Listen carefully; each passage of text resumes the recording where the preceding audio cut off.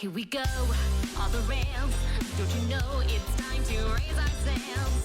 It's freedom like you never knew. Don't need bags or a pass. Say the word, I'll be there in a flash. You could say my hat is off to you. Oh, we could zoom all the way to the moon from this great wide wacky world. Jump with me, grab coins with me, oh yeah. It's time to jump up in the air. Don't be scared. Jump up and your cares will soar away. And if those dark clouds start to swirl, don't fear, don't shed a tear, 'cause I'll be your one-up girl. So let's all jump up super high, high up in the sky. There's nowhere more like dancing. You know that you're my superstar. No one else can take me this far. I'm flipping the switch. Get ready for this. So let's do the Odyssey.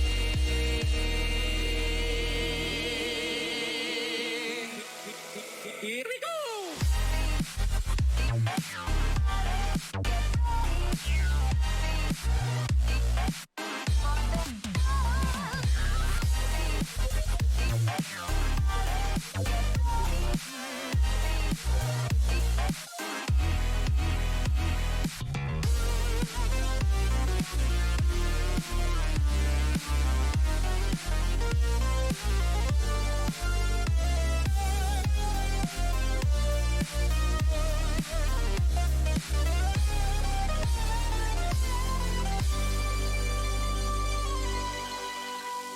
Spin the wheel, take a chance. Every journey starts a new romance. A new world's calling out to you. Take a turn off the path. Find a new addition to the cast. You know that any captain needs a crew. Take it in stride as you look side to side. Hear those different points of view. Jump with me, grab coins with me, oh yeah. Come on and jump up in the air. Jump without a care. Jump up 'cause you know that I'll be there. And if you find you're short on time, go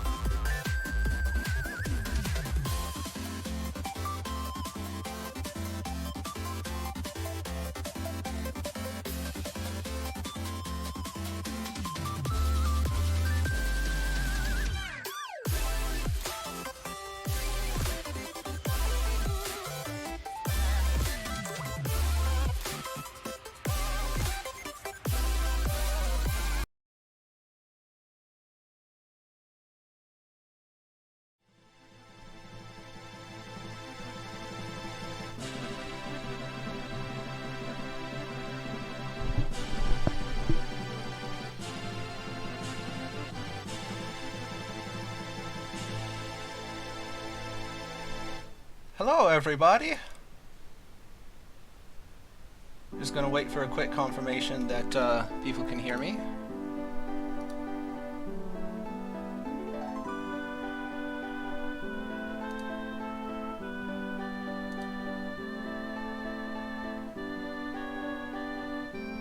Okay, people can hear me. Okay, cool. I'm still in the setup room rather than live, but apparently it doesn't matter. That's good. It's really, really longathon Super Metroid. Yeah, I'm kind of omnipresent.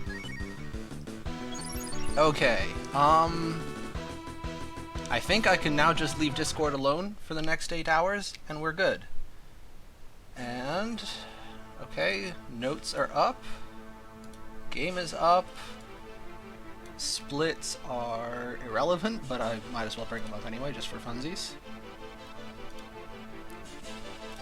Okay, and now I will pause the stream because I have almost no bandwidth, because Canada. We do, in fact, save the animals. That is a good question, and I don't think I've ever actually considered it before, but we definitely do save an animal. This is actually the save the animal category. In any percent, we just ignore the animal.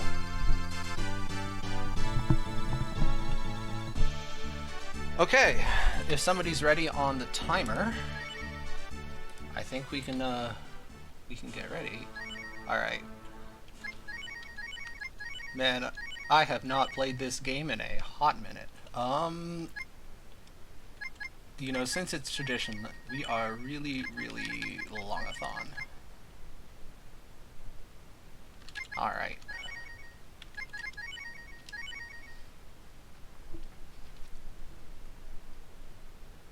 Just waiting for confirmation in chat that somebody's ready to hit the timer, and then I'll count us in. I am big excite.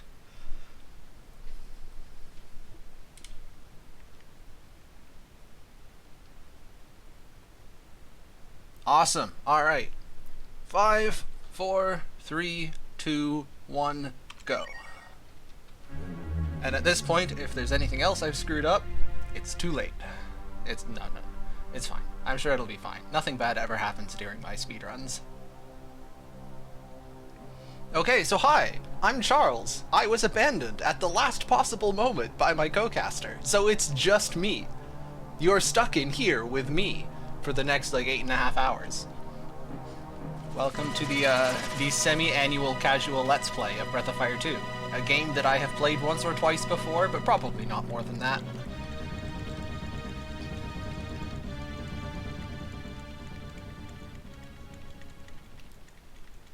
Oh, Nora was never actually scheduled for this. It was supposed to be PAX this time, but PAX is all, I'm getting over a cold. I just got back from England. I have to work in the morning. Yeah, I'm calling you out, PAX. But I'm glad you're able to watch all the same.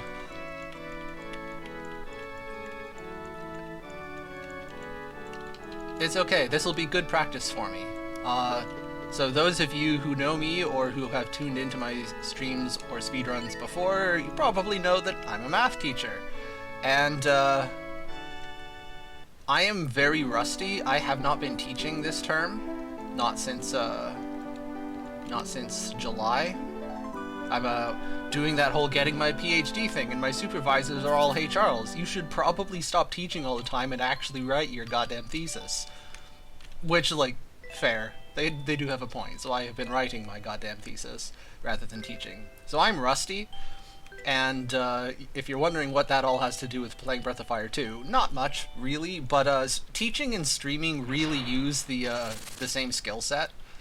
Basically, you have to talk a lot and be entertaining, but also be informative, but also not screw up the thing that you're doing. Like that. Like that I just did there. That was a mistake. It's fine.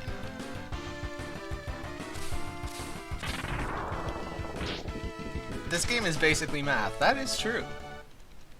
Yeah, Breath of Fire 2 has a lot of math in it. Just so we're clear, I am incredibly rusty, and I am also going to, priority number 1 is entertain Twitch chat, so that, I think I'm supposed to be peer pressuring you into donating money to charity or something. Incidentally, go donate. We like charity. And the whole actually being good at the game is to sort of take it or leave it.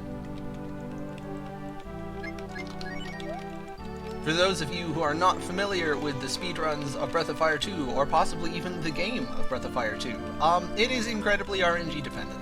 Not in that, like, the game randomly kills you. There are a few places where the game randomly kills you. But random encounters are, for the large part, unavoidable, so you will just gain or lose several minutes on any individual split. So, like, whether I get a good time or not has far more to do with whether the game is feeling generous than whether I'm playing well. So I figured, it's not that critical. I've already got the world record. Hashtag subtle flex. I'm sure nobody noticed that. So I'm just gonna try and entertain myself for roughly 8.5 hours.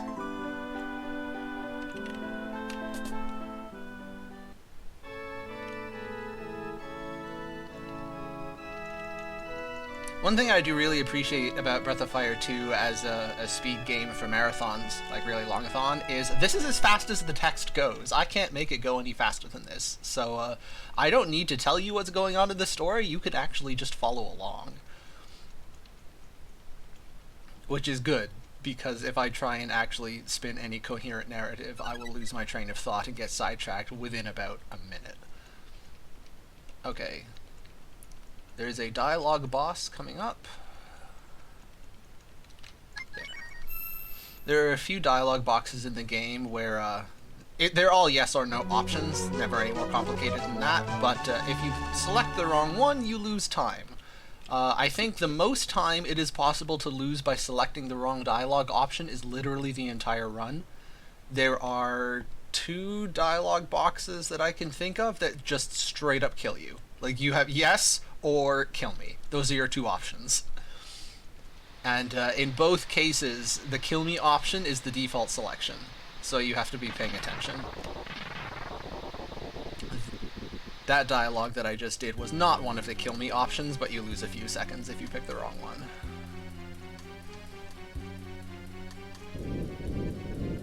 For the most part, I have played this game enough that even if I'm autopiloting, my brain will kick in a, hey, don't forget to change the dialogue option, you've done it before.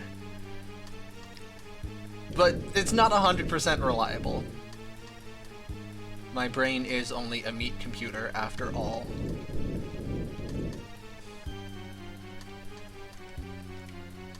Incidentally, this game has the best translation of any 90s RPG, and if you've played some 90s RPGs before, you know that that is a high bar to clear.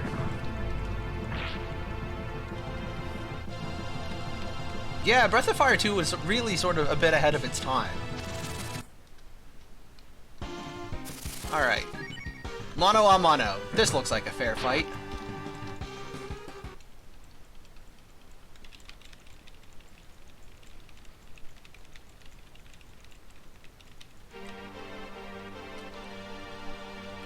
I will say, as much as I meme on Breath of Fire 2 for its extremely silly everything, especially compared to games of its era. It hits the ground running. Like, you have a 10-minute prologue wherein you are introduced to the main character and his best friend, sure. But, like, your dad disappears, no one in the village remembers you, you go into a cave, meet a giant demon, and get fucking killed. Sorry, I'll try not to swear so much. You get lightly bruised by the giant demon in the cave. There's a lot of RPGs where you spend the first 5 hours rescuing kittens in town before anything interesting happens, and Breath of Fire 2 does not fall into that trap.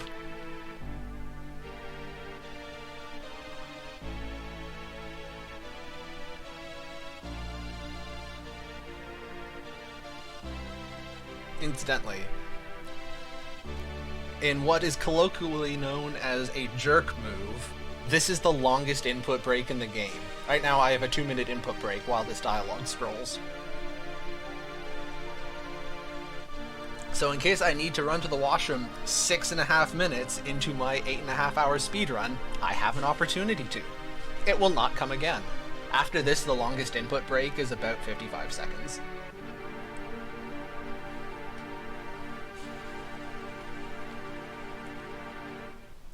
We do go and save a pet shortly after this, but the climactic introduction to get you into the game. The point is not that the game goes full throttle all the time, because it's not really very good storytelling, but it starts off going full throttle, rather than starting off with a snooze fest. But yes, after the prologue, the first thing we do is save a pet. That is true.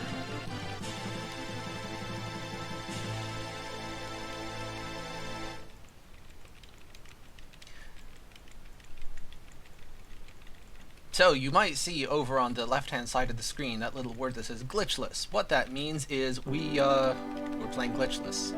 I don't know how I thought I was going to end that sentence, but it ended up being a lot less interesting than I thought. The main glitch in the game is something to do with the shopping menu. I will not attempt to give you the technical details because I'm not a programmer, but in short, you can use it to duplicate equipment to get infinite money and create glitched weapons that are obscenely strong. And between those three things, you can speed through the game pretty quickly because you have unlimited everything. We're not doing that because that's boring.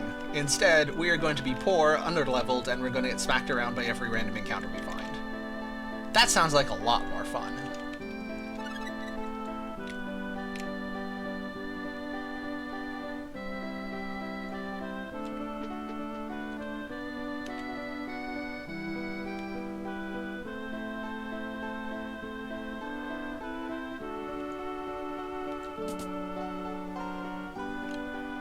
I'm gonna not talk to myself for a quick second to make sure I don't mess this up.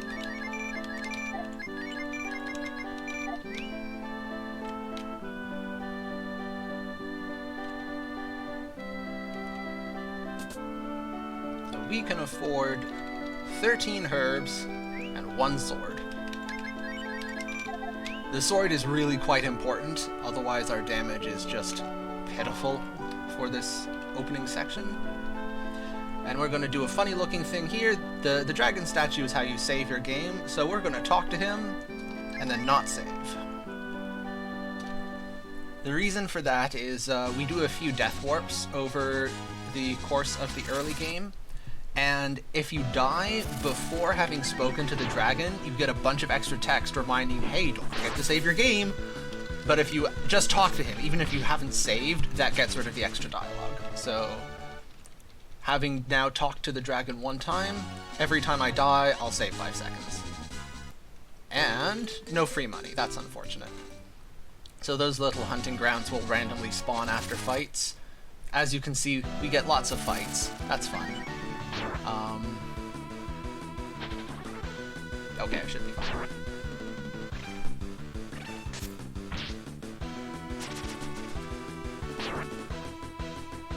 What was I saying?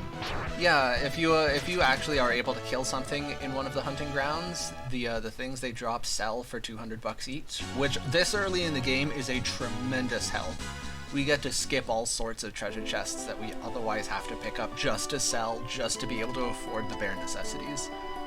It's actually incredible how tight the routing is in the early game here. Assuming you don't get any particularly lucky drops, you pick up what is available, you take the money that is given to you, you fight the encounters you get, and you have exactly enough money. Just barely enough money. Or just barely not enough if you get unlucky. But there's a backup for that. Okay, well, it looks like Ryu might be eaten by a goblin, but that's okay.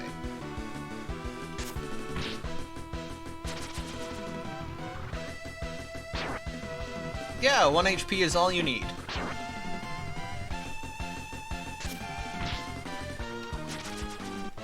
So this is most definitely a marathon strat, but I usually take one fight here in front of the healing fountain, just because you get really smacked around at level 1. Now that we're level 2, we'll still get smacked around, but not like really smacked around. Oh, it's a lead off. Oh, thank goodness. Okay, so the way running works in this game, you can't. Except when you get a lead off, then you can. Lead off attack is just the hilarious 90s translation of you get a free turn, enjoy.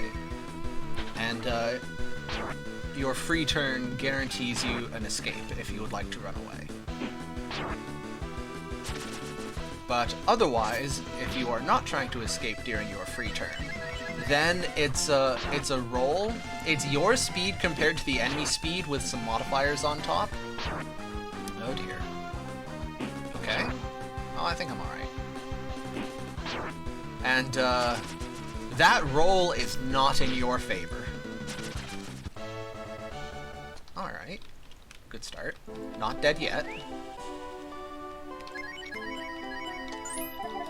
And I'll take the opportunity to switch that.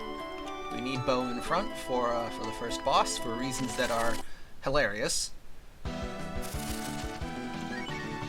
Ow!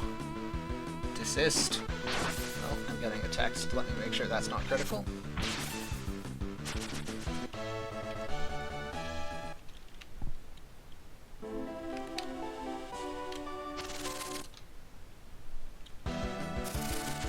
That's unfortunate. Okay. I was kind of expecting I would just make it to the door rather than get another fight. I might be punished for my hubris. A common occurrence. Okay, Bo, one time. Hit it, hit it. Oh, what are you for? Friggin' Bo. The actual worst. Okay, not dead yet. Okay. Well, Ryu is really trying to lift his weight. Good on you, Ryu. Bo, on the other hand, is still alive. That's good enough. We don't have to go all the way back to the healing fountain. Okay.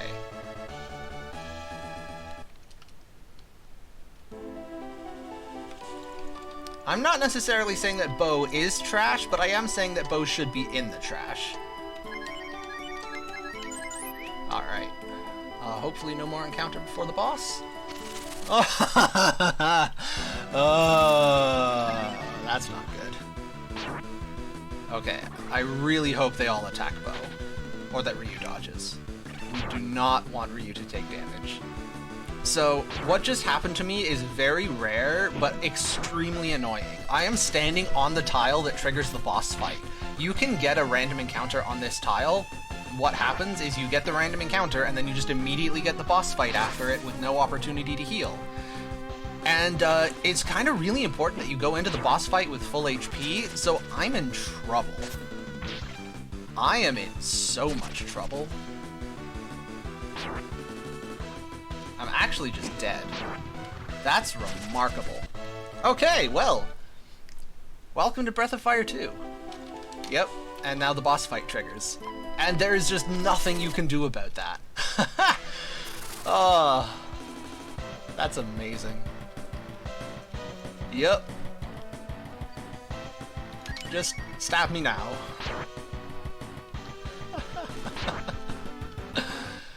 Excellent. Alright, well, minus 10 DKP. Fortunately, nothing bad happens when you die. You just lose time. You go back to the last dragon statue you talked to, you lose half your money. I did get punished. Well, that wasn't... I got punished, and I was hubristic. Although the punishment was not specifically for my hubris. I'm punished for my hubris when I choose to be unsafe and then get punished. But that wasn't me choosing to be unsafe, that was me being unlucky. Alright, made it back. It's okay, we're just prolonging our enjoyment of the game, right? Right? The longer we're here, the more money we can raise for charity.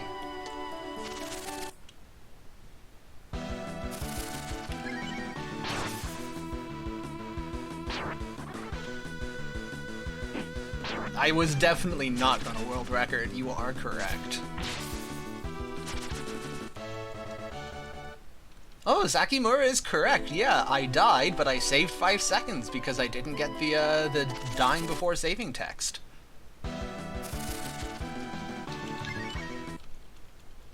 I will be getting blue.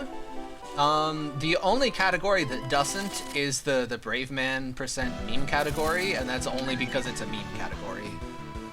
I only PB world... No, that's not true. I only PB world record Brave Man % during events.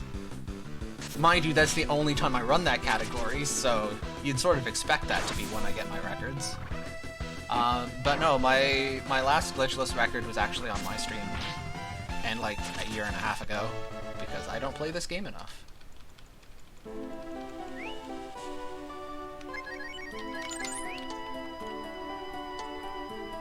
Although I will say, tremendous appreciation to Zell and the crew for inviting me to their marathons consistently enough that Charles PBing during Really Longathon can actually be a meme.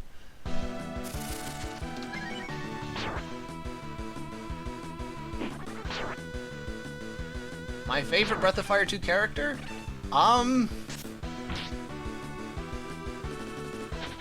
I think Spar.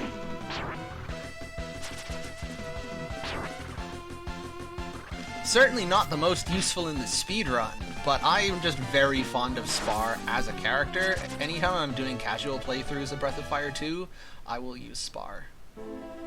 Spar is my homeboy.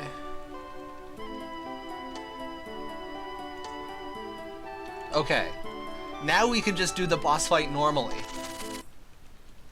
Yeah, Spar got done dirty.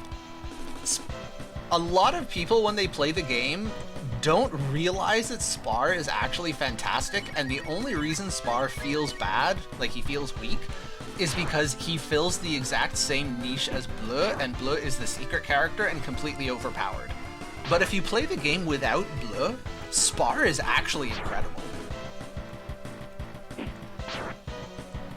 Alright, so, we're fighting some harpies, and they want to eat the handsome JRPG protagonist, so they only attack Ryu, which is just hilarious.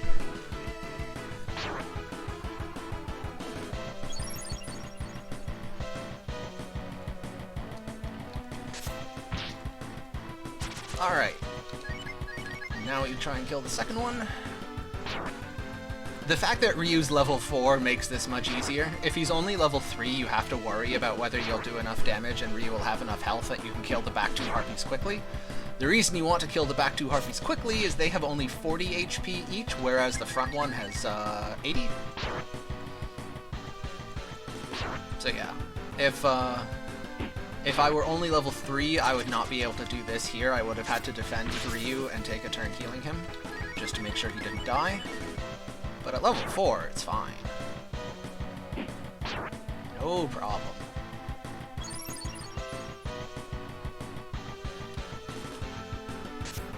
Alright, great success.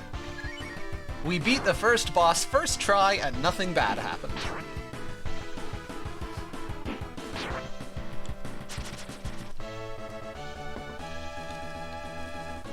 Nelson, I appreciate the spirit. I don't think I want to play GBA in a marathon. When I'm speedrunning in a marathon, I figure the point is to show the game off. And like, you want to show the game at its best. And the GBA port of Breath of Fire 2 is not Breath of Fire 2 at its best. For those who are not in the know about the jokes, the GBA port of Breath of Fire 2, 1, has a crash in it, and to this day, I don't think we're sure whether the crash is actually part of the original GBA game or just part of the ROM that is available on the internet. What I can tell you, as somebody who doesn't own a GBA and who just plays on emulators, is that halfway through, the game just hard crashes. Which has successfully stymied all of my attempts to actually record a time for GBA. But also, the graphics and the audio are a tremendous downgrade. So, you're not really missing anything.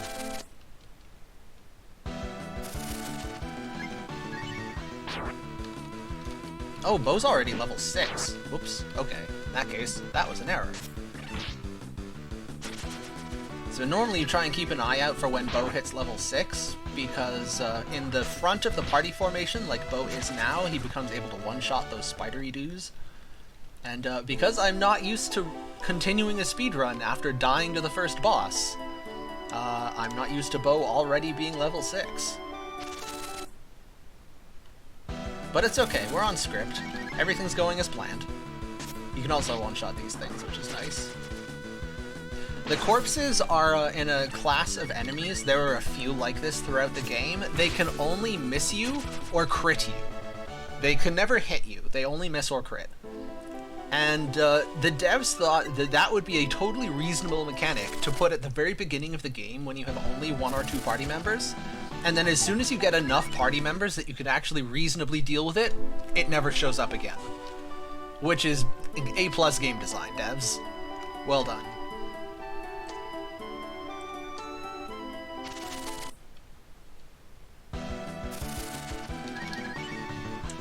You can have your dignity back once you've proved you don't need it.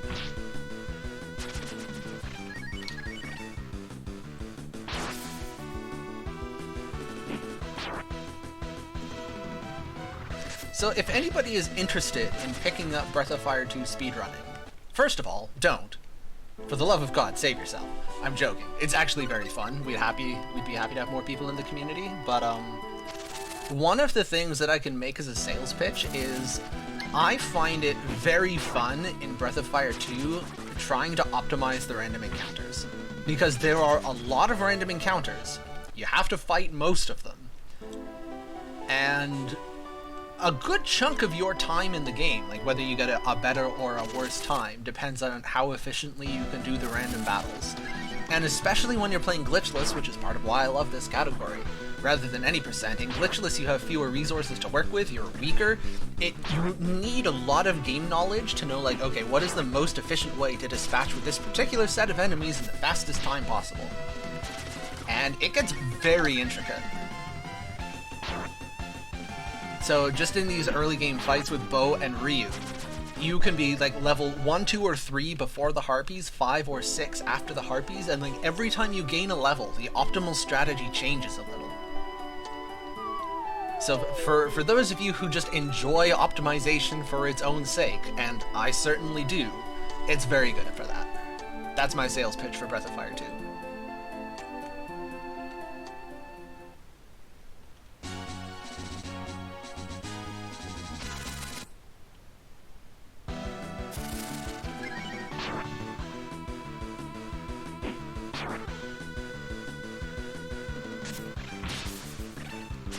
Okay, and Bo has enough mana for 2 heals, which is nice. I don't have to burn herbs.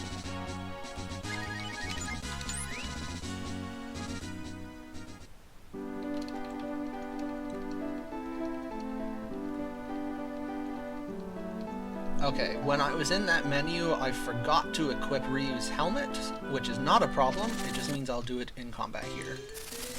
Okay, switch to normal, defend, equip the hat, and then defend. Why am I defending? That was supposed to be auto. I am the big dumb. Don't mind me. I mean, fortunately, I won't take that much damage here, but, oops! Right on script.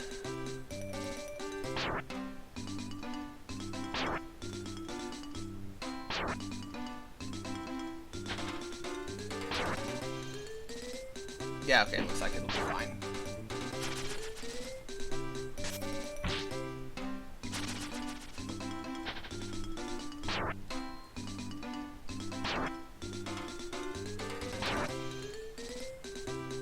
Okay, so the little cockroaches are dividing their damage evenly between Bo and Ryu, which is exactly what you want to see.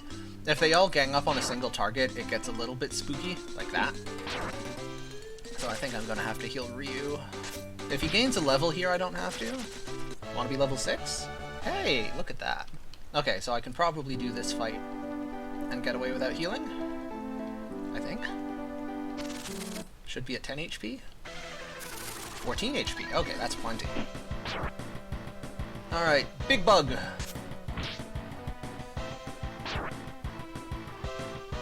Alright. Would you like to stay down?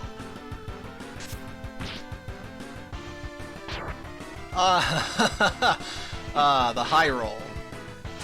Okay, well, I killed the cockroach anyway. It's fine. Bo didn't need that experience.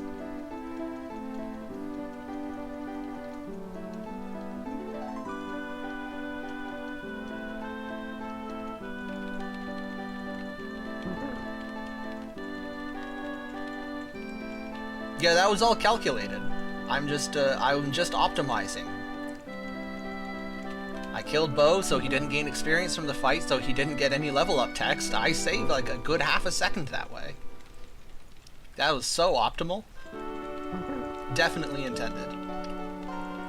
So the reason that Pax is malding in the chat is that boss, when you kill that big cockroach, it has a 50% chance to instead not be killed and instead regenerate either 30, 40, or 50 HP randomly. Okay, I am gonna not tempt fate here. Because I have only Ryu, I am gonna heal. If I fight 4 goblins or 3 gong heads, they could probably kill me if I didn't heal.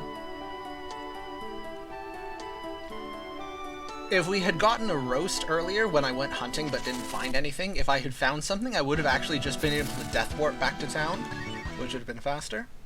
But when you die, you lose half your money, and I kind of need my money. That's one of the reasons that getting the early roast is so handy, is suddenly when money's not an issue, you can death warp places. Saves time.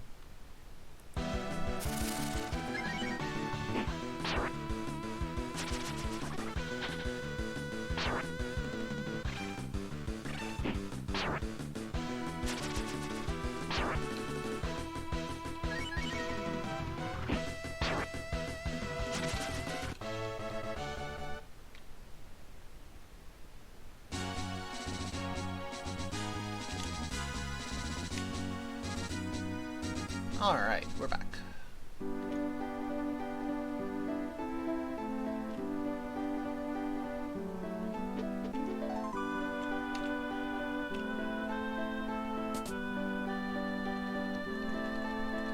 Okay, dialogue time, which means I can pause and read chat. How's everything going in chat?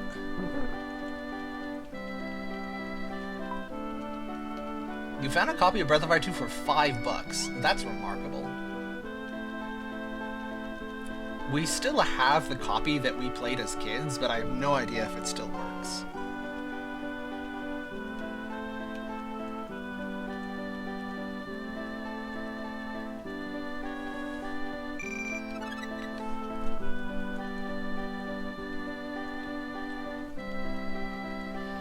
Okay.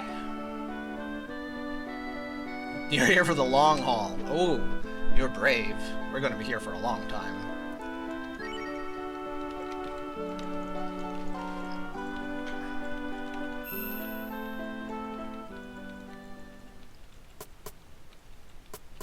Another useful thing to know if you are going to attempt to speedrun this game is you want to figure out how to avoid getting hand cramp. The way dialogue boxes in this game work is the default text rate is actually not the maximum speed. What you want to do is like hold one button and then press another. So the most obvious one that most people will discover on their own is you can hold B and mash A, and that makes the text advance faster. But holding B and mashing A kind of gets uncomfortable after a while, so an easy way to do the same thing is hold B and rotate the D-pad.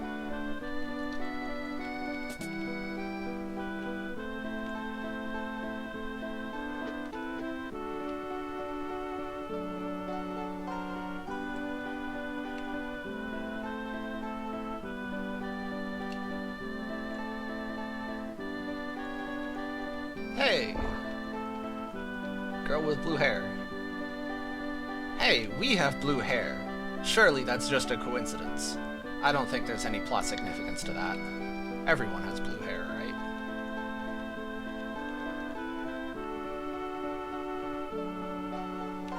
right? Good luck sleeping, Nelson. I'm sure we'll still be going when you wake up.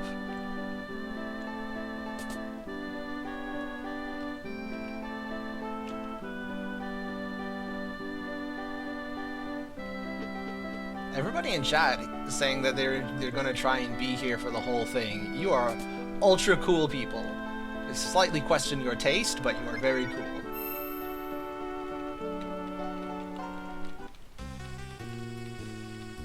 No, definitely part of what I love about the really long-a-thons is we very consistently get a couple 100+ people turning up every time I play this game, which is kind of wild.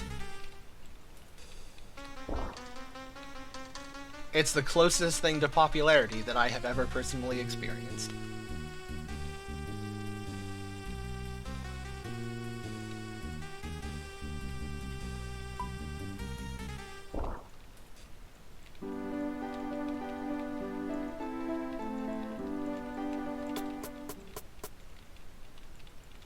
And now, the moment you've all been waiting for, Bo really does get in the trash. Where he belongs.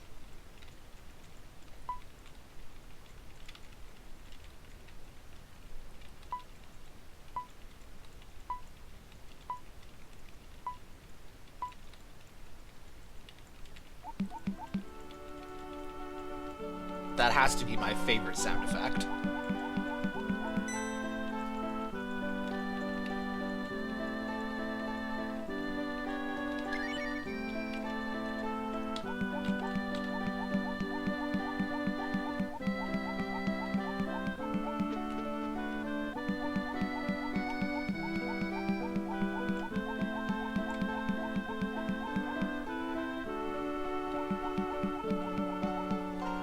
You might have missed it in that dialogue because it goes by pretty quickly, but when Bo asks if you remember where the ruins are, if you say no, he reminds you.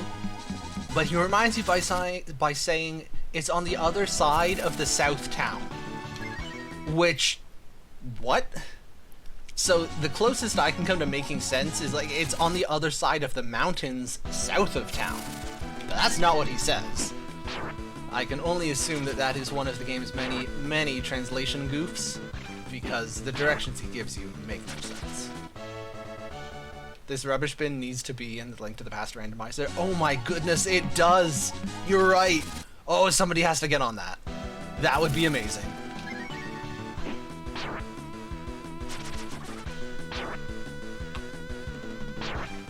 I should play more Link to the Past randomizers. I used to play them. Not well, I was never good at them, but I used to play them on stream occasionally for fun. I haven't done that in a while. I have a small Plando library, if that's the kind of thing you're interested in. I think I have 7, maybe 8, I forget.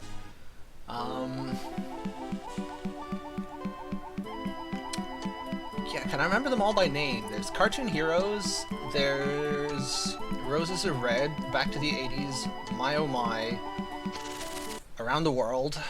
I think I'm forgetting one.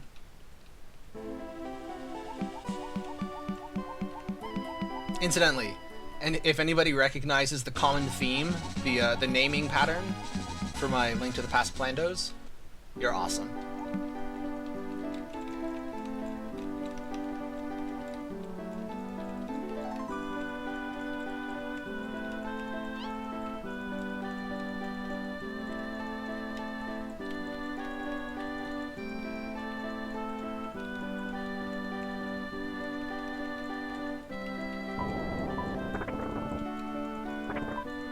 Thank you for the good luck.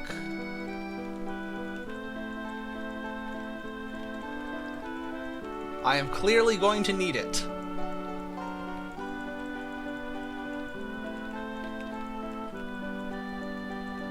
So I know you can't see this on the stream because my splits are just local, but for those who are curious, we lost 5 minutes on the Harpies and then we gained 2.5 of them back on the Roach.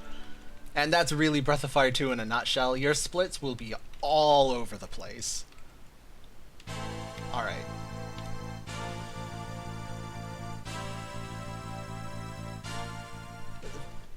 A whole 5 seconds of one of the sweetest pieces of music in the game. Really wish they let us enjoy that a little bit longer.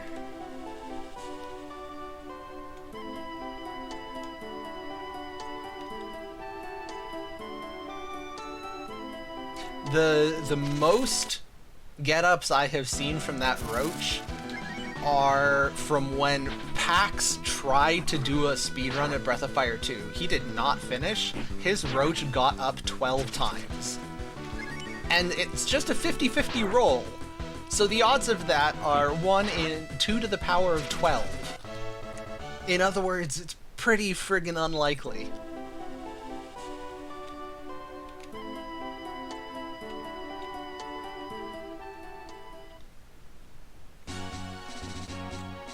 Okay, I'm gonna do a little life hack here. No, I'm gonna take a safety strat. It just occurred to me, I'm autopiloting my normal world record route. I am not autopiloting my safety route. If I had walked across that bridge and then died, I would have had to reset the run. Let's see, 2 to the 12? Well, 2 to the 8 is 256. 1 in a little over 4,000? 0.025-ish? Yeah, that's what I get. It's actually a little bit less than that, but pretty close. Somewhere, someone is still stuck on the Roach fight. True dat. So, this is not normally what you do here, but right now I am carrying a huge wad of money, which I need desperately to buy equipment in the next town, because until you buy that equipment, everything will kill you. Absolutely all of the random encounters over the bridge are lethal. Just straight up lethal. Until you get to the next town and can actually buy the armor there. Which means if I die first, I lose my money, I can't buy the armor, and I'm just, like, locked. I cannot progress. I think at that point, the fastest strat genuinely is to restart the game.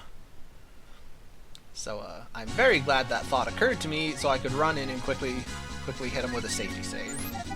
Now, we can progress. And I am probably going to get straight murdered, and you'll see what I mean. Okay. One little pig you can fight. Even then, it can kill you, but because your odds of running are low, it's usually safer to try and kill it.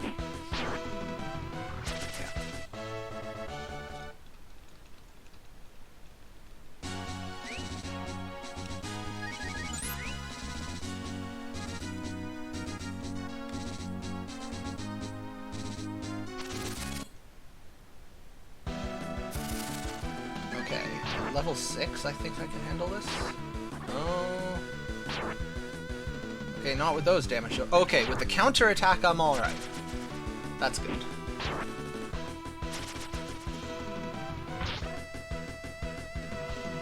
You can see how close this was, though. Free antidote. We take those.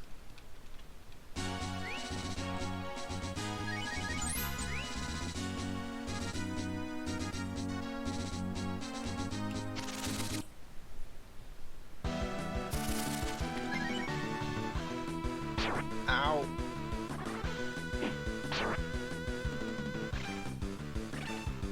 Ow. Okay.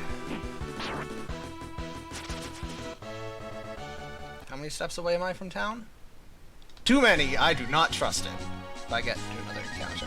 Whoop, that was not a heal.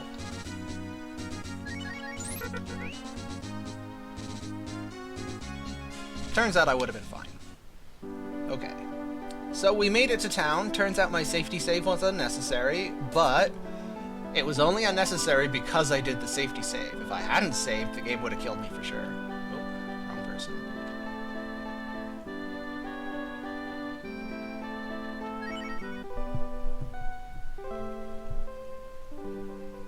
Alright. Now we talk to this big chonker back here. Hello. Let's be friends.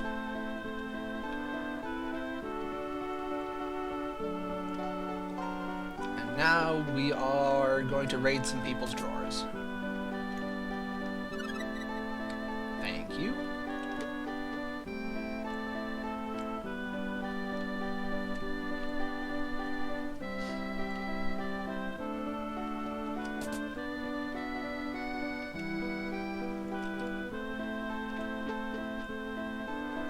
Being a JRPG, property law in this game is more like a guideline. If you're trying to save the world, you can basically help yourself to whatever.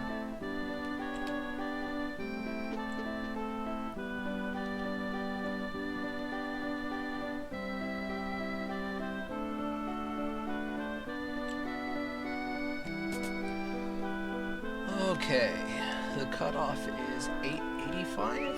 According to my notes, and I'm safely over that. Okay.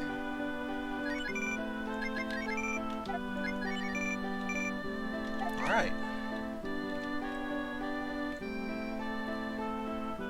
And with enough left over to do my shopping. Steel armor, bronze hat, and ranger clothes. With $5 whole left over. Oh, that feels so good. So when I said the money routing is obscenely tight, that's what I meant by obscenely tight.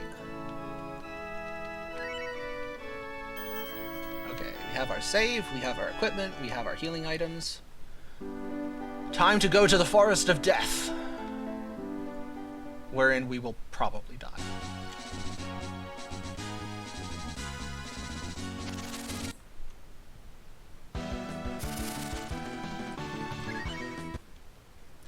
Okay, so we might be stealing from people's drawers, but in our defense, we're not as bad as Link, around whom absolutely no pottery is ever safe.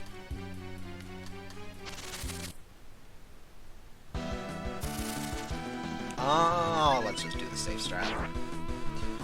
If you donate at the church, if you have under $100, they actually give you $10. Basically, we appreciate the thought, but you need the money more than we do. Otherwise, it's part of a minigame far later in the plot, where you want to get a thing, and you can get the thing by donating to the church a bunch of times, but it turns out that the thing isn't even important, so you can just skip it entirely. Throw in a heal.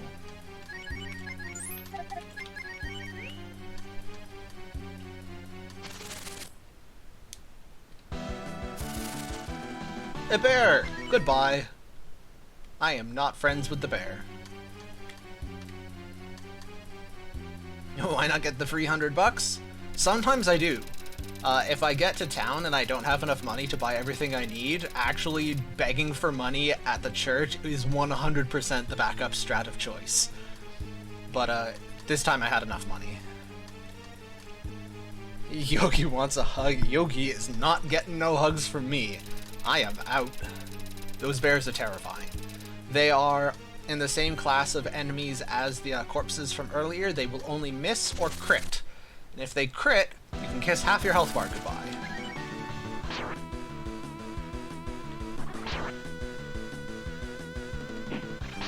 $100 is $100? Sure.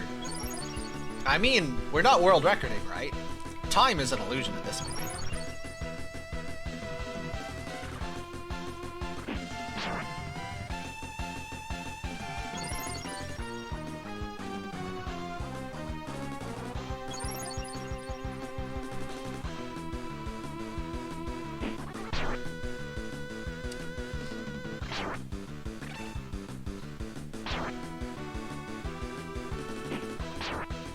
this is probably the most annoying fight in the forest. The bears are the scariest, but at least the bear will, like, it'll be over soon. Either you'll escape or the bear eats you. But the harpies take forever because they're too fast to run from with any reliability, but they just sit there and heal each other. They're very annoying.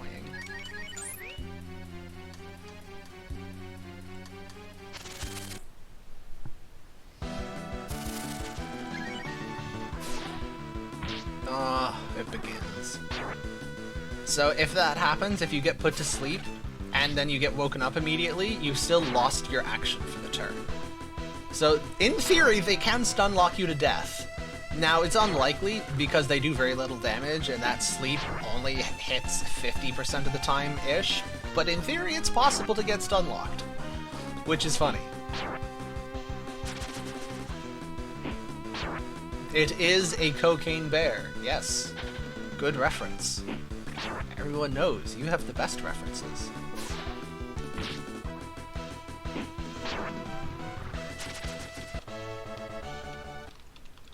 Pax would definitely get stun locked here, that's true.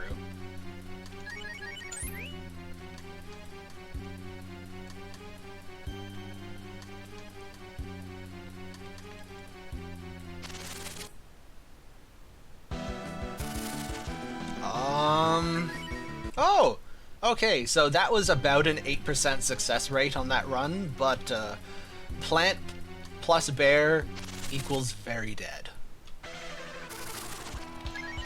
Okay, and now we fight a lumberjack. Who is okay. He sleeps all night and he works all day.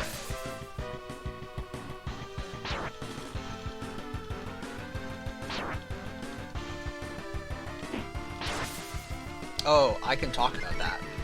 So that's a very cool mechanic. You notice that my counter there crit?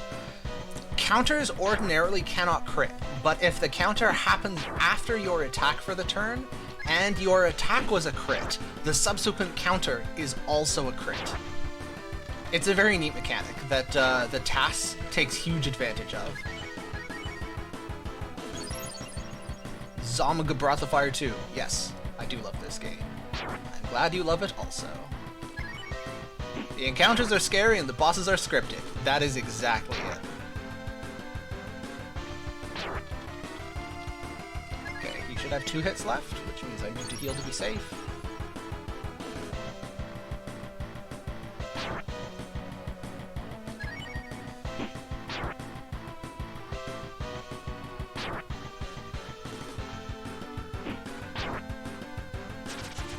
Nice.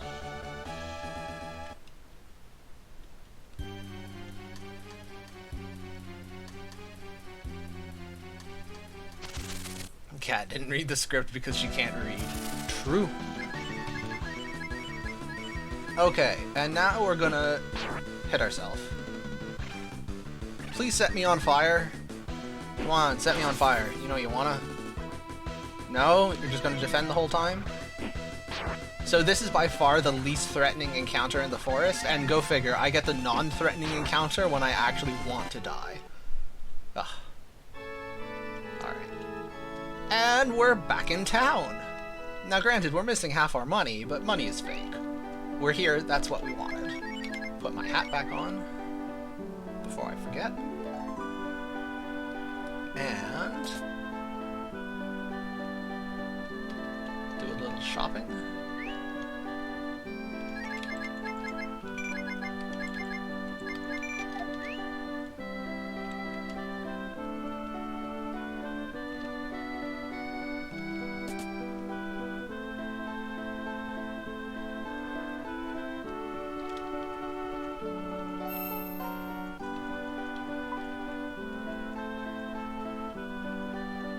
Oh, thank you for the good luck. This is a very cute emote. We're hitting ourselves because we just wanted to get back to town as fast as possible, and death warping is the quickest way to do that. Yeah, it's the RPG equivalent of a damage boost. That's exactly correct.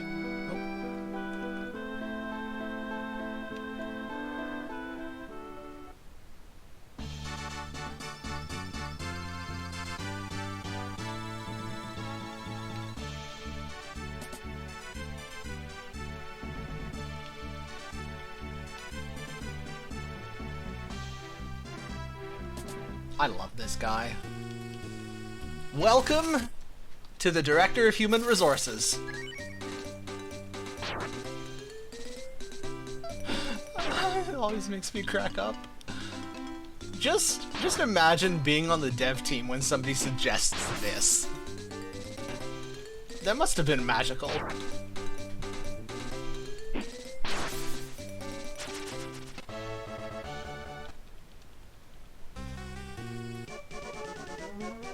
Yeah, that's it. That's all we ever see of him.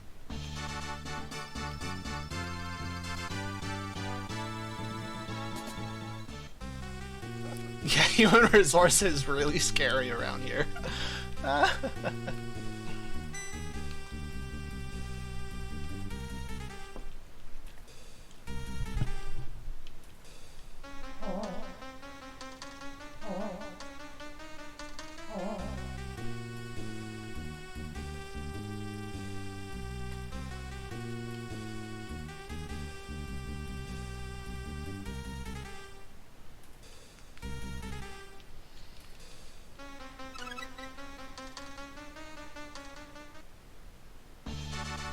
Okay, so I just spent all my money, which means if I die, it's fine. However, there is a treasure chest right up here with $1,000 in it. If I pick up the $1,000 and then I die, I am boned. So I'm actually gonna not open this chest. It costs me time. It's faster to open this chest now, right after you're done the dialogue with Rand, and then go and fight the next boss. But, safety strat. I'm gonna fight the boss and leave the chest here closed, and come back and get it later. That way, if I die, I don't have to do safety saves or resetting or anything. I die, and I respawn and I try again.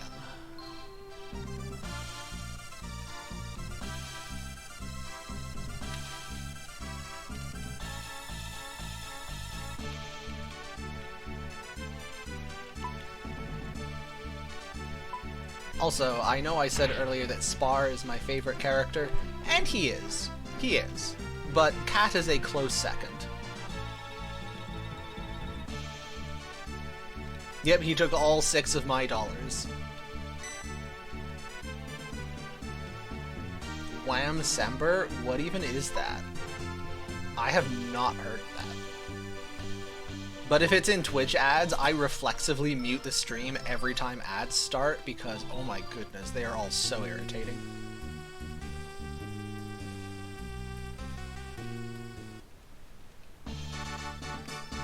Okay, I forgot to heal. Glad I thought of that.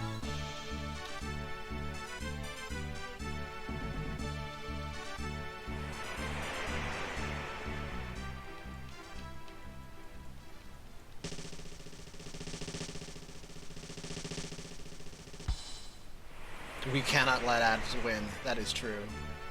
Oh, Last Christmas, yeah.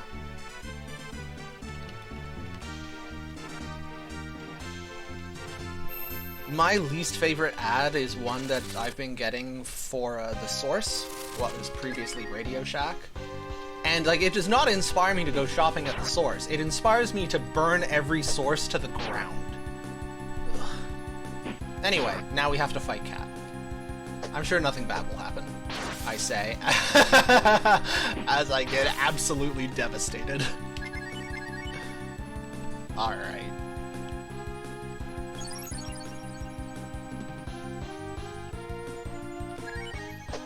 And now I'm on a watch list. I've been on the internet since I was 11. I'm sure I'm already on every watch list.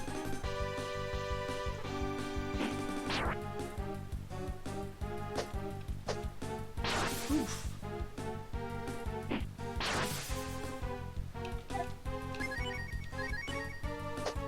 Uh-oh. Oh god, not my face. Okay, so 32 is the most damage those crits can do. I've seen between 16 and 32. The fact that I keep getting 32 is a little bit, spooky. I would really prefer she not do that much damage to my face. It's a pretty face. I kind of like it intact.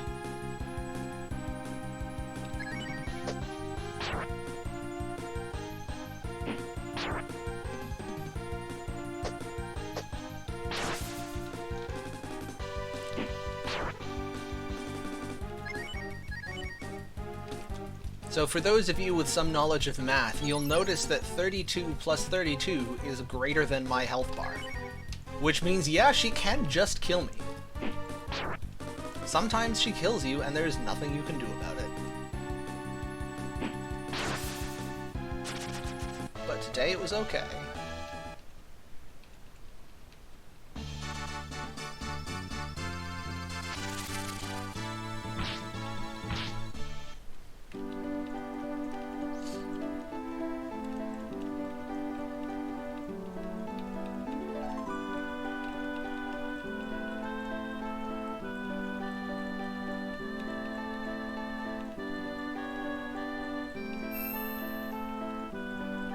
I wish that I too could make friends through gladiatorial combat.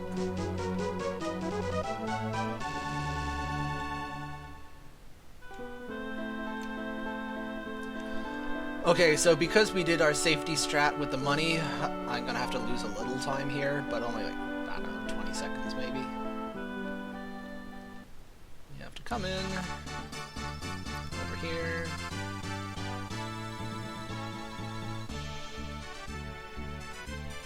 Rescue our loot. 1,000 whole dollars. Incidentally, reflect on how rude that was of the devs.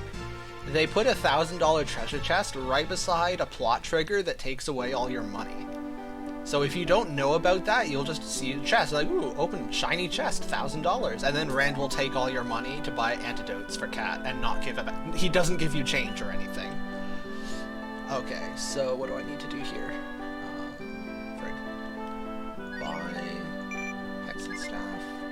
Leotard clothes, bronze hat, steel armor. Yes, okay. Incidentally, notice $0 left over. That's how tight the money routing is. I don't need to safety save because if I die to August, I just respawn. I don't have any money to lose. Correct. Okay, I'm good.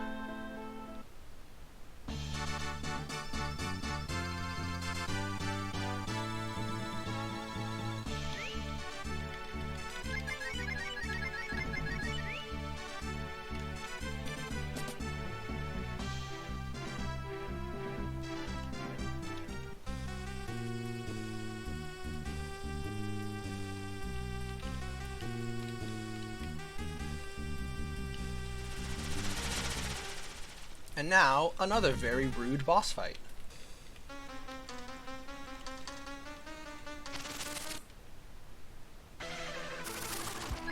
Okay, scramble, go equipped.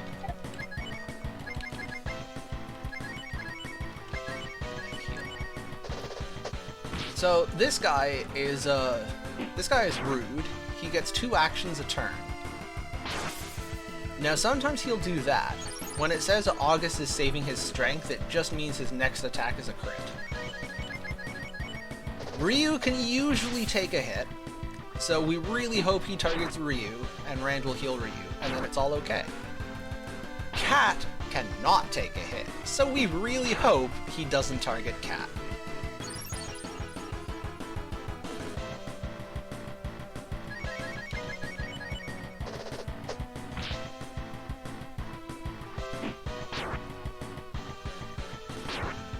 So far, so good.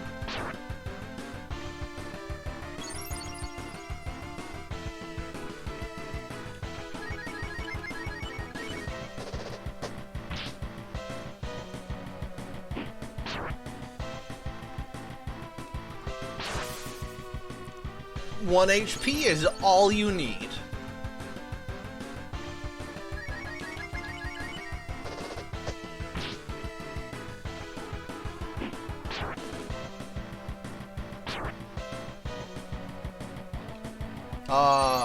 Okay, he's doing the spooky thing. On the other hand, he's nearly dead. I think I can blitz him. Am I right? I am right. Okay. So, when he does his saving strength at the end of the turn, rather than the beginning of the turn, what it means is that the following turn, both of his attacks will crit.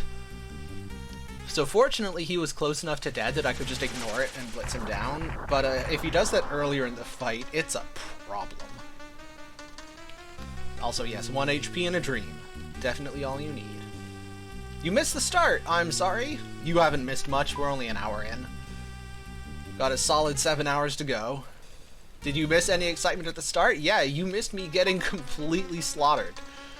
I got a very rare random encounter on a boss trigger tile. So like the same tile that spawns a boss fight also spawned a random encounter, which meant I had to fight the random encounter and then without having a chance to menu and heal, had to fight the boss. And I just got completely smashed. That's never happened to me before. Like, I know that that's possible. I've seen it happen in like casuals and in playtests and stuff, but that's never happened to me in a run before. That was a new one. Alright. So, this is very difficult. You cannot stop. If you hit a wall, you bonk and probably get an encounter. Like that.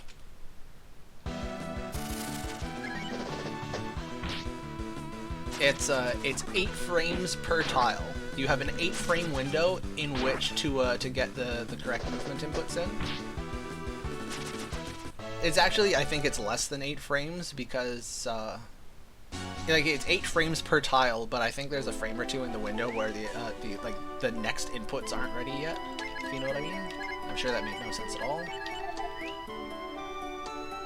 What I'm saying is, it's very easy to accidentally bonk when you're rolling around.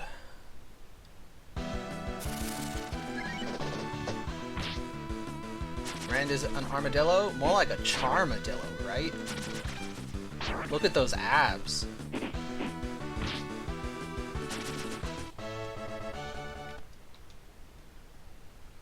That's definitely going on the top 10 weirdest things I say during this stream list.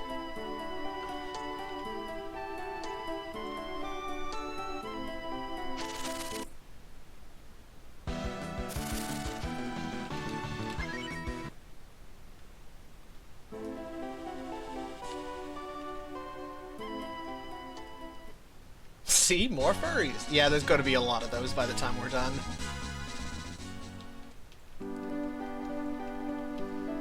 Anyway, so now that Rand has joined our party, he is going to immediately leave our party again, which is unfortunate because we really would appreciate his help. Having Rand in tow would make several things much more convenient. But this is Breath of Fire 2, wherein we are not allowed to have nice things. So Rand is leaving the party, which is why I stole the armor from him. We will be selling that.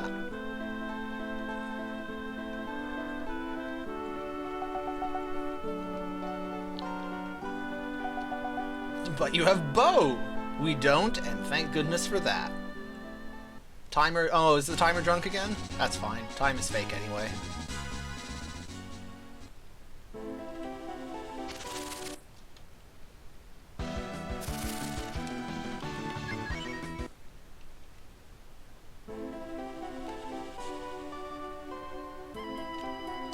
I can tell you that we are currently about 8 minutes behind my world record. Do snakes count as furries? That's a good question. What if it's a really cute snake?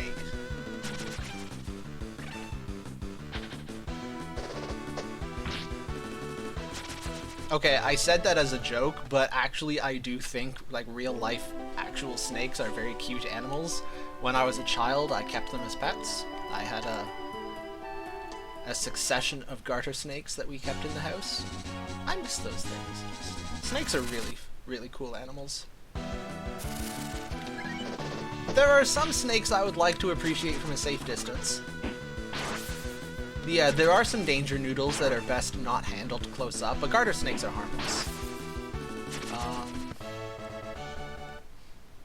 Actually, I haven't been on Facebook in years, but the last time I was on Facebook, well, once again, nothing to hunt, that's unfortunate. My profile picture is from a family trip to Prague that we took in 2016. And there was...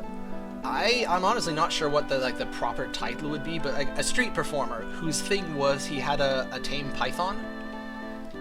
And for, I don't know, I think €5 or something, you could You could cuddle up with a python, wrap it up like a scarf, get pictures taken.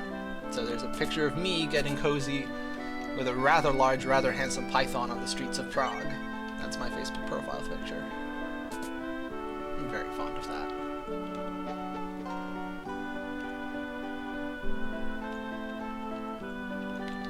But snakes are for later. Right now, we meet Burb.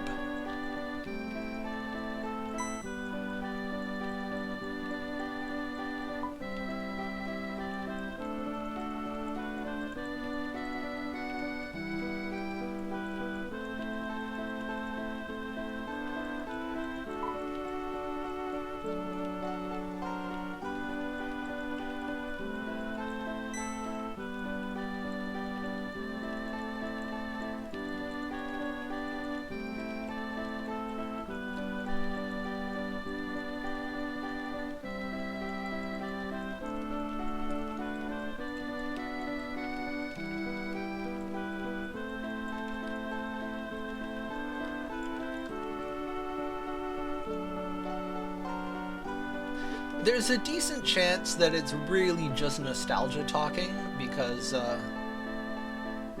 think I first played this game when I was 10, and like it's the first video game that I ever really sunk a lot of time into.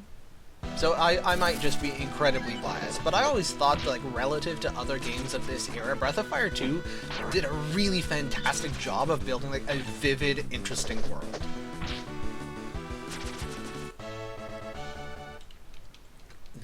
The whole, like, the anthropomorphic animal clans, the Windians, the Highlanders, etc. It's cool.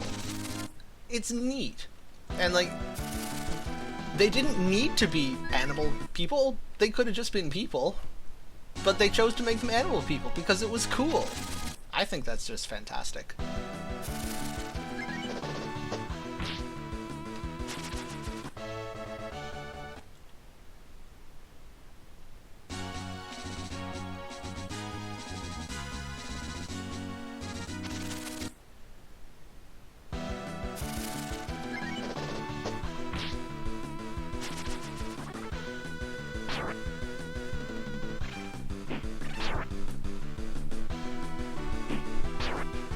I'm very glad that there are people who are willing to watch Breath of Fire 2 over and over again, because Zell keeps admitting me to the marathons.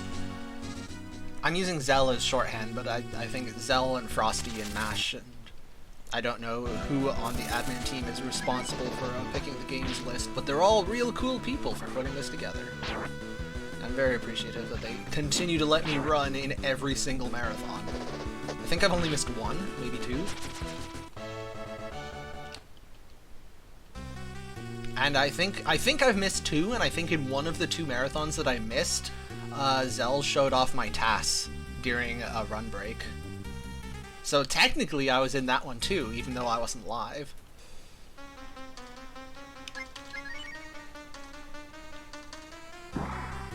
Bad gateway? Oh, are we having... Are there tech problems?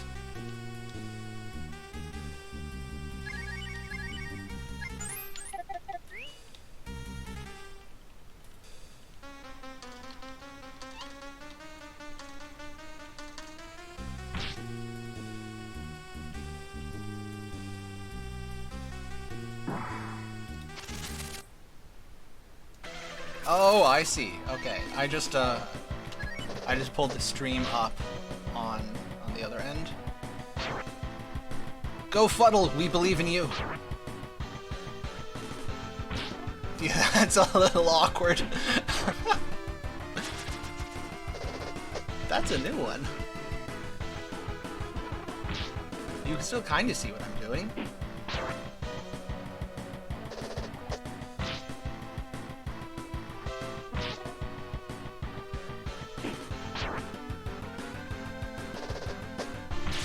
I guess probably the thing I'm fighting is hidden behind the error bar. Yeah, well, I was fighting a Spoder. We beat up the Spoder. We're still alive. Okay.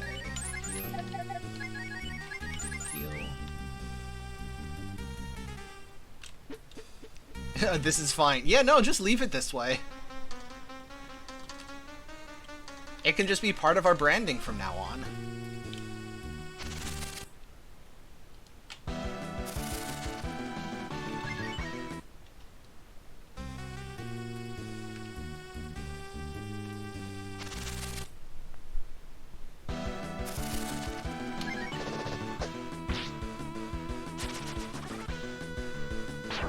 Thanks for getting that, Fuddle. Oh, hey, Nitrodon's here! Hi, Nitrodon.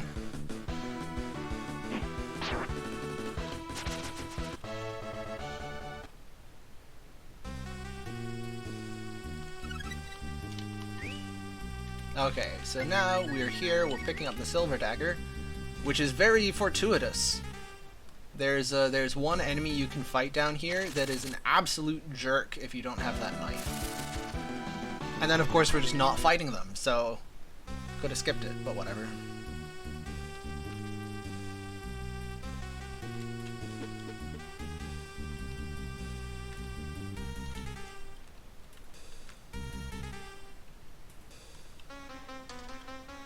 Oh, now the overlay is borked? It's okay. The run is trash too, so like, if the overlay is messed up, it's just adding to the ambiance.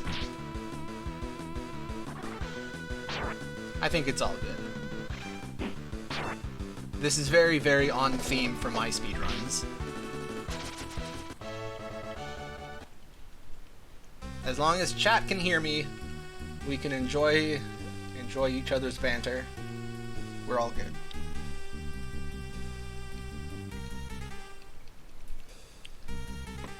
Also, Fanciful Unicorn, you are saying, Daijoubu? That has instantly made me think of Reciteer, which I'm probably now going to have to go and play after this run finishes, because every time I think about Reciteer, I have to go and play it.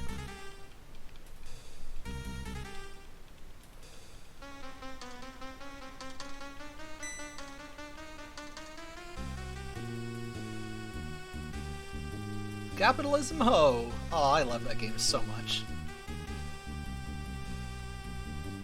Now I'm wondering if there are Reciteer speedruns.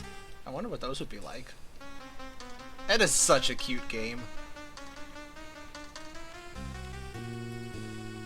Yeah, I guess the last time I played Reciteer was part of my birthday stream a couple of months ago. That was a good time. I mean, I assume there are speedruns for every game under the sun, but I suppose I should have said, I wonder what Reciteer speedruns are like. That would have been a more sensible way to phrase the question. They don't go into dungeons? Yeah, that makes sense. Okay, and now we deploy the Bandit Back Scratcher, because trying to do that fight properly takes ages.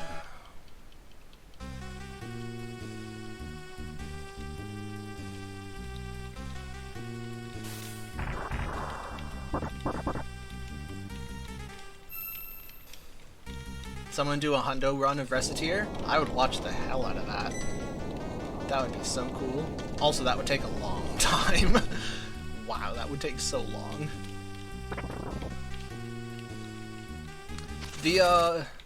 Actually, okay, so there are two games I've been playing lately. Hang on, I have to, do my boss fight here. This guy is a bit of a pushover, unless he decides to be not a bit of a pushover, but I'm sure he won't decide that. I'm sure he'll be gentle. So I have been replaying Legend of Heroes, Trails in the Sky. I played and beat the first Trails in the Sky, but never played the second or third, and it was years ago that I played the first, so I decided to just replay them. So I'm nearly done Trails in the Sky 1, and I've also been playing a lot of They Are Billions, which is super fun, and I'm not very good at it.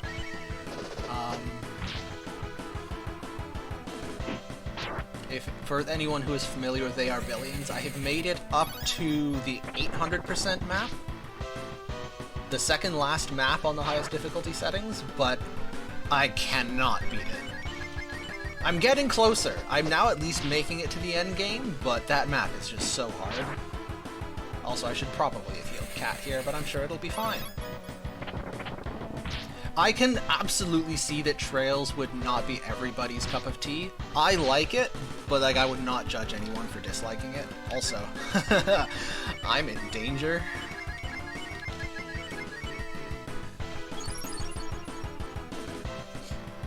Yeah, that was a little spooky.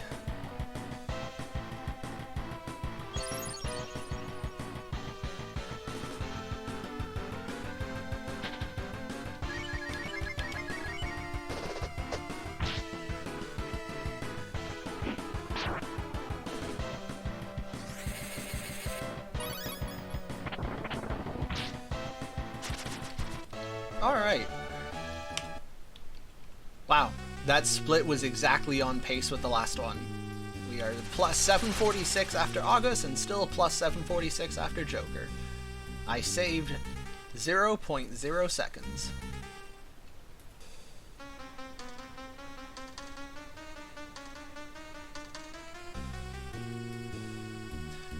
So, yeah, my thing for Trails in the Sky is, like, if I were going to recommend it to somebody, first of all, I would explain what they're getting into. Like, this is, it's the paradise lost of RPGs. They are so big. They're just friggin' gigantic games. And you need to decide, like, at the beginning, are you going to completionist or not? You either need to, like, play the game with multiple walkthroughs open at all times, or you need to just commit to not getting everything. Because it doesn't matter how thorough you are, if you try and collect everything without a walkthrough, you'll miss stuff. Even if you are using walkthroughs, it's easy to miss stuff. And, like, it can be fun either way. Some people would enjoy it both ways, some people would like it one way but not the other. But, like, it's not a bad thing about the game, it's just be aware. Either accept that you miss stuff, or get ready to put in the effort. I am doing the completionist one, but I would absolutely understand people who figure that playing a game with a spreadsheet open on the other monitor is, like, not fun.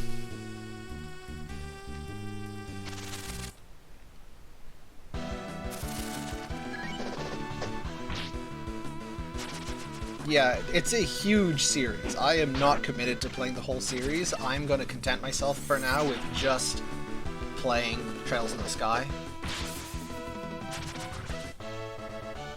Yeah, there's a new one that came out recently, isn't there? All about the spreadsheet life. It's funny, you'd think I would be the kind of person to enjoy EVE Online, but I never got into it. Ah, those are the spooky things. Now I got a lead off attack, so it didn't matter. But if you fight those things without the silver dagger, they take years to kill.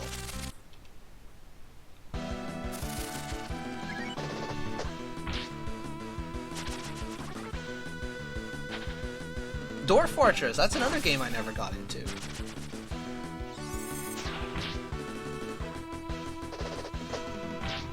Oh, I love Factorio. Factorio is such a cool game.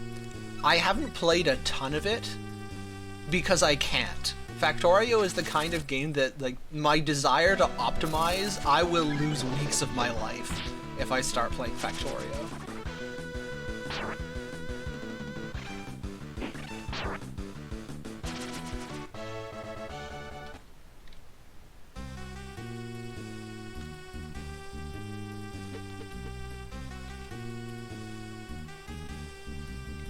I think out of everything in...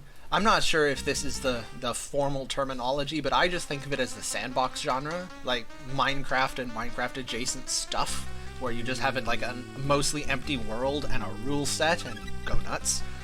I think Factorio is my favorite game in that genre.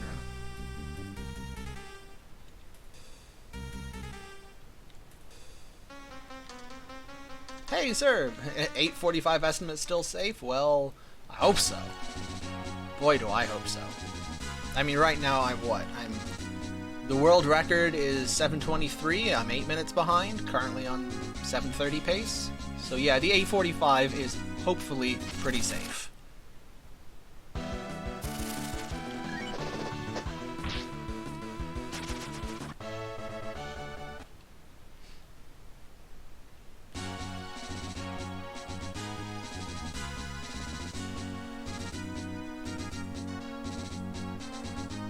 I think, and this is totally just personal preference, but I think that I am right at the sweet spot that maximizes how fun Factorio is for me. I'm good enough that, like, I can figure it out.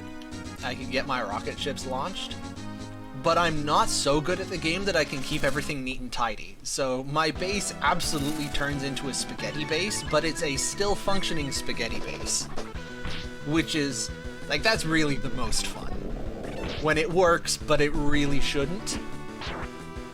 I think that's more viscerally enjoyable than just everything being nice and...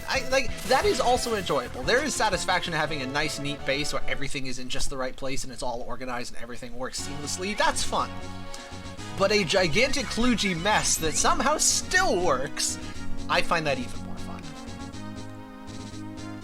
I have not played Dyson Sphere, but one of my favorite small streamers has played Dyson Sphere on stream, and it looks extremely cool.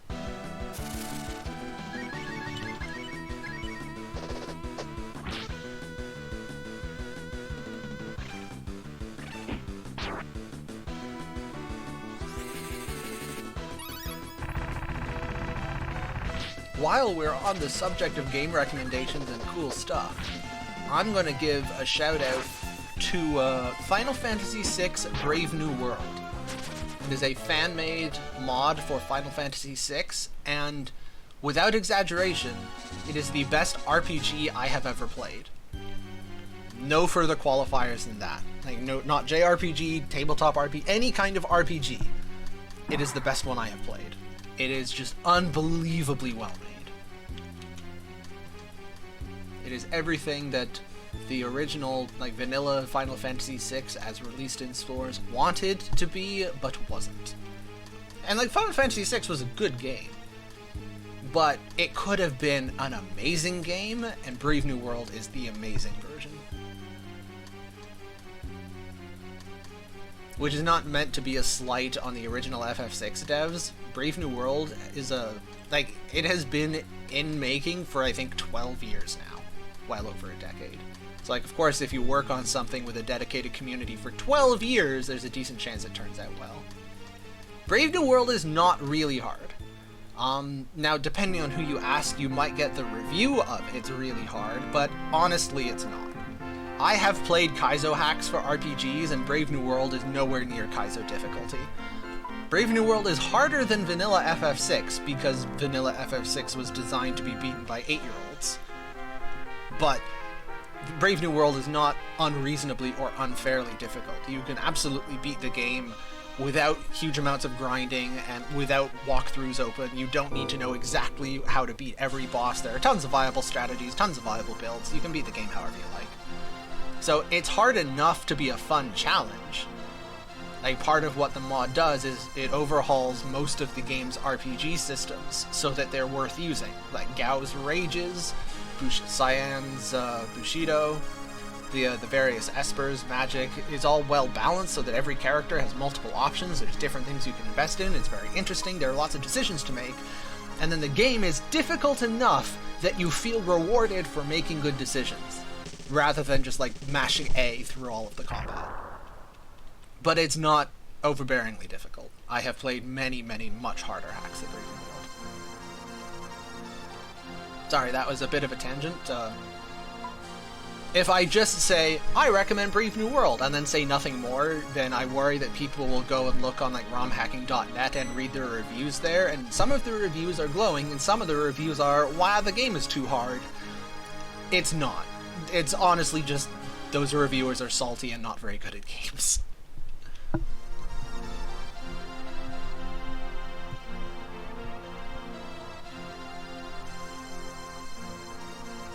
As long as you go into it with an understanding that, like, a little bit of challenge isn't a bad thing, then it's great. Nita, welcome back. We have befriended a cat, a burb, and we are now just making friends with a monkey.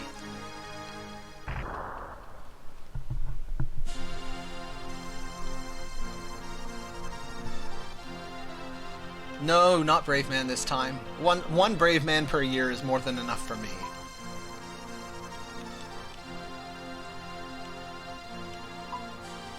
So Brave Man is a meme category for this game where It's like glitchless, except all of the useful strats are banned. Don't ask me why I thought that was a good idea, but I did.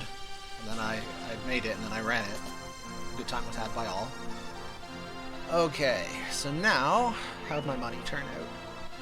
I'm a little short. Okay. So, sell that. Long sword, chainmail, 2 bronze shields, and I cannot afford the hat. Okay. Yeah, the overlay is having a time.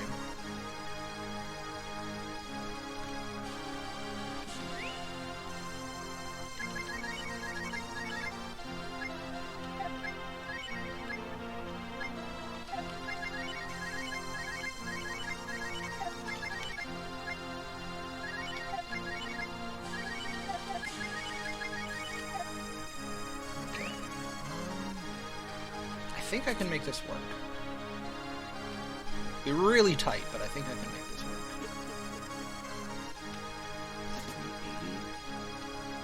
380. Yes. Yes, I can.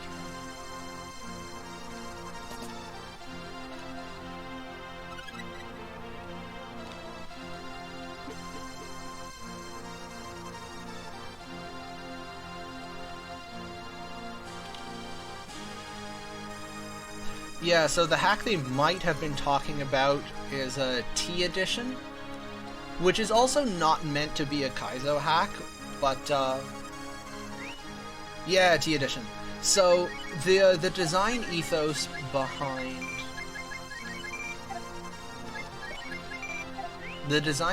behind Brave New World was take Final Fantasy VI, keep it still Final Fantasy VI, just make it the best version of Final Fantasy VI that it could be. The design ethos behind T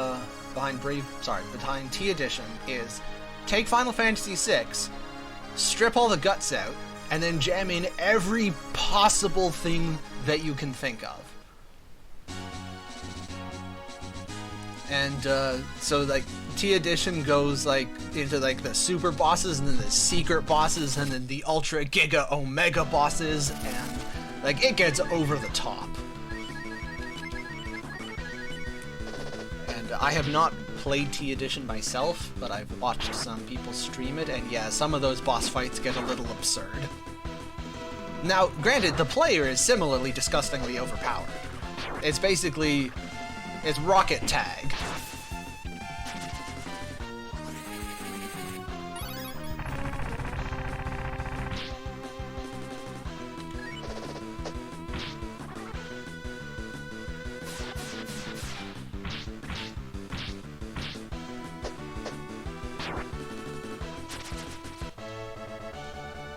Okay, so the fact that I had to sell my antidotes to buy that thing means that I cannot heal this poison, so please enjoy the poison sound effect.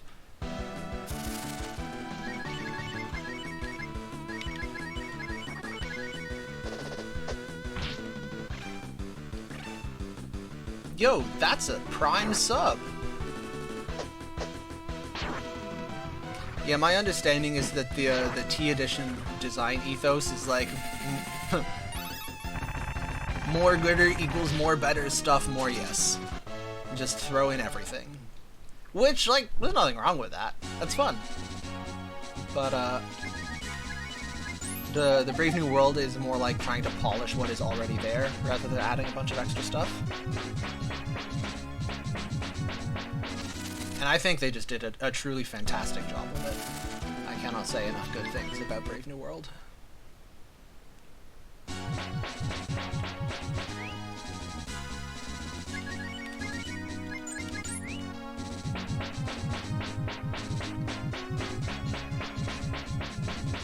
Okay, I think I'm actually going to take a fight because I need a little bit more money.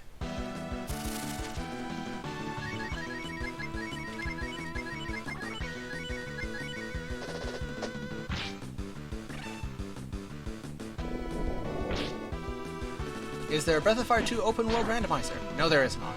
That would be a quite a lot of work because Breath of Fire 2 has extremely strict event ordering, like plot triggers and such. There is a Breath of Fire 2 randomizer, but it's only randomizing the RPG mechanics, not the plot triggers.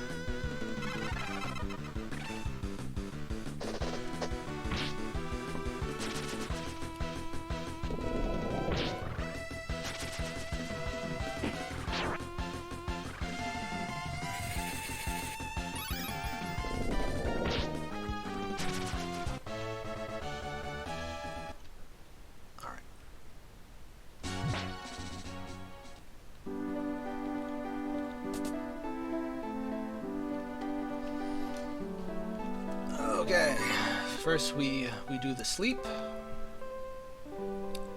and now we have to really increase our drug stockpile. I'm sure this is the wrong one. Yep, it was the wrong one.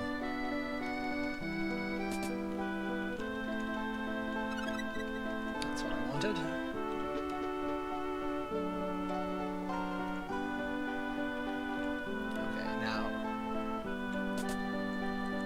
This is going to look funny, but the wrong one that I picked up is actually just using my inventory space, and you can't friggin' sell it, so I'm just going to stuff it in the bank. Okay. Sell. Candy. Suede armor. Okay, 39 herbs should be enough. Note, I say should be, not will be. But it should be. Okay.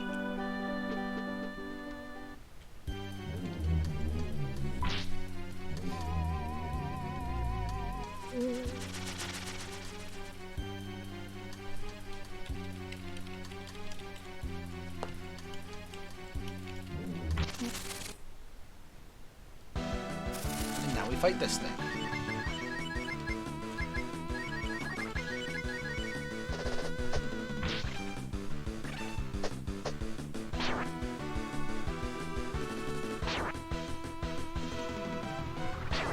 Ah, the egg beater. One of the best parts of the translation. Nobody has any idea what an egg beater is, but this thing has one.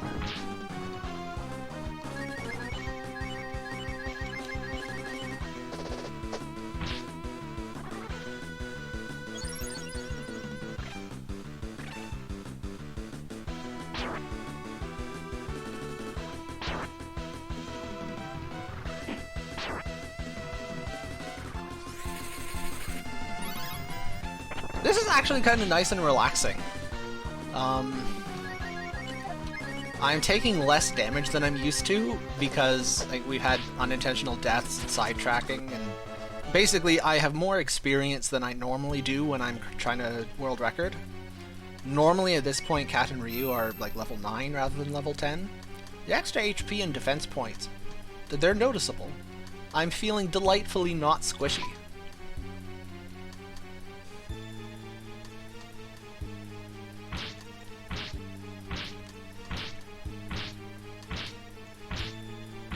Have you never been to a kitchen? Yeah, now I'm just imagining these giant ants coming at me with whisks. Which is just a beautiful mental image.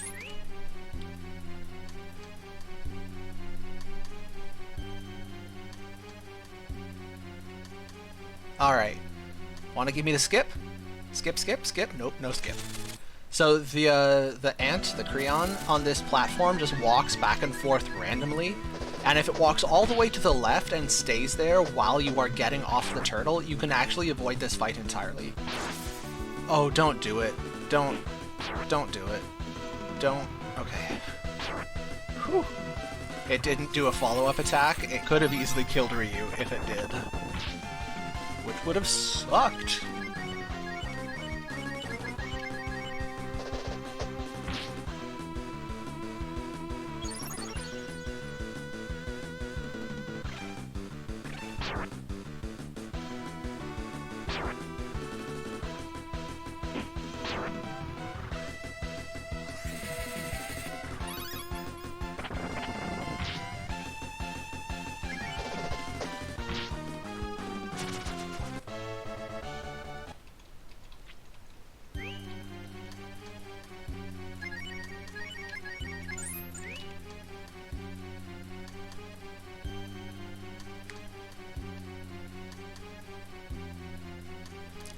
So now we have to fight a turtle. A mutant turtle. But one that might not be fully grown yet. And is kind of acrobatic.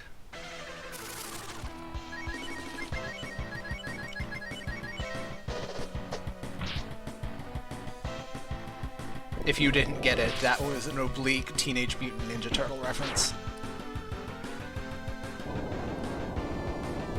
And he immediately starts out by doing the spooky thing. Ow. Ow. Ow. Okay. That could have gone better.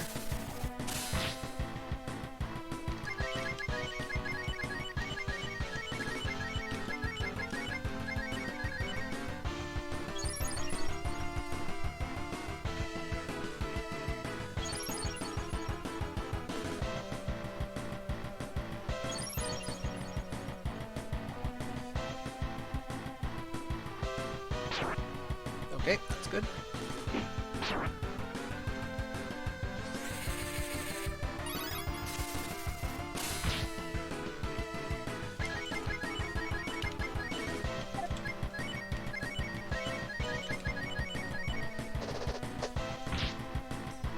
A Blade Cuisinart. That's incredible. So you might notice that I'm not attempting to heal Nina. Trying to keep Nina alive in this fight is usually a lost cause, because she acts slower than the Terrapin, so she can't reactively heal herself before his next action goes off. And since her animations are slow and she doesn't do much damage, she's just kind of a liability, so you usually just let her die. Now Ryu, on the other hand, is rolling deep with those big juicy crits. We like to see it. Oh, that's a lot of damage. Okay, goodbye, Nina.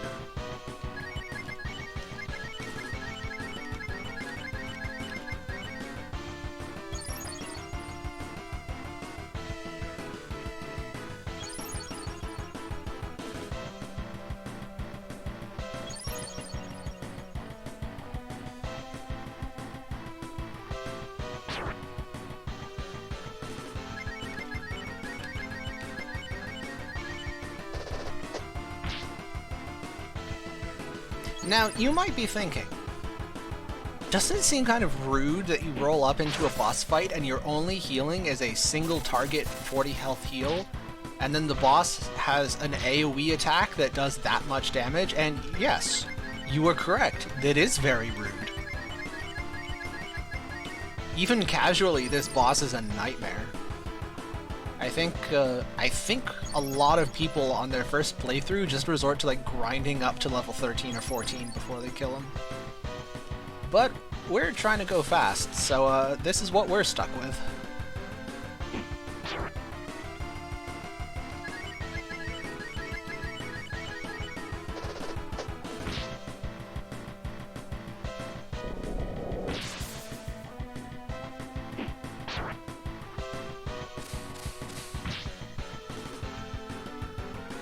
Uh-oh.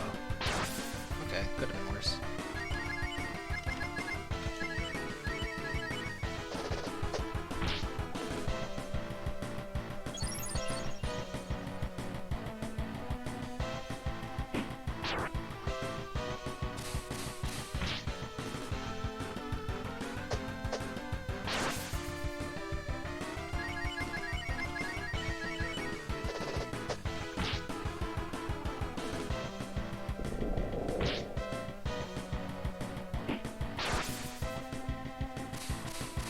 Oh, also he has an absolutely mammoth health bar. Just for fun.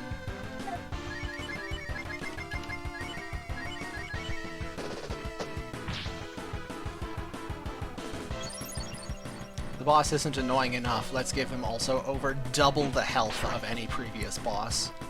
That seems reasonable. Okay.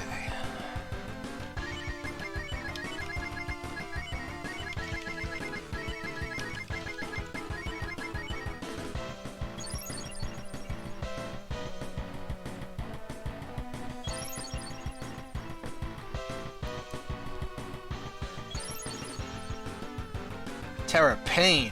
Yeah, that's a good one.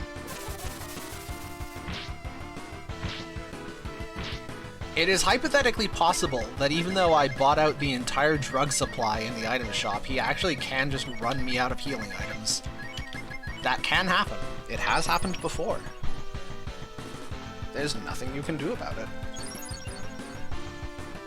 He is fairly close to dead. Like, he's well over half dead. So, I think I'll be okay.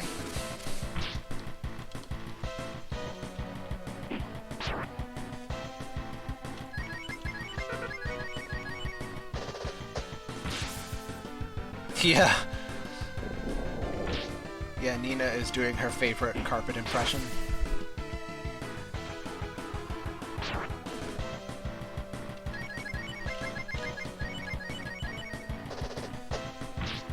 At least it's not Brave Man. Brave Man is actually not relevant at this point in the game. The Brave Man restrictions don't kick in until a little later. But yeah, there are similarly grueling fights near the end of Brave Man. Man, what kind of idiot would invent that category?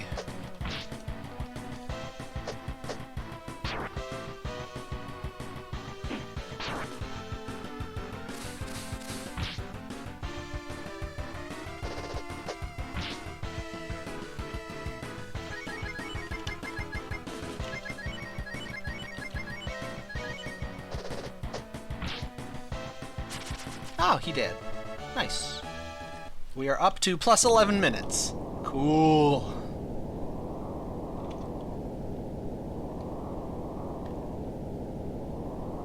Alright. Now, I know it sounds like this well is about to collapse at any moment, but don't worry. It'll be fine. We've totally got time to very slowly ride the turtles and retrieve these 2 treasure chests. And it is actually worth doing, because each of the 2 things we're picking up sells for 500 bucks. And in a recurring theme for this category, we need the money. Good golly, do we need the money.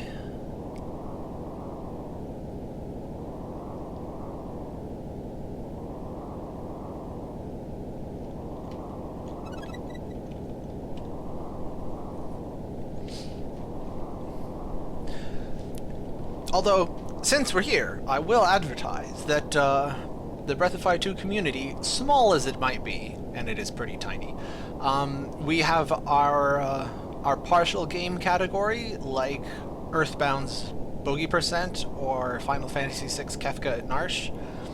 Ours partial game category goes until that boss. Category ends when Turtle dead.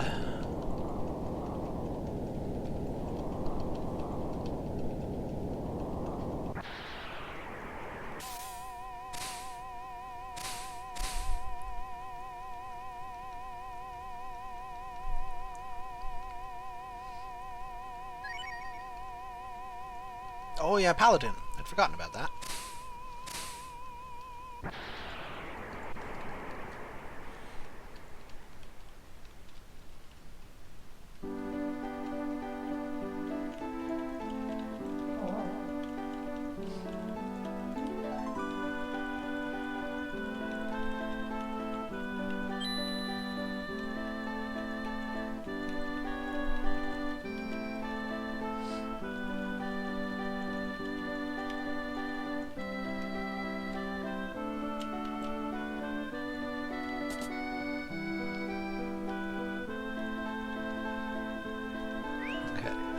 Sell the charm and one extract to buy. 5 smokes. 5 of those. There. And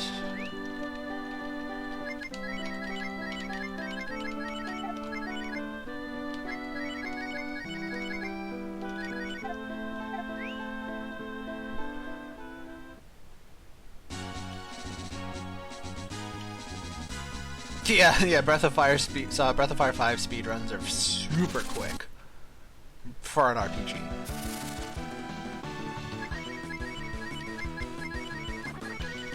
Okay, and now we beat ourselves up. You may have noticed that it has been an awfully long time since I have done any safety saves. That is on purpose. That is because safety saving would mess up this death warp I'm about to do. Because we have to go from here all the way to the other end of the continent. Yo, Rhea! Thank you for raiding.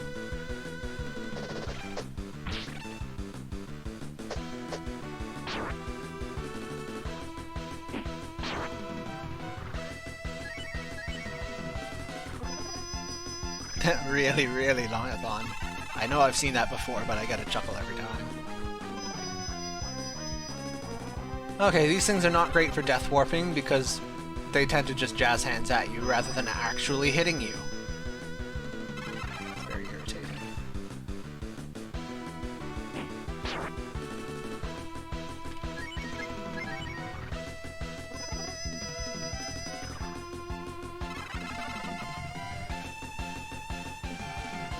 Finally. Get me out of here. And now we're back here, exactly where we wanted to be. Look at that routing.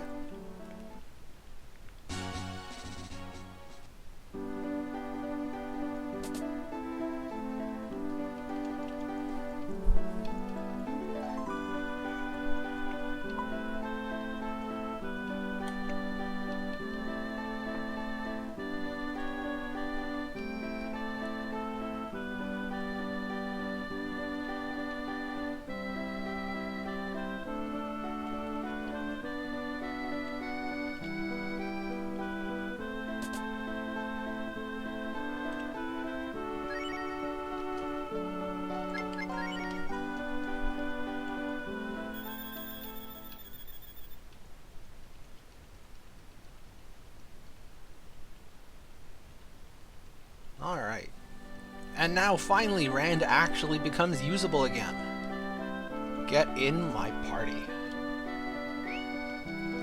Okay, cat stand Rand.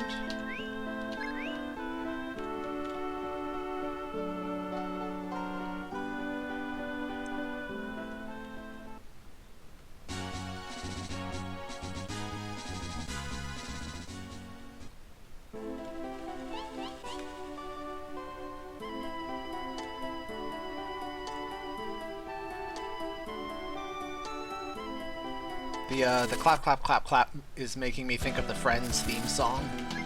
A show that I've never intentionally watched myself, but one of my housemates when I was 19 was obsessed with the show, so I got exposed to it by osmosis.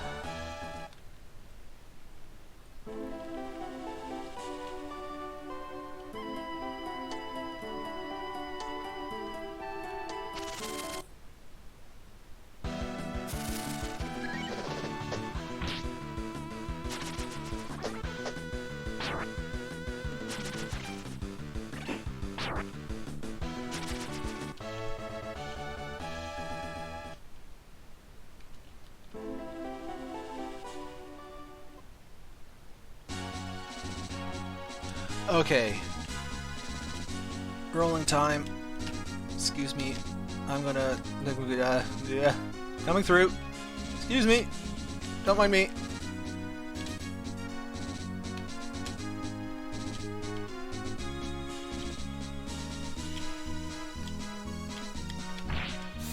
Okay, well, didn't quite make it, but close enough.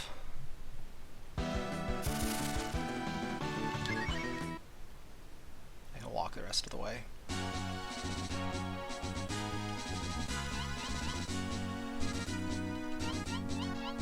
Yeah, Autobots roll out. Oh, this is so stressful.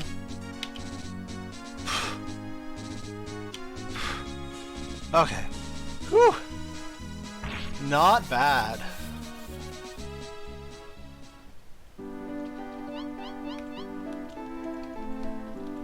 Yo, Laura! I'm glad you could make it.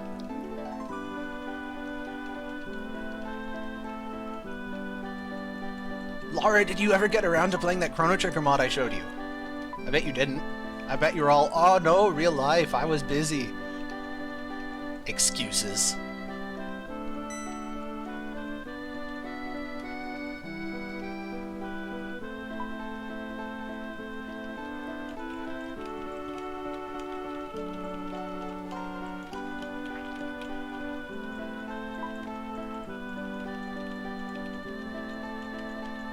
So for anybody who is interested, the Chrono Trigger mod that I'm talking about is Enhasa Edition. Yes, it's a pun. Yes, it's a terrible pun. It's made in the same community as Brave New World, the FF6 mod, by different people, but Enhasa Edition is similarly excellent for Chrono Trigger. Highly recommend it. It's fantastic, and we are all going to peer pressure Laura till she plays it.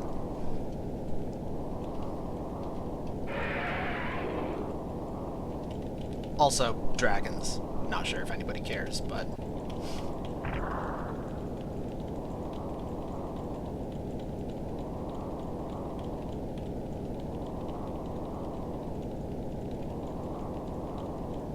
Excellent. The peer pressure is successful.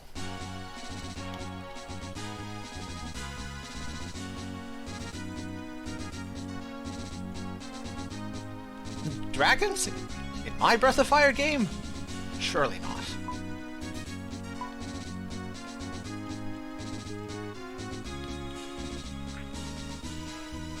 Also, I love the physics in that animation. The roof just ejects straight upward as one solid piece.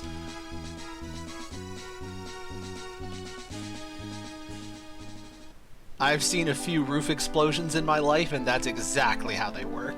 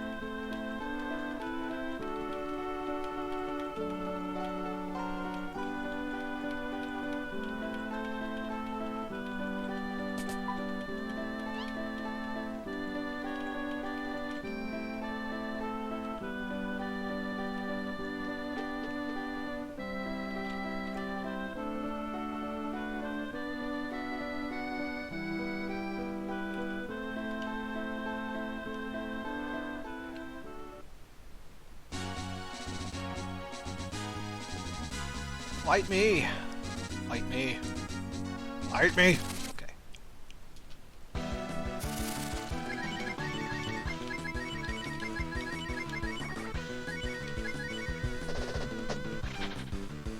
Quit dodging, jerk.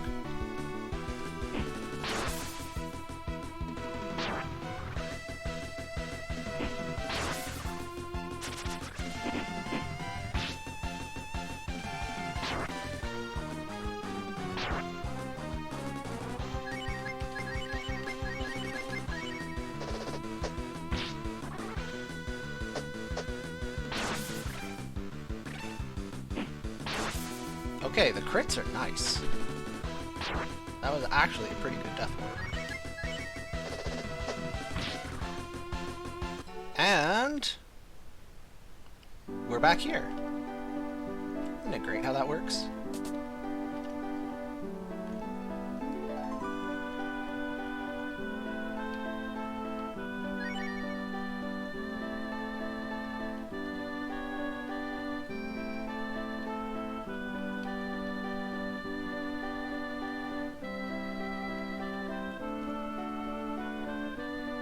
Okay, I'm going to quickly pick up one thing that I forgot earlier. Raiding another random civilian's drawers.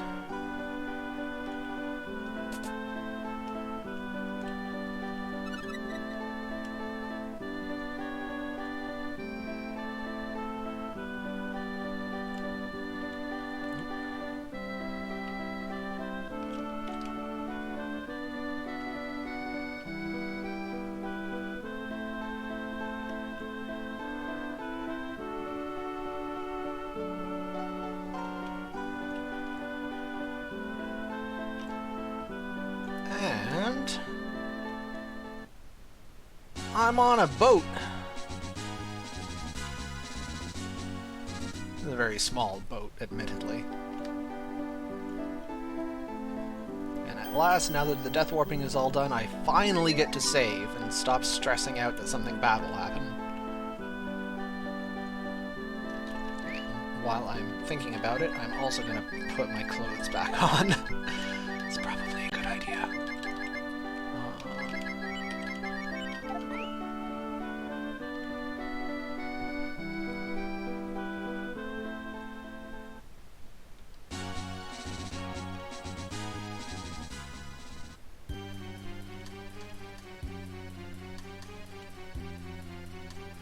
And in the game, too, yeah.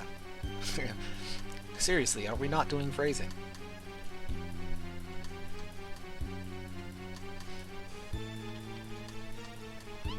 I mean, I stream without a cam. You really have only my word for it that I'm wearing pants right now. You don't know.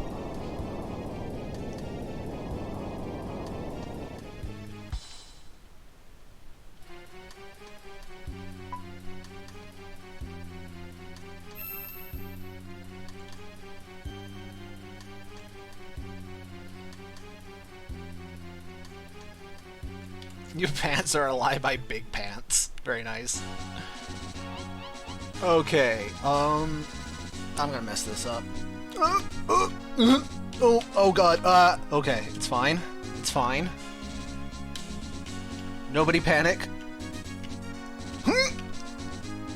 Oh, it was fine. I actually got it. Wow, I haven't practiced that in ages. Okay, what's the easiest way to kill these?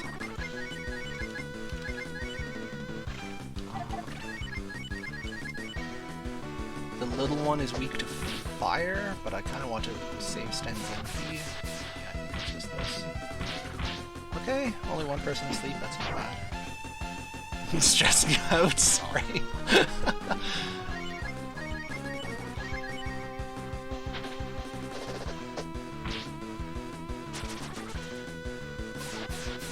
Okay, cut it with the sleep. That's rude. Hey! Behind the scenes team is working behind the scenes.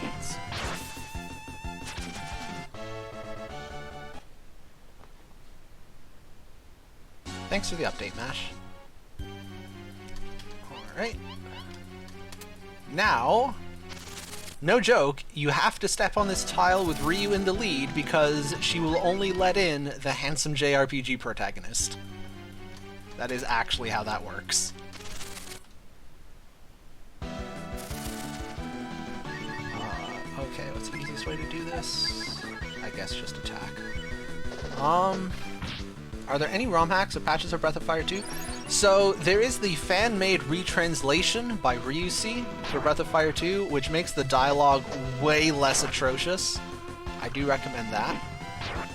And there is a mod by Mason, not M-A-E-S-O-N, which, it adds some nice variety to the game, balances spellcasting versus physical combat a bit. It's a bit more.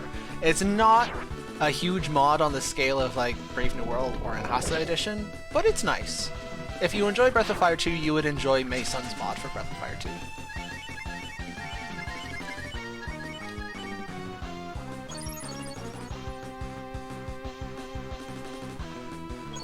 M-A-E-S-O-N.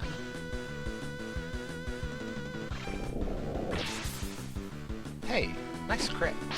Hey, nice crit. Good job, team. Let me in. Nice! Yeah, Enhasa Edition for Chrono Trigger. It's a fantastic mod.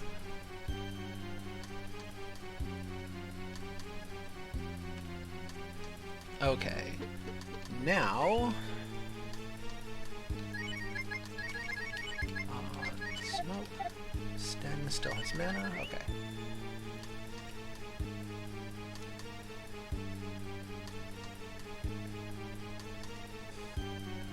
So yeah, the item there I just used is called a smoke.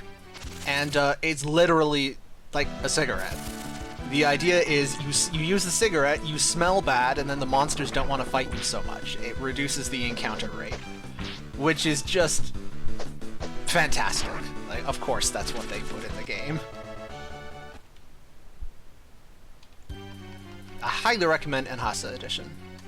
It is great.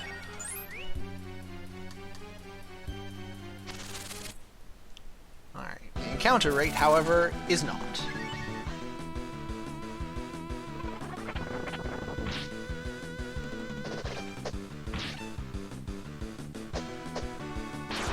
For anyone who's played Breath of Fire 1, the smokes are also a huge letdown.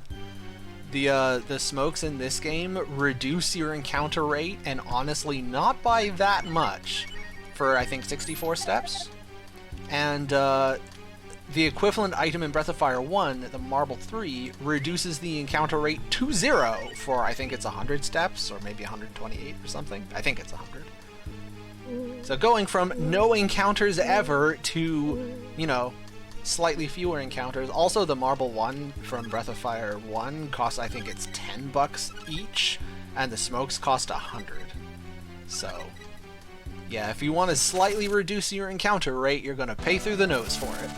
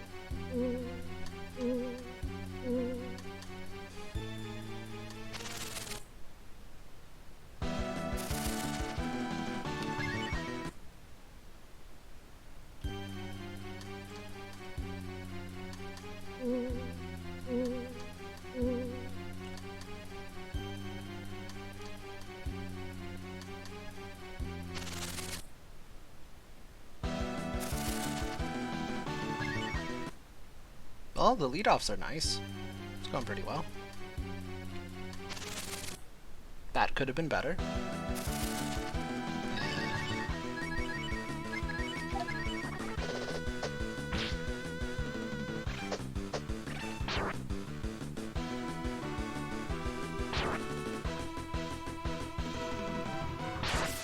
Mercy! Stop critting. Oh dear. Oh dear. Oh, that's not good.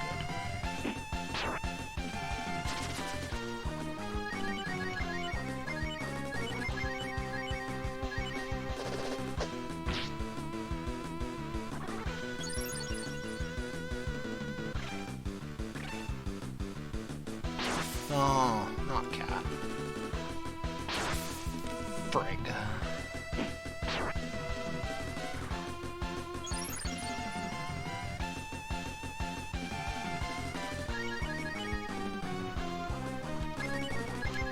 Well, I have one revive.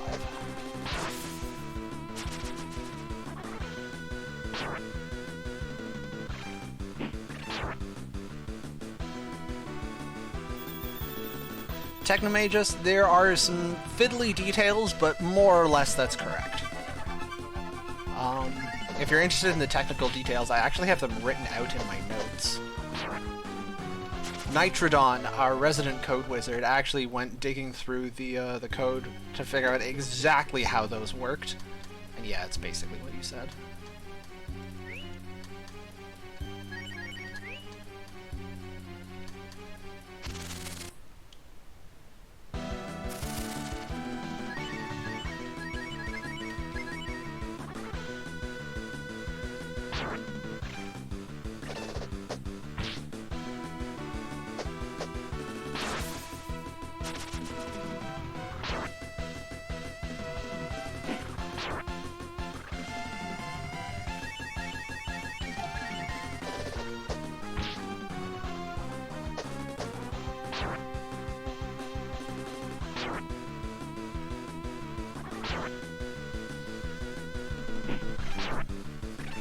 Yeah, Nitrodon was a huge help when I was trying to route this game, both for human speedruns and for the tasks.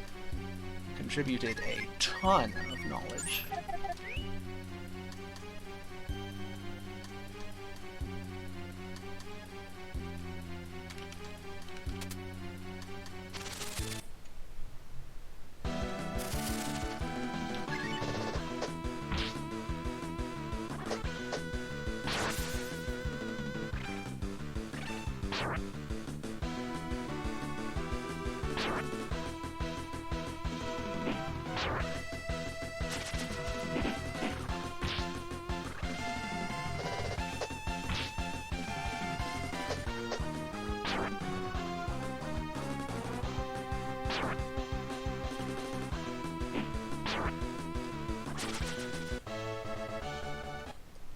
now we are getting to the spooky part.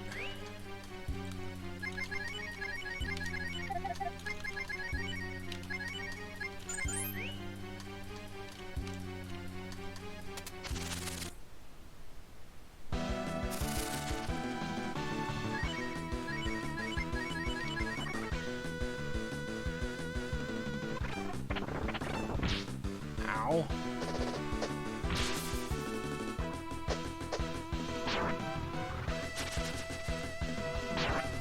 Yeah, the top floor on this tower, or at least the top floor that can spawn encounters, is scary. There's stuff up there that really hurts you.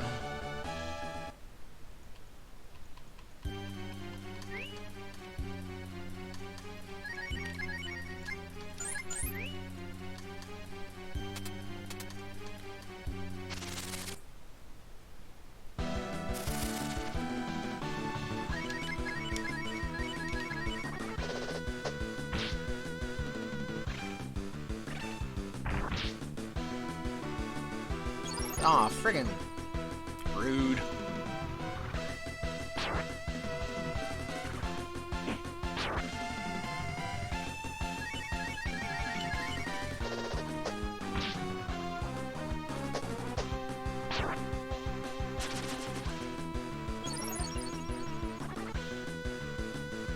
An enemy that is tanky and counters and heals itself.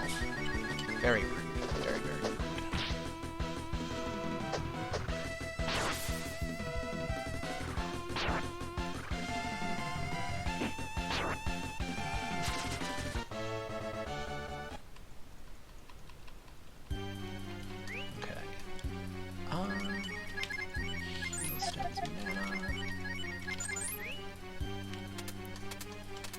This tile for smoke.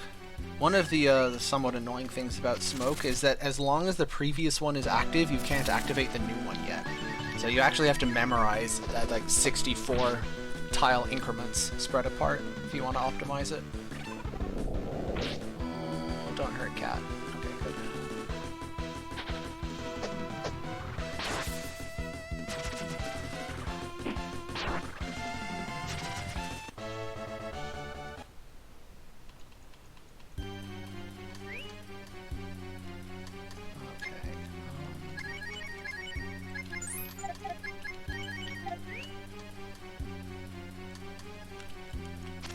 Ugh. Getting a fight on the last tile of a room is always annoying. When you room transition, the fight counter resets. So basically this just means you do an entire extra fight for no reason.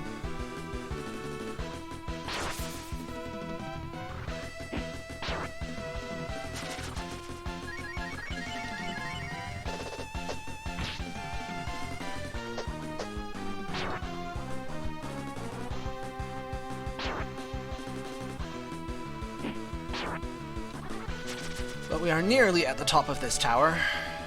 This is definitely one of the more frustrating dungeons. Just, it's so long and the encounters are annoying and there's so many of them. But we're almost there. This is the top floor. After this, there is only the boss.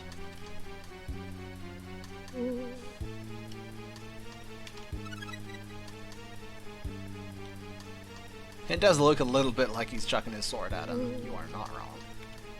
Okay, no fights, no fights, no fights. One fight, good fight. One fight, two fight, red fight, blue fight. Good fight. Alright, no more fight. Stairs. 7 steps.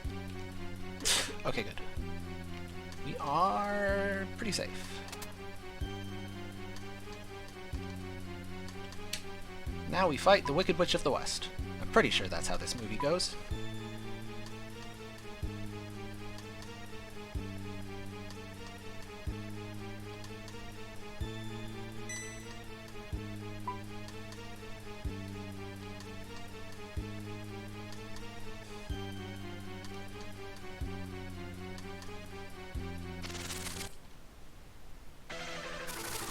Okay.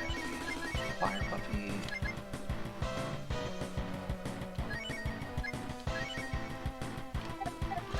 Attack. Okay, no sleep. One time, please.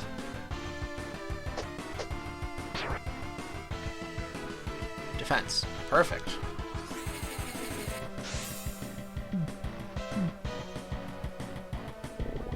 Isn't it cute?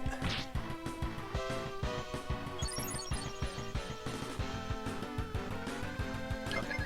No sleep. Second time, please.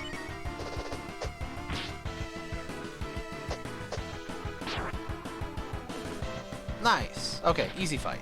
Nothing bad ever happens in Nimifu's tower. I've definitely never wiped to this boss.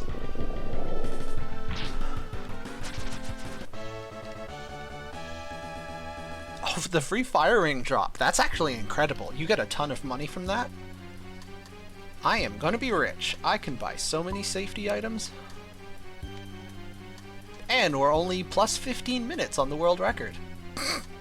Oh, this run is trash. I love it. There is no war in Ba Sing Se. Also true. Okay. Now we just have to make it out of here without dying. Not the spooky fight? It's the spooky fight. Okay. Well, now we pray. Oh my god, do I pray? Okay, I'm sorry, I will not sing on stream. Oh dear. Oh god. So yeah, these things hit twice, and they're very tanky, and they do a lot of damage. We dislike, do not like. There is nothing good about this fight.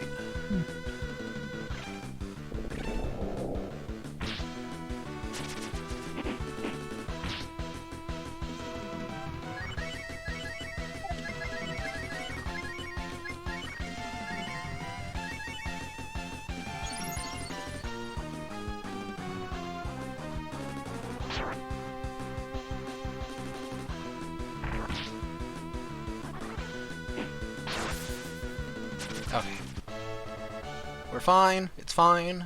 Nothing bad happened.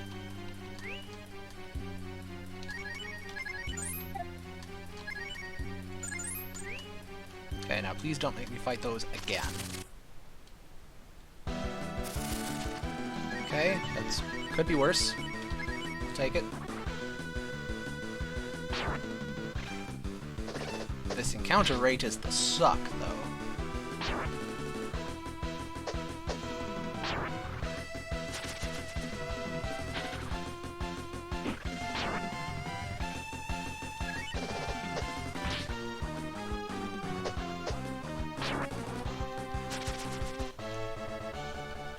Okay. Now, no more bad fights, please. Lisa came well supplied with herbs. I have needed them. I mean, the item to reduce the encounter rate is already in effect. This is the reduced encounter rate. It's kind of insulting, isn't it?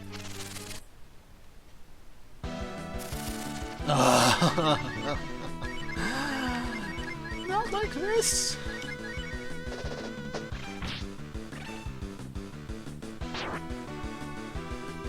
As long as you have dragon mana, this is manageable. It's only if you get into one of these and you don't have a dragon ready, then it's Spooky Town, USA.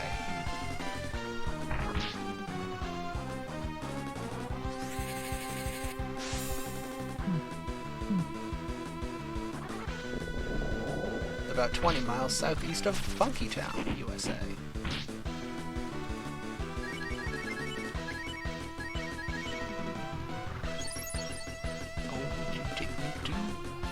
Town. Okay, leave the monkey alone.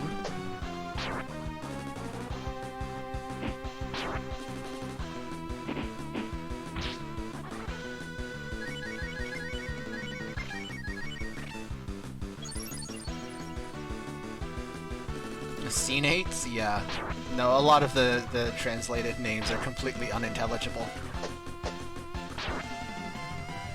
I just think of it as a bunch of tiny Darth Sidious. I am the Senate!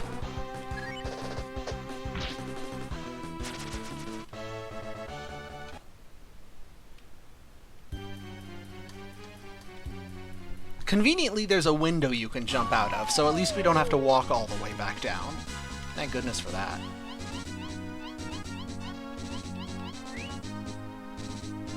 Okay.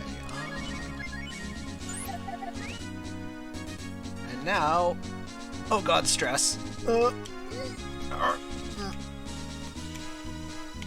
Okay. Hey.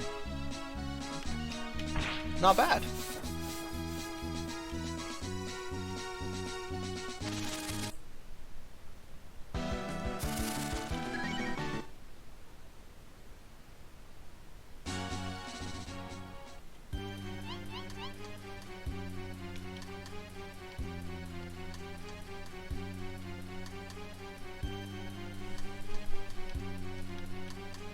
Beautiful mademoiselle. Okay, I promise I will not speak in an atrocious French accent for the next half an hour.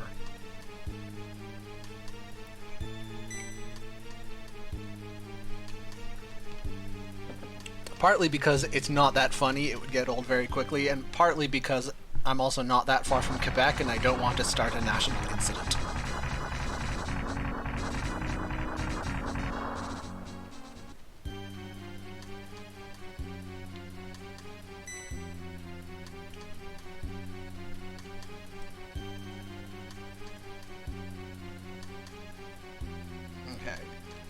Now, we actually need a different party than the one we have available, so...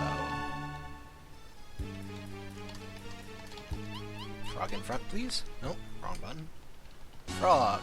Oh, we have dialogue. Too late. It would not be the first time.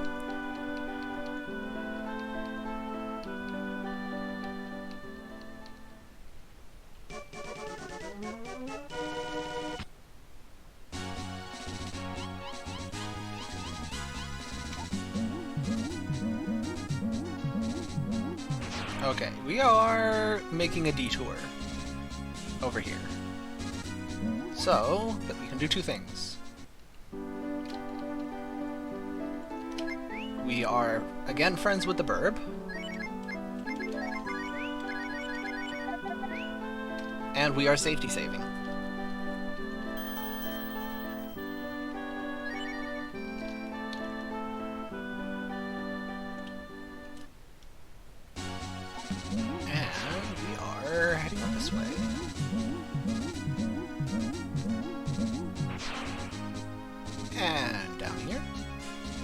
And into the secret cave behind the waterfall. That, of course, everybody knows is here, right?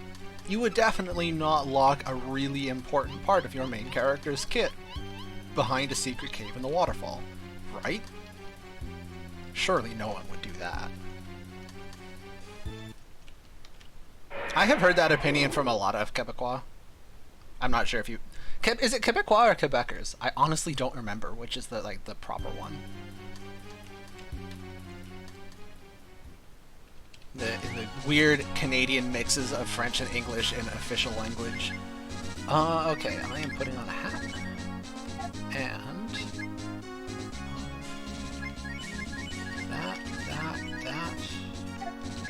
that. Okay. You say Quebecois? Okay. I think that was my guess, but I wasn't sure. Yes, I will check in my things.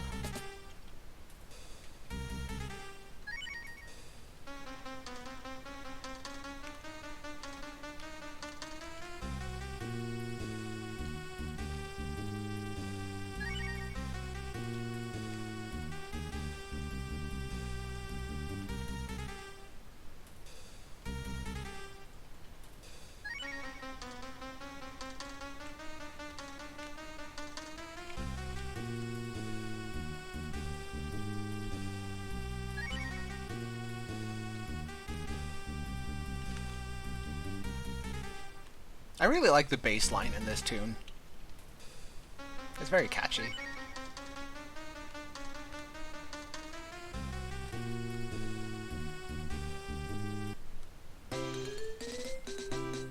Wait a minute. I didn't agree to this!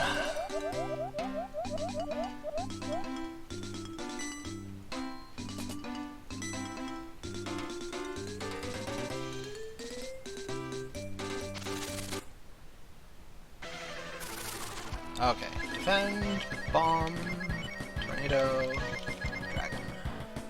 And we're safe. So you have to fight this guy without your clothes or your items or anything, which is a real nuisance. Fortunately, what happens to a wildcat when it gets hit by lightning?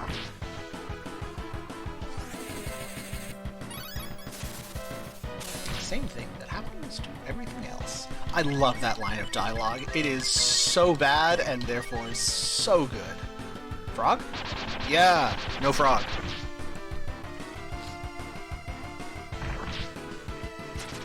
Excellent.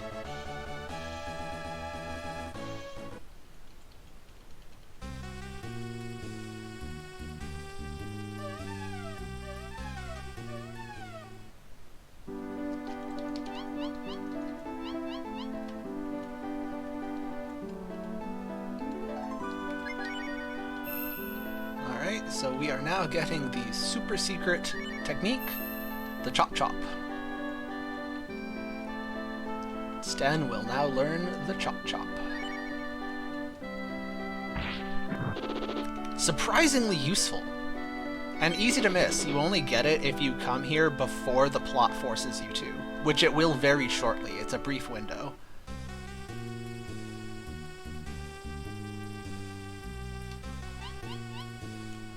Okay, it's not daytime, is it? No.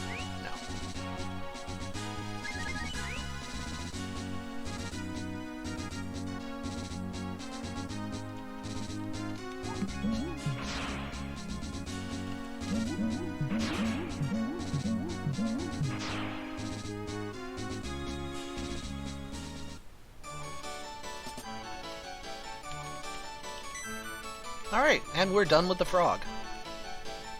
Mercifully. Also, I really hope you like this 8-second harpsichord loop, because you're going to be listening to it for half an hour.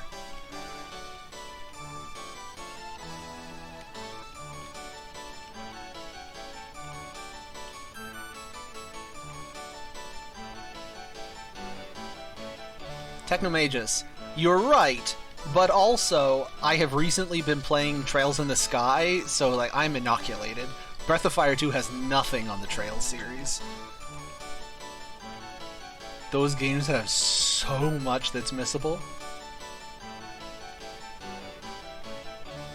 Yo, that is a 19-month resub.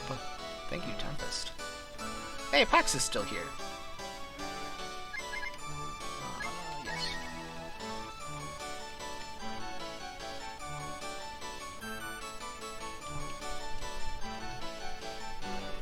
We now get to spend the next hour mired in the internal struggles of frog politics, which is just... that is a fantastic writing choice. Let's put our entire plot on hold for frog politics.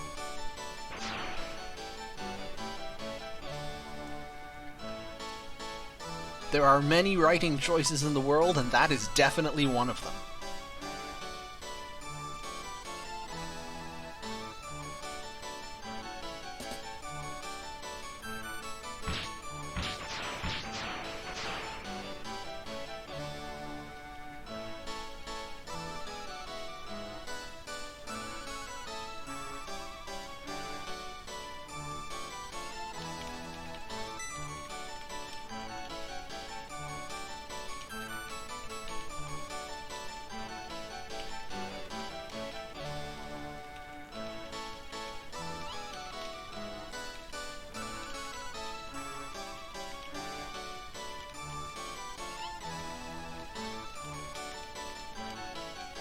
Yeah, Petapi has that, what is it?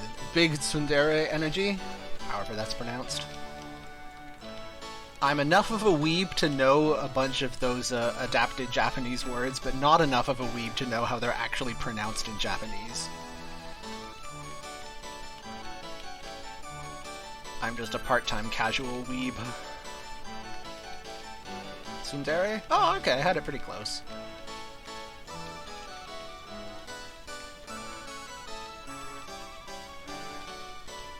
I know at least that it's not Soondir, which is like the naive English reading. There's like people who look at my username and say xujhan. It's not xujhan.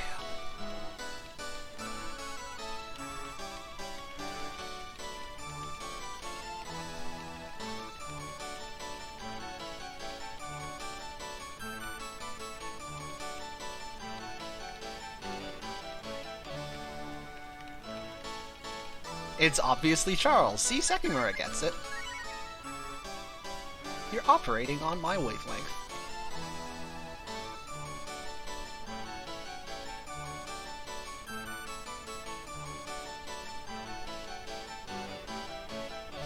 Alright. I will take this fishing pole.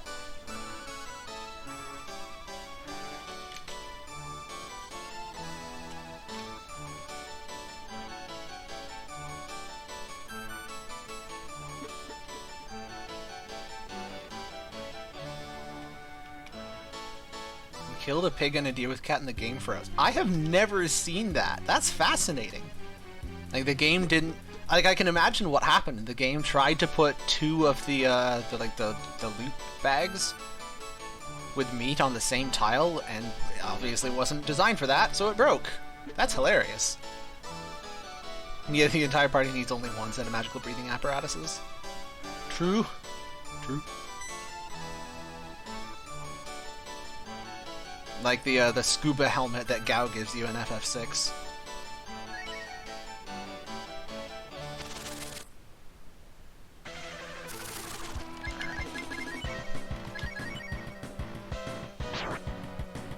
What happens to soldiers when they get hit by lightning?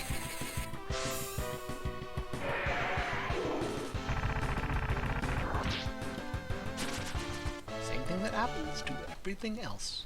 I'm definitely going to make that joke at least 3 more times. Yeah, that is an unfortunate way to lose progress.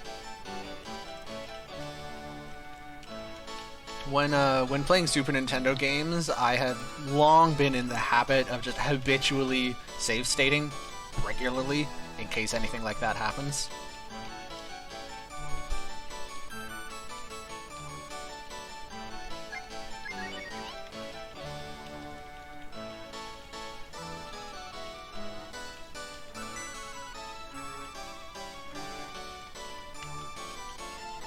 Also, for those who are keeping score, we are currently at plus 19 minutes over the world record. I am so bad at this game now, holy moly.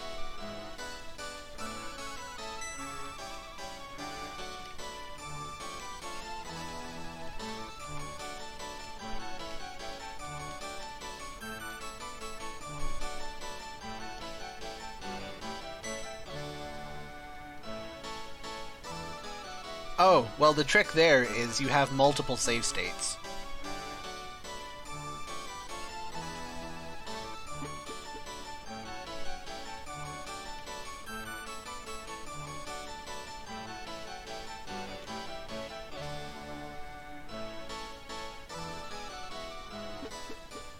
Oh yeah, Jean actually has a great attitude.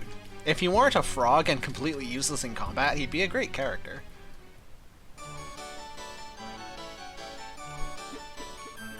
Big himbo energy.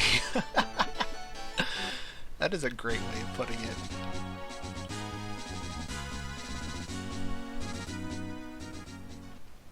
Alright.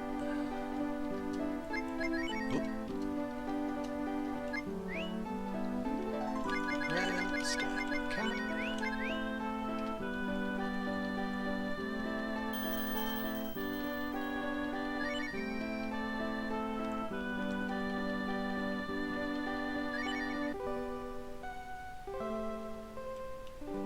Alright, now once more with the rolling.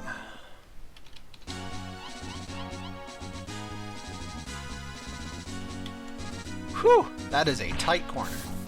The Holy Water Jean is... The problem with Holy Water Jean is most of the stuff that you actually need him against, it doesn't work on.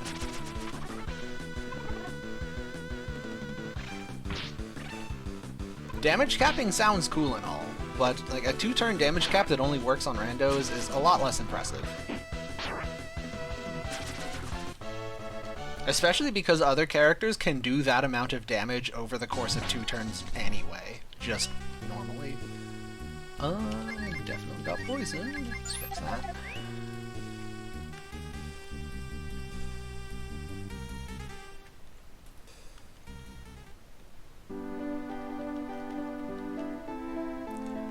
Fire Dark Cat is my jam. Also, Fire Dark Spar. Fire Dark Spar is just fantastic. I'm not sure that it's good, but it's fantastic.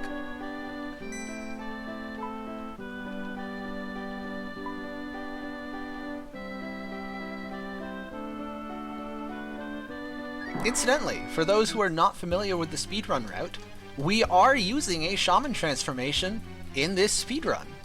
And if you are familiar with the shaman transformations but not with the speedrun, you will not guess which one it is.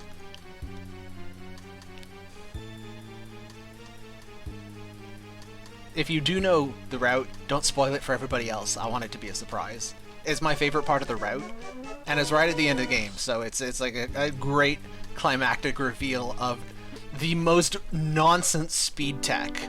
You look at it and go, there's no way that works. And then it does, and you're like, that's disgusting. Feel free to speculate in chat, but anybody who knows the answer, please don't say it.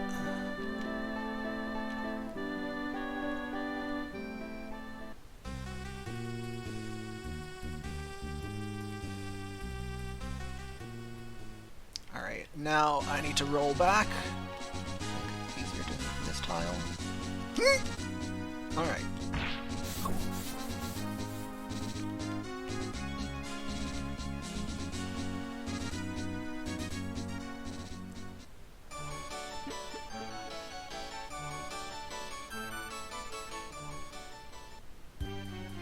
I think I have only got one more rand roll to do in the speedrun.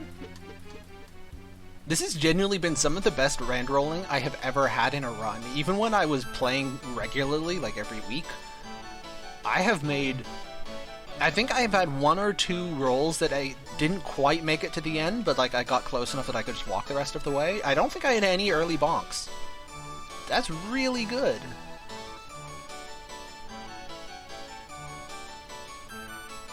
Spar is a weed dragon form. The weed dragon is just amazing. It's so good.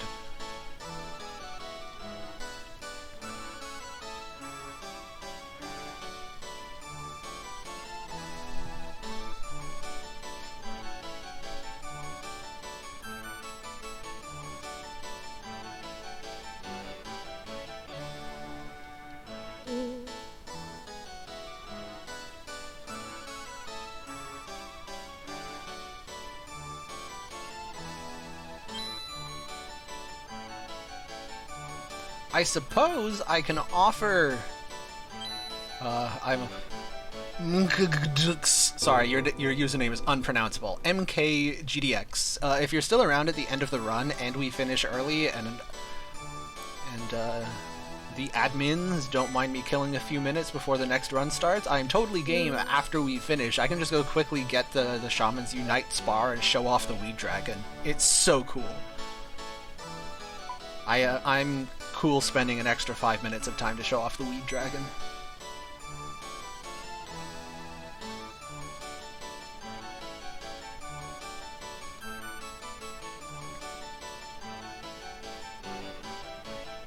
Only if we're underestimate, though. I don't want to hold up the marathon just for a good meme.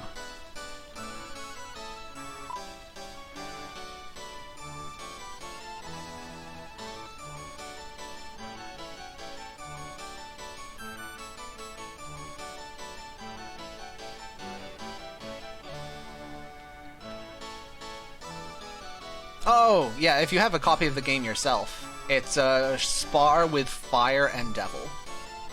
That is the Weed Dragon.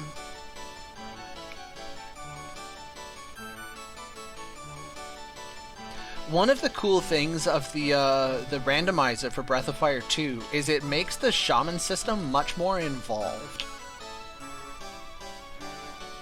The shaman system in vanilla Breath of Fire 2 is extremely basic. It's just combinations work or don't, and there's just flat stat bonuses associated with them. It's functional, but it's very simple. The randomizer makes it significantly more interesting. Like, each character will have an affinity with each shaman, and each shaman will have an affinity with each other shaman. And there are different kinds of pairings. Like, if they all have affinity with each other, then they work well. But you can also have like opposite affinities, like a character that has affinity with two different shamans that have low affinity with each other, then you get a different kind of transformation. It's very cool. Highly recommend it.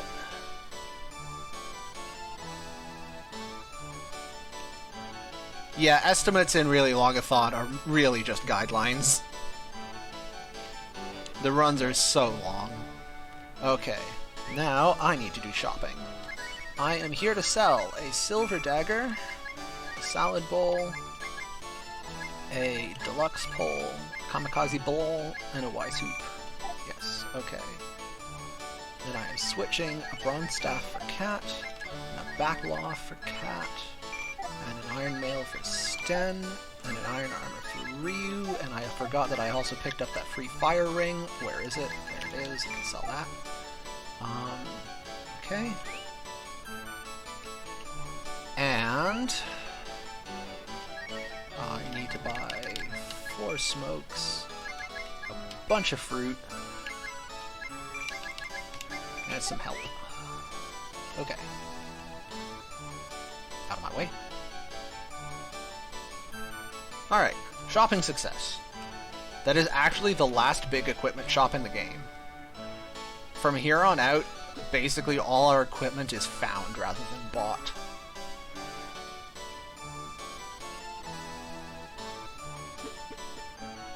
With, I think, one exception. I think there's literally one more piece that we buy.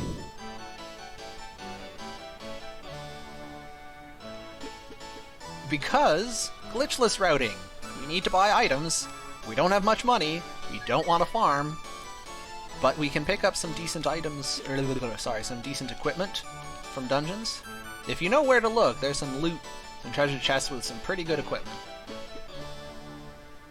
Do you ever learn why the frogs want the fake prints? I mean, the explanation in-game is that the frogs don't really want the fake prints, but some of them were being intimidated and others just didn't care that much, and some people thought that the real prince was just kind of lazy, so it didn't make a difference.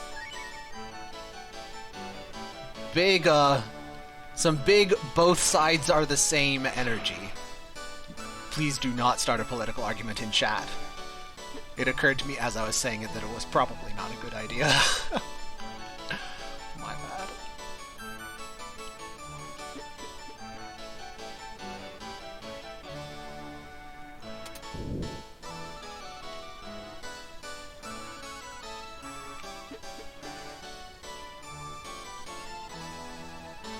Alright, give me the key. You have the key.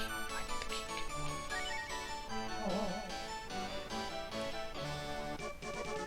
When do they turn Super Saiyan? That is a good question. I know shockingly little about Dragon Ball Z. Yeah, real life plot points are just stolen from video games. They really are.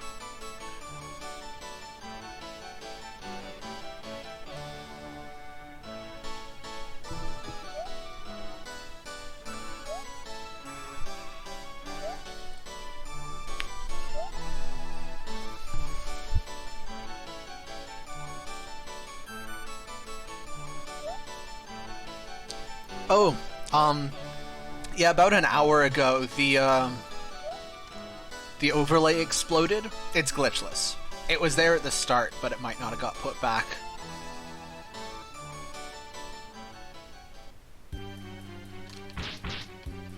We are honorable glitchless gamers. We're not using our cheaty weapons.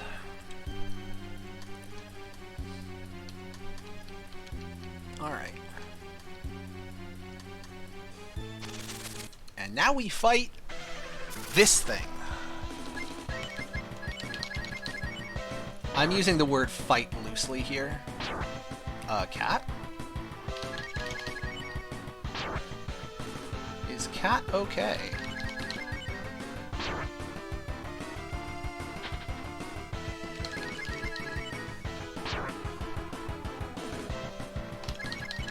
Oh. Glitchless is glitchless. I guess you would call it glitchless any percent.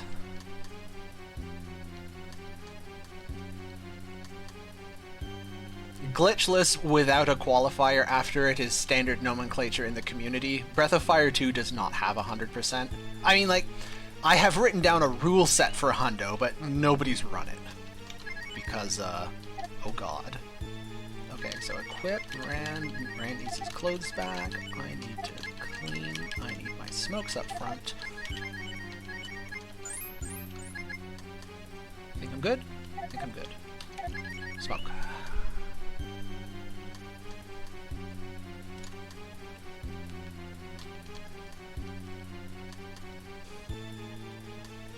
What would Hundo entail? Everything. Basically, kill all of the bosses, do all of the extra stuff, rescue all of the township tenants, or like fill up township. Get one of every piece of equipment, including the dozen or so 1 in 256 random drops from random encounters, including the one whose random encounter spawns only in one room on the final floor of the final dungeon, and not very frequently at that, and then drops a piece of armor with a 1 in 256 chance. You have to get that one too. It is an adventure. Yeah, nobody has run that yet. And all chests, yes.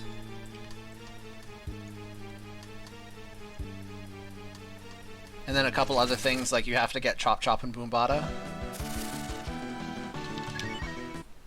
Basically, if I could justify putting it in there, you have to do it.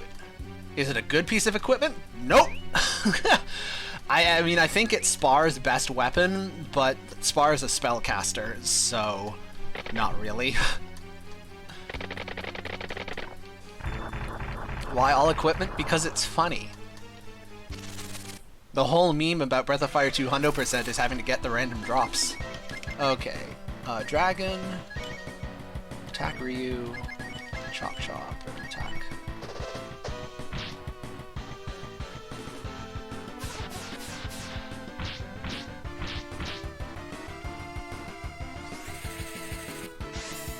Yeah. The 99 of every item you can get is, that's no longer funny, that's just silly. Okay. Attack.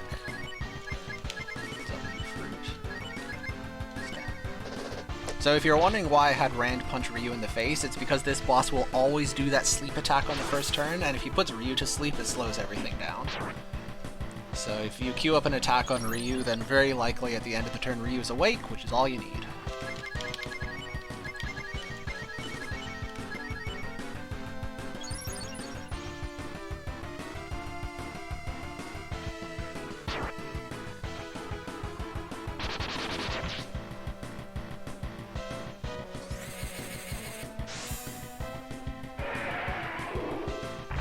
Alright.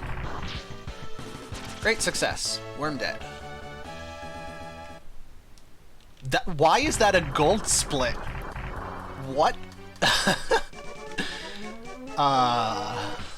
Okay. I guess we take those.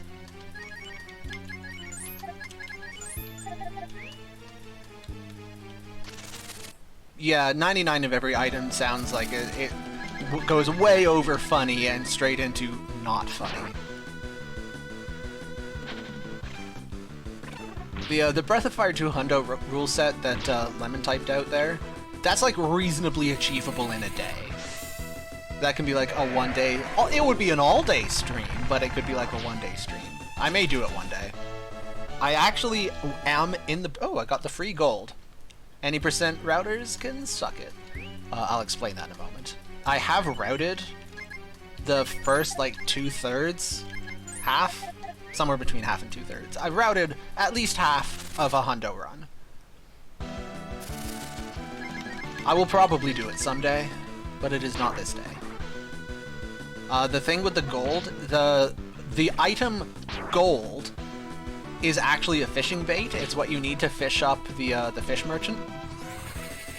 and you need one in glitchless, but you can just pick it up, not a problem. But you need a couple more in any percent, and the quickest way to get one is just to get a random drop in here.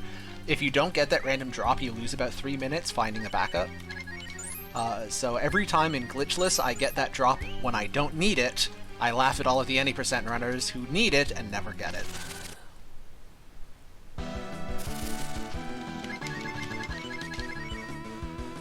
It is definitely fewer than 72 hours, and if it does take me 72 hours, I'm not finishing.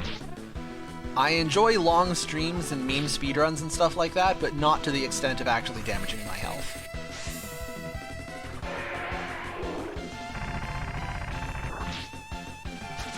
Oh, is the drop rate 3 in 256? My bad. I got a second gold, what? Huh? Huh? Okay.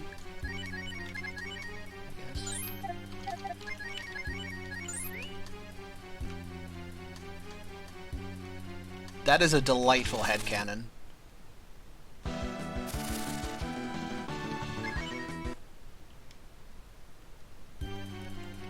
I approve of your logic, Ambi.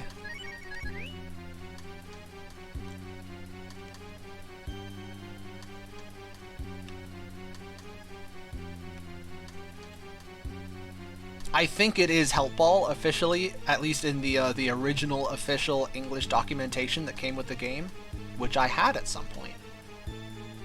Alright, and now time for bugs. I hope you like bugs. I like bugs. There are a lot of bugs. Get out of my way, bugs.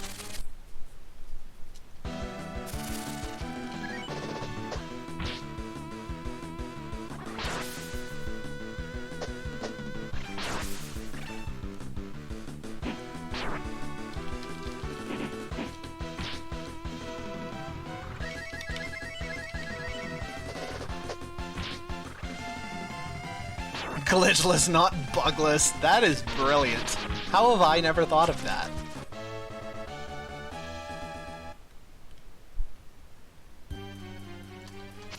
Oh, I am getting cornered.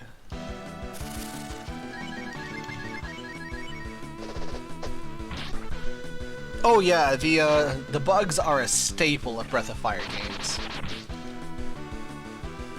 I can't speak to 4, it's the one I'm the least familiar with, but Breath of Fire's 1, 2, 3, and 5 definitely all have bugs. I tried so hard to like Breath of Fire 4, and I just don't. I'm very sad about it. For me, the problem with Breath of Fire 4 is it is so like Breath of Fire 3, a game that I love, and it feels just, like, worse in every way. And I think probably if I played Breath of Fire 4 not as a Breath of Fire game, but just as a different RPG that I wasn't comparing to Breath of Fire 3, I would have liked it a lot more.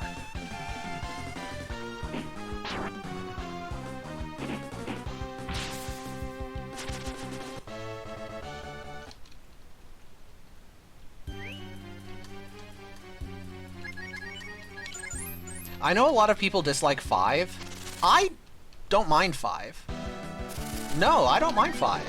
5 is, like, radically different from the other Breath of Fire games, but that's okay. I'm good with radically different. My problem is a game that's, like, it's not different. It's doing all of the same things, and it's just doing them worse. If I play Breath of Fire 5, there are things in Breath of Fire 5 that aren't in the other Breath of Fire games that I can appreciate. I know it's not a popular game, but I enjoyed it when I played it. I enjoy watching speedruns of it. But the whole time I was playing Breath of Fire 4, it was just like, wasn't Breath of Fire 3 exactly this, but just better? Which is, like, really unfortunate. I wanted to like the game.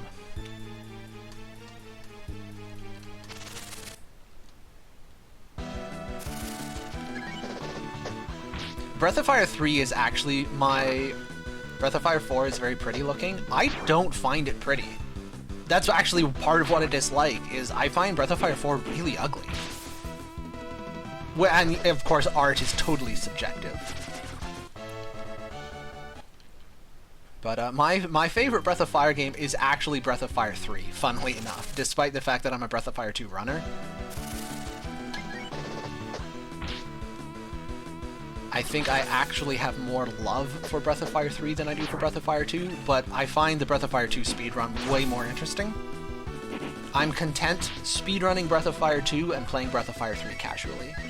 That is an allocation of my time that works for me. I'm gonna make sure Rand doesn't die here.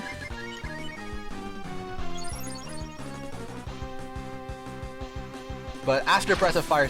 Jesus. Rand, are you okay? After Breath of Fire 3 comes Breath of Fire 2 in a close second. Breath of Fire 3 is just such a fantastic game.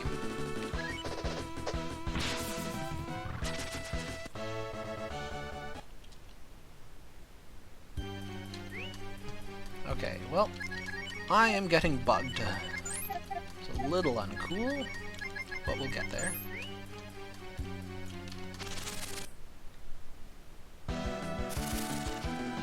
Yeah. Washed out is accurate. Pastel is a charitable way of describing it. And yeah, if you like the way that looks, then it probably looks cool. I much prefer the more vivid colors in 2 and 3. Breath of Fire 1 is a struggle to play. I know some people love it, but that game has aged. Hoy ay ay.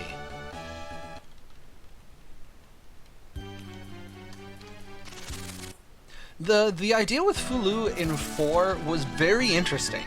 I think the execution let it down, and also the fact that 4's story is just straight unfinished, like the game just doesn't finish its own story, is also unfortunate.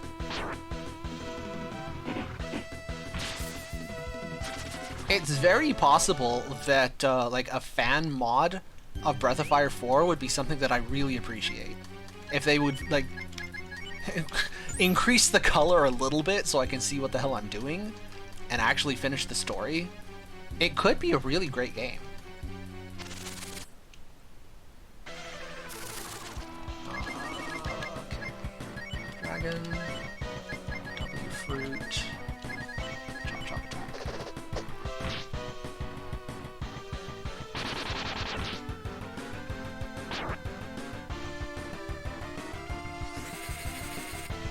Yeah, that's really tragic when like a promising project gets cut before it can finish, and then you can only wonder at what could have been had it been allowed to actually finish properly. It is tragic. Scramble, punch, heal, punch. You'd like a fan mod of FF7? Yeah. My appreciation of FF7's story has definitely decreased with time. I still like the game, I have fond memories of it. And there is a mod for FF7 called New Threat that I have been meaning to play and will get around to one of these years.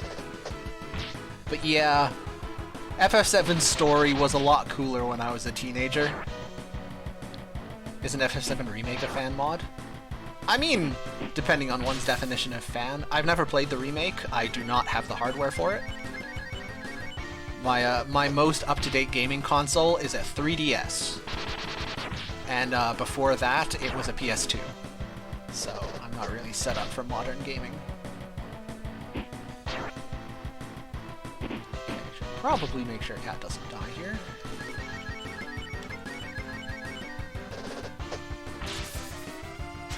Oh, well, that's one way to do it.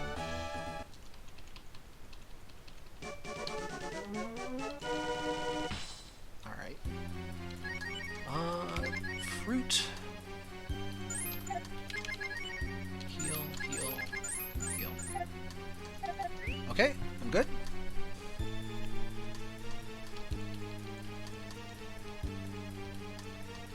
Alright. The big bad boss. The Fly. Isn't that a Jeff Goldblum movie? Nope, wrong one. Bomb. Alright. How difficult is this guy gonna be? Oh, he attacks, that's a lot of damage. Oh, I'm scared. This might be a difficult fight. Lol, JK, what happens to a fly when it gets hit by lightning?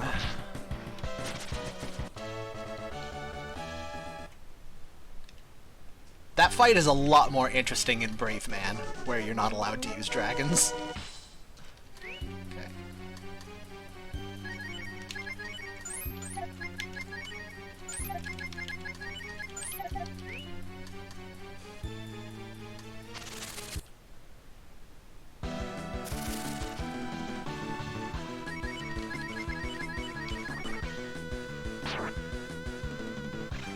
Yeah, FF7's localization isn't great.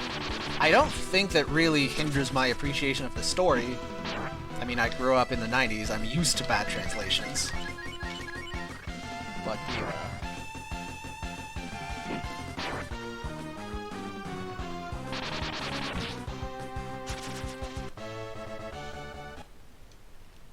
at the time, FF7 was noticeable because it had like a lot of dialogue for a game. Like if you think about like games that came out before it and were popular, like Earthbound, Chrono Trigger, Breath of Fire, a lot of these games just don't have that much dialogue. The characters end up being relatively rudimentary.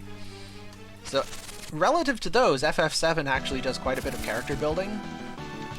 Now, in the modern day, lots of games have good character building, and many of them have much more interesting character building than FF7 did. So, I think that's part of it.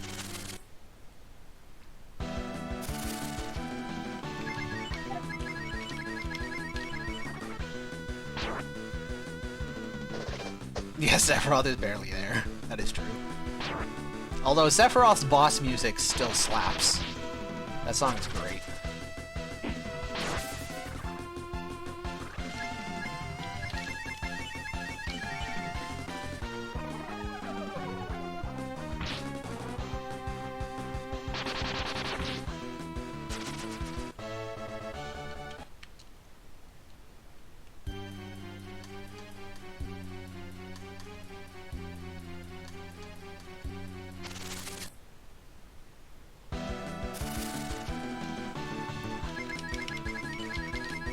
Sten has the curse status because earlier an enemy cursed him. I haven't got around to healing it yet because it doesn't really do much. It reduces his condition stat, which reduces like chance to dodge, chance to crit, but not in any meaningful way that makes it worth trying to get rid of it. It'll go away next time I sleep it in.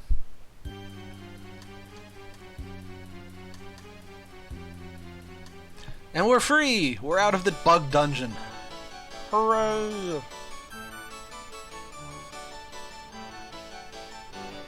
But that means we're back to the harpsichord. So, like, the Lord giveth and the Lord taketh away. Unless you like harpsichord music, in which case the Lord giveth and the Lord giveth.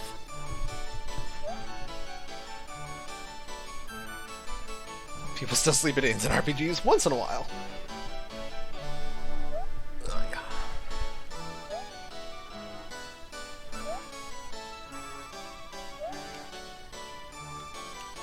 Oh, by the way, full money!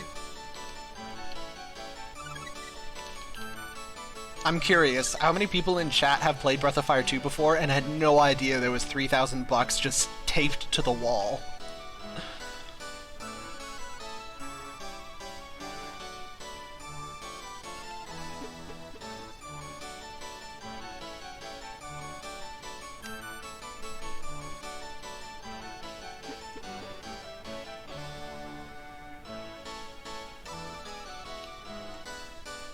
More you know.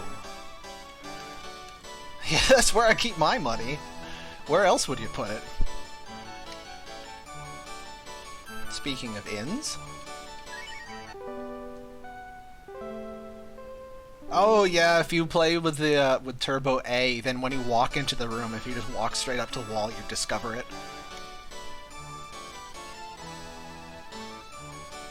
That do make sense. Okay, I am buying a lot of fruit.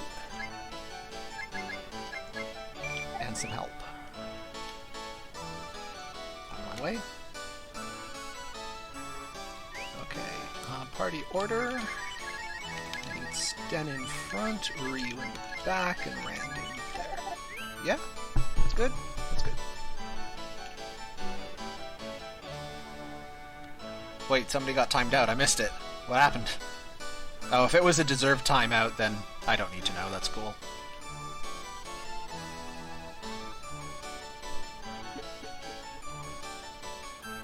Unless the joke... Okay, hang on. Oh, it was a pun. Okay, fair enough.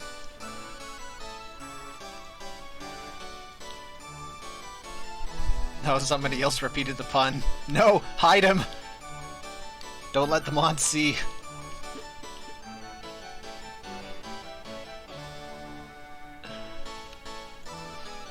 Yeah, you got sent to the penitentiary. Can't ban me!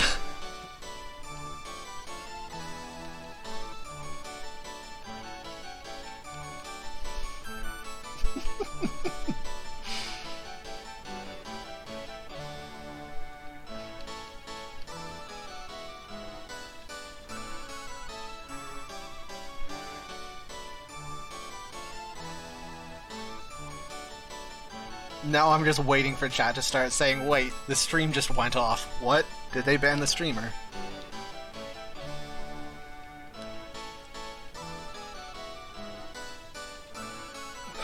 Oh no. Chat is now a pun thread. What have we done?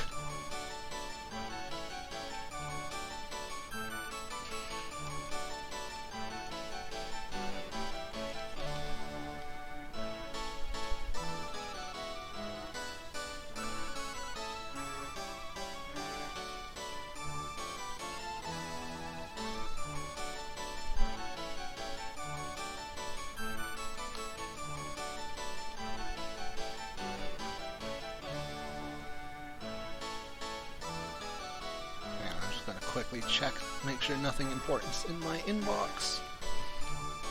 There's a whole lot of dialogue here that does not require any attention. Okay. I don't think I'm likely to be getting anything, but literally today, I have been on strike. Not really willingly, but like the graduate students at my university went on strike 3 weeks ago. And the strike ended literally today, this afternoon. So there is a small chance that I'll be getting an email from my supervisor saying basically everything's everything is on fire, can you help? So I'm not going to bail on the speed run, but I could quickly reply to an email with my other hand if necessary. But I don't have anything from him, so it's probably fine.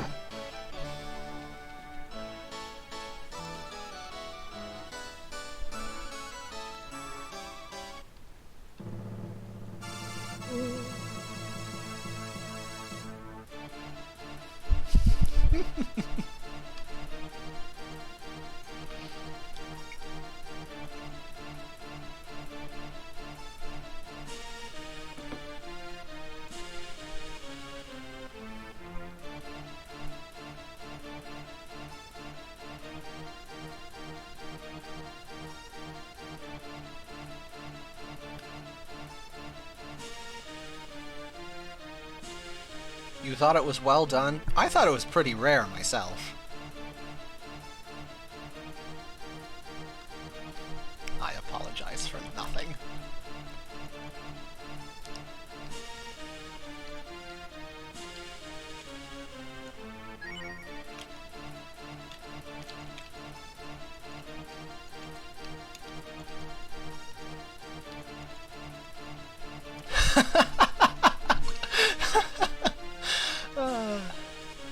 Did Charles talk about the dragon tier system? No, I didn't. So, you might have noticed that some of the dialogue boxes have dragon tiers in the top right corner. It is a gameplay system. It is gameplay relevant. A little. It's one of those things in Breath of Fire 2 is like, well, the devs had a really good idea and had no idea what to do with it. The dragon tier is basically a mood meter. It judges the feelings of the person speaking toward you, Ryu, the protagonist. So for your party members, it's basically how much do your party members like you, and a couple of the endgame spells are actually locked behind a sufficiently high mood. I'm all good, right? Yeah, everything's good. Fight me! Now, if you just play the game casually, by the time you actually get the endgame spells, your moods will be more than high enough because you gain mood from combat. So, it's actually difficult to get the endgame spells and not have a sufficiently high mood. Defense, attack, fruit, Ryu, and thunder. shimmy's unfortunate. Okay, worse.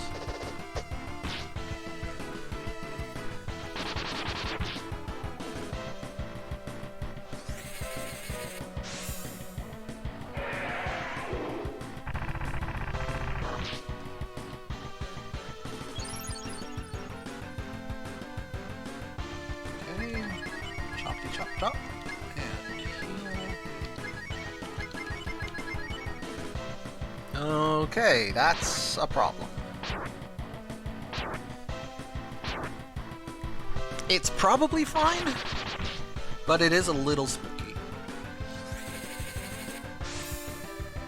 Oh yeah, the boss sprite is fantastic. The name is weird. Kuadora the Explorer. Okay, defend. W help you. Alright. So we put Ryu way the hell in the back and gave him all our best armor, precisely so he was probably safe. But this guy does a ton of damage, as you can see. He just straight murdered Cat. This should be lethal.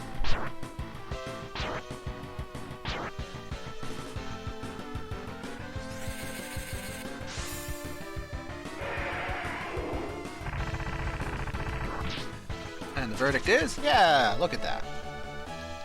So it is very common for you to end that fight with Sten and Cat dead.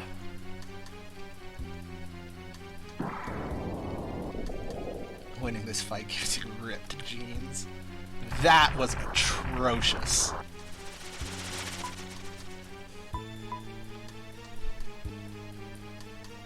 That should get you sent to the penitentiary. Yeah, Kuadora's sprite does look similar to the new. That is true. Fuddle.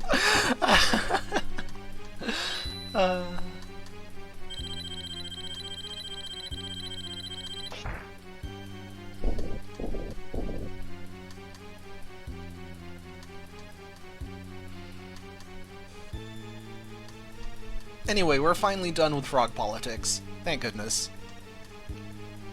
We can get back to the plot.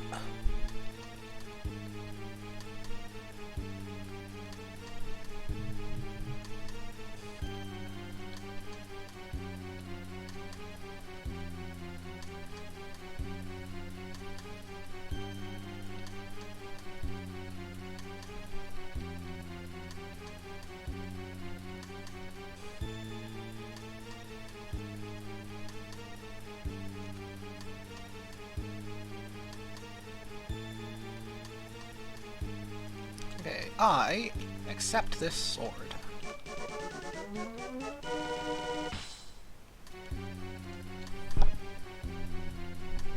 I'm honestly not sure what the Soul, S-O-L-E, sword is supposed to be, but I'm just assuming it's made out of fish.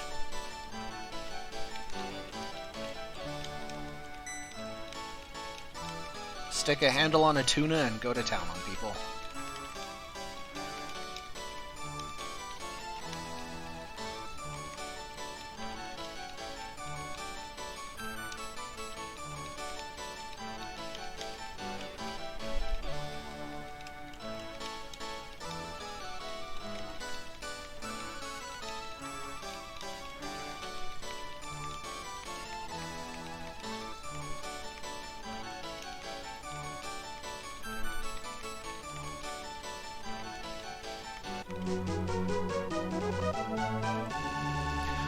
Okay, Cat Red Jump is correct. Now we have to loot the place. I'm sure they won't mind.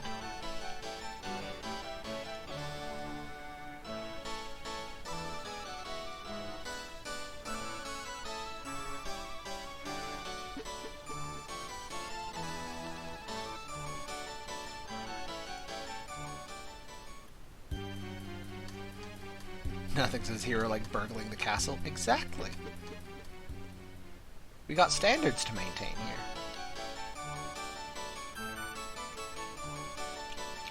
Give me the girl.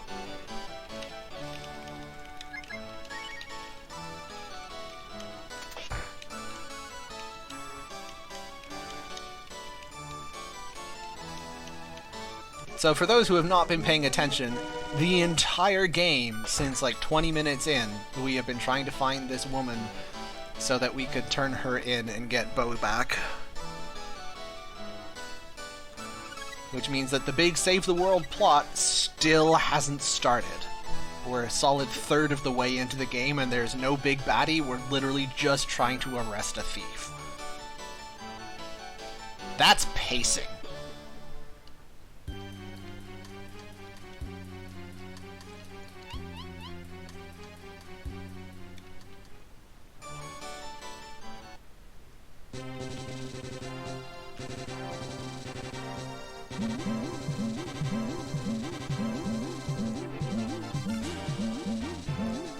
And a little hop. That always tickles me, that you can actually just hop straight over that gap without having to take the ferry. Oh, I probably should have used a dragon on this, huh? That would have been more efficient. Yeah, Bo is really kind of a dead weight. He is the best healer in the game.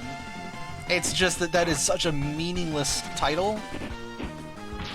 Because you can just buy and make consumable items that are better than healing spells anyway. So like, there's really very little value.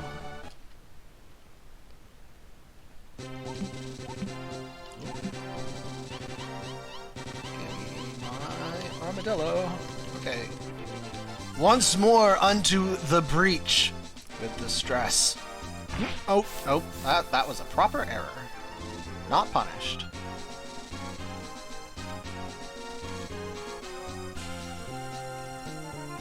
Why would you be punished? Just don't be punished.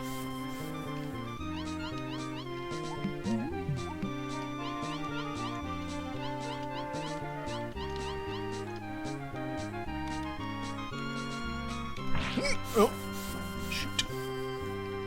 Never punished.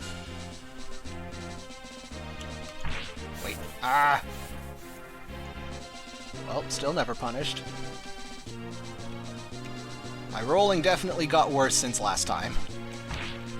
Wow! Okay, that was embarrassing.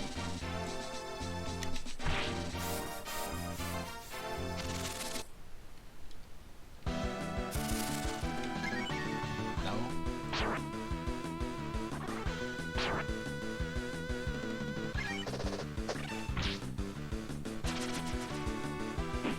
Nina is actually not a healer. Lemon Kitsani. Actually, Nina, you have Nina and Spar backward there, at least for Breath of Fire 2.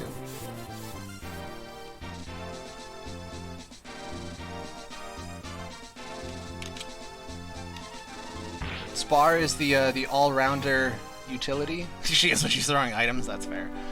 The best item healer is Cat. For item healers, you just want speed. Yeah, no, that rolling was atrocious. I have no excuses for that. But we still only got one encounter. Gobi equals leave at home. Yeah, as much as I make fun of Breath of Fire 2's character balance, it's got nothing on Breath of Fire 1. Breath of Fire 1 has some of the worst character balance in any game I have ever seen.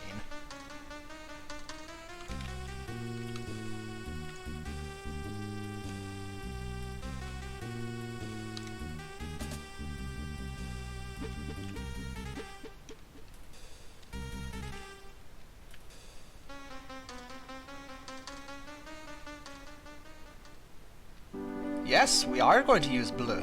In fact, Bleu is going to carry our butts for a good portion of the game.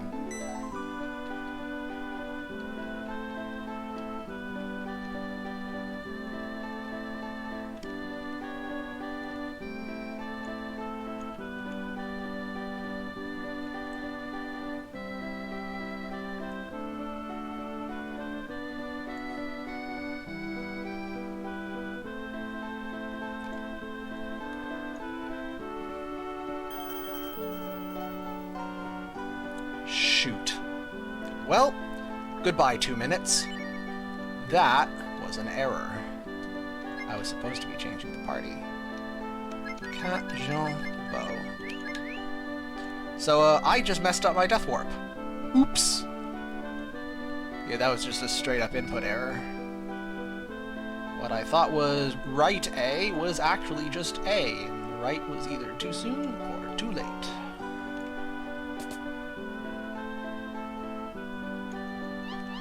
So now rather than death warping back to Sema Fort, I'm going to have to roll back to Sema Fort. Which is going to be a time. That's definitely a thing I will have to do.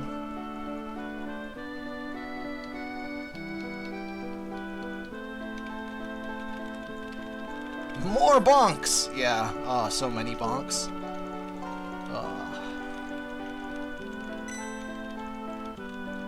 It's okay, we weren't on world record pace by like half an hour.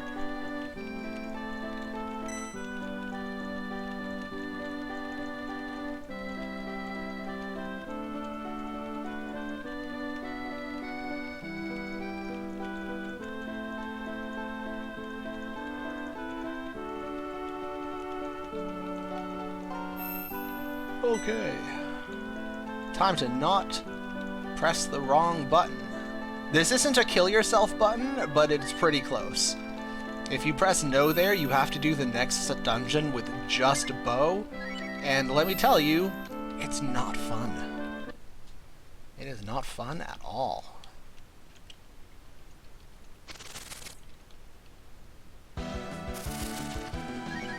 Okay, where is my fish sword? There we go.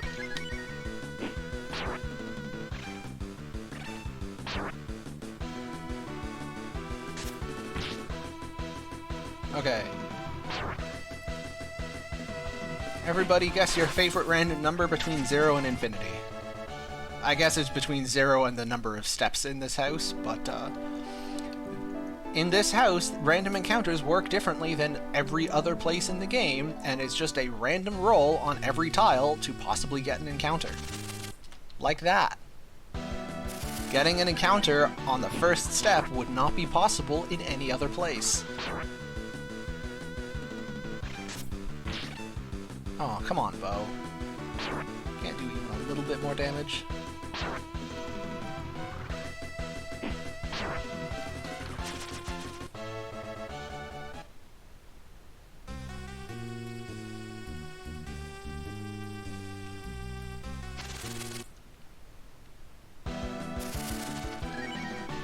Wouldn't infinity plus 1 just be a different infinity? Fun fact! No, infinity plus 1 is infinity, but there are different kinds of infinity. It's just that they're more complicated than adding 1. But you're not wrong about there being different kinds of infinity.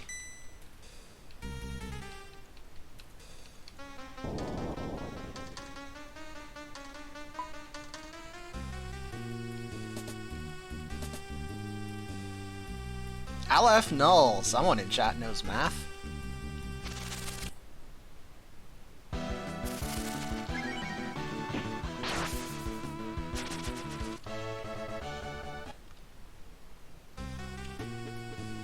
Okay, that was what, 3 footmen?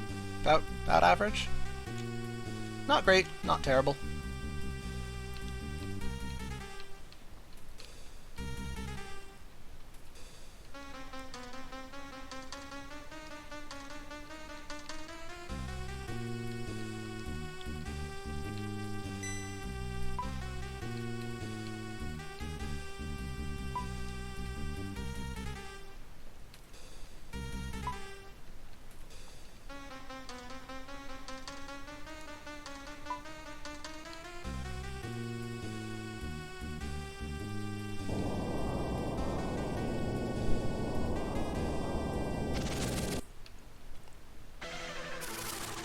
Okay. What happens to a trout thing when it gets hit by lightning?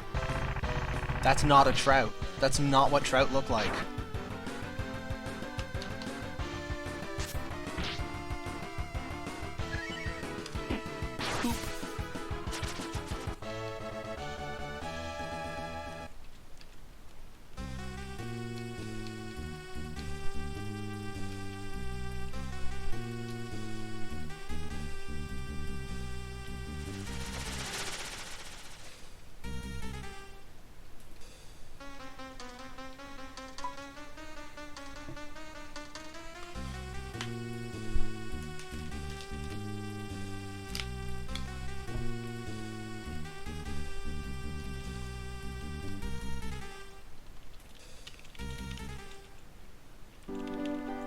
Okay, so just coming up, I have a couple of tiny input breaks.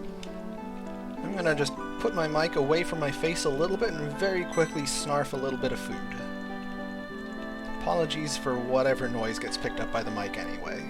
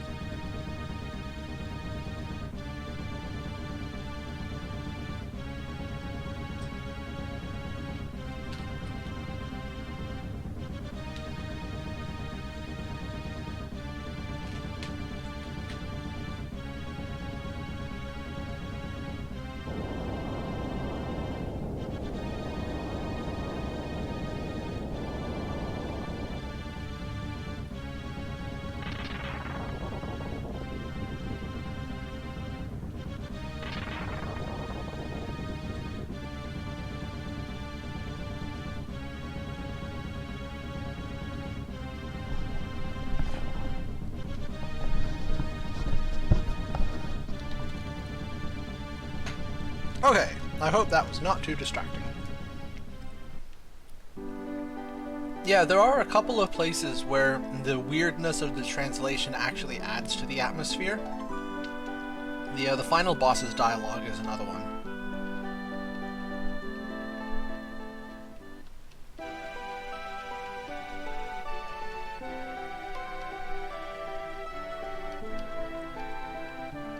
And yeah, now that we are a full third of the way through the game, the plot can start. But not really. Like, the plot has started, but you won't actually figure out what the plot is for another third of the game. Pacing.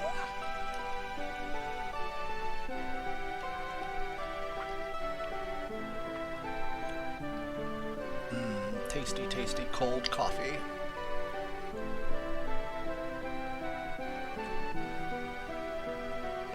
Oh, Venicus, it is Barberry.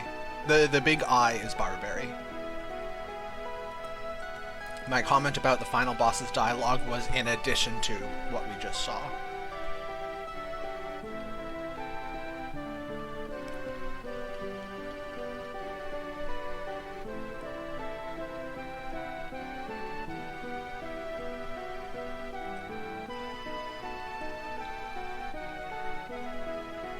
Manic Ascendant! Hello! You're calling me out.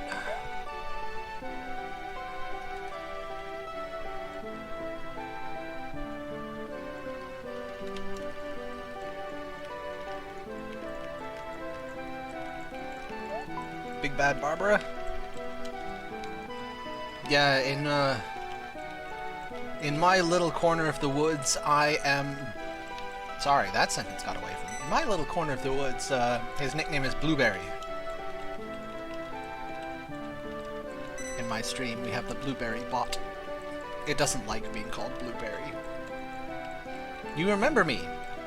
Cool. What do you remember me from? There are not very many things it could be. Actually, that's not true. If you had a really good memory for names, there's a ton of things it could be. So a funny little bit of a life story.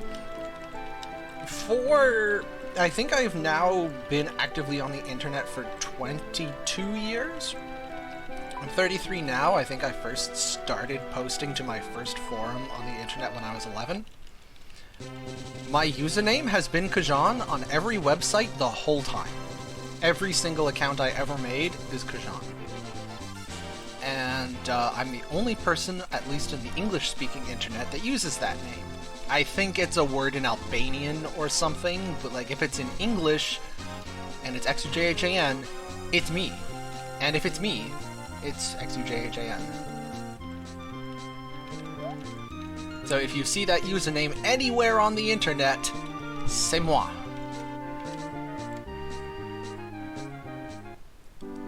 Yeah, so the original pronunciation you can infer because I have always used that username, and because I have been on the internet since I was 11. I came up with that name before I was 11. Okay, I have to go shopping. I think so. The origin of the name xujhan is, I think when I was 9 or 10, I needed to name a character for a D&D game. Buy, stick rot, urchin, smoke, life pill, herbs. And I just hammered on a keyboard until something vaguely pronounceable fell out, and then I placed upon it a pronunciation, which is why the pronunciation doesn't really match the spelling. And I forgot, because my death warp is messed up, I have to do a backup. So, let us do the backup. Okay. What's the best way to do this? Rand, Nina, Sean.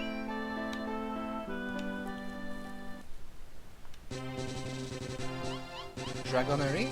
I don't know what that is. I think it was literally just a game of Dungeons & Dragons. I needed to name a character.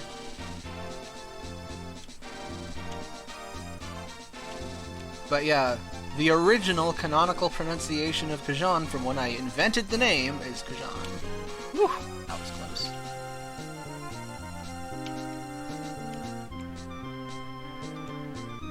But these days it's just Charles. That was better than the last one. They see me rolling. They do.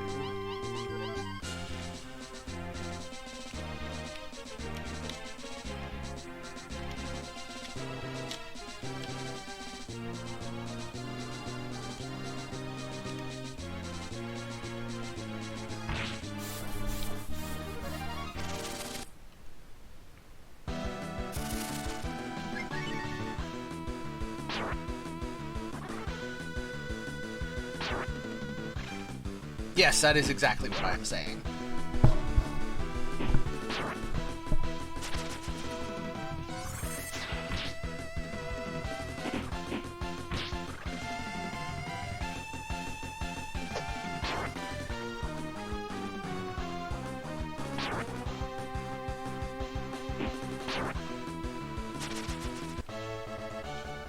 Okay. Now, I am not used to doing it this direction. Okay, still works. Nice. Okay. Now we are back on track. Honestly, that didn't take that much longer even than the Death Warp does. That's funny.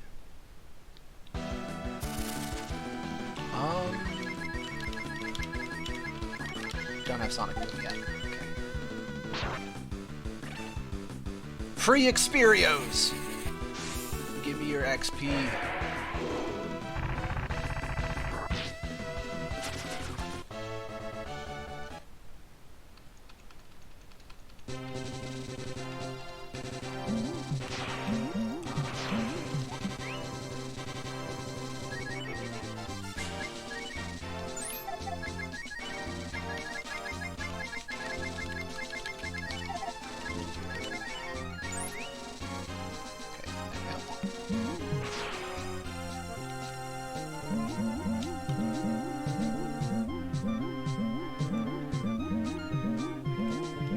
Safe!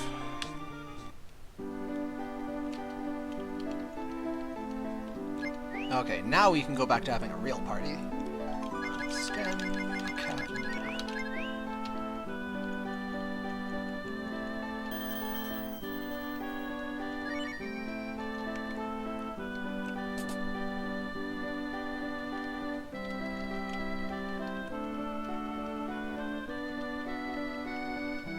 Man, I played RuneScape once. Literally, I think I made an account, played for an hour, and never touched it again. And, wow, that would have been close to 15 years ago. That would probably have been the original RuneScape.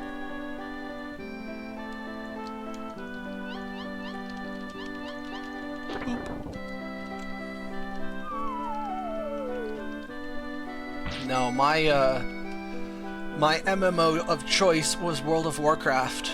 I played Vanilla, Burning Crusade, half of Wrath of the Lich King. I stopped playing when Ulduar released. I played a little bit in Cataclysm, and I played a little bit in...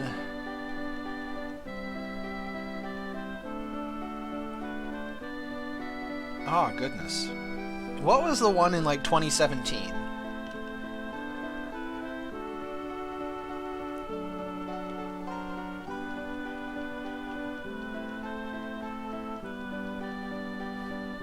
I cannot remember for the life of me what it was called.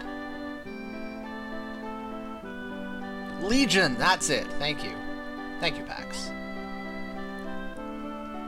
And I played a tiny bit of WoW Classic and tried to peer pressure a couple of friends to play with me, but they didn't, and it was really boring playing World of Warcraft solo, so I stopped again.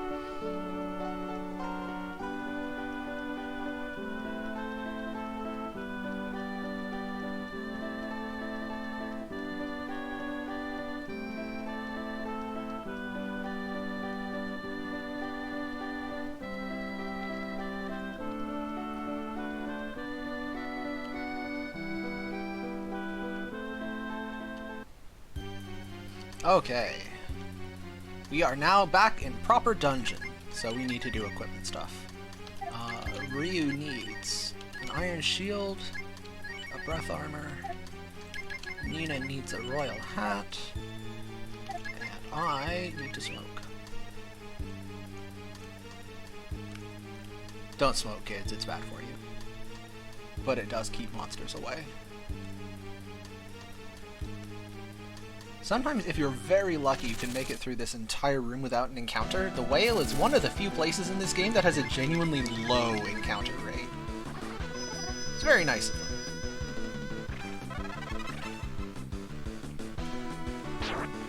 Okay, now we really want Nina to be level 12 by the time we kill the boss. She might not be. Less experience than usual.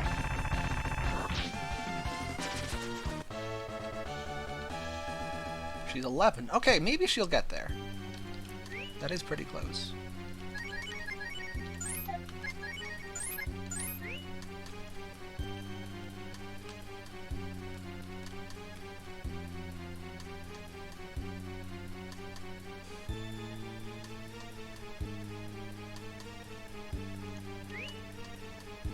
I definitely missed a smoke tile.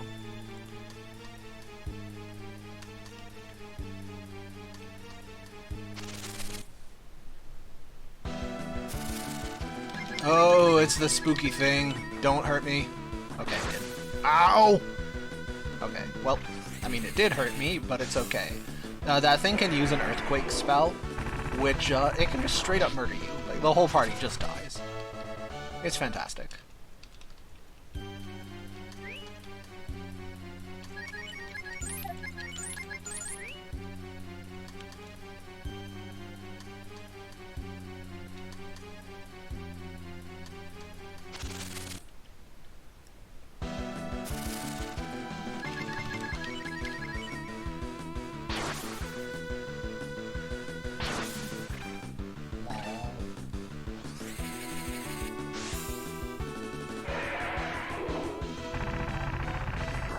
Those things have a completely non-threatening physical attack, but they can do some pretty hurtful spellcasting. Yo, thanks, Bashan.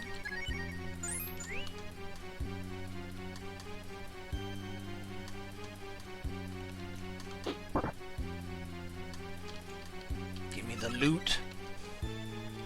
Okay, the loot is armor for Ryu.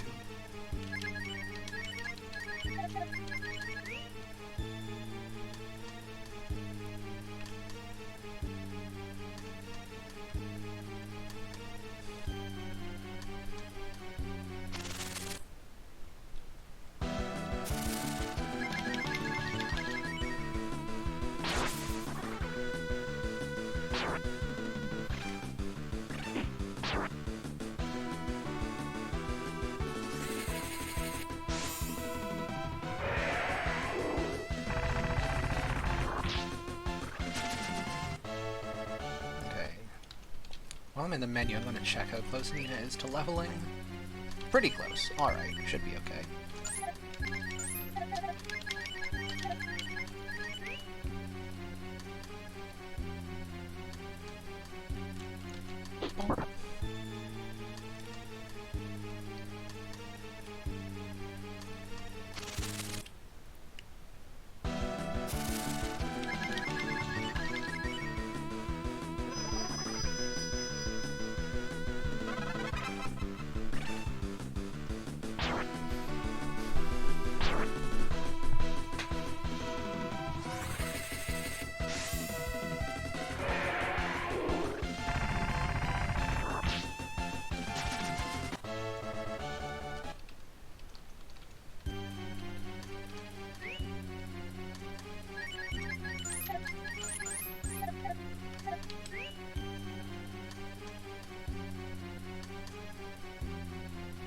Okay, boss fight. This is possibly my favorite boss sprite. It'll look a little bit funky on the stream because the boss's sprite flickers at close to the frame rate that I'm streaming in. But now we fight the spook. Truly the spookiest of bosses.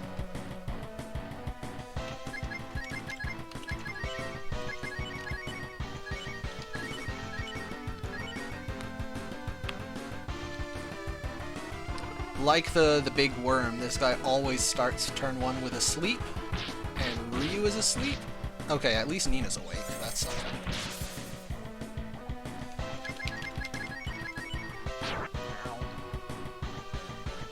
Alright, so normally we do it with one dragon and then some attacks. Actually, I think we'll still do that. Okay, I think this will work. Ow.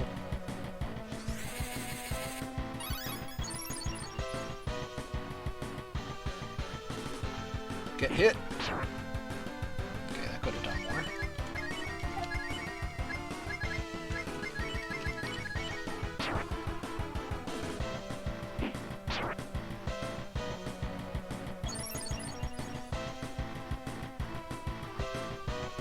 There we go.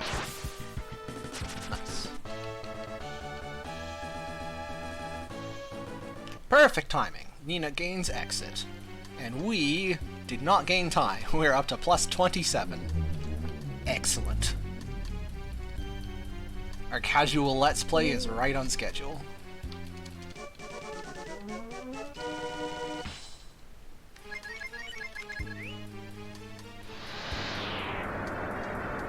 So we wanted Nina at level 12 so that she would learn exit and we didn't have to walk out.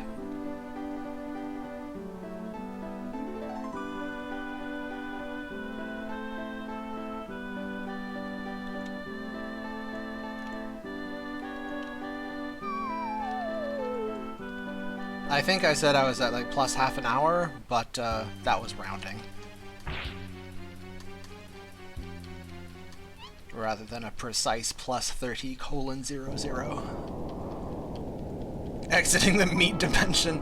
Oh, don't you worry, we will return to the meat dimension several times.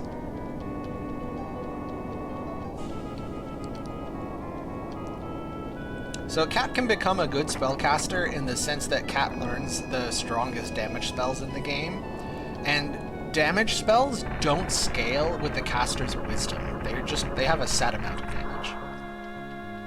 Wisdom is just a magic defense stat rather than a magic offense stat. So yeah, Cat Bolt X is just as good as Nina or Blue's Bolt X. That said, Cat does not have enough AP to cast them very many times, and by the time she can cast them at all, they're not very good. That's one of the problems with the game, is the end game balance between physical attacks and magical attacks is way off. Way off.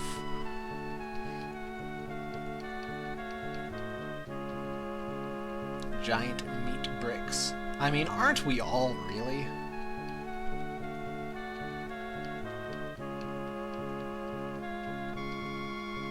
Alright, we made a friend. Now that we can have a whale of a time.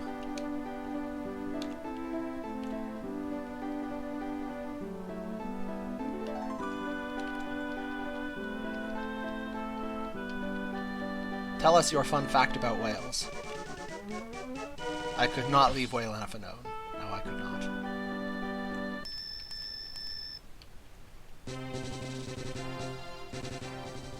Okay, and now we get to explore because at last we can swim.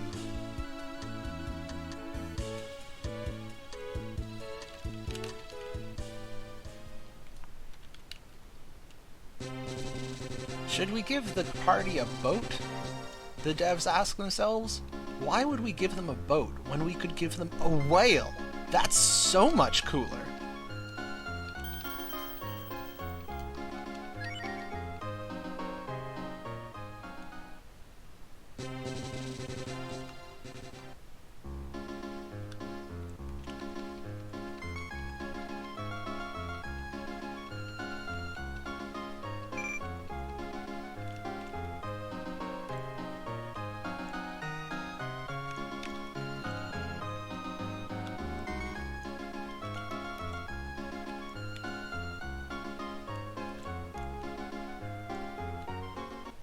Alright. P.T. Barnum over here.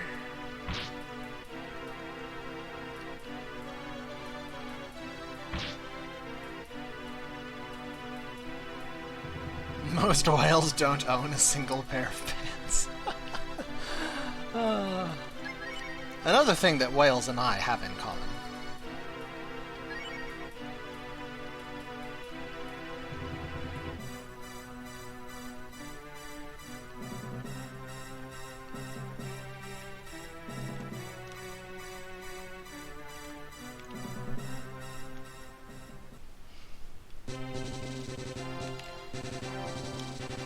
Alright. And now we pray, because we are about to go to Dangerland, wherein the random battles are hurtful and we are squishy. But anybody who is waiting for Snack Girl, get excited! We're about to have Snack Girl.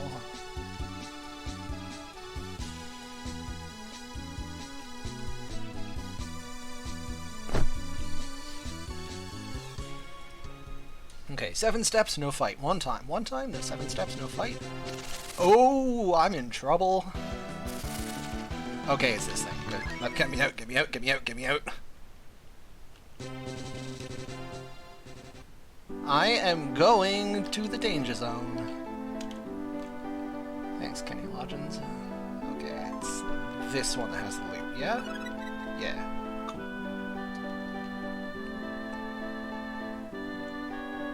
Highway to the danger zone.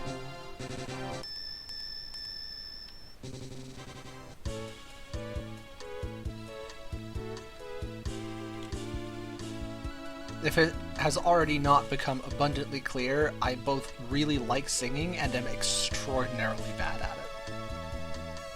It's an unfortunate combination for everyone in my general vicinity.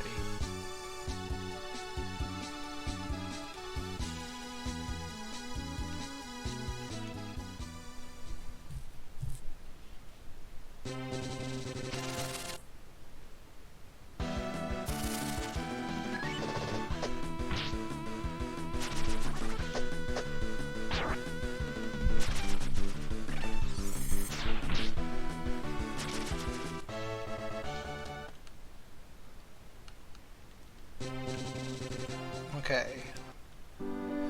Now, I need Kat to take her clothes off.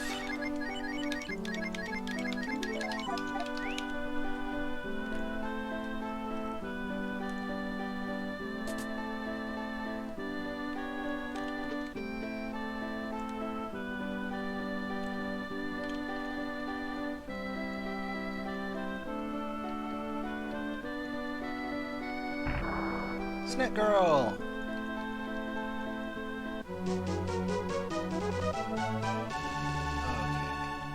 So, bleu, stamina, bleu in front. She is most of the way there, that is true.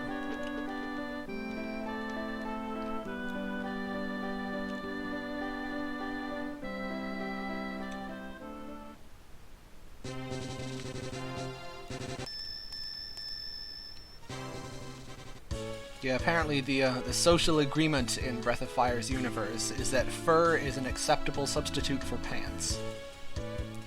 Not totally convinced that that's how that would work, but I'm not gonna argue. Okay. Breath armor. Backlaw. Smoke. Yes.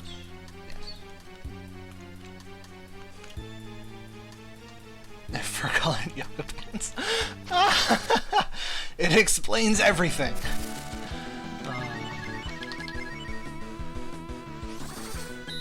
Alright, so now that we have Bleu in the party, you might have noticed she's like over double my level. Everyone else, level 15 Ryu, 14 Sten, 12 Nina, 35 Bleu. So, she's gonna do a lot of the killing for a lot of the game. Praise be unto Bleu.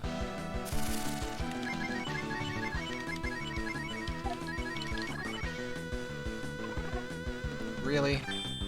Okay, good. That would be so rude.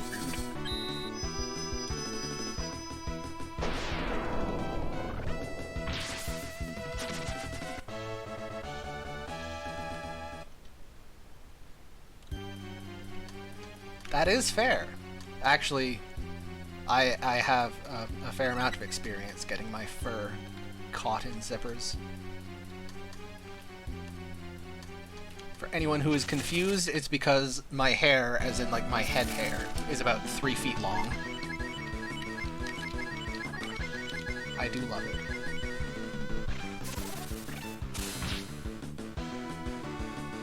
And yeah, my hair gets caught in my coat zipper all the time.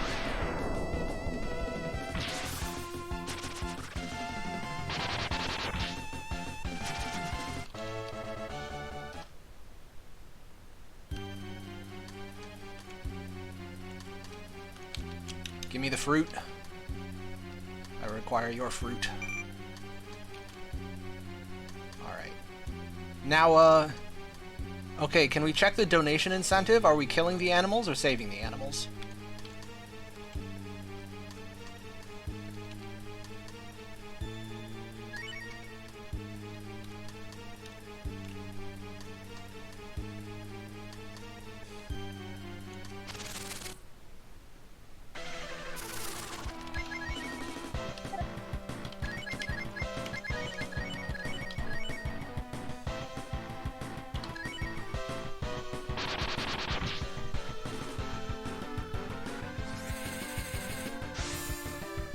That was a joke, by the way. There is no donation incentive. There was not. We have to first kill the animal, and then save the animal.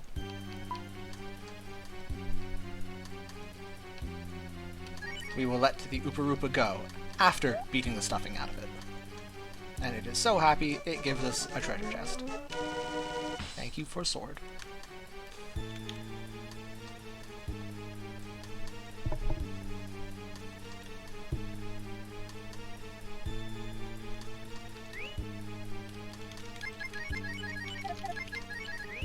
So yes, we came all the way in here to fight that animal, to not take it with us, to go all the way back to the circus, to tell P.T. Barnum to go screw himself. But apparently we couldn't have just done that part from the start.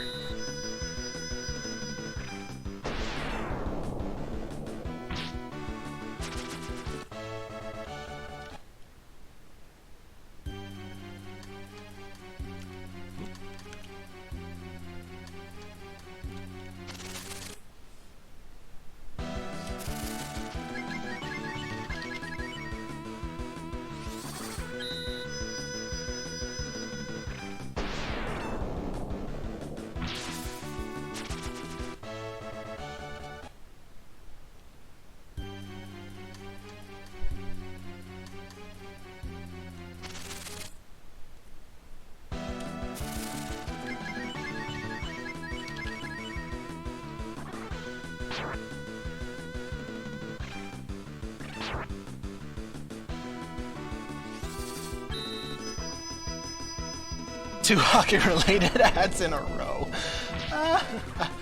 That's funny.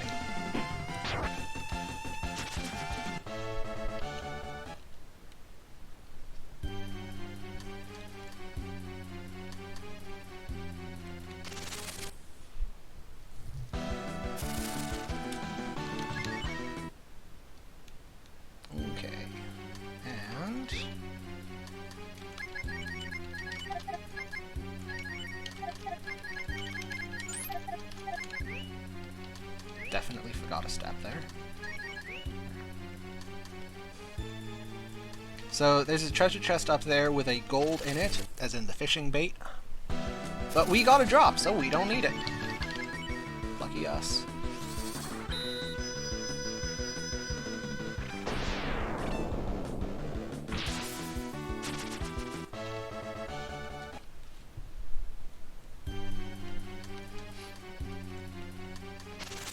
Blech.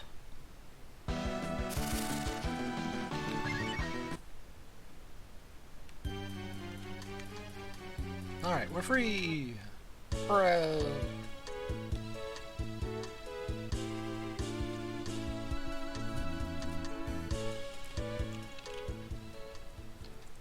Okay, so... Iron armor to Ryu, class ring to Nina, W free to Ryu.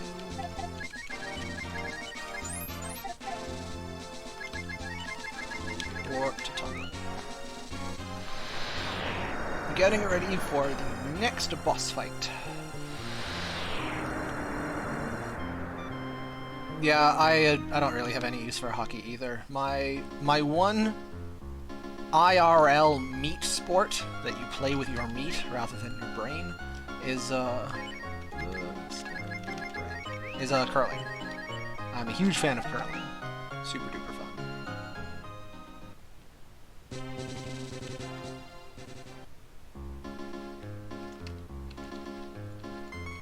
Phrasing? Pretty sure we're still doing phrasing.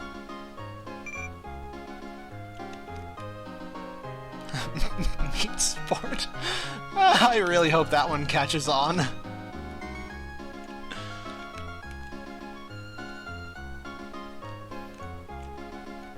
Alright. Now our big climactic showdown with P.T. Barnum.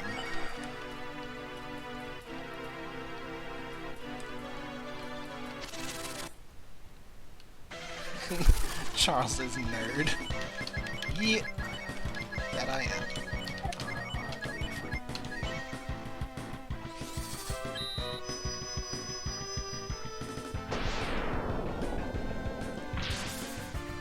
So, very conveniently, this thing is vulnerable to fire. Unfortunately, our elemental dragons are non-elemental damage, so the fire dragon would not do any more damage.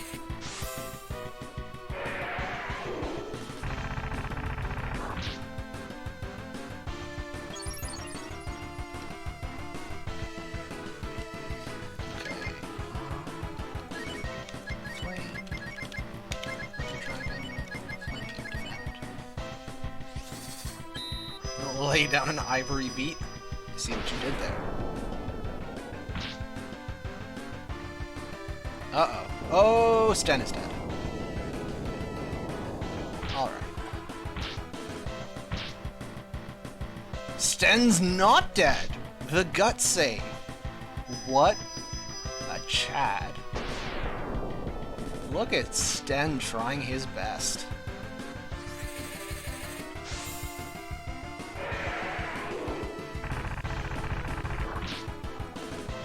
Also 420. LOL.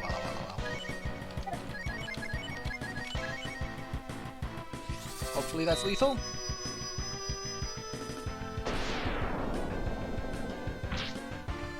Nice.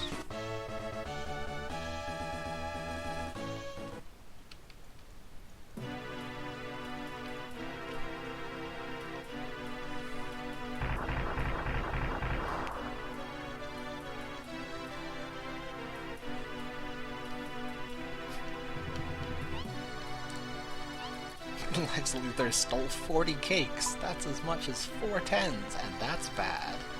I don't even remember what that's a quote from, but it is etched into my brain.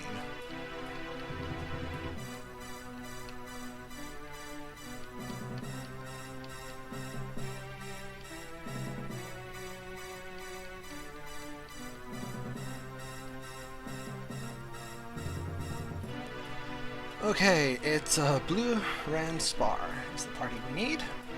Superman teaching kids to count. I mean, that does make sense. That sort of explains it. Okay.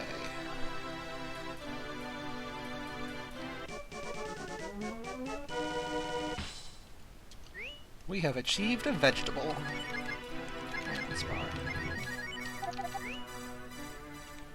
He is my favorite vegetable.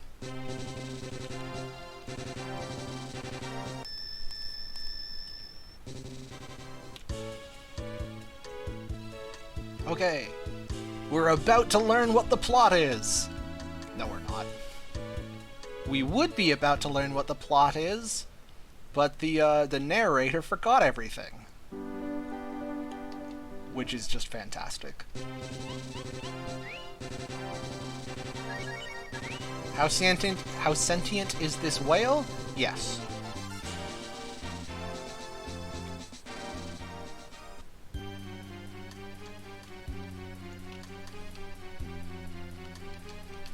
There's an acceptable number of cakes to steal? That's a good point. It's about the implication.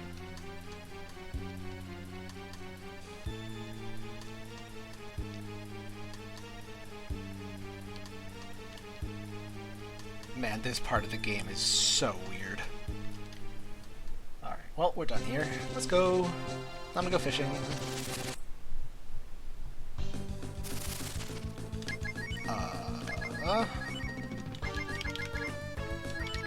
Question mark?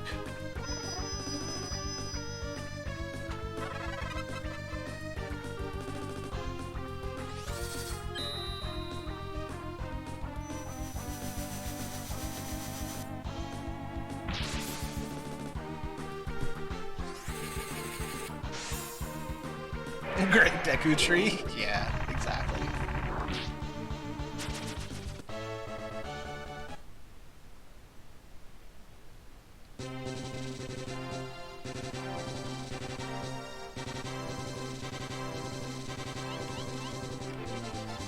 Alright. One time, fishing spot, please.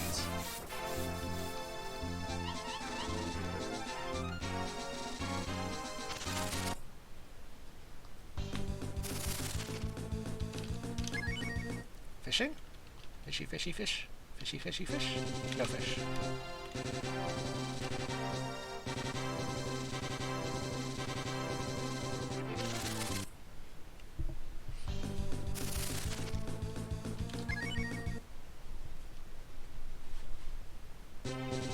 Fishy fish? No fish.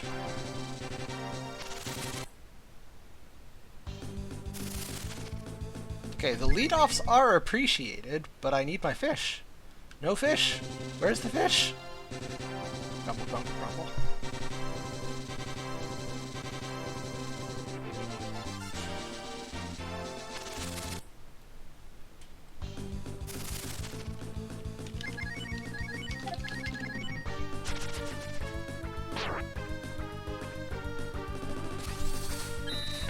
This is my favorite way to lose 5 minutes. This is actually like roughly a 50-50 to spawn. Fishy, fishy, fishy, fish? No fish.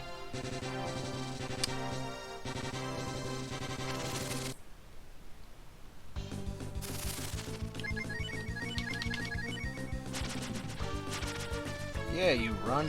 Get out of here.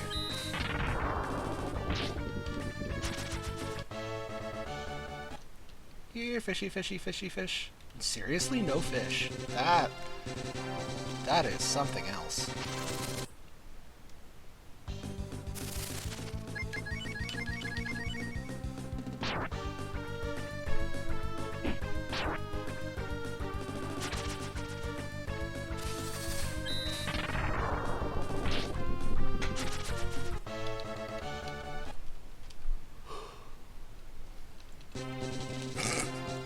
Okay, this is getting absurd.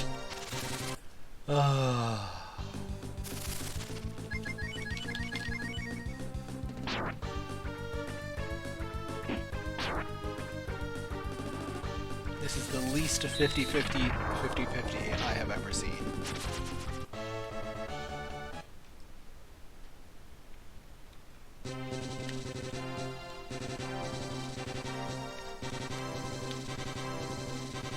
% of the time, it works no % of the time.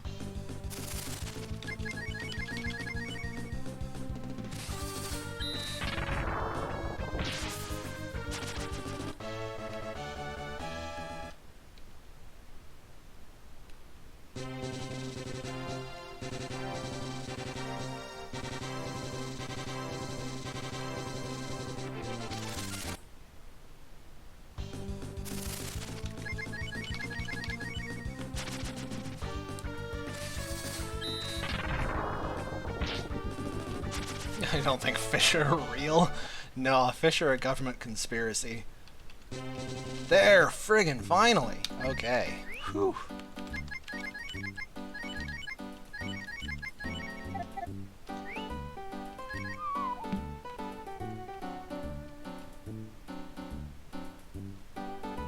I do love the tune, though. If not the tuna.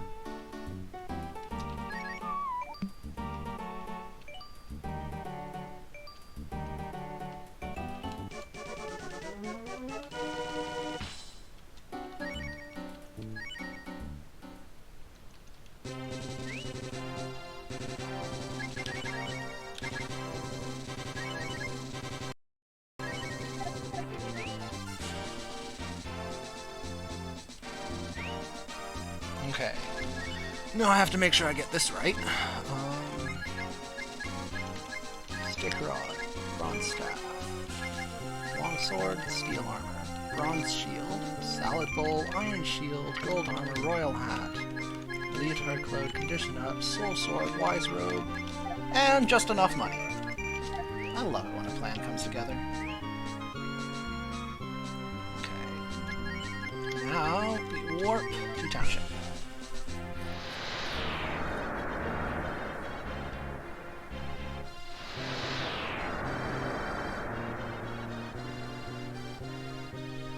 Oh, did the world start getting a little weird? Interesting. Well, I think that's on the stream's end. It looks normal to mine. Oh well. We can just put that on the list of things that's never happened before.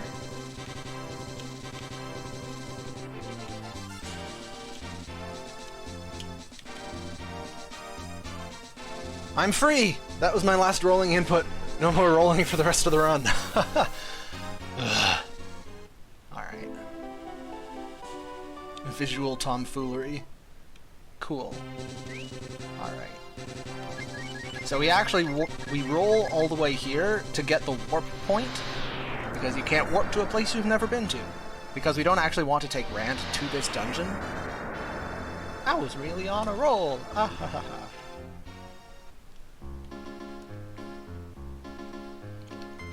We would like to Rand roll to the dungeon, but we don't want to take Rand into the dungeon, so we just go there, leave, and then go back with the actual party.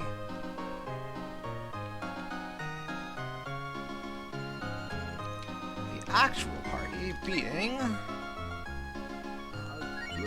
standard arena.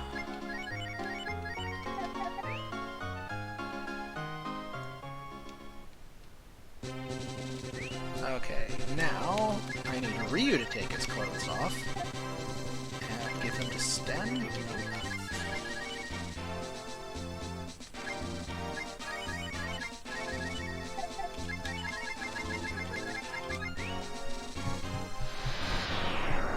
Oh, okay, see you later, Fuddlebob. Thanks for the help.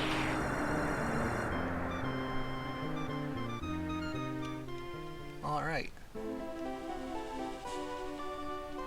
Well.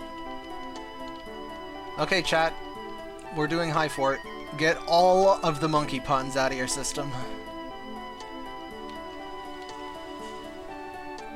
This game is bananas.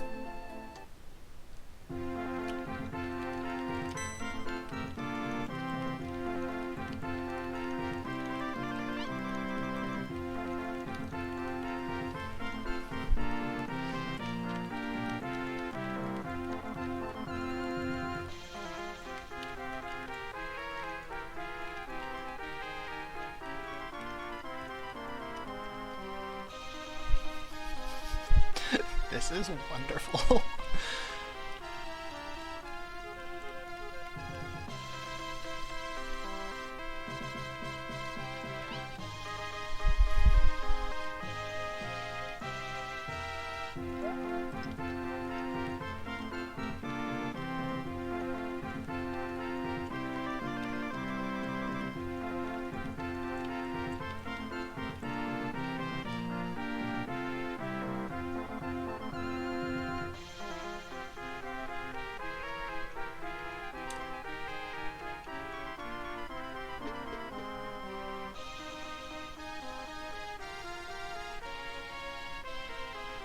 Apparently Primeape has an evolution now. That's wild. Also, apparently it's OP as hell or something. I am not paying any attention to the new Pokemon games.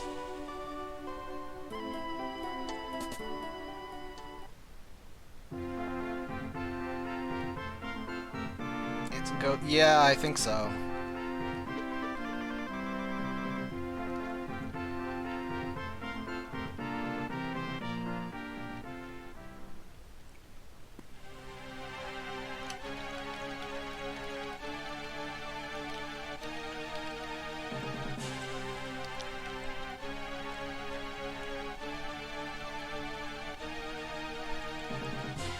It gets so angry it dies.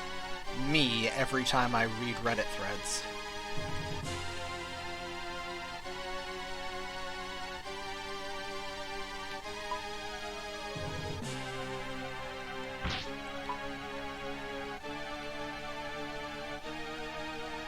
Leaving Reddit was definitely one of the better mental health decisions I have ever made.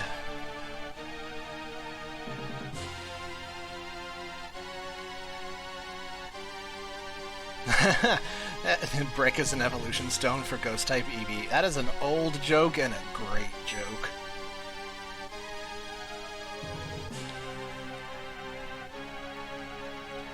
Rude fellows disappear.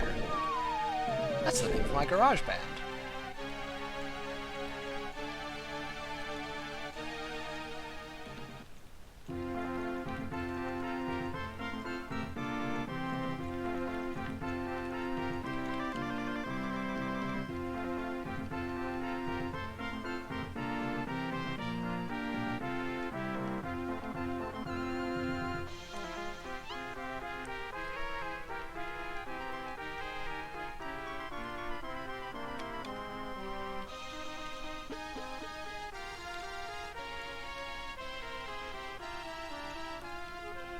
Okay.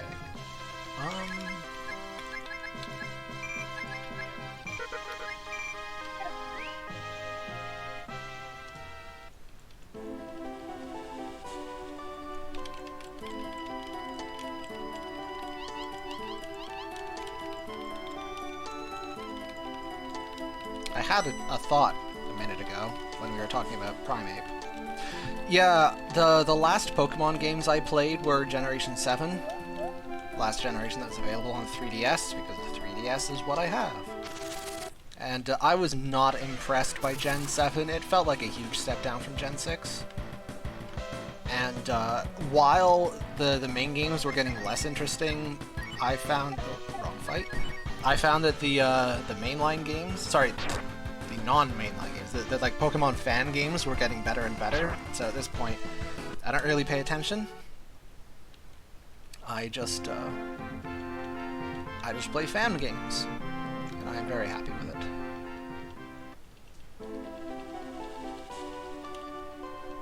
Yeah, the fact that I don't own a Switch means that, like, if a Pokemon game wants to actually get me to buy it, it has to be good enough to sell me on an entire Switch, which is a big ask. And my impression of the most recent Game Freak games is that they are not really up to that level.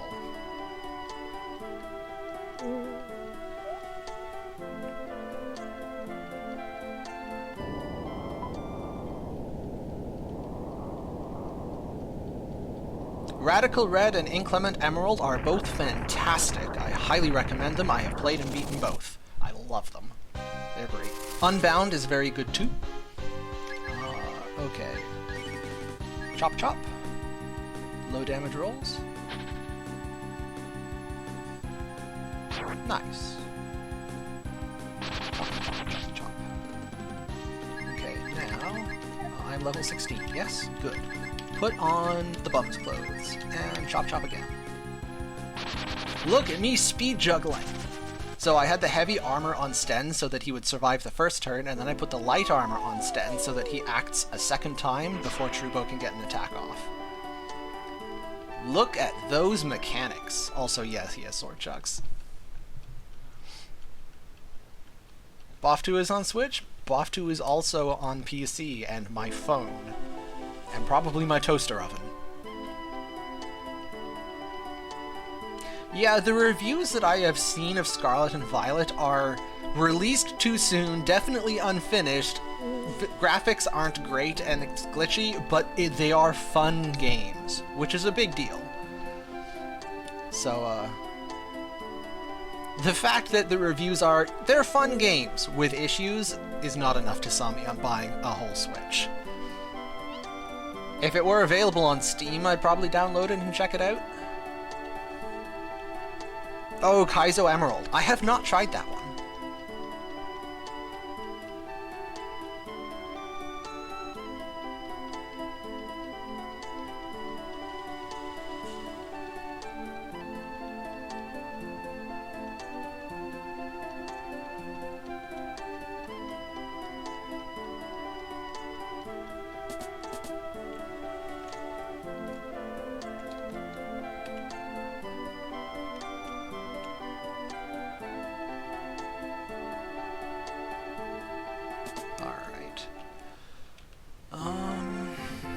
Yes, I do remember where I'm going. Best gameplay experience, worst graphics? Yeah. I would not be surprised.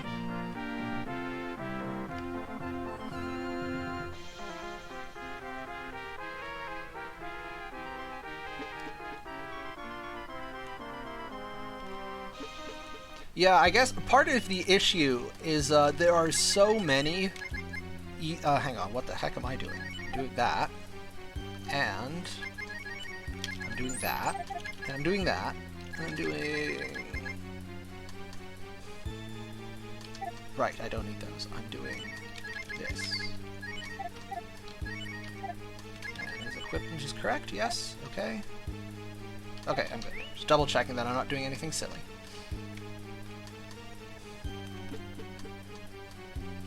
Yeah, there are so many easy ways to scratch the Pokemon itch. Like, I can go back and play my old games. Like, I still have my 3DS. I can play my 3DS games. I can emulate GBA and GBC Pokemon games very easily. There's all the fan games. There's just, like, if I want to play Pokemon, I don't need to buy a Switch to do it. So why would I buy a Switch? It'd be a different calculation if I already owned one for other things, but, yeah, nah. Okay, this thing is spoopy. Really hope this kills it. It kills it, good. Get away from me! You are spoopy, and I am spooked.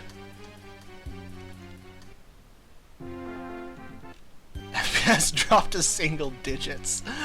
Yeah, there's a whole Pokemon module for RPG Maker. Yeah, Pokemon Essentials. I have never made anything in it, but I did look it up one time. It was like, I wonder, maybe if I ever have a spare year, I'll investigate.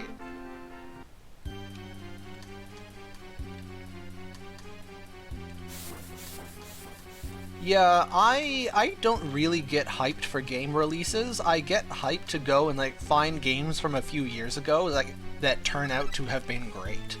Like They Are Billions. It's a zombie-themed RTS. It's a zombie-themed single-player RTS that is incredibly fun. I think it's 4 or 5 years old at this point. That's fantastic, and I got into it recently because I wasn't paying any attention to it before. Then I saw Carl Sagan streaming it.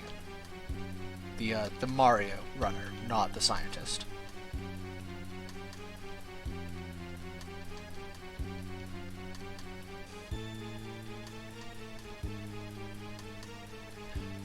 Yeah, my life at the moment doesn't really do the mobile gaming in tiny pieces thing.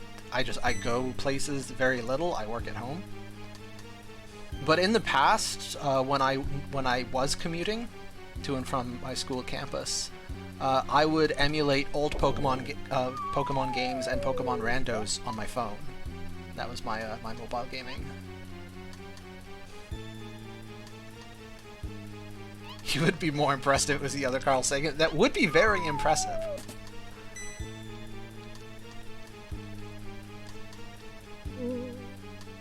Another game that I recently played was Battle Chasers Night War. The title is ridiculous, but I promise it's actually a really good game. Okay, hang on, what am I doing here? Okay. I need to switch the party order. I need Blue in front, Blue, Sten, Ryu, Nina, that's correct. And then we give Sten his old clothes back, and take off the shoes. Give the clothes to Ryu, and the shoes to Blue. Don't ask how the snake is wearing shoes, we don't ask these questions around here. And I'm set. Okay. And I need Sten in the lead. Oh, good luck with your final! Kick its butt!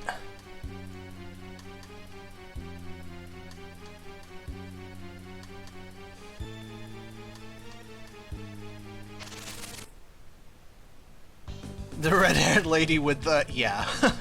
Red Monica. So, despite that, it's a really well-made RPG. Single shoe hanging off her tail? Exactly. Oh man, I want someone to draw that. Can we commission that art? That would be gorgeous.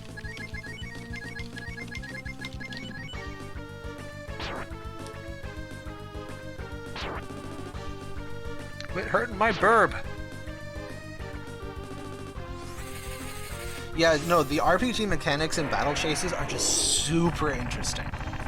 And it's like half a dungeon crawler. It takes the best aspects of Diablo, but with turn-based RPG combat rather than action RPG combat. And it's just, the setting and the aesthetics are just extraordinarily well done. It is just top to bottom. Cannot recommend Battle Chasers enough.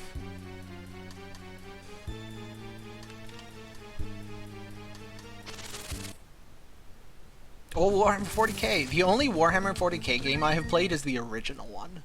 Like the old Warhammer 40k video game with like the RTS one. It's the only one I've played. Incidentally, just to talk about the actual game on the screen just a tiny bit, you might have noticed that I am no longer smoking. I have kicked the smoking habit. We have discovered that smoking is bad for you, so we will no longer be doing it. Dawn of War! Thank you, Pax. Yes. Also, hi, Pax, you're still here. Yeah, Dawn of War. That was fun.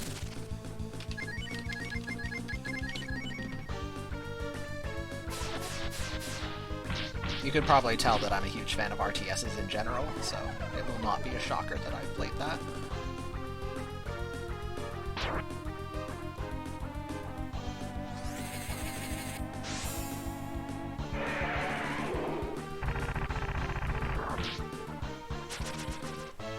I really called it an old. Well, it's old in the sense of I think it is the oldest Warhammer 40k game. At least it's the oldest one that I'm aware of.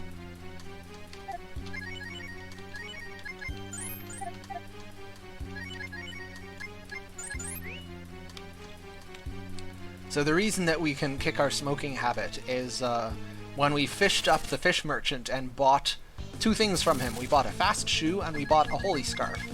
The fast shoe makes you go fast. The holy scarf reduces the encounter rate. It's the exact same effect as smoke, except it's an equipment, it's not an item. You don't have to keep reusing it. I am pretty old, that's true. I actually, I did an age reveal earlier in the stream, so it's not a secret.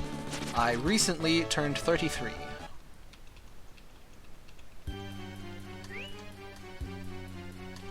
Which is, like, 33 is respectably old, at least on the internet. It's not that old. I can still get out of my chair unassisted, so it could be worse. 33 is or isn't old depending on where you are.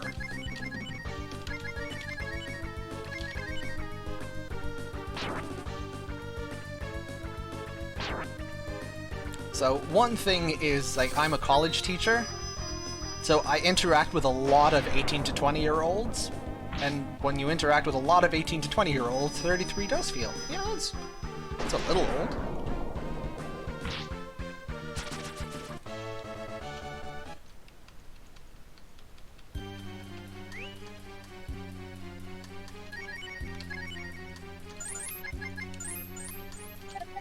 I am older than the majority of humans that I interact with. I think that is the most accurate way I can put it. But yeah, oh, there's definitely plenty of people older than me on the internet. That is true. There's also this is less a thing now because, I mean, I was never on Twitter and I got off of Reddit. But, like, I'm still occasionally exposed to opinions on the internet. And, of course, like, most profiles are just anonymous. But definitely there are times when I read something that's like, I'm reasonably confident that's a teenager.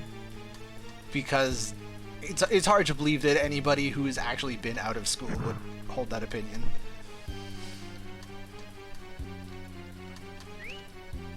Okay, hang on. What am I setting up here? Ryu needs to be at full AP. Check. Everybody needs to be at full health. Check. I do not need to change any equipment, so I am good to go. Everyone is entitled to their opinion as long as oh, that's true. Okay, so I guess for a bit of context on that last point, because I know that was a bit of a hot take, I spend an amount of time that I probably should be embarrassed about, but refuse to be embarrassed about, reading fanfiction. And if you hang out in the fanfiction community, there is like a segment of fanfiction that is just, it's painfully obvious that it's teenagers taking out their frustrations with authority figures writing fanfiction. And like, I get it, I'm not hating on it. It's just, it's really obvious sometimes. So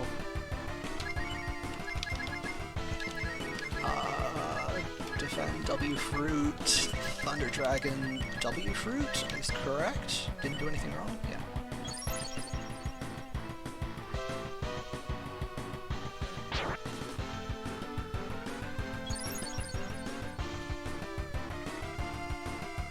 Okay, yeah. Still on track. I actually really enjoy fanfiction. Like, a lot of it is completely unbearable, but a lot of it is also quite good.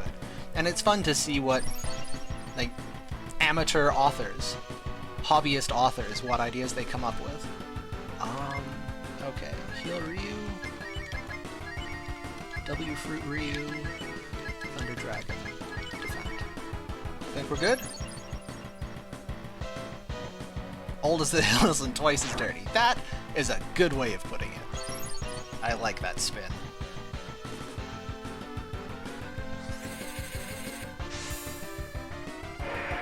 Hey, we officially for the first time have gone past the half-hour behind mark. We are now 30 minutes and 13 seconds behind world record pace. Is there Breath of Fire fanfic? There's everything fanfic. I don't recall seeing any fanfic for Breath of Fire that I would say is notable, as in, like, nothing that I would recommend to anyone. I think that fanfiction is basically, you throw fanfiction at the wall and you see what sticks. Fanfiction communities that are too niche will often just not have much in them. Hang on, what am I doing here? I need to heal.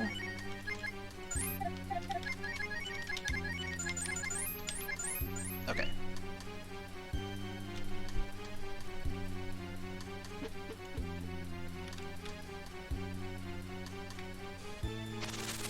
Yeah, the majority of the fanfiction that I have read is in either Harry Potter or Legend of Zelda.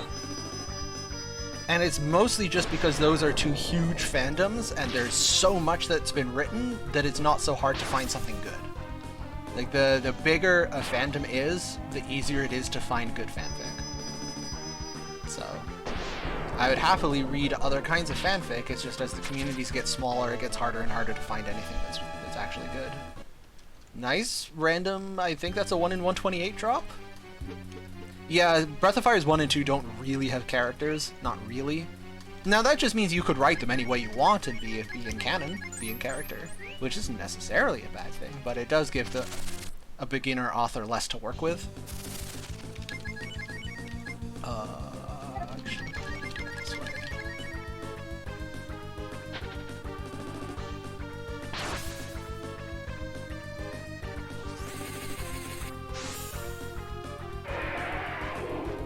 Oh, I missed a comment from Winkitsuni a little while ago. Some fanfiction is just pure smut. Some fanfiction. Yeah, some fanfiction. Enough fanfiction to drown the earth is pure smut. There's a lot of it. Like, a lot of it. Which is fine. I don't mind. My attitude is that if it's not what you're into, just don't read it. It's not hurting anyone. Okay, now I am looking for a thing. The thing is to the left. We go left. We get a fight.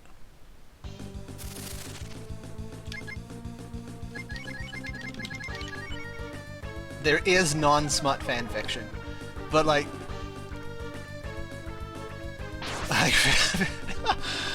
50 Shades of Grey is a bad example.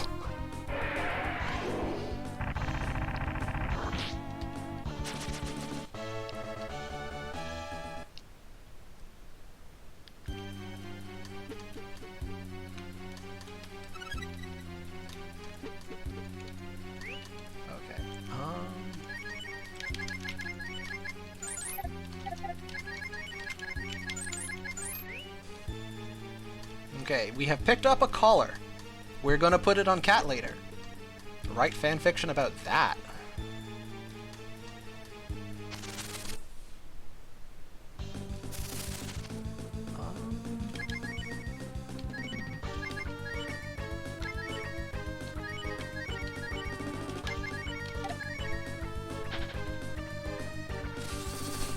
Anime rules? Yeah, basically. That's a good way of putting it.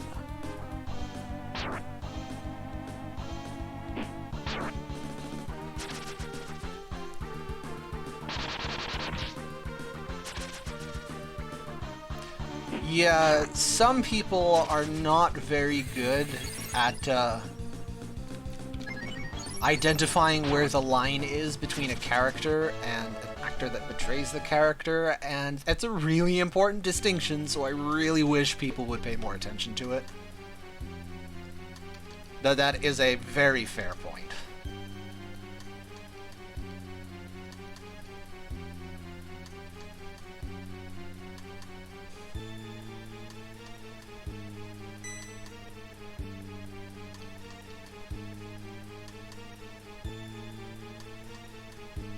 Yeah, it's very much a wider fandom issue. It is not... It appears in many other places besides just fanfiction. Okay, now we're fighting whatever this thing is. There is still a game going on here. Thunder Dragon and Fruit. Yeah.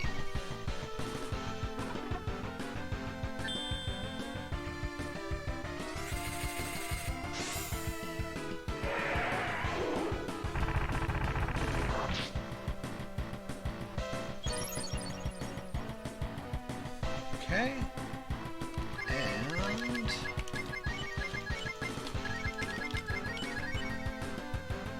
Star Wars fans are the worst. I don't want to paint them all with one brush. For some reason, it does feel like big sci-fi fandoms each have their own little unpleasant corner that we really wish would just sort of go away, pipe down. To a degree, it's in anything. It does sometimes feel like sci-fi has slightly more than other places. I don't know how accurate that is, that's just an impression. It's certainly not uniquely Star Wars. Like, Star Trek fans, Doctor Who fans get the same thing.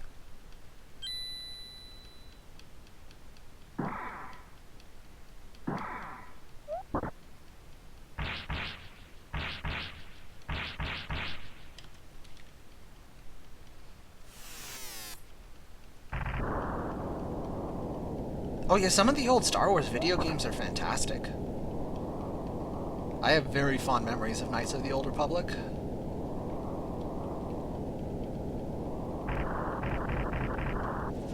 BoF 2 superfan? I'm pretty sure we're the BoF 2 superfans. I would be surprised if if there were any meaningful number of people who were bigger fans of BoF 2 than the people who are here.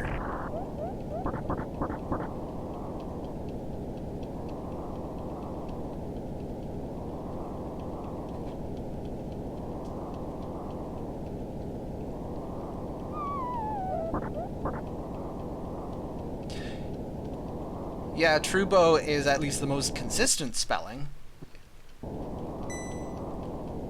One of my least favorite things on the internet that isn't just like outright horrible in all aspects, but one of the things that relative to its significance gets under my skin the most. That's a good way of putting it. Relative to its significance that gets under my skin the most is how the internet, at least the Star Trek corner of the internet, at all times, the current Star Trek show is the worst Star Trek show. Every Star Trek show is horrible until there's a new one. Then, oh, actually, I liked the old one the whole time. And it has happened in every single Star Trek show. And, like, I have been on the internet and watching Star Trek since The Next Generation. And every single time. Grumble, grumble, grumble, grumble. Obviously, it's not everybody, but, like, there's enough people with that opinion that, like, if you go to any Discovery clip on YouTube, the comment section will be full of people complaining about how Discovery isn't real Star Trek and it's too woke now, and bleh, grumble, grumble, grumble, grumble.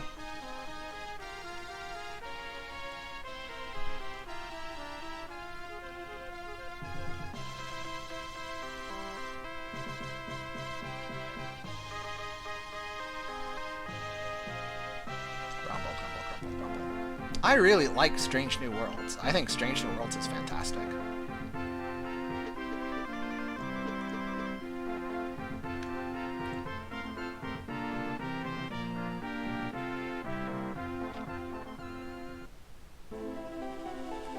Discovery is not my favorite Star Trek, but like I'm more inclined to rewatch Discovery episodes than I am to rewatch the original series episodes.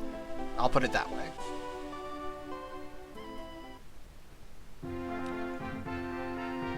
I can acknowledge that Deep Space Nine is very good, and I did enjoy it. But I enjoyed it generally less than I enjoyed Voyager, even though the consensus opinion is that DS9 is better written, and it probably is better written. But like, if I have to pick something to watch and my options are random Voyager episode or random DS9 episode, I'll probably pick the Voyager episode. Oh, Stargate is fantastic. I love Stargate. Next Generation is my favorite, yes.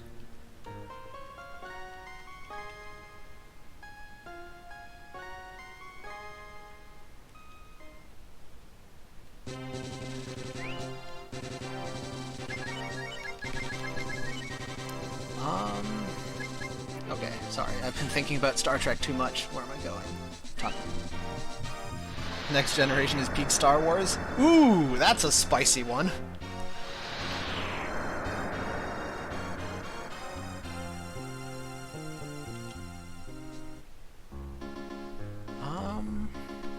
Okay. Oh, wrong way. Try and pay a little more attention to what I'm doing. Yeah, I liked Picard. I wouldn't put it at the top of the rankings. I think mostly Picard suffered from trying to split the difference between, like, faithful homage to the original Next Gen cast and stories and, like, trying to put its own spin. And I think if they had either leaned harder into just more TNG or harder into we're our own thing, we're gonna, like, critique the older stories and tell our own thing, I think either one of those would have resulted in an even better show. And I think they tried to split the difference right down the middle, and it probably suffered for it. That's my take.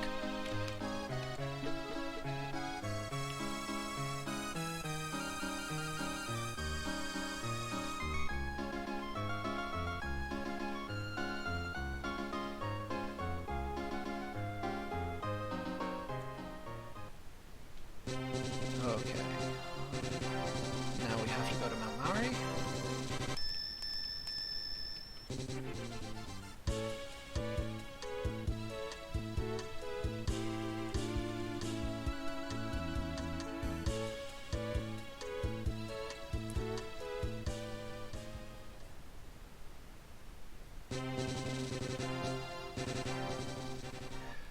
definitely think that a show like Picard that is slightly differently told is something that absolutely belongs in the Star Trek universe. Oops, wrong leader. We need Nina here. So, like, there's definitely space in Star Trek to make the point that, like, good intentions are not enough to maintain a utopian society, and that just because everybody means well doesn't mean things will turn out well. There is a place for that. Like, you can have, like, problems in the Federation. That doesn't bother me. I think it's just, like, the way they chose to tell that story could have been better, but I think the idea isn't bad.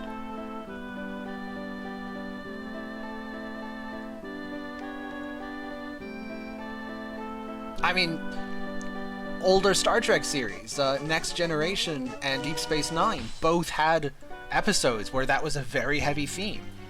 DS9 had an entire, like, internal insurrection in Starfleet.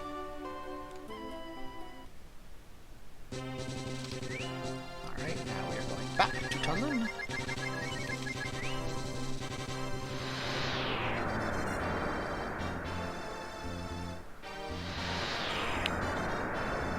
Yeah, if I'm remembering right, the writer's strike is responsible for, like, the agreed upon, uncontroversially worst episode of Next Generation, which I just think that's delightful, that there's one episode that is so bad that almost everybody agrees it's the worst.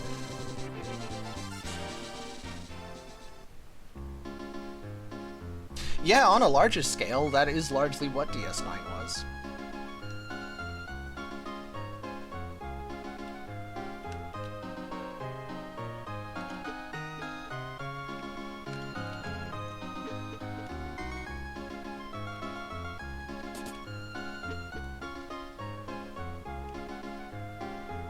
Shades of Grey, I think is what it was called.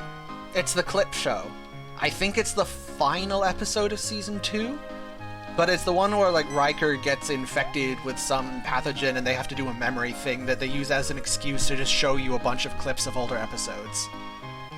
Threshold is stricken from canon? Yeah, Threshold was a pretty bad episode. I am not a purist with respect to, like, science fiction inventing and then respecting its own rules. I don't mind if a sci-fi story, in pursuit of telling a good story, bends the laws of the universe a little bit, or does things that, yeah, that probably wouldn't work. But if it's in pursuit of a good story, and Thresholds is not a good story, and that's the real problem with it.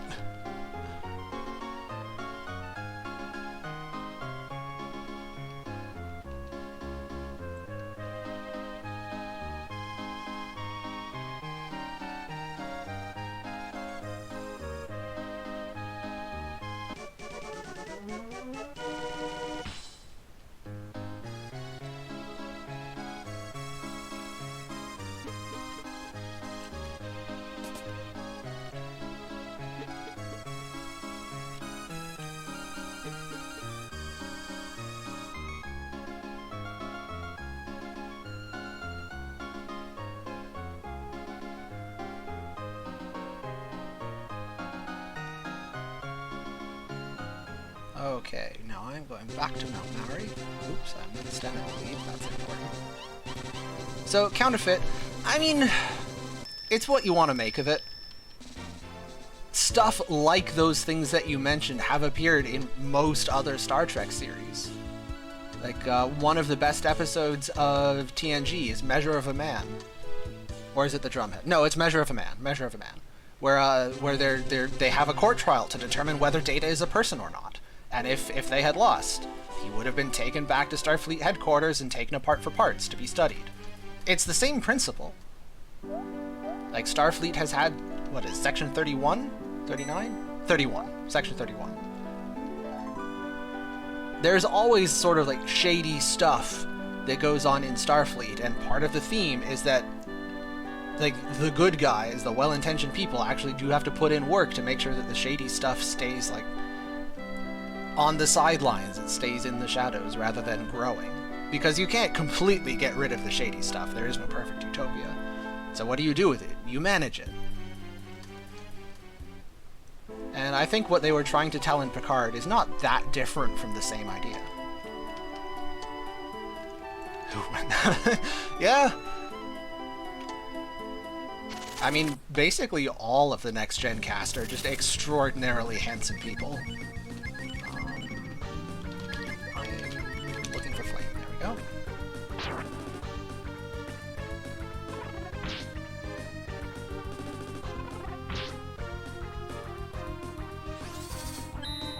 I have a stable connection. It's probably not perfectly stable. At present, it says it is. Oh, actually, it says that in the entire stream I have dropped 14 frames.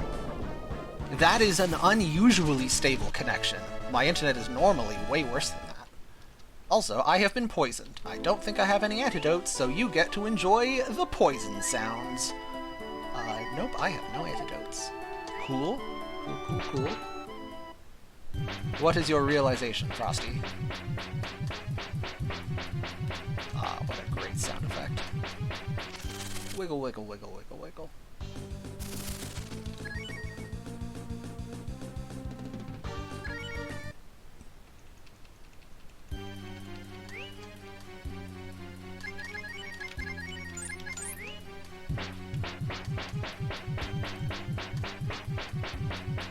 Don't jinx it. Fair point. Oh, that's a good lead-off. That's annoying to fight. Just to be clear, I'm not trying to say that I have the one true interpretation of Star Trek to which all of you must bow. I'm just giving my take. If you disagree with me, that's cool. Part of the whole point of art is that it is to be interpreted differently by different people. You didn't give enough money to Rand. True. So, okay, it's not a real problem. I just pause occasionally to manually heal.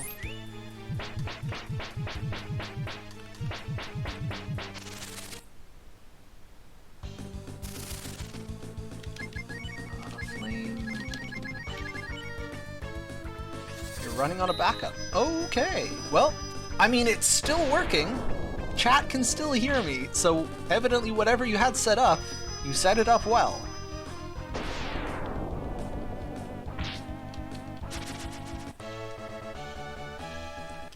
Go, go, gadget redundancy.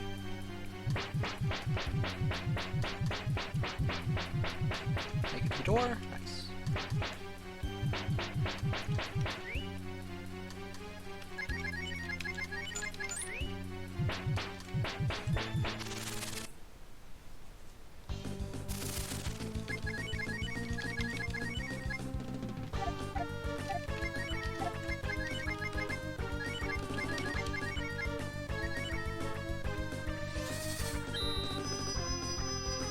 The poison doesn't wear off. It's permanent. In that, like, until you heal it, or sleep it in or something, but it doesn't wear off on its own.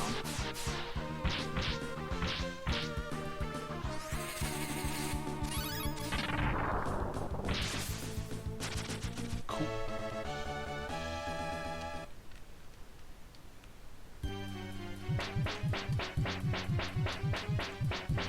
Oh, it's not that permanent. It'll go away as soon as I get to the top of the mountain here, because after this, there's a healing fountain.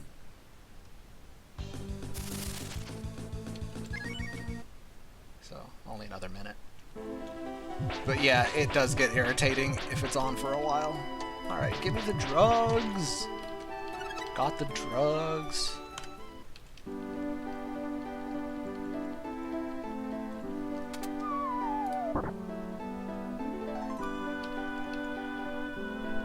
Don't heal it then, just make everyone suffer. Alright. Gimme, gimme, gimme, gimme, gimme. Alright, you're free. It's healed, it's gone.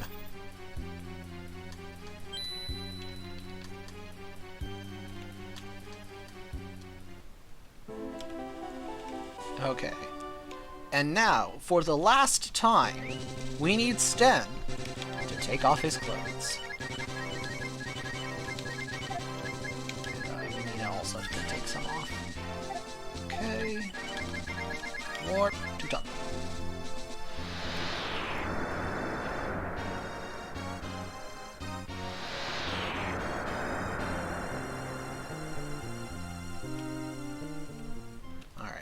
now we have to pick our dieting party.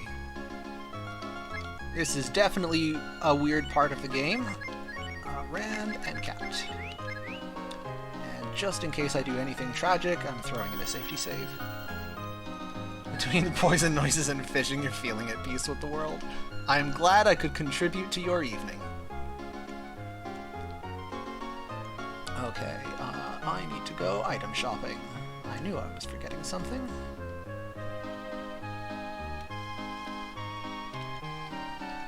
Okay, buy.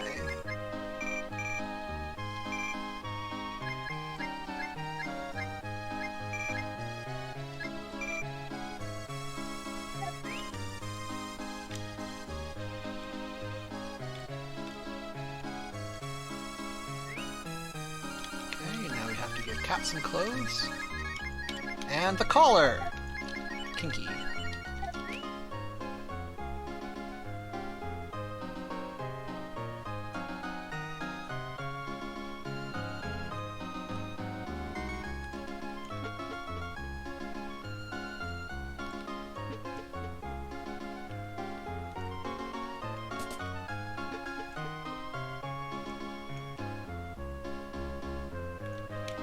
And now we take the drugs that he had us collect, and they make us tiny. And we go into the queen so that we can punch the demon fat. Yeah, this is just... I can't justify this. We're just gonna have to get through it together.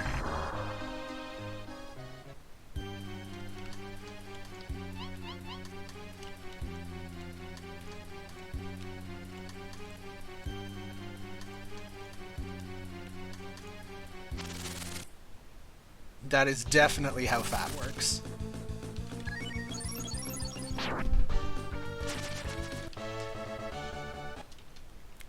So it's interesting. This is basically a forced grinding section. Each area in here has 2 random battles, and you have to win 2 random battles before you can progress.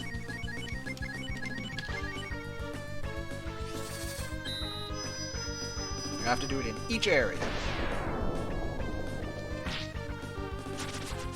So in total, it's a couple random battles, and they actually give good experience. And yes, we are back in meat space.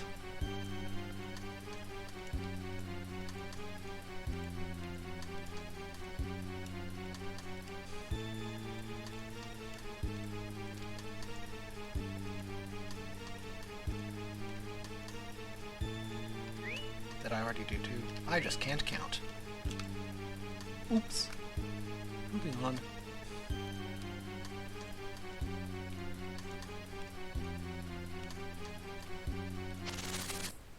No, Zell, it got handled actually really well. Fuddle Bob and Mash, I think? They got it right back up right away. I think there was only an issue for a minute or two.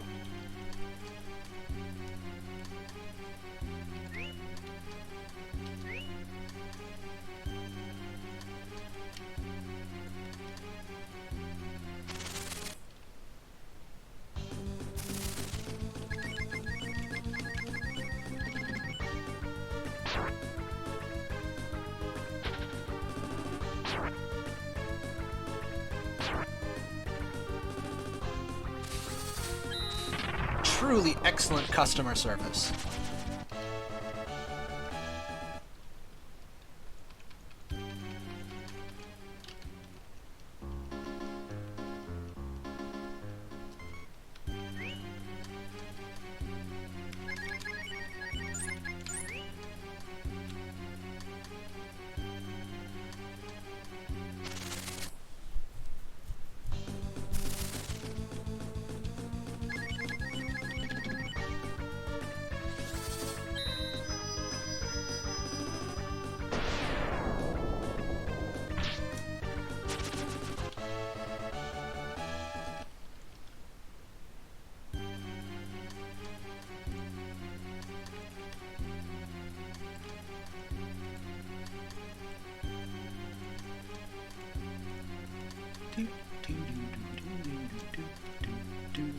The only thing is that the music in here does get a little repetitive.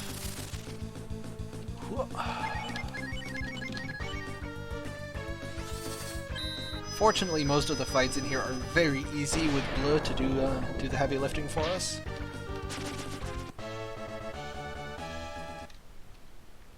Was that 2? Being a mathematician, naturally, I really struggle to count to 2.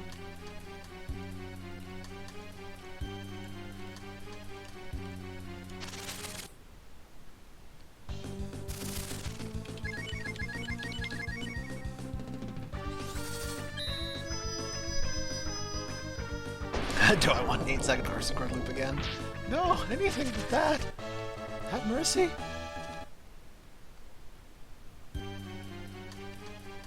How often do you use actual numbers in college level math? That's what I'm saying! You don't.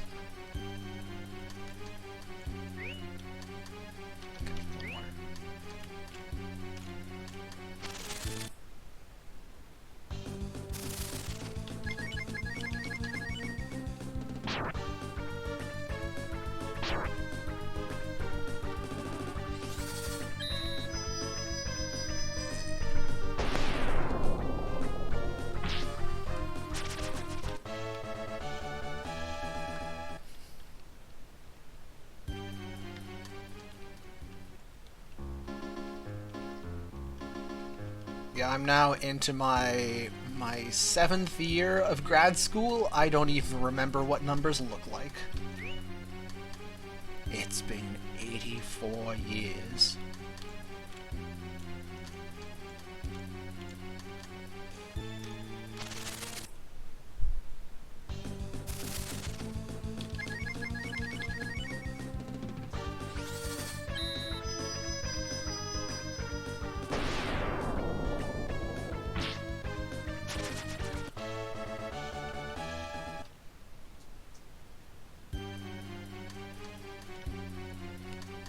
Math with numbers is engineering.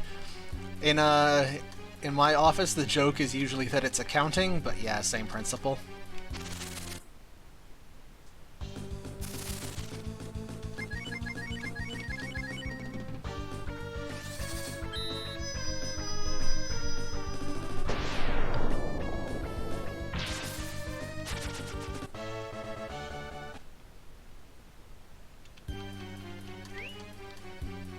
Uno más.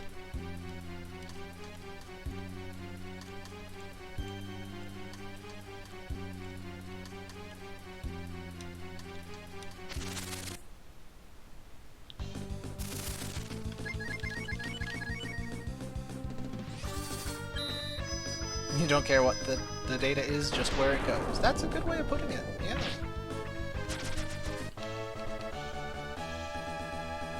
Yeah, after 4.5 years of PhD research, I know far more about weighted Haar wavelets than I ever thought I would.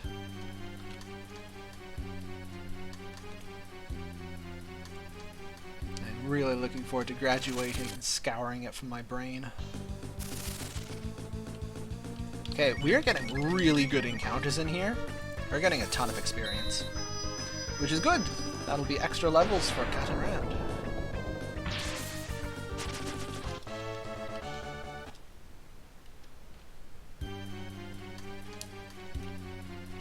Oh yeah, the number of people even in the sciences and medical fields who don't actually understand how stats works is kind of terrifying.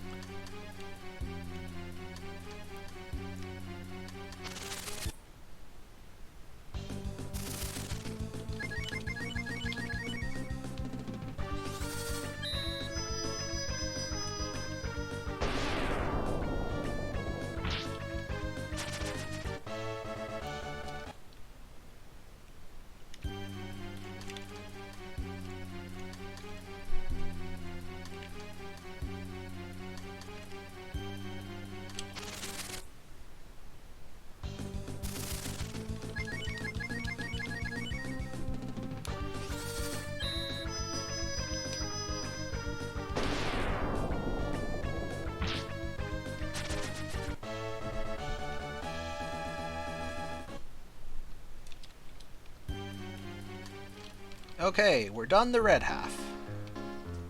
Time for the blue half. The blue half is where the good stuff is.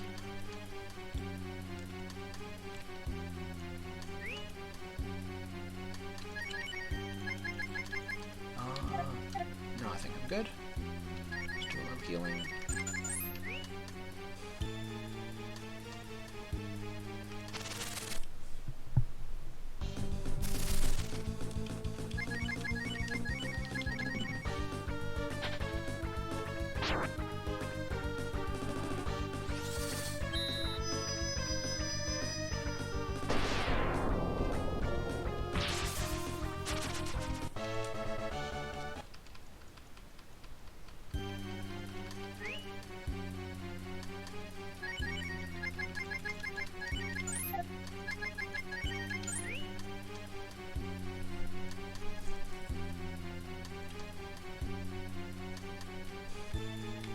Here.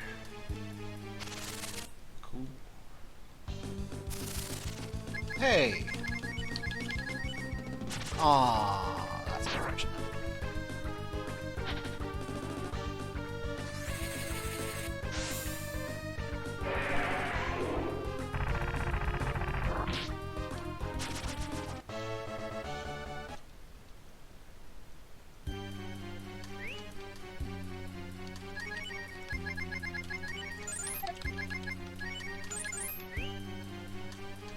That convo going on in chat is one of the things I really appreciate about being in academia. I don't have to deal with that. Ooh, look at all of that experience. Oh, and it's gone. Actually, no, 2 out of 3 ain't bad.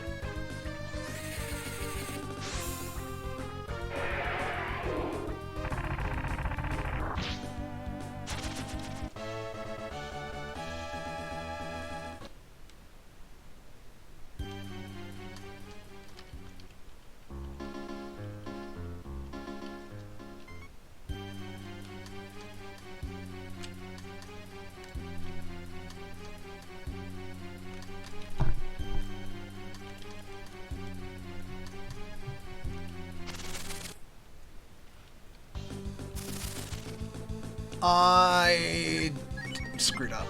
I forgot to restore my AP. Oh, you squishier than I thought. I'm in danger. Oh, and they all stay. Wow.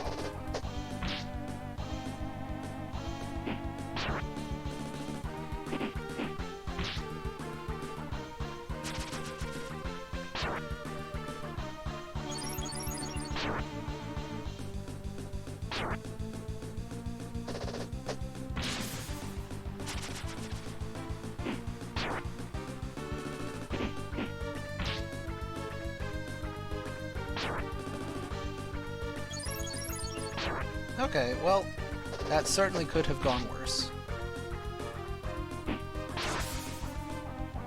We got 2 out of 3 anyway, and nobody died.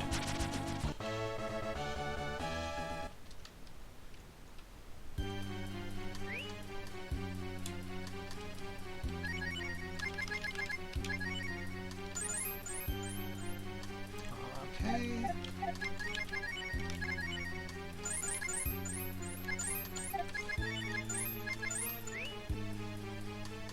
And there's one more fight in here? Yes.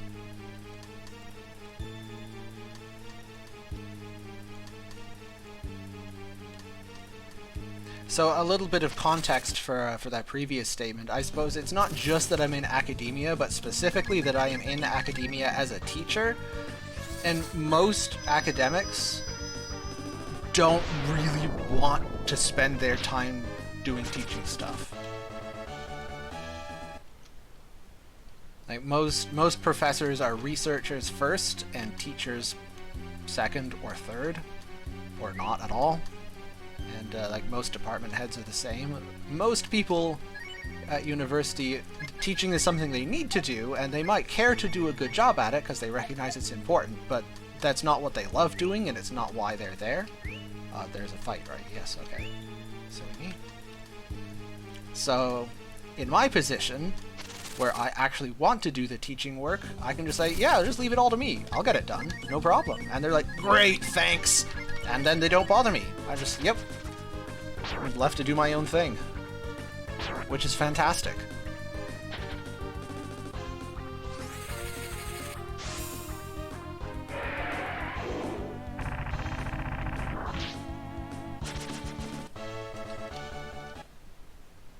I'm a macadamia nut. Yep, that's me.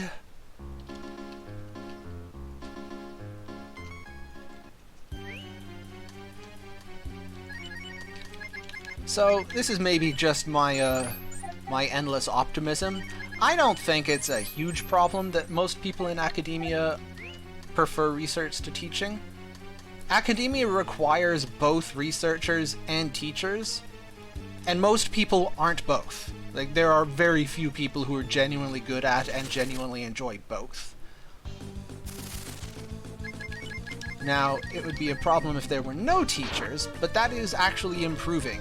The idea of like a teaching track professorship is actually catching on. It's becoming more of a thing. So I think things are improving, but also things that the way they currently are lined up particularly well for me. So like, I like it.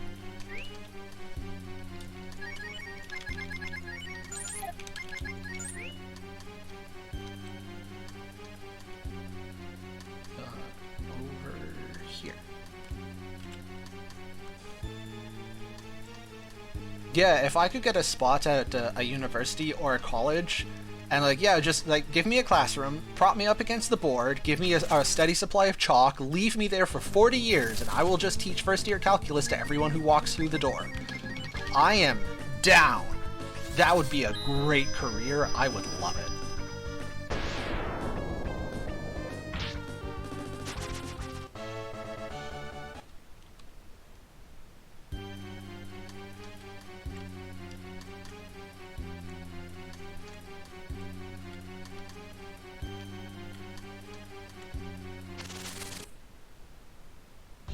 Your hot take is that linear algebra is more useful than calculus? I'm afraid to tell you that's not a hot take, that's just correct.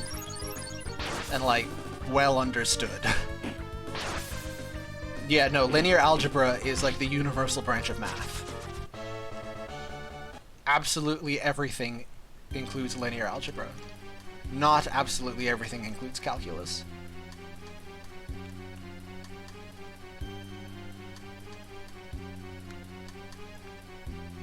Yeah, linear algebra is really interesting if it's taught well.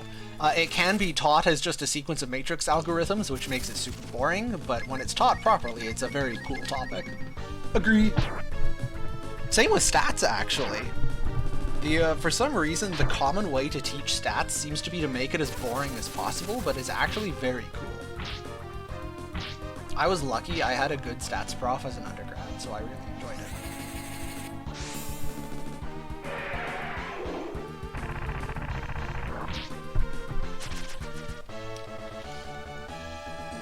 Yeah, Zell, we have lots of mature students at my school. It's not uncommon, and as far as I know, it's not that difficult. I mean, like, it's school, it's always going to be work, but like, it's not overwhelmingly more work coming back as an older adult rather than doing it fresh out of high school. In fact, in some ways, it's probably easier. Students fresh out of high school, in addition to trying to learn all of the content material for their majors, also are just trying to learn how to be a functional adult, which is hard. If you've already got some of that down, then everything else is a bit easier.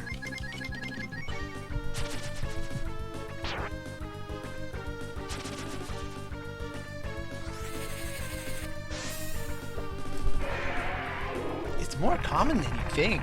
Yeah, exactly.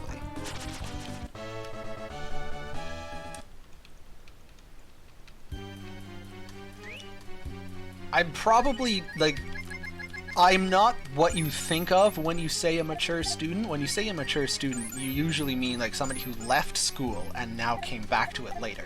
That's not me. I never left. But I'm 33 and I'm still here. Like, I'm still a graduate student. I have literally been doing university for 14 years. So, even among graduate students, I'm fairly old.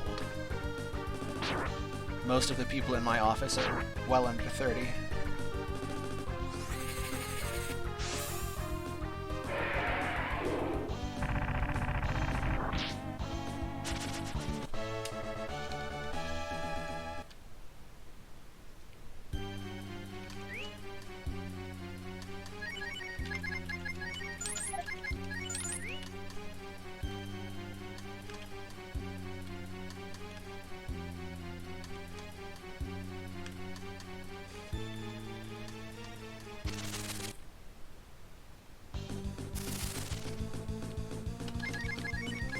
So, Canadian that I am, the idea of paying for a master's is wild. Like, what? I know that that is how it is in some places, but that seems unconscionable to me. Now granted, being a graduate student up here, it doesn't make you rich, but like, I survived. Made enough to live on. Actually, I made more than enough to live on.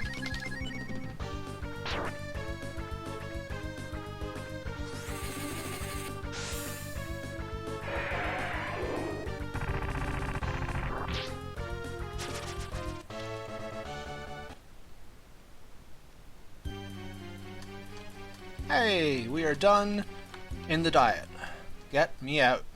That was 20 minutes in meat space is too long in meat space.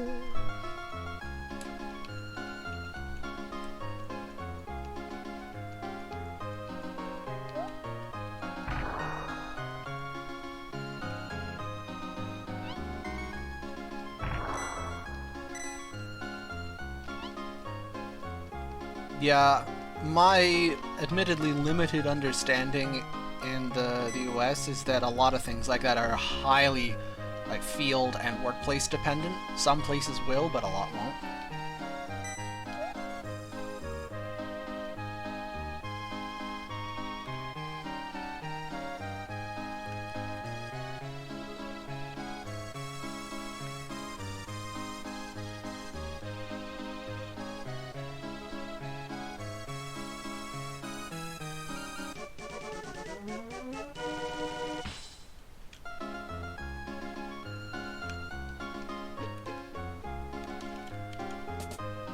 Alright, so now we have to go and take their special pillow. Who actually remembers that there's a game that we're playing and it has a plot and stuff, and there's supposed to be stakes and things should be happening? I don't remember. I have been grinding fatty for so long.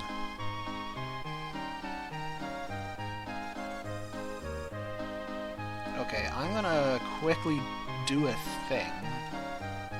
Because I actually got more golds than I needed, and the extra is gonna be using up my inventory space, which is bad. I need that. Gold.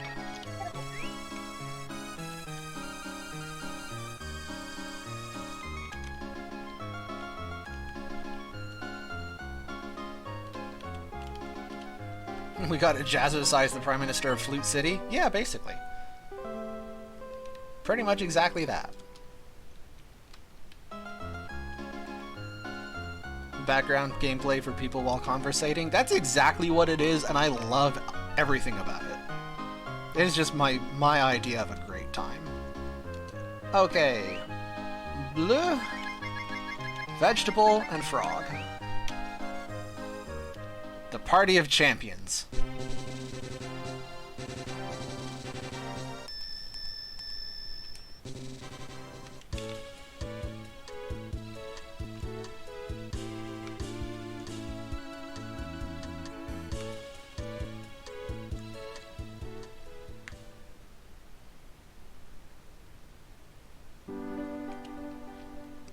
Okay. Spawn in front. Scarf to the frog. Clean the inventory.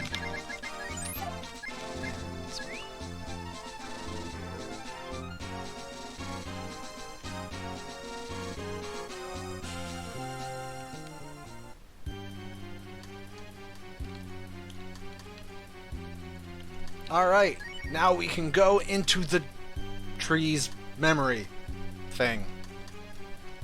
Don't think too hard about it. I do love this tune though, this is great music.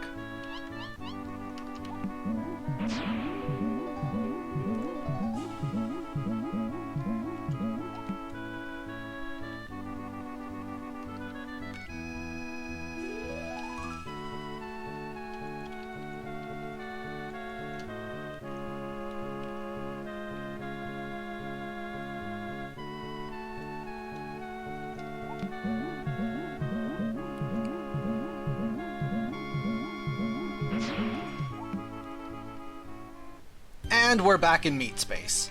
Fantastic.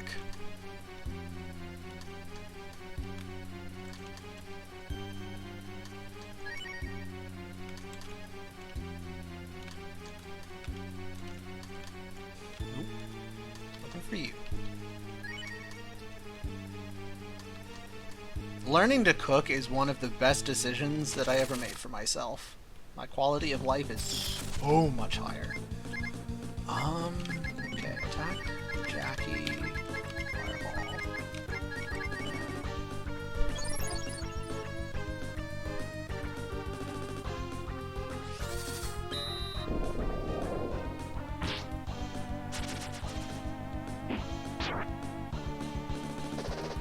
A couple nights ago, I made a really scrumptious beef and Guinness stew with herb mashed potatoes. Yo, secret tip. When you make your mashed potatoes, add nutmeg and rosemary. You're welcome.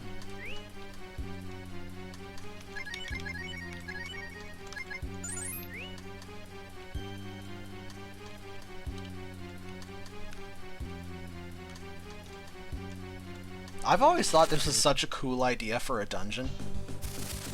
There's lots of dungeons where, like, you can't see in the distance, you can only see near you, but this is the only game I've ever seen with a far-sighted dungeon. And that's just... it's because he's old, get it? It's... I know that actually playing the dungeon is a nuisance if you don't know where you're going, but it's just so thematically cool.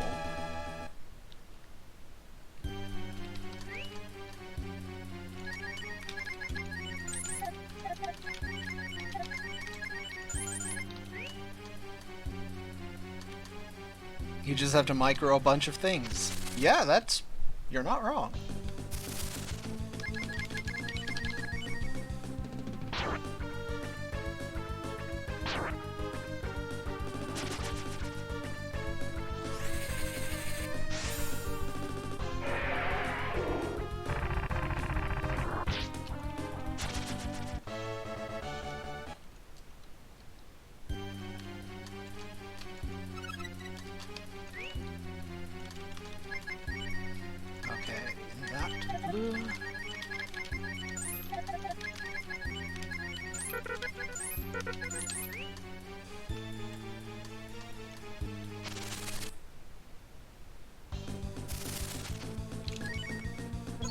I'm really loving this StarCraft as cooking analogy. Keep it up. What's the cooking equivalent of a Zerg Rush? Is that just throwing pizza pockets in the microwave? I'm four-pooling my dinner.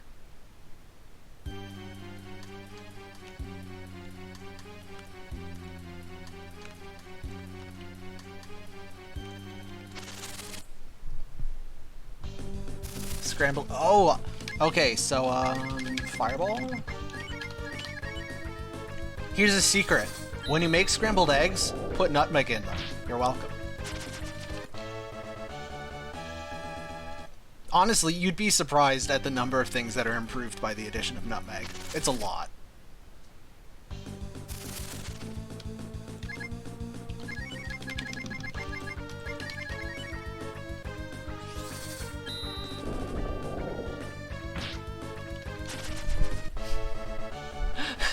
You put nutmeg in everything. You know, you could do a lot worse than putting nutmeg in everything.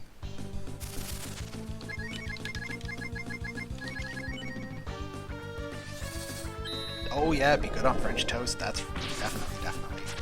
Also, it's eggnog season. You put nutmeg in that. Yeah, nutmeg is basically a drug. That pretty much sums it up.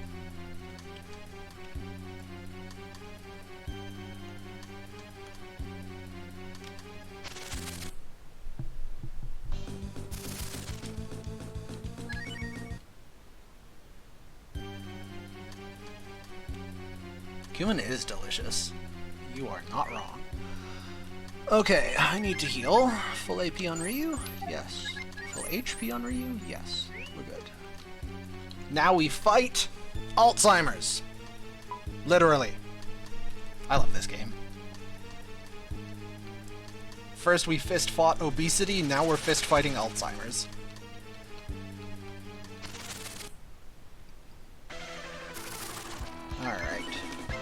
Thunder Dragon. Fireball. Fruit. Fruit. Oh, he got me with the crab hands.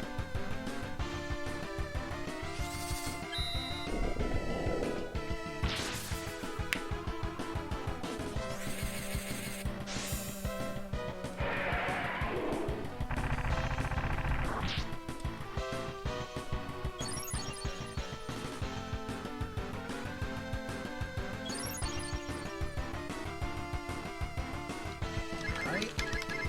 Thunder Dragon.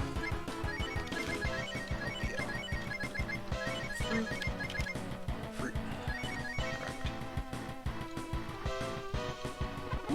Correct. So because he's a demon that makes is making the tree forget all his memories, he can make you forget your spells, which again, that is just so thematically cool. Man, I love this game.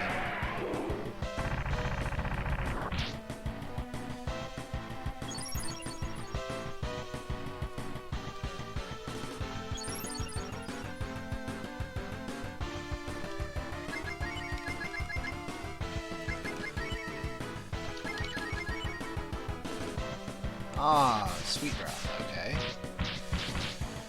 Well, Jean, you have one job, and it is to wake up Ryu. You have spells in this game? Well, your dragon magic counts as a spell. Kind of. Wake up.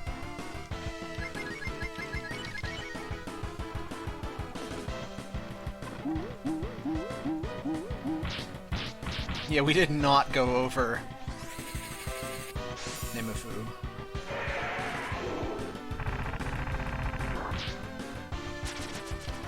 Like, on its own, her first name, you think, oh, that's a little on the nose. And then you see the last name, and you're like, okay.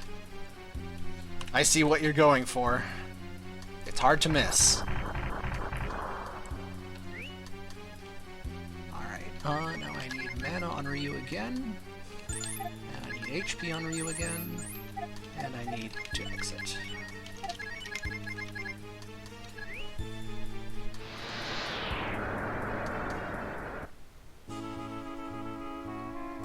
Yeah, I am not a fan of how many ads Twitch has now.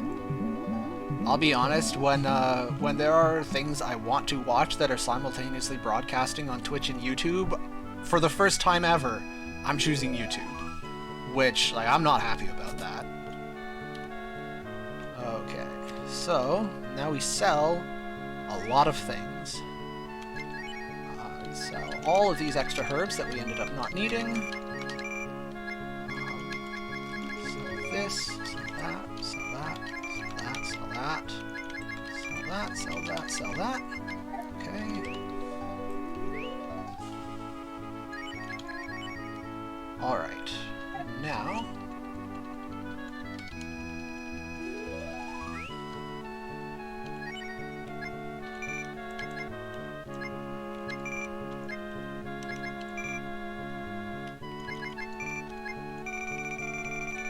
Now we want to buy out the world's entire stock of frisbees. Don't ask questions, no time to explain.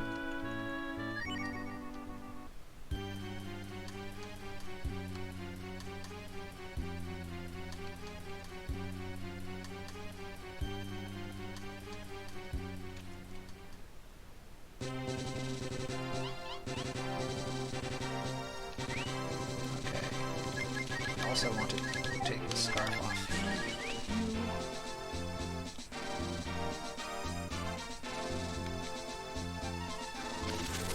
Rude.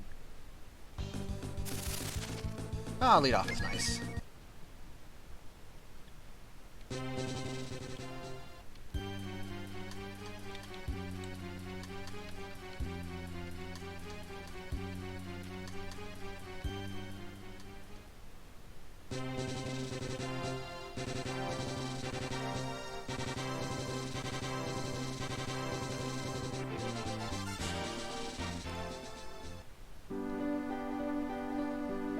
Alright, now we have been told to go to Sky Tower, a place that controls the weather.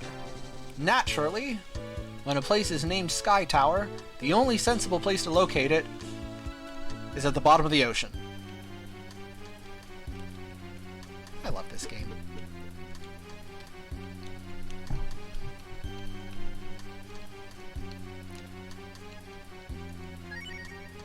Yeah, I noticed that Twitch had finally found a way to defeat my ad blockers.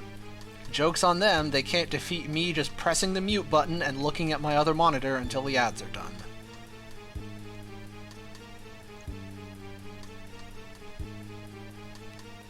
It doesn't help that they picked some of the most obnoxious ads to throw at me.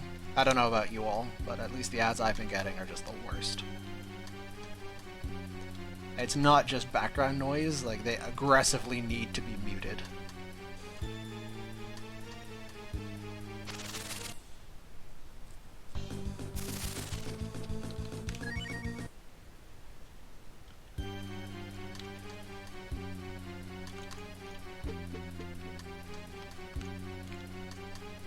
Yeah, I have, it has not yet sufficiently annoyed me that I have gone investigating to try and find a new ad blocker that defeats whatever Twitch is doing now. I would not be surprised if one exists, I just haven't gone looking for it. I have had other things on my plate. Same ad 3 times in a row? Yeah, I get that. That doesn't help either. Alright, up the stairs. Give us the loot. More loot.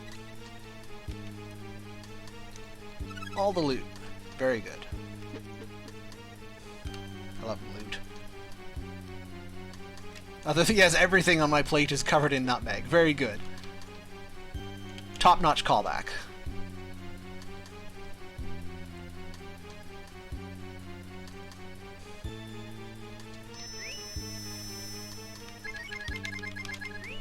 So I love that everything we have done for like the last third of the game has been to get to the tree so the tree can tell us the plot. And as soon as the tree's like, I remember now, my memories are back, we're like, cool, peace. And we leave and we don't talk to him. So, in universe, our characters still have no idea what the plot is.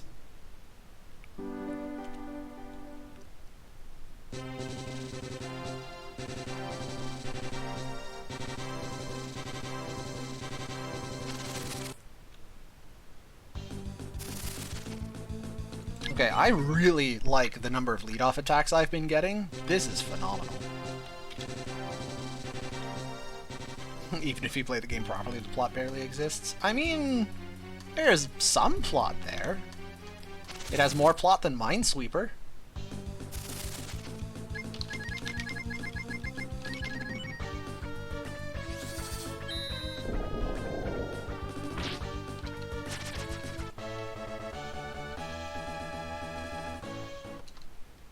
I mean, you're all watching for the plot, right?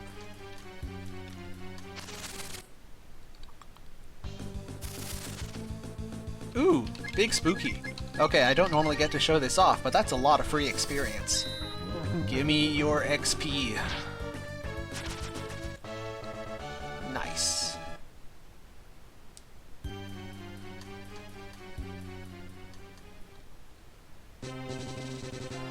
Alright, we have a random battle.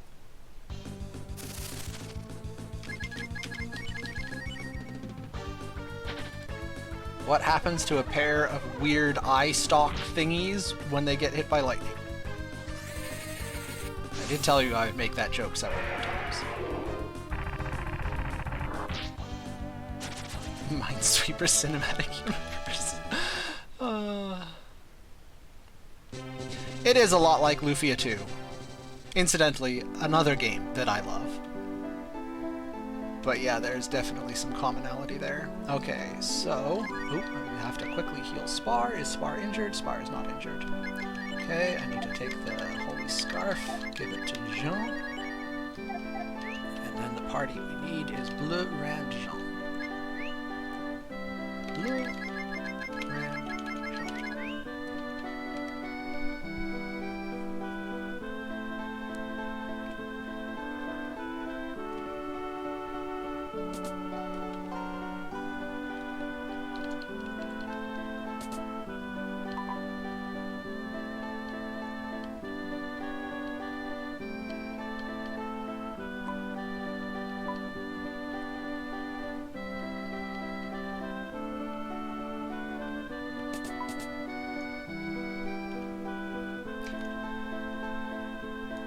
Alright. It's Mom! Hi, Mom!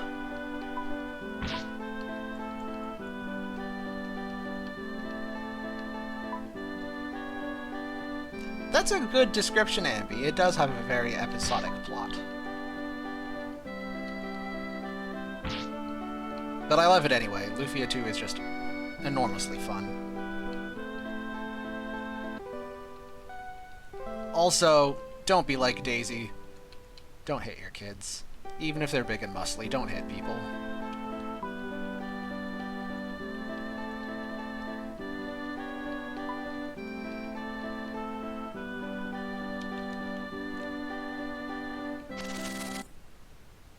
Alright. If any of the mods are here, can you change our game title to Farmville for about 5 minutes? Oh yeah, I definitely cry every time I beat Lufia 2. I'm completely inconsolable.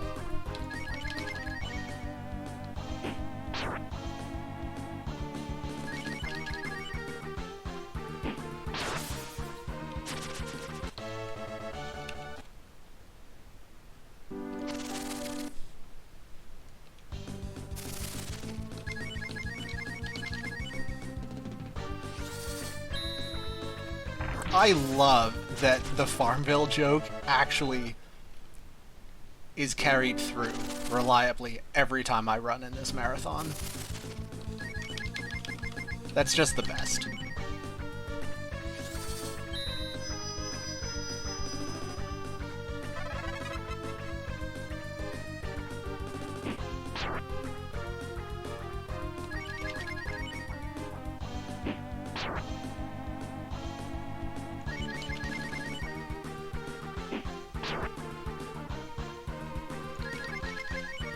Any major RNG trolls? I think the biggest troll was getting an encounter on the Harpy tile right at the start. Had to proctor a math exam after my run? Yeah, that has definitely happened. But no, the RNG in the run has actually been pretty gentle. I'm at like plus 40 minutes, but it's because I'm bad, not because I've been unlucky. I'm just very rusty. Also, I'm taking a lot of safety strats. Which Harvest Moon game is this?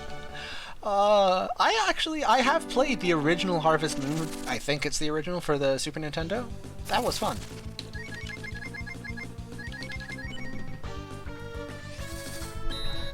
The cause is like losing a minute or two on every single split.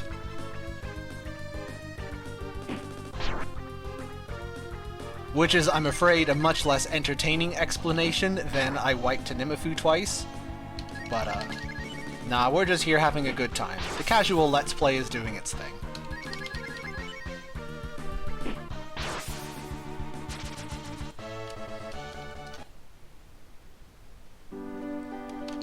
Alright, boss fight!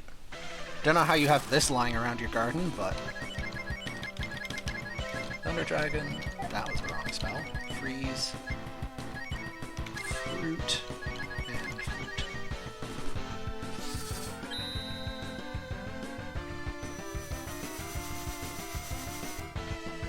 If I wipe to Nimifu, well, if I had a safety save before starting Nimifu's tower, so each wipe would just mean resetting. So yeah, the run would continue. I would just be very salty about it. Chatting about anything but Breath of Fire 2 for the last 5 hours? Yeah, that's probably not helping. I didn't want to use distraction as an excuse, because, like, in addition to being distracted, I also am genuinely quite bad. But hopefully I'm entertaining. I assume I must be entertaining, otherwise Zell would not keep inviting me back for every single marathon.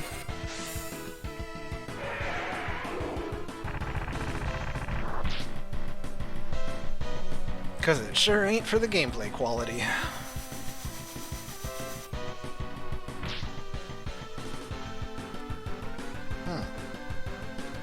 You are supposed to be dead, sir. Excuse me. I'm not sure you read the script.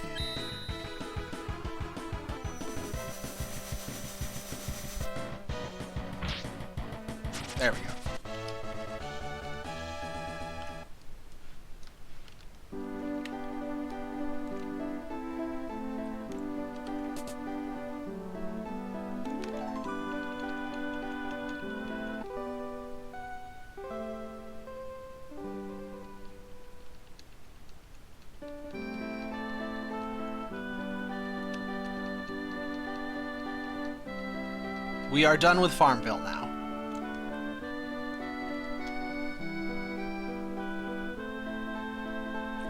Thank you for playing along, Fuddle Bob. That always makes my day.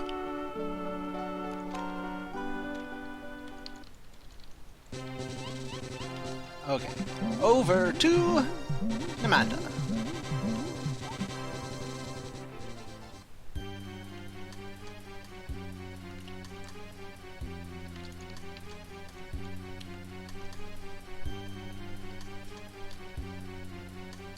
Yeah, I'm a fan of a lot of RPG soundtracks. But another way you could probably phrase that is just, I'm easy to please musically. I like a lot of music. There's very little music I dislike.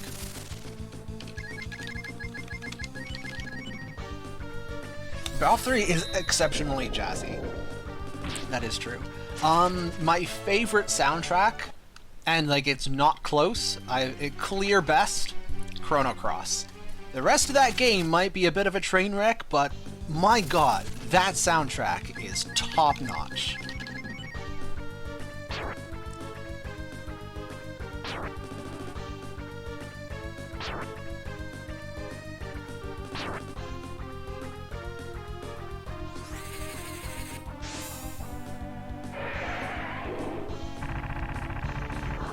I can genuinely just put Chrono Cross on repeat and leave it on all day, and I am not tired of listening to it. I love that music so much.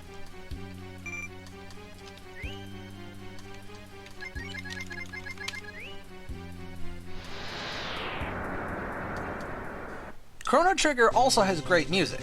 I definitely am not looking down on Chrono Trigger, but Cross is just stellar. Okay, just to stay on theme, let's hit him with a safety save.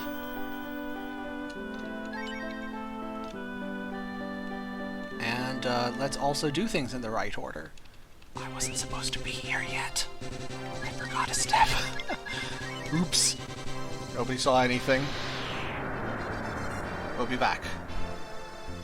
We have some errands to run.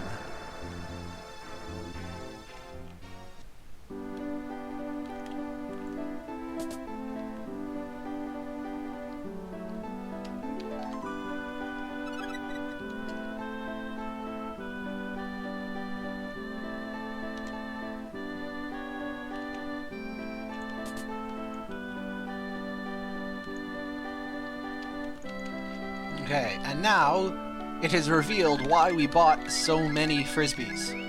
Because if you shove 4 Frisbees in an oven, you get a biscuit. And we really need our biscuits.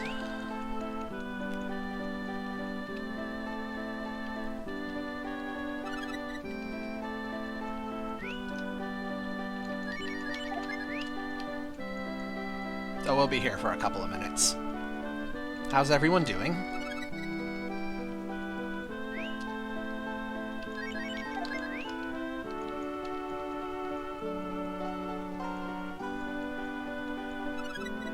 Ooh, dubs. You take those.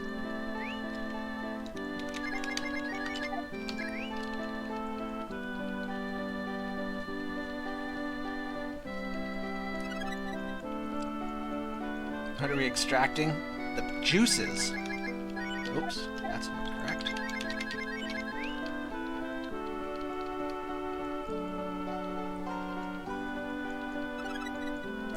So, this is important for 2 things. One, the next boss fight is a solo fight. Mano a mano. Rand has to beat up a bad guy all by himself, and Rand is not prepared for that. Rand is a big soft boy. So we're cooking up some reinforcements for Rand. And then since we're here anyway, we're also doing the cooking that we'll need for the final dungeon.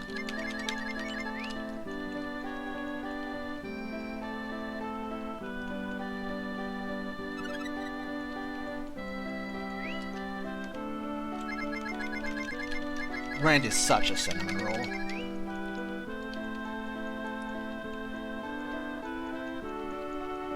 Oh, now I want a cinnamon roll. Frig. Ugh. Oh, and I've still got a couple hours left to go. I'm gonna be hungry by the time I am done. Who's tougher, this Paladin or Daisy? Definitely Daisy.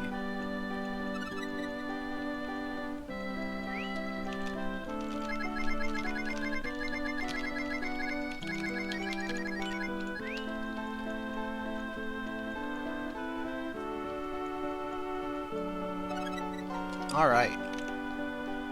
Biscotti acquired. We now set sail. Ooh, nutmeg would be good on a cinnamon roll. Good point.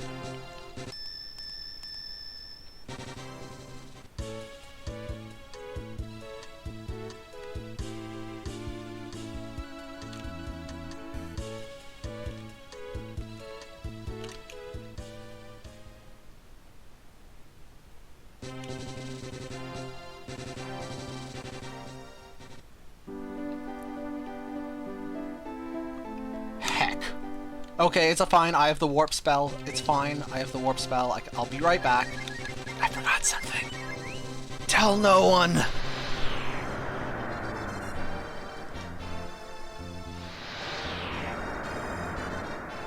is a big oops.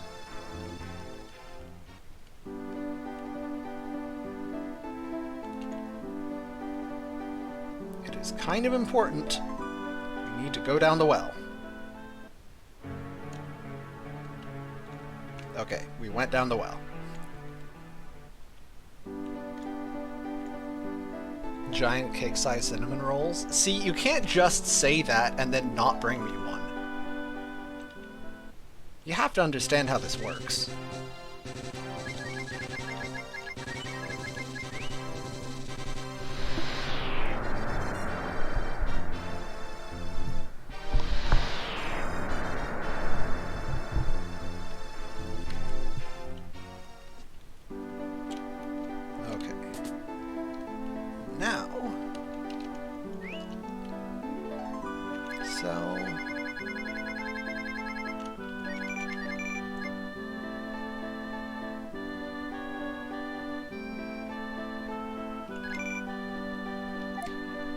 Pretty sure I did something wrong there, but it's too late to fix it now.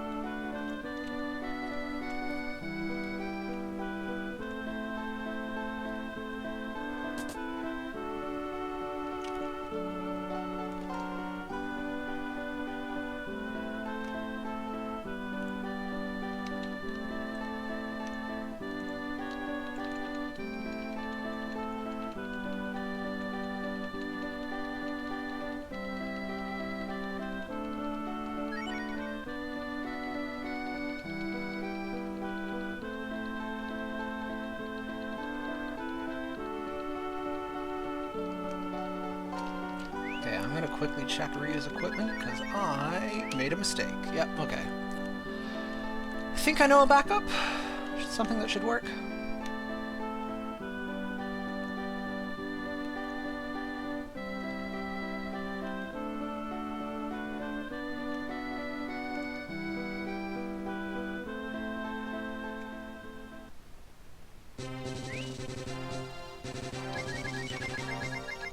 Now we warp to Farm Town. No. No, some of the equipment that I pulled out of Sky Tower, I was supposed to give to Ryu and sell what Ryu was wearing instead of just selling the gear from Sky Tower itself. It's alright. I think I have enough money and I know where I will pick up a backup. It'll be good.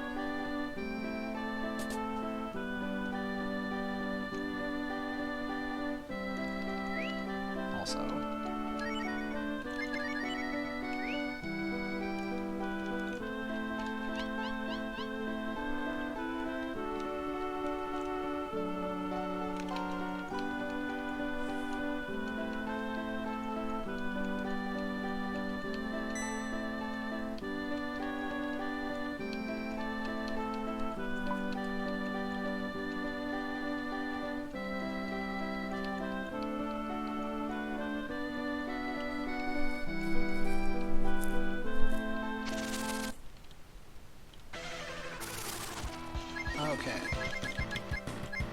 Now we count to 6.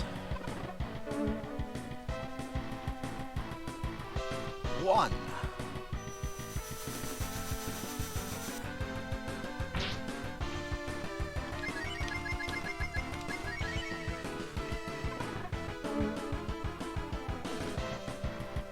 2. Sorry.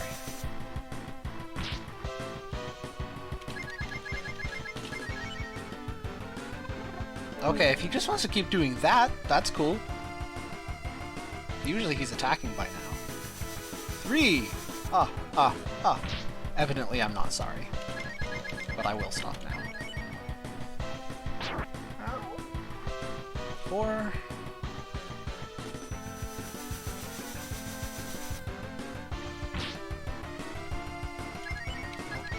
It turns out I have made far more extracts than I actually needed, but that's fine.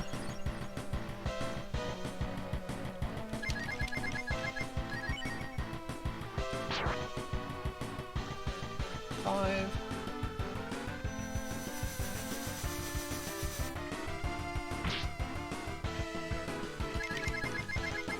6. Oof.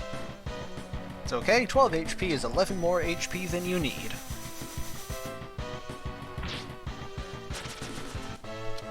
You got nothing for 5. I think what you mean is 55. That's an old meme.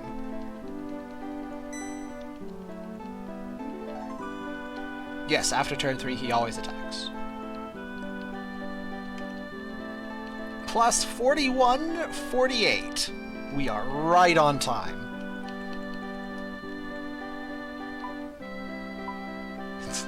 Yeah, that's a really old one. Girlfriend's age, 55. My IQ, 55. I cannot believe that is still in my brain all of these years later.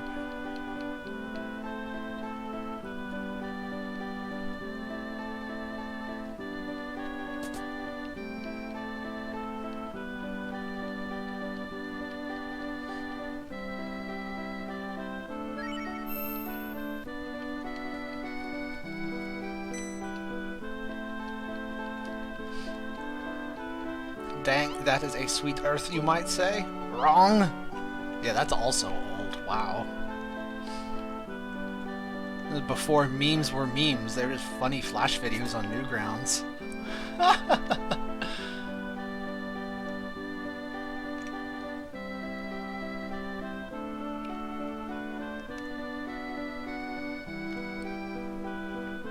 Okay. Well, other than Ryu's equipment being wrong, we're good. Take the Holy Scarf from Jean. Go around. Warp to Windia.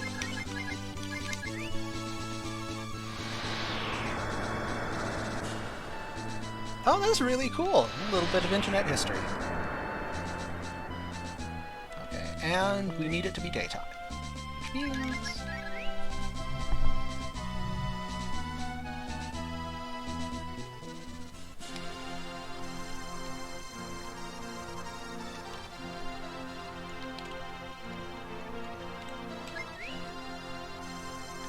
Okay, Bleu, Cat, Nina. The Dream Team.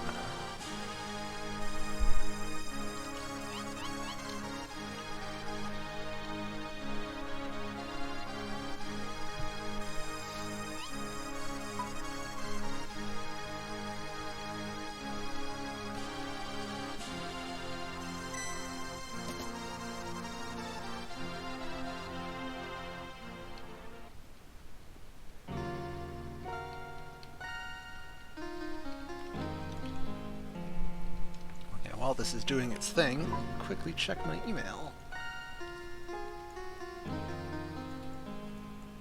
Okay, I do not seem to have missed anything. That's good.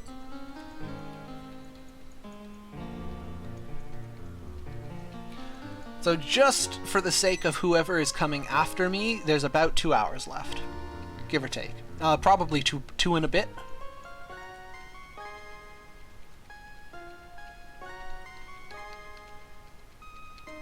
I I think if nothing disastrous happens and we just get average luck, probably we're finishing around 8:05, 8:10 maybe. Why is the switching thing? Because about half an hour ago we were playing Farmville for 5 minutes.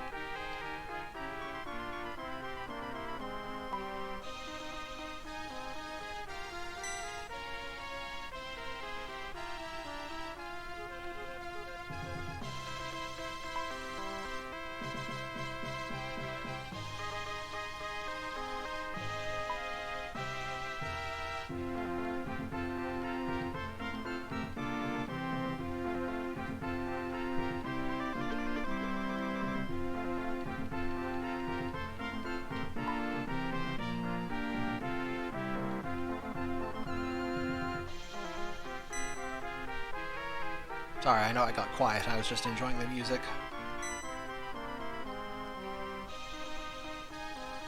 Also, my throat is starting to feel like the throat of somebody who has been talking for 6 hours straight.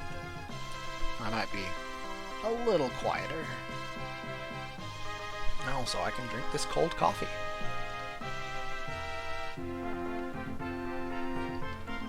Yeah, hydration check, everyone.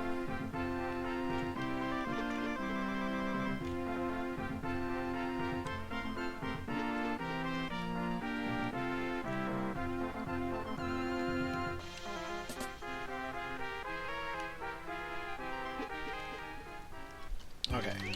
Equipment to juggle. We need to take Blue's clothes and give them to Nina.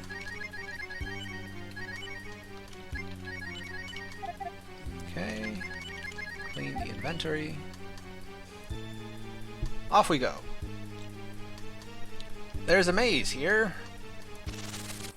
Be an awful shame if we could ignore it completely.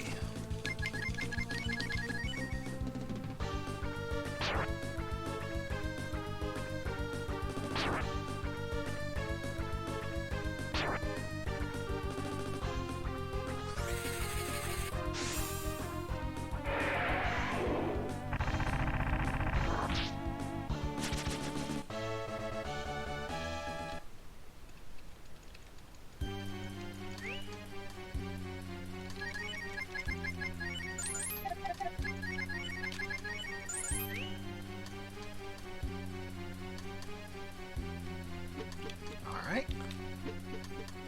Very good. It'd be real nice if it would not give me a random encounter in this room.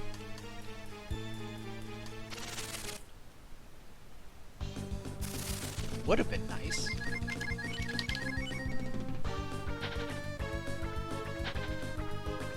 Alright, well, that could have been worse.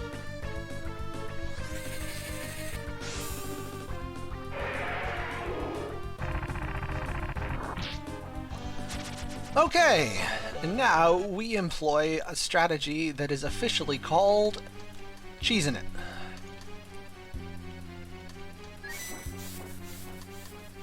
As in, cheese it, it's the feds.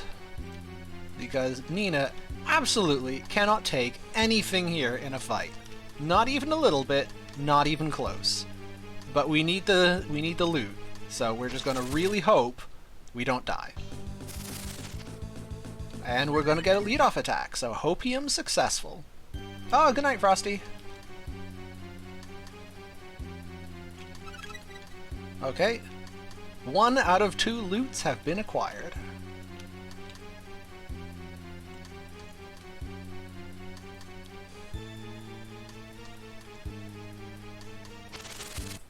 Come on. Lead off. Uh-oh. Uh-oh. Oh, we're in danger. Oh, we're dead. Alright. Well.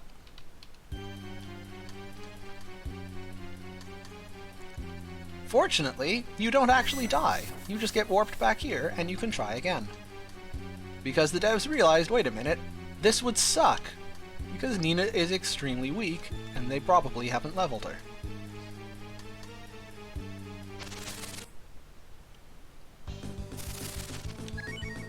Uh-oh.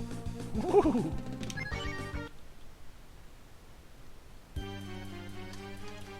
The college student wandered in, is it mine? I don't know, is it?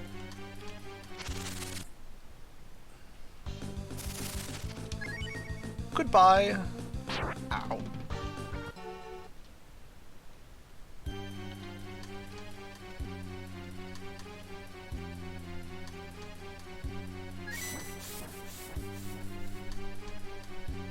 Okay, maybe this time.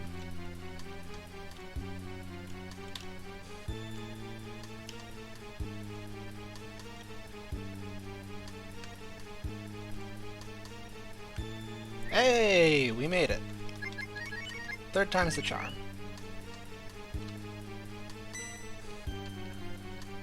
Alright.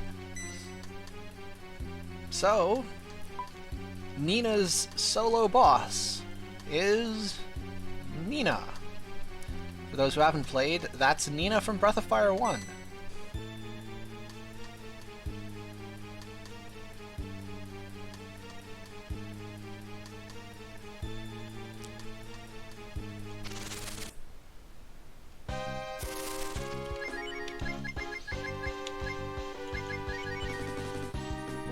Interestingly, her HP is your HP. So you can actually make this fight harder by leveling up.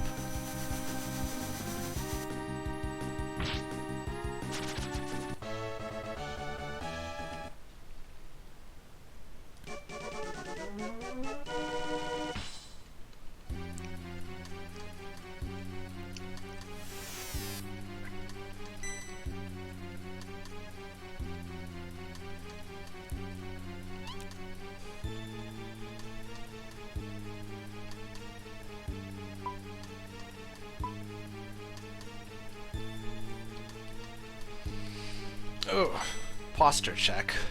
Just realized I hunched over my keyboard like a gremlin.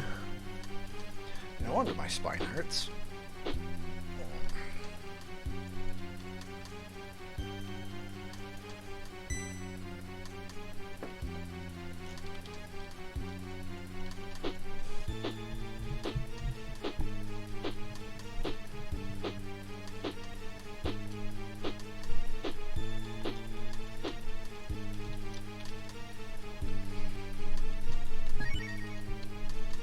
Alright, let's get out of here.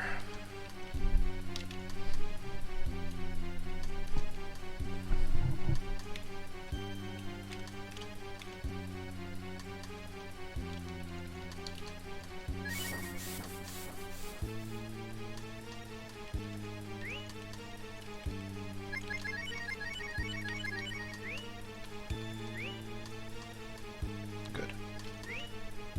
And then making sure that Ryu had mana in case I needed a dragon.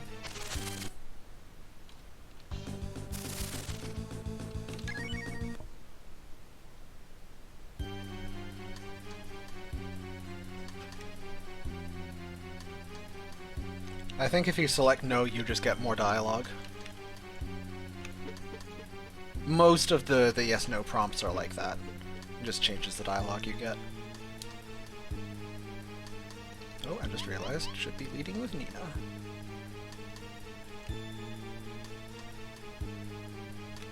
Hey, that was pretty good.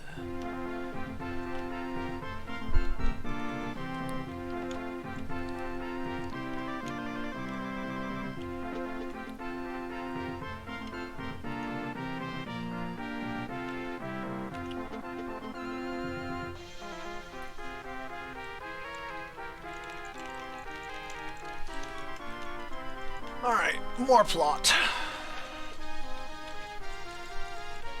Gives me a chance to stretch my legs out.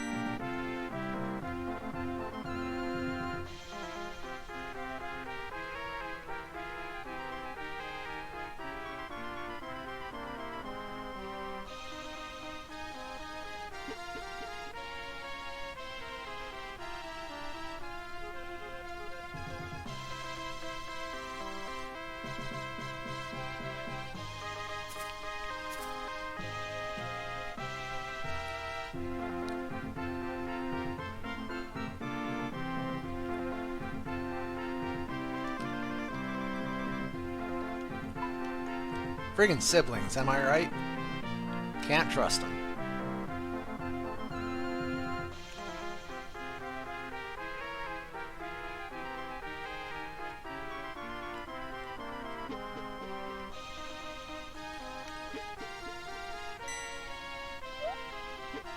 Get back here. Quit taking my shit.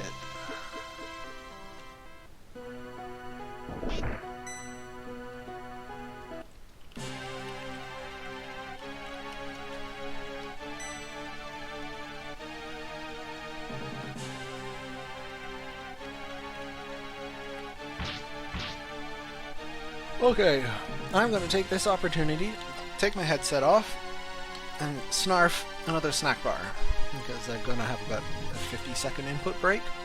This is the longest one in the game after the prologue.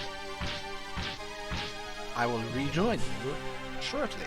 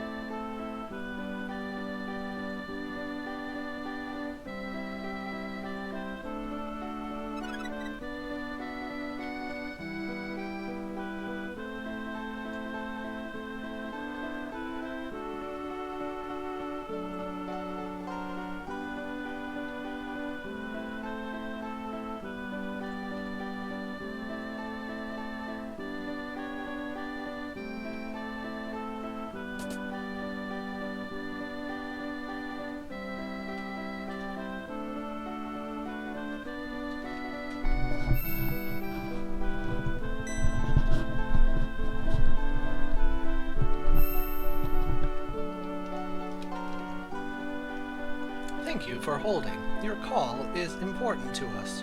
Please continue to wait for an operator to become available. Yo, I've had to wait in phone queues twice in the last couple of months, and both of them ended up being over 2 hours. It was atrocious.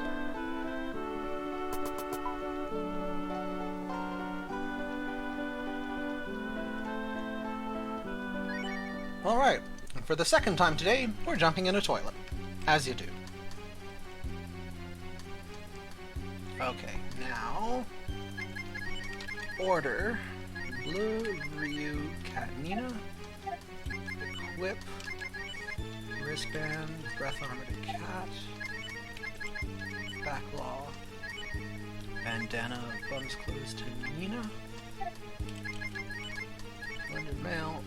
Socket Armor. Wind Robe to Blue. Ocean Robe to Nina.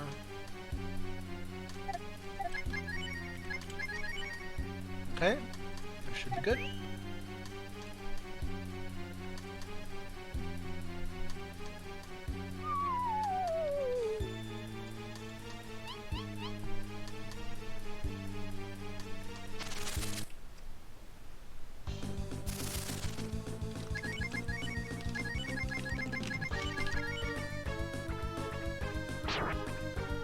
Ow.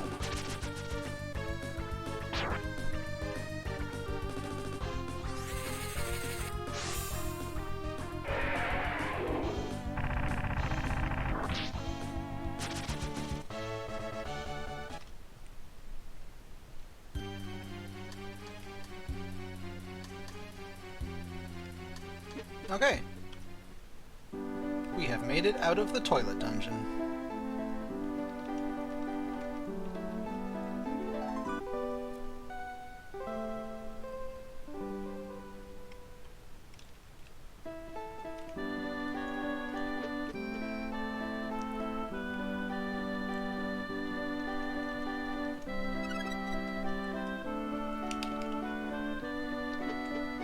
Now the plot can really kick off, though.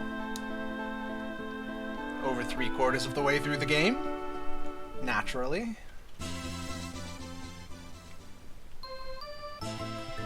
Okay, now I always overshoot this a little bit. Should be about there. I almost had it right.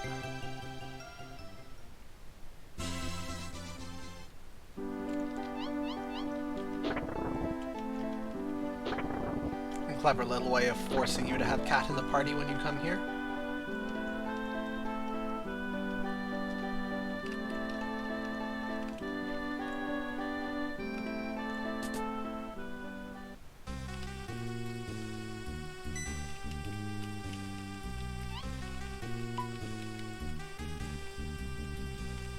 Now, we all get to meet the world's most useless cat. Hi, Taiga.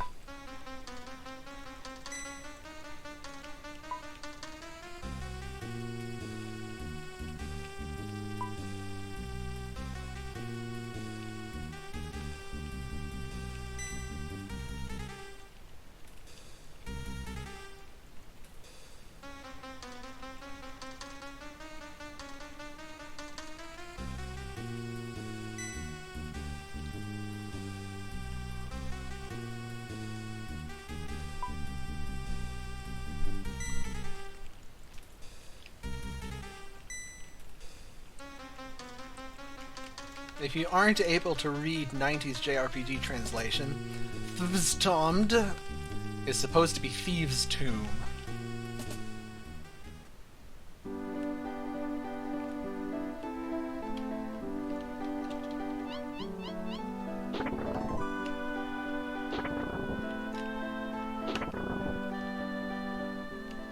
Man, Taiga wishes he was half as cool as Ray.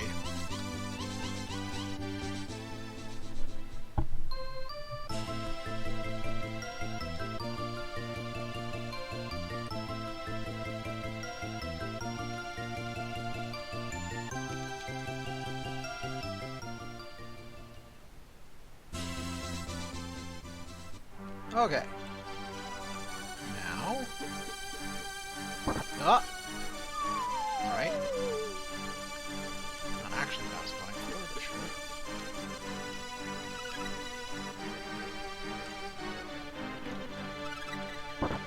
Nice. Okay, now pick your favorite number between 1 and infinity.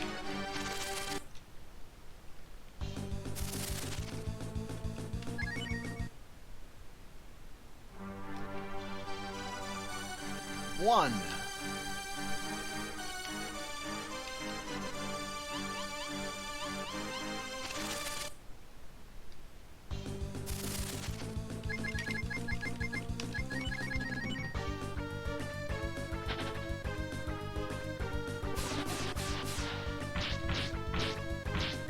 I approve of the 69. But I would like it to take fewer than 69 fights to get my 3 in 16 chance.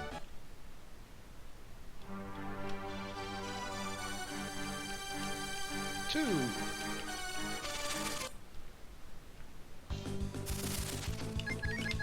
Nitrodon, I'm pretty sure it was 3 in 16. But you should never trust my memory.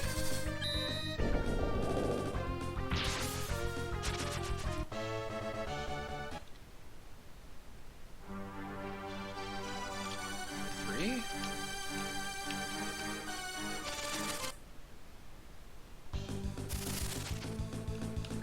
Just guessing pi. I respect it. 4.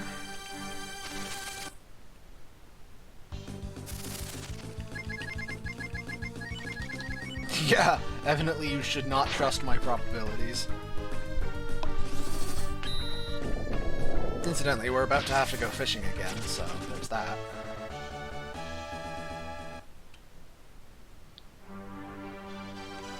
Five.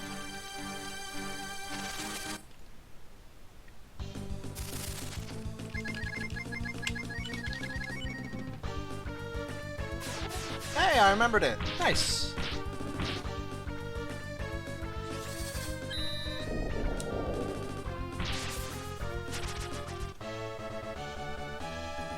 Six. You flexed the flexiest game of TFT that ever did flex. Tell us of your flexing. Tell us how you flexed on the other nerds. Yeah, I mean, if this takes extra time, we lose time, but we gain safety, so there's that. 7.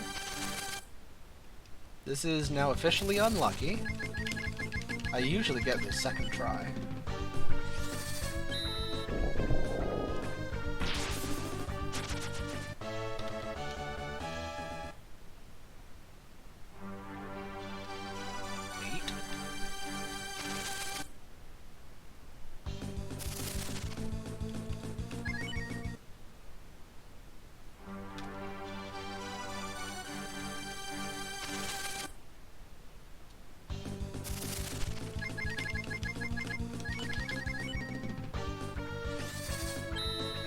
At least the fights in here are easy, so that's merciful.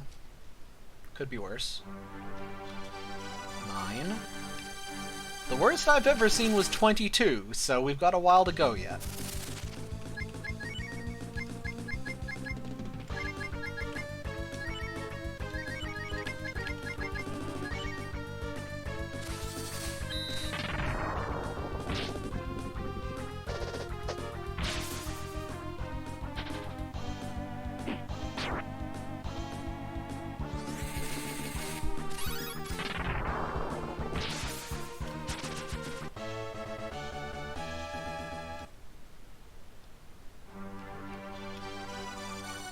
There we go. 10th try. All just so he can warp over there.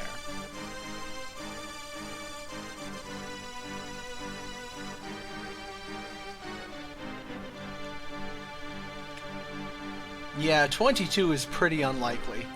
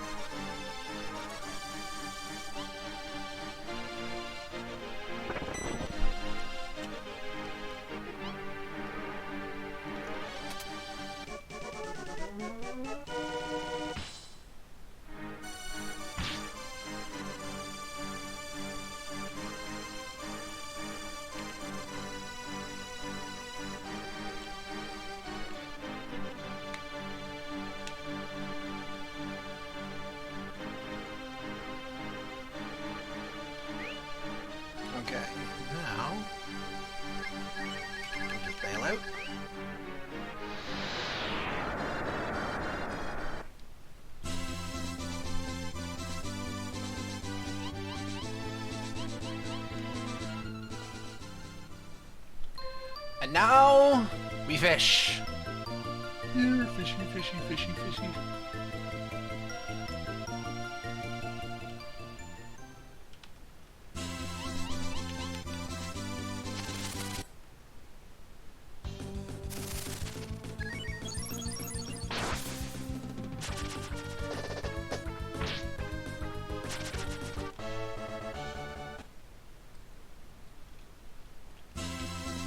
And then this one we get first try, of course.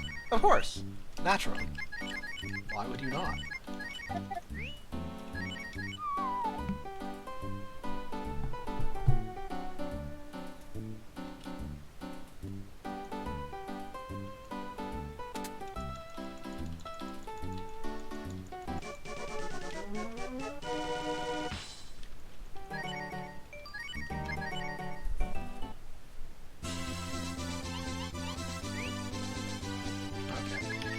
Whip.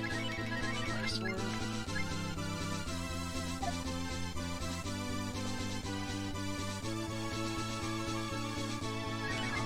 Undercloth and sun mask.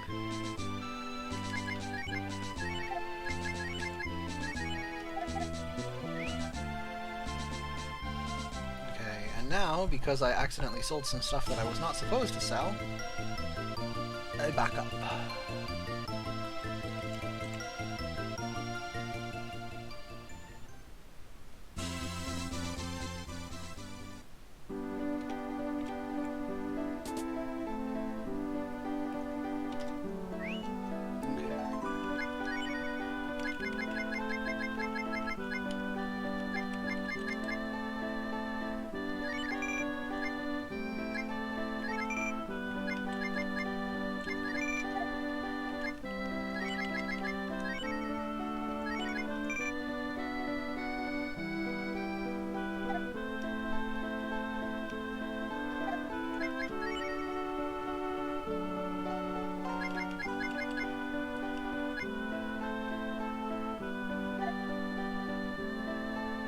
Ah, I have it. I know what to do.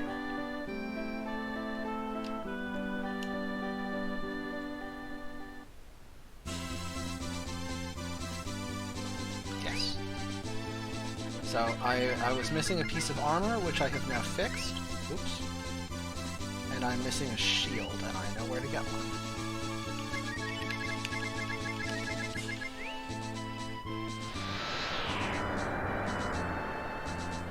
That does sound like a very awkward game. Congrats for building a third.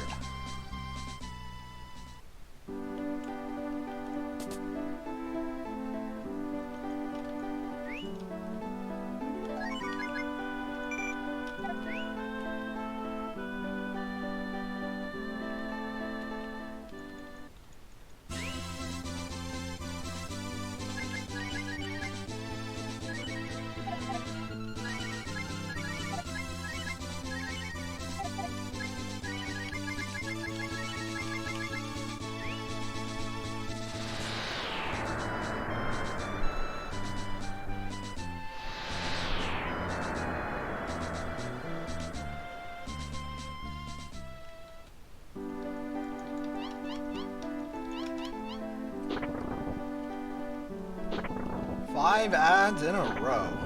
That is unlucky. Yeah, it's a real tilter when I'm in the middle of watching something I'm actually quite interested in, and then ads. 1 out of 8.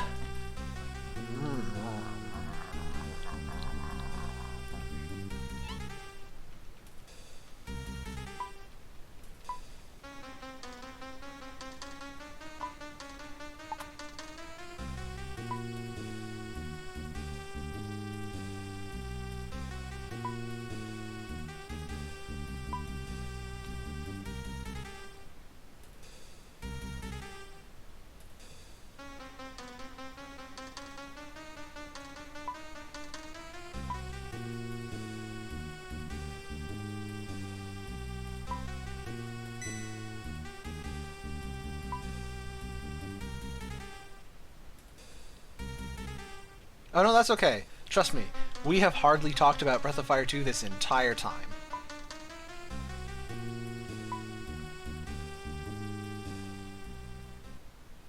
You know what? I've never done this in a run before, so,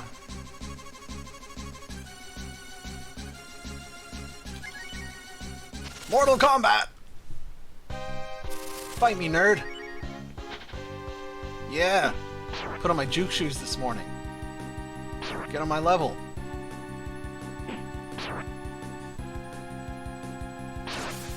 Alright, you win this one, friendo.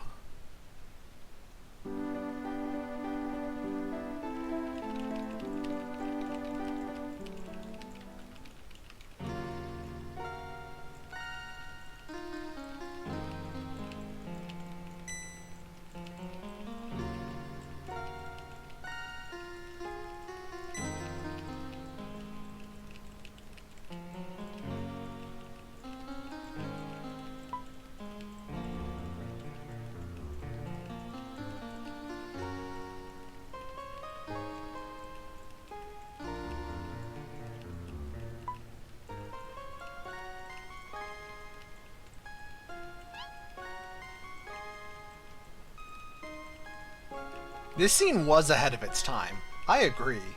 I was just thinking that.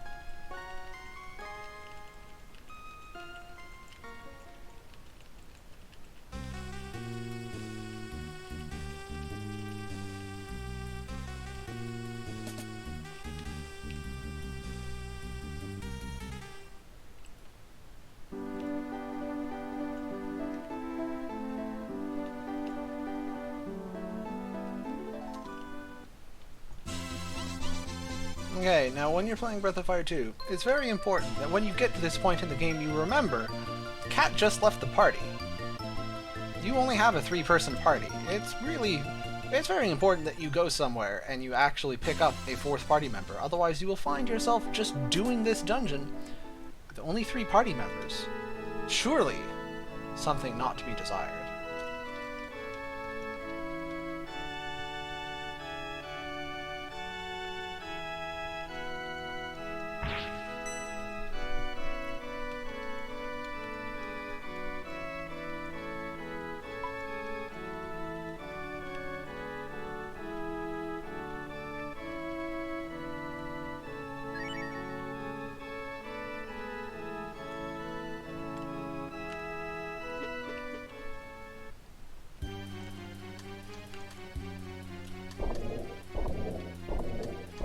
Surprise, soldier!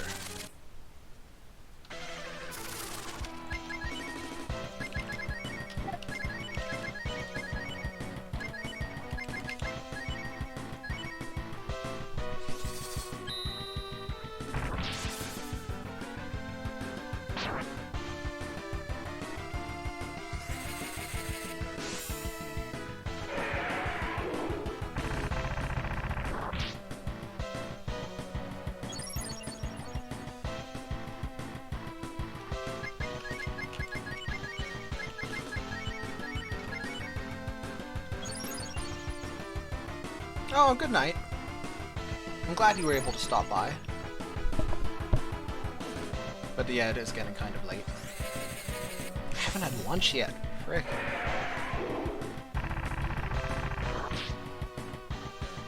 Why was that? Oh, I'm too high a level. Ah, that's funny. Oh well, we'll get him the old-fashioned way.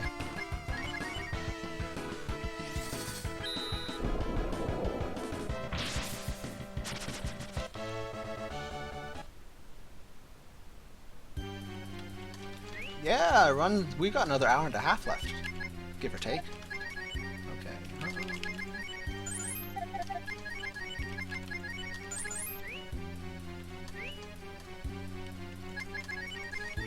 That's pretty important.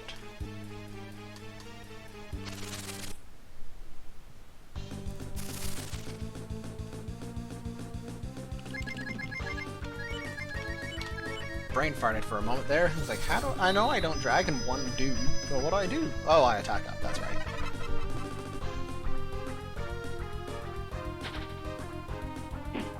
"4 a.m. is kind of illegal. Who invented 4 a.m.? That was a terrible idea.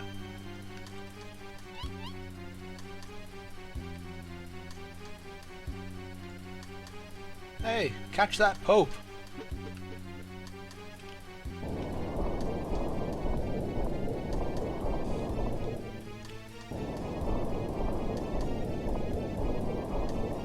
I'm happy to be background music. That is good with me.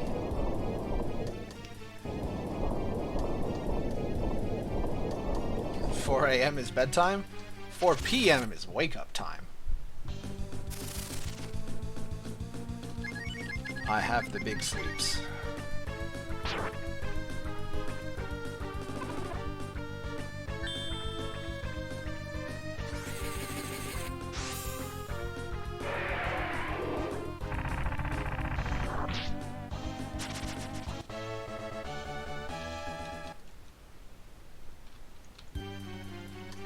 Yeah, not only did I wake up at 4 p.m. today for this run, but I had to set an alarm to make sure I would wake up.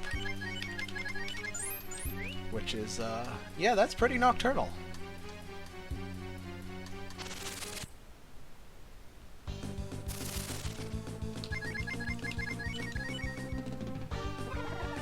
The sun and I are at war.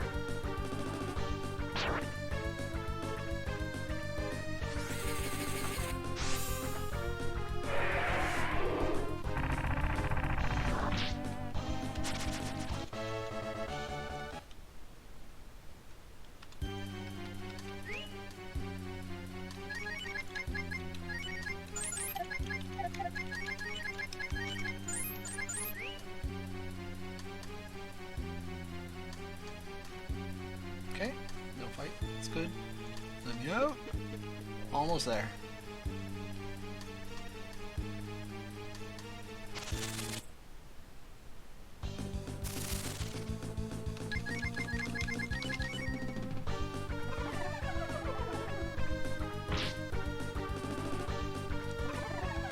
Oh, that's annoying. I think this is still enough dragon damage to kill him. It'll be close. If not, looking for it.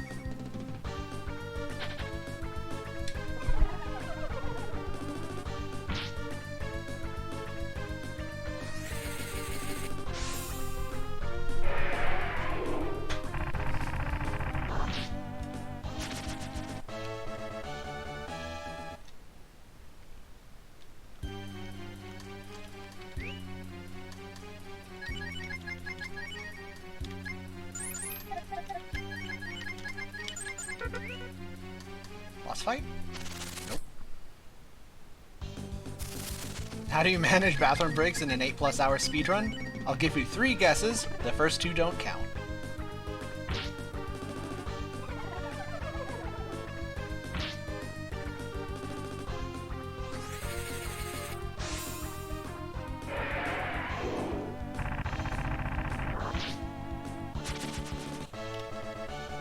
Use the washroom before you start, and then you sit down with an iron will and a steel bladder.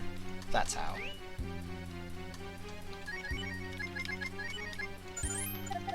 But yes, by the time I'm done, I will be very relieved to be able to go to the washroom.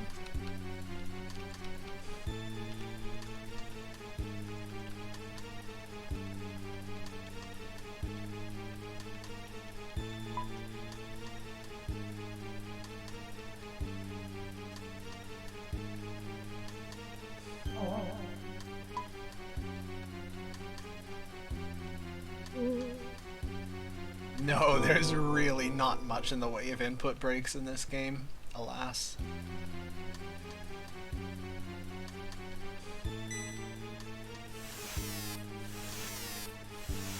Also, there's plot happening on the screen, for anyone who cares.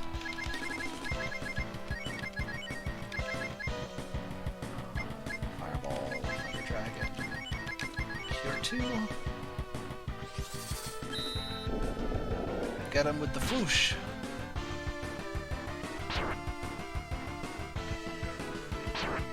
Okay, that is suboptimal.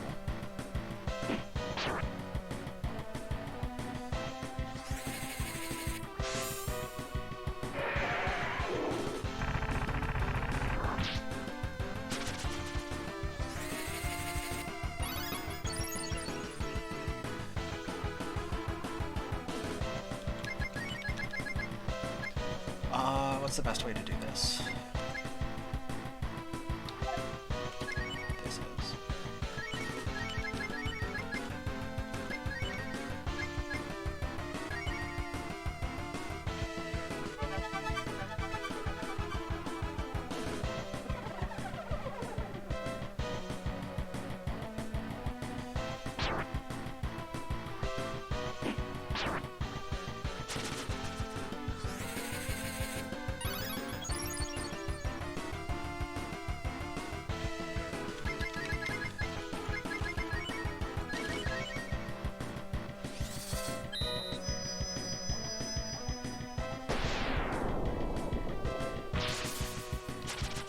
Okay, that got a little bit dicey, but as long as the big boy here cooperates, there will be no problems.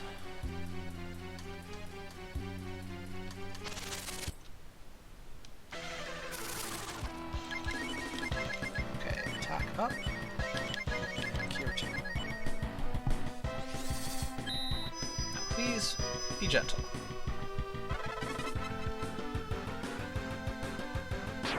Thank you.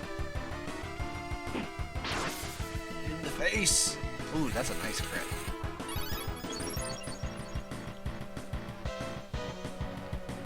Yeah, this guy is pretty metal. Fortunately, he's weak to things like this. Not really. Okay, that's fine. That's even better.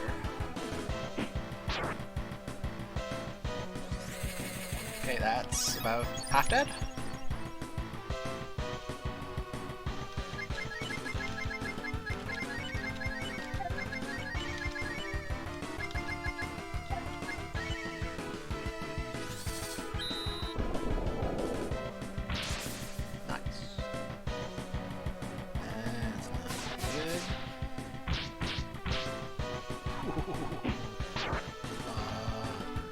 I'm in danger.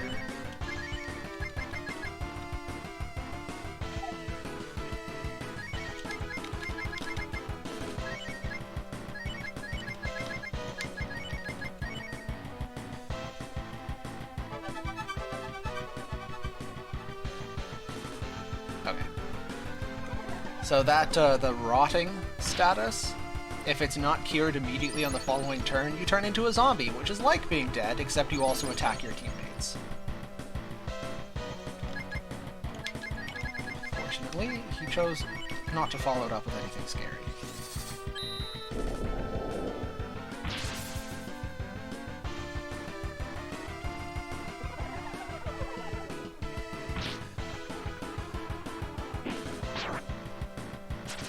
Alright.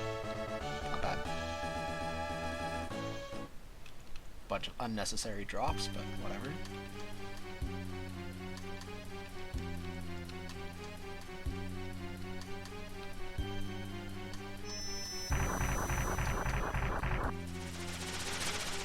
Good old Necroman. Just up to his usual shenanigans.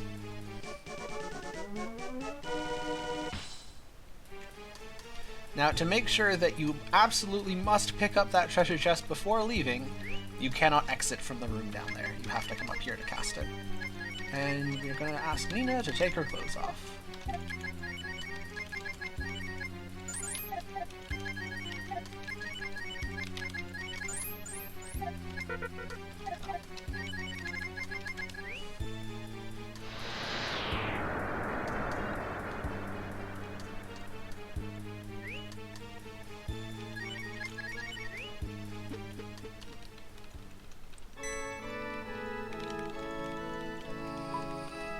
Okay, yeah, only about an hour and a half left. 2 dungeons, 1, 2, 3, 4 bosses, 5 bosses.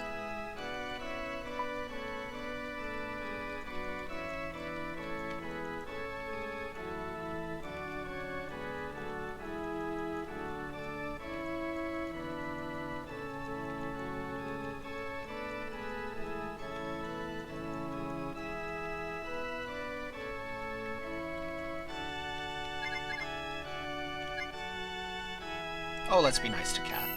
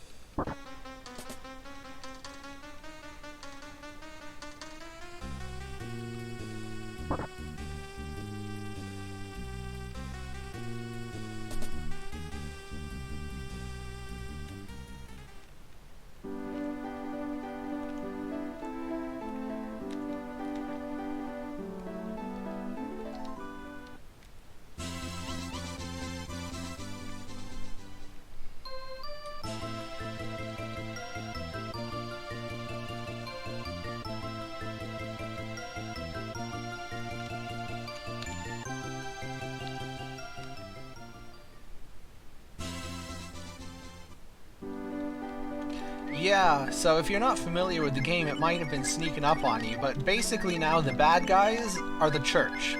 And it's just like, pretty unambiguously, just the Catholic Church. It's quite on the nose.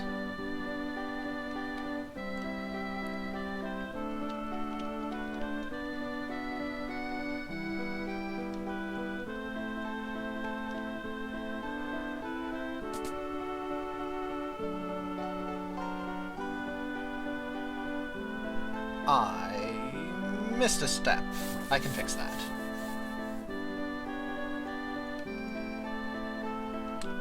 So the glitched category is really, it's just the one glitch, but it is a glitch with many faces.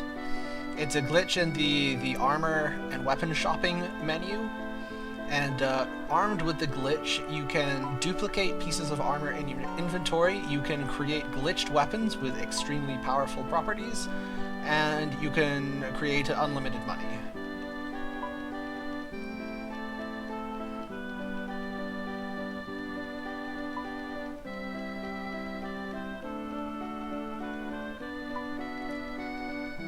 Needless to say, between those three things, you can make yourself pretty strong, pretty heckin' fast. Okay, but instead of going ahead, because I am forgetful, I will go backward and go shopping. Well, you might have missed most of Breath of Fire 2, but there is still plenty of Breath of Fire 2 left. Got a good hour and a half. Maybe 2 hours at the rate I'm going. Okay. Now we sell.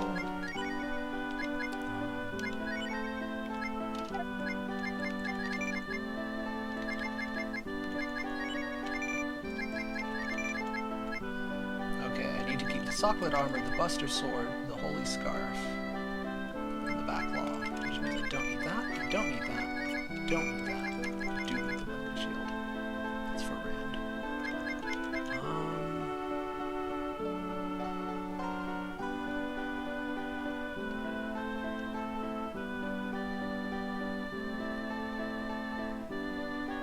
Okay, I'm just doing a quick sanity check to make sure I haven't forgotten anything. Buy.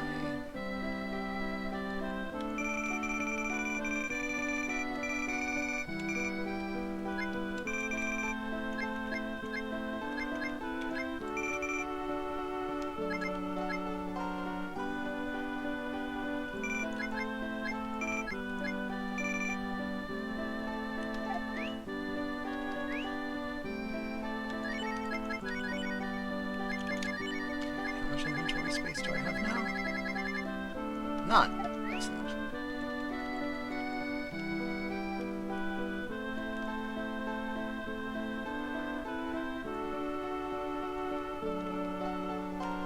Oh, right. I almost forgot a thing. Oh no, Ryu does have the things. Okay. Okay, I am good.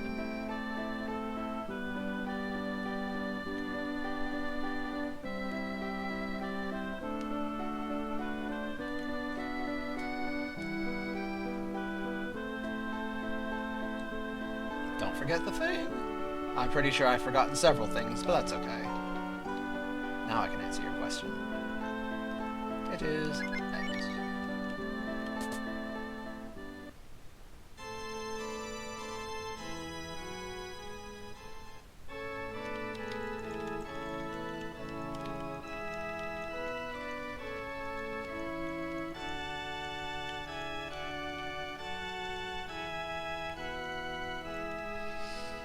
All right. Well, hang on to your trousers. We're about to go places.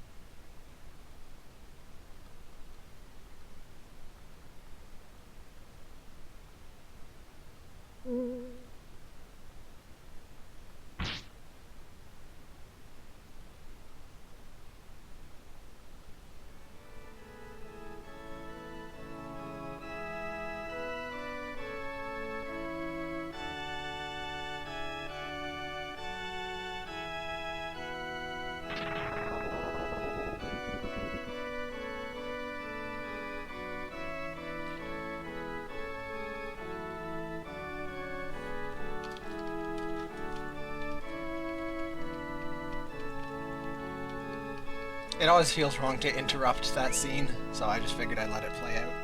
Okay, my party is supposed to be Rand Blue Cat.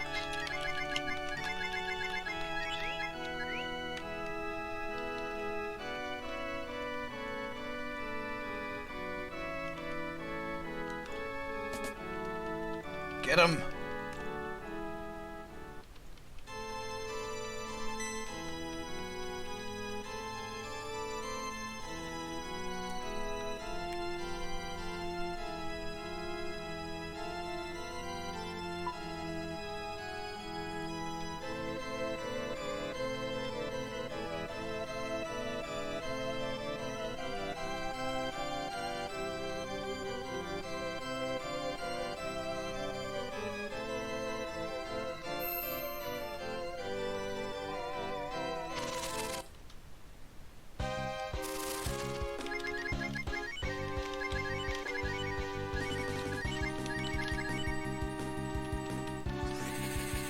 You weren't expecting violent murder. Yeah, it is a bit out of left field, isn't it?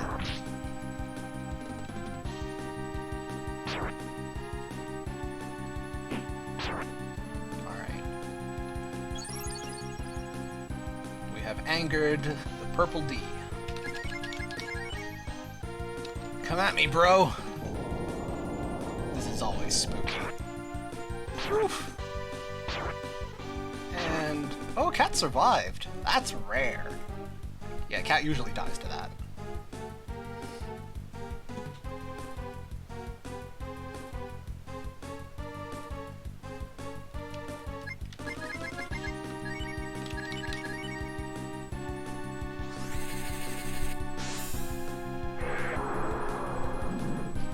Mine's bigger.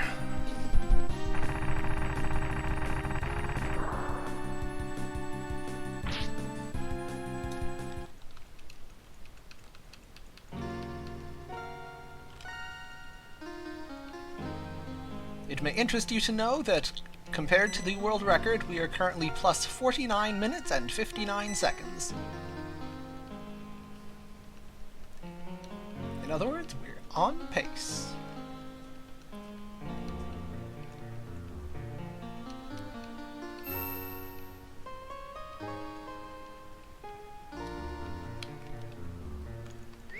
Okay, now...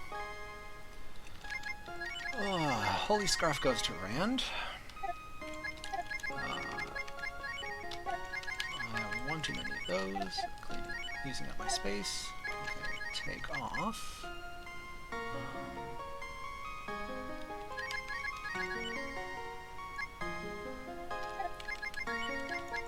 Socklet armor, fast shoe, wind bracelet. Okay. Clean. W fruits easily accessible. Alright. Oh, yeah, healing is probably important.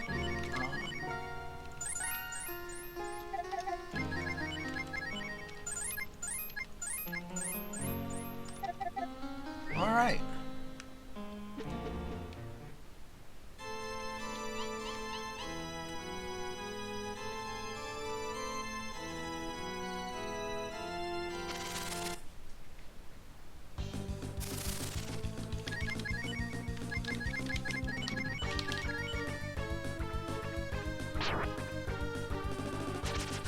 All the Harpy's fault at the start? Yeah, definitely. 100%.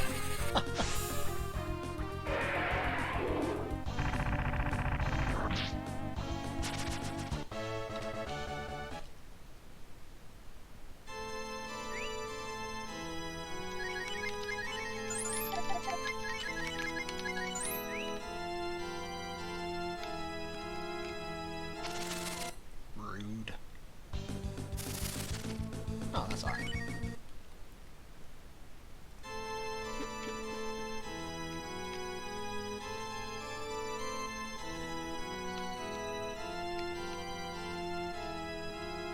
Wow. Harsh. Oh, yeah. Hi, Mom. Bye, Mom. Definitely don't follow us, Mom.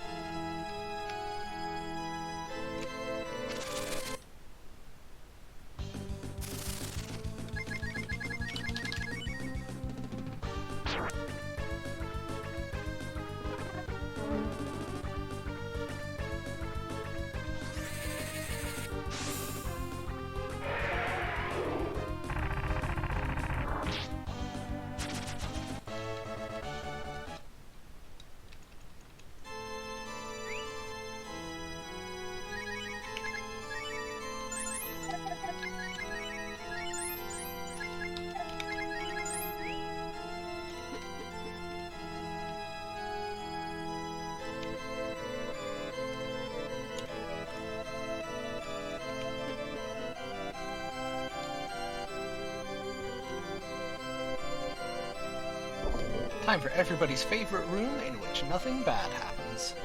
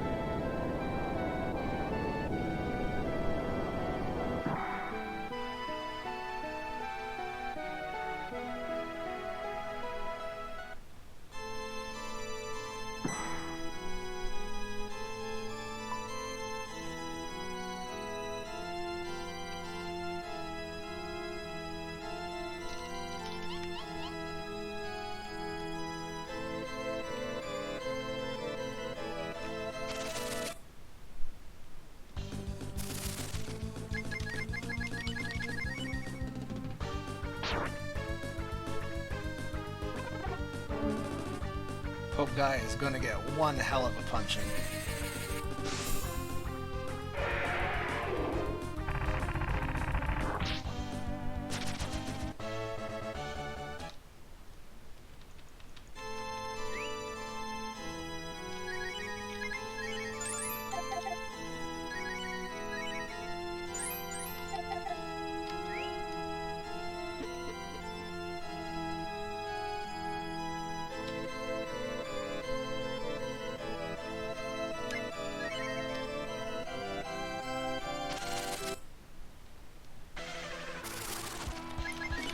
Okay, Thunder Dragon.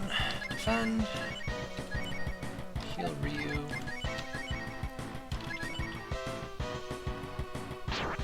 Alright, let's go.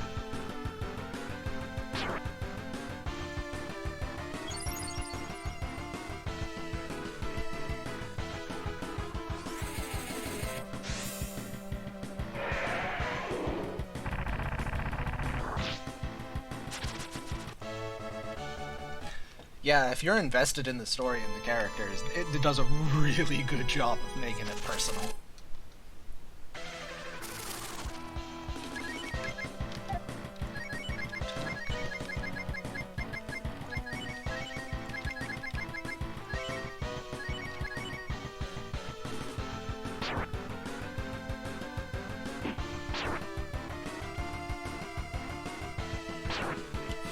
frig. Oh, that's annoying.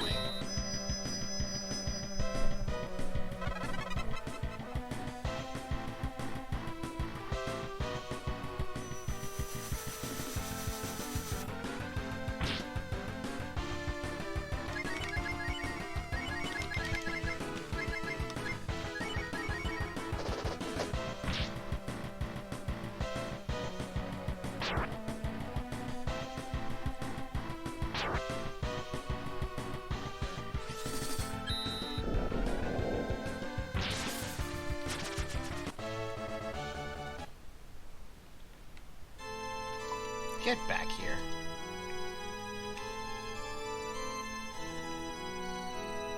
Oh, hang on. Posture check.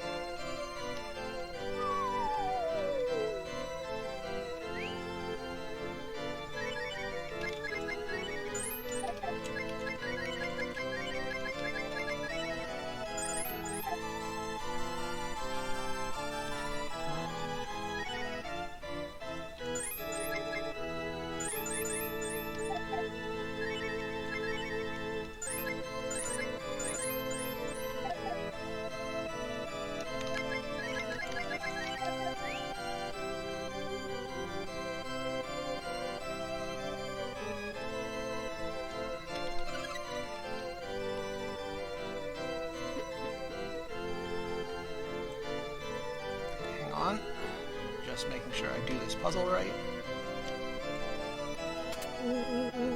So you were asking about shaman transformations. Kareth or Gwyn. Probably mispronouncing that, sorry. Oh, did I screw this up? No, this is correct. Okay, good. You have been promised one shaman fusion. If you're familiar with the speedrun and you know what it is, please don't spoil it in chat for everybody else.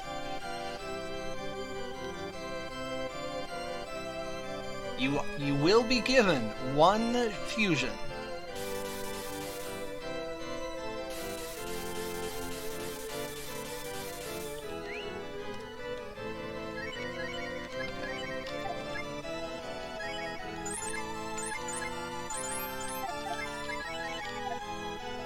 Okay, full MP on Ryu. We're good.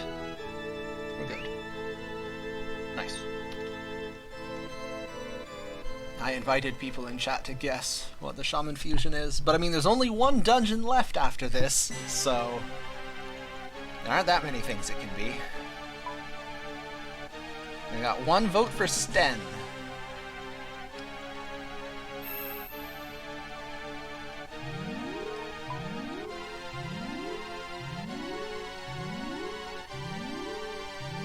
Yeah, I think Rand, Cat, and Nina is like the default standard party.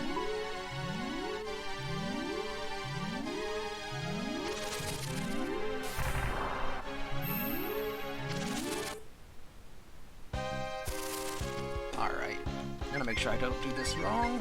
Fire Puppy on the left, Shave Ice on the bottom, Hail, and Shave Ice on the bottom. Cool. Oh, guess for Nina, guess for Rand. Alright, alright. Very interesting.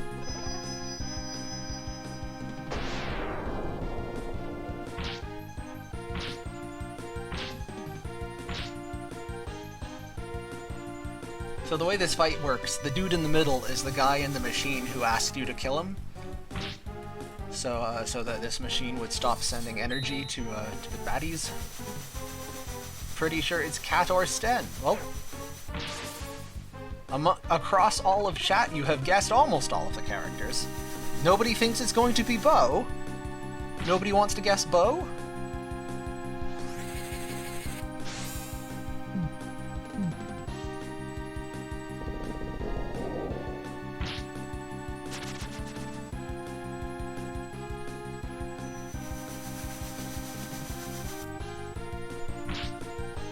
This fight is always a little spooky because, like, if I get the inputs wrong, I can completely grief the game and, like, I would have to go back to my last save. But, as long as I don't do the inputs wrong, this fight's impossible to lose. Like, the strategy for this fight makes it a guaranteed win. As long as you don't mess up the inputs.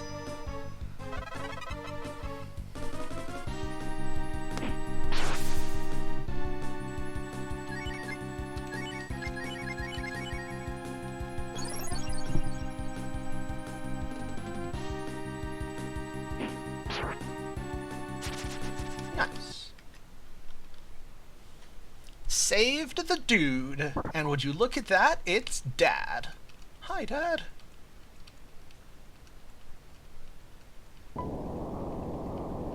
The one parent in this game who manages not to get killed.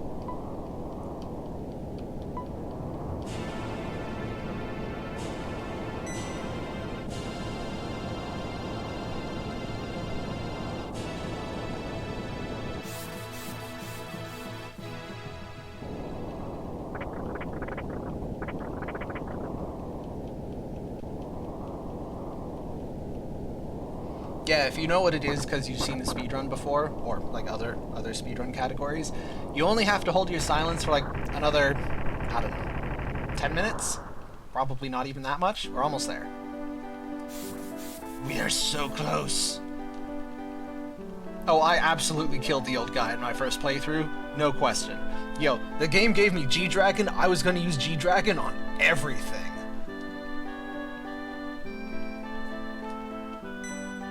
Dad came back with the milk. Oh no. Oh, that's awful.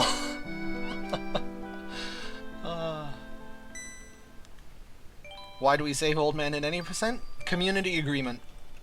All of our categories, at least all of our full game categories, just mandate as part of the rule set that we save Dad. It's the honorable thing to do.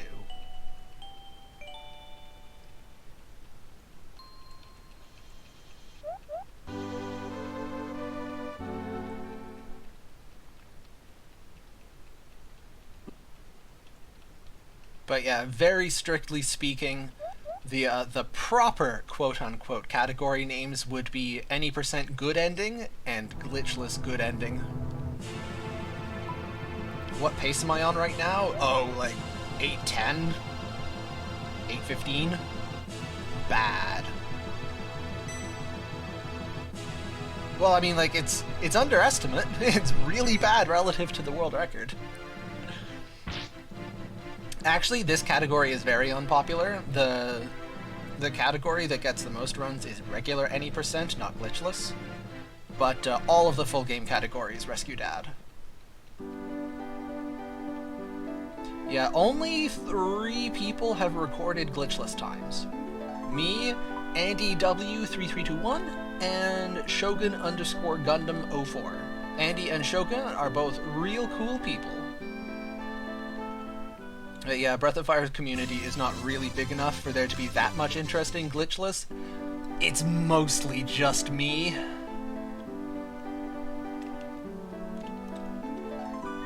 I am, hang on, I've gotta do this. I'm cooking biscotti.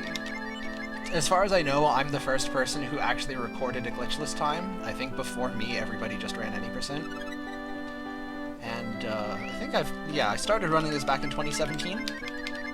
And Andy picked it up and did a few runs, and Shogun picked it up and did a few runs, but no one has actually recorded a time in quite some time. The world record is the most recent new glitchless time, and that's about 2 years old now. So, hey, free 4th place on the leaderboard. Anybody who records a glitchless run literally any time, good for 4th place.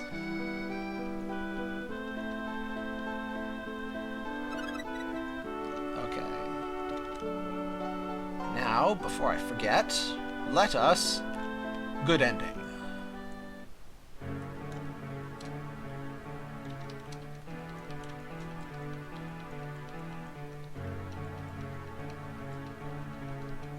Yeah, Sten's castle High Fort is not too bad if you know where you're going. If you know the way, it's not so bad.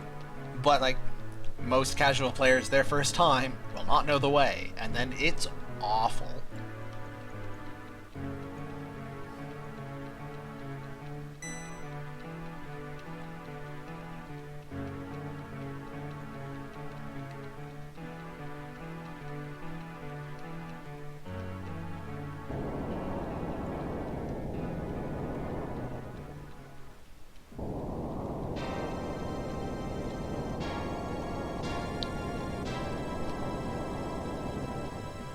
Yeah, a lot of people probably ditch Sten the moment they beat the Terrapin.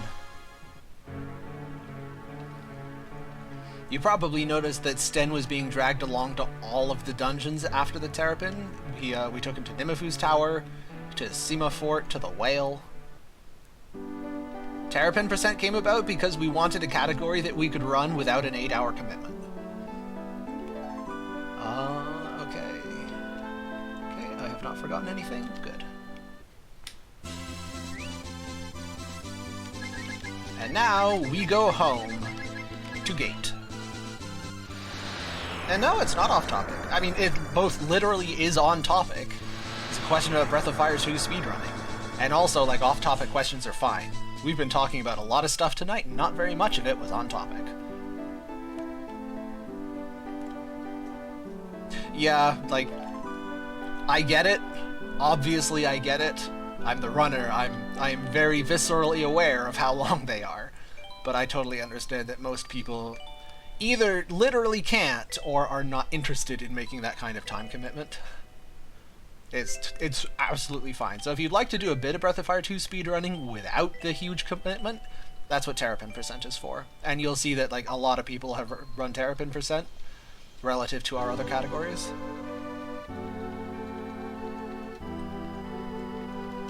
Yeah, it is challenging, especially without a co-commentator, when it's just me trying to maintain a constant dialogue with chat for 8 solid hours. Is this my favorite Breath of Fire in the series? Actually, no. Actually, I like Breath of Fire 3 more. Breath of Fire 2 is a very close second. I do love Breath of Fire 2. I love Breath of Fire 3 a little bit more, but I think the speedrun for Breath of Fire 3 is much less interesting than the speedrun for Breath of Fire 2. So I speedrun this, and then I casually play BOF 3.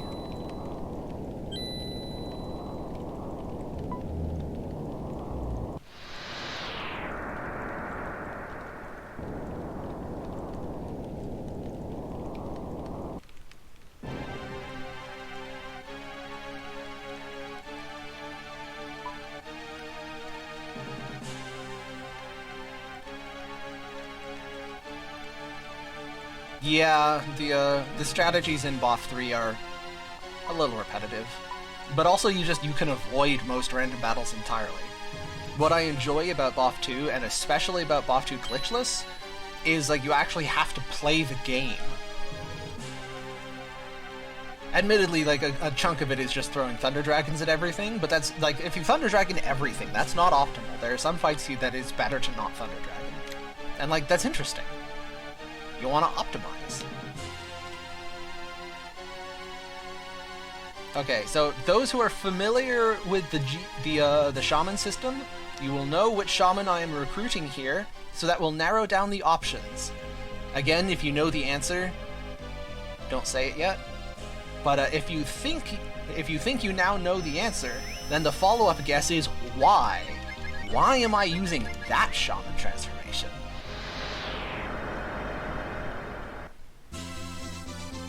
And again, if you know the answer to the follow-up question, don't spoil it. I don't mean to sound like a strict school teacher or anything. It's just I really want people to be able to experience this in real time.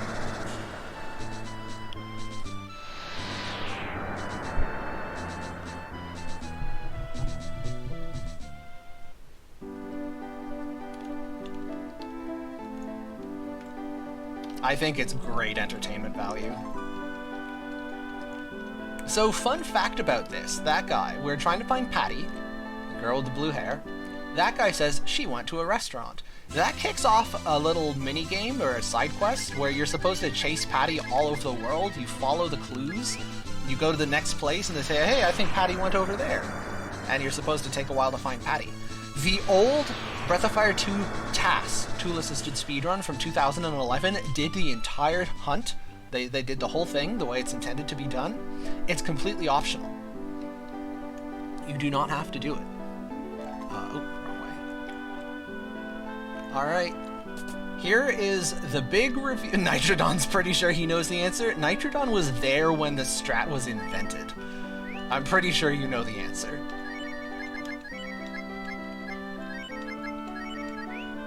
Alright. Who guessed cat? How long is 100% of this? No one has ever recorded a time. We have a rule set, but no recorded runs. Not of hundo. Alright, so now think about the follow-up question. What on earth are we gonna do with cat? In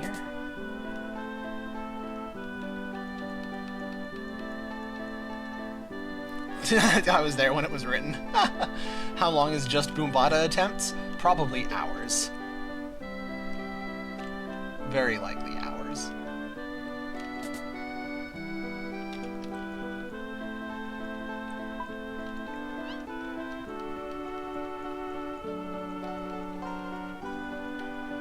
So I have attempted the GBA run 3 separate times. The problem is that either the actual GBA game itself, or at least the ROM of it that is available on the internet, or something to do with one of the emulators, but something causes it to crash in Highfort reliably every time I've tried. And like I've tried different versions of the ROM from different places. I have tried different GBA emulators, and it always crashes in the same place in the same way. Okay, warp to gate.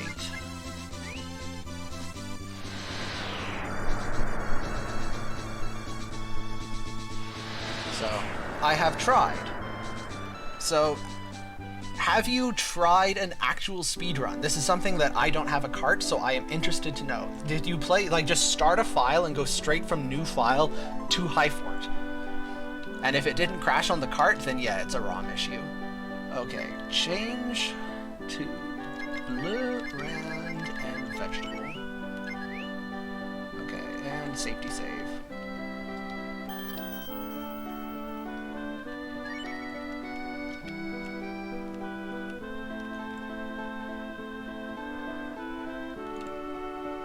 Hello? Yeah, so it's easy enough to fix. I think it's as simple as poking a single memory address in the ROM. Will make it work. But then, so there's questions of like, is that legit? Like, what, as a community, what do we want the rules for that to be? Normally, you're not supposed to just muck around with the memory of the game you're emulating mid-file. So, do I remember you? Not by your username, I'm afraid, but I also have a terrible memory. Does it happen if you save and restart it? I haven't tried. So part of the issue is that because the GBA card is just such a chore to play, I'm like, my enthusiasm to record a GBA time is low. Yeah, I think it's a reasonable argument, but like, there are community members other than me, and I'd want to consult them before I did anything. We were here only 6 hours ago. Yeah, my memory is a lot shorter than 6 hours. I have the big dumb.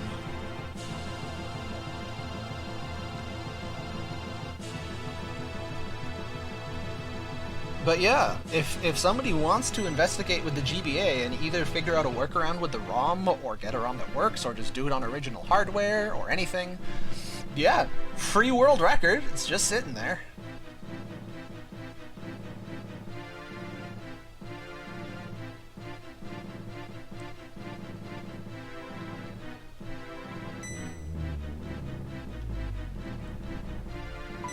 Alright, well, Dastardly Pope is up to his shenanigans again.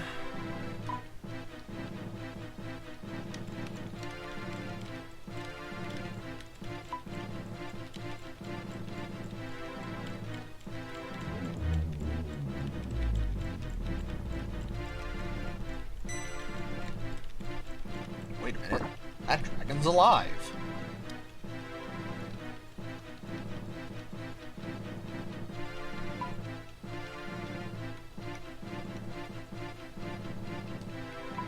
Classic Pope moment. I don't know why that's so funny. Anyway, this is the guy we've been hunting. Welcome to the Cephalopope. The least threatening boss sprite for the most hated villain. Alright.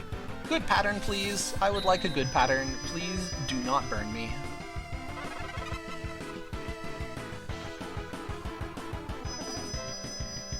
Alright, that's nice. We can start with that.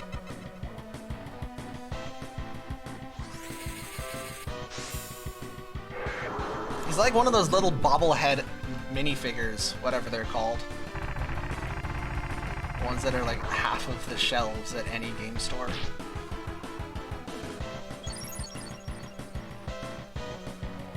Yeah, I know I didn't get the bug. I mean, it's nice that he didn't use a damage spell on turn 1, but I am prepared to get nuked.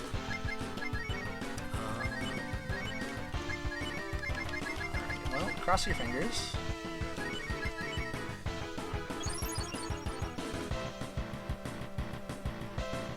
Oh boy, here we go. This is why I safety saved.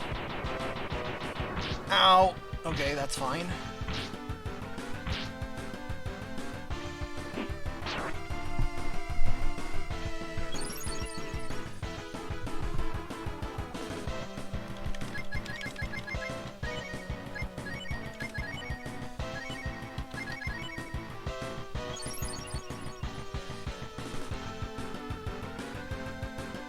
That's probably not fine. Well, we'll see.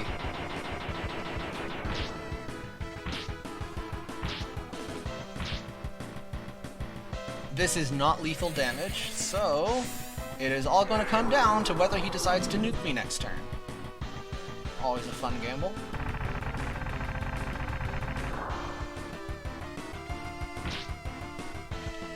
And dead.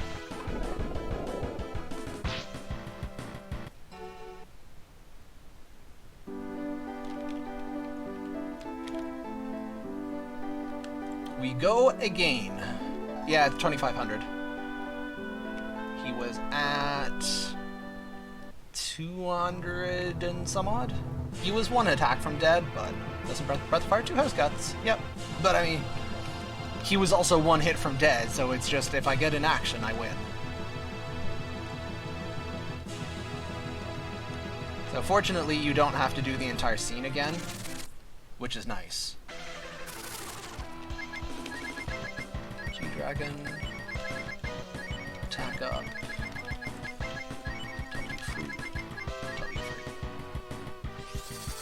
Twitch ad? Oh, that's a bad time.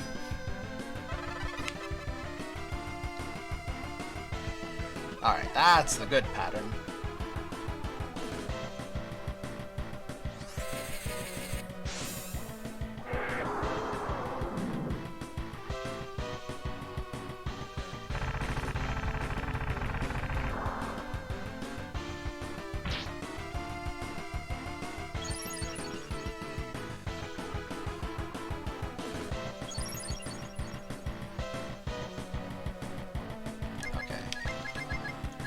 Dragon, heal,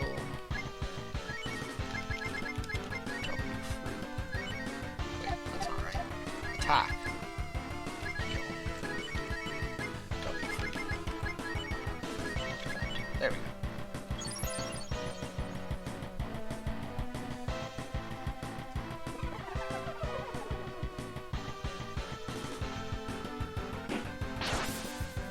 Oh, well, if Ryu had taken that crit last time, then it wouldn't have been a problem.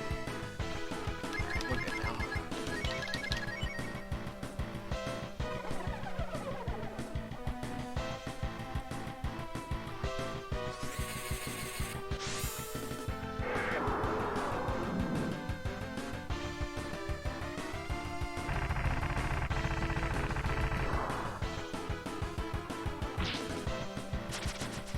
Alright.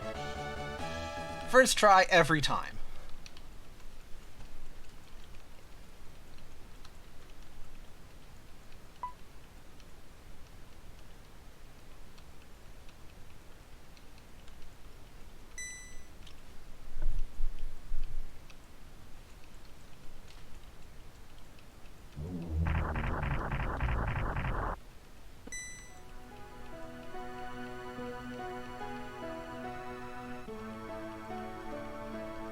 Okay, I need to pay attention to the dialogue because there is a kill yourself button here.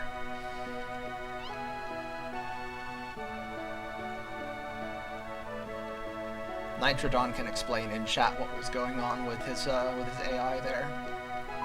Suffice it to say, it is the Big Broke.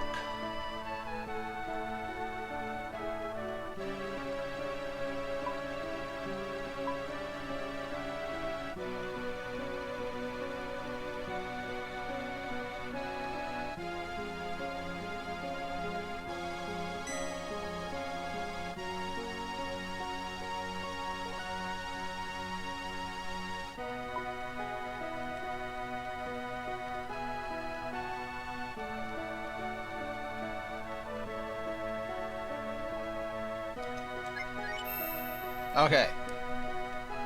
Dialogue boss defeated. So if you select wait there, you just get the bad ending. Game ends. Sucks to be you.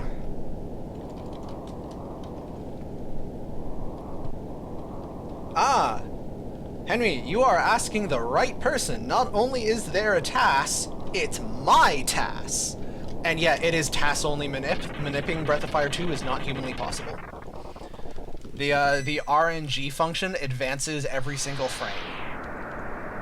So the only way that you can, quote, manip the game is, like, playing frame perfectly.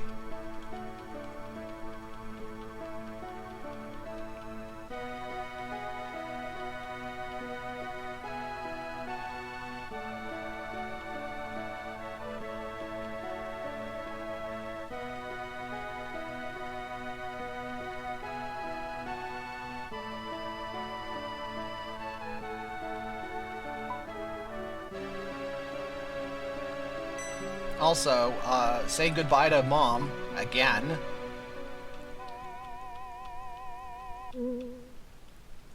Yet another parent fallen prey to the clutches of the Breath of Fire 2 writing team. Okay, so the first thing we're gonna do is run the hell away. Get me out.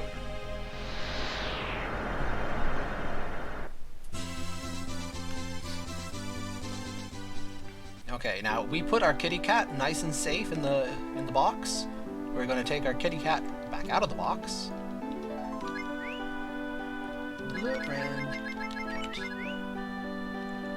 Okay, so first of all, Holy Scarf goes to Ryu, and then Backlaw and the Rainbow Robe go to Blue, Blended Mail and the Wind Robe go to Cat.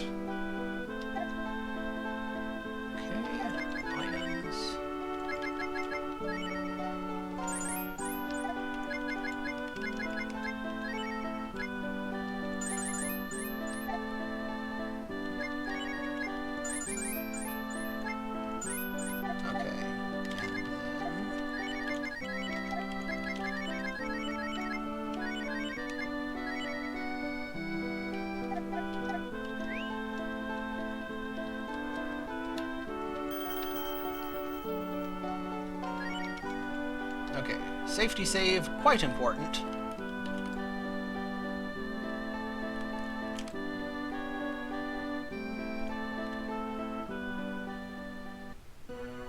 Now let's see if I can get this first try. Fear the big hand? No. The big hand fears me. There is only one thing in this dungeon that we fear, and it is not the big hand.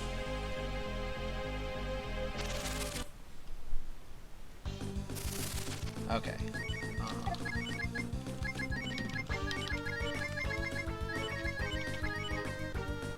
Hit Rand. That's bad. That's good.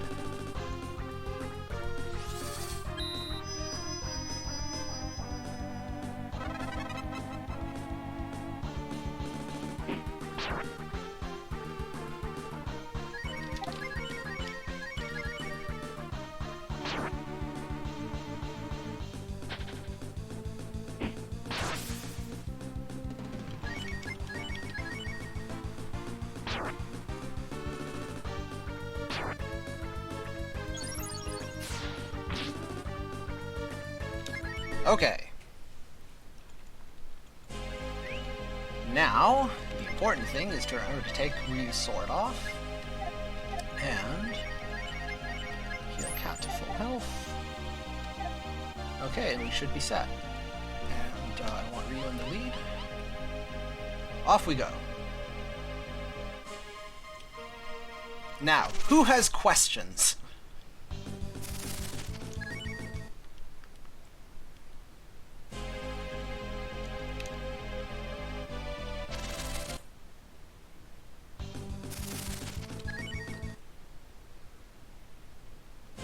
Remember that classic Breath of Fire 2 run chance?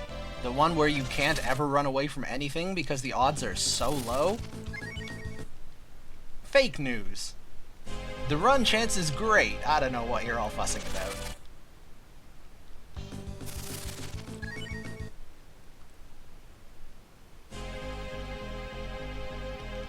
So this strat was discovered a couple of years ago, and you're correct that until this was discovered, Nina's Banish was the preferred strategy.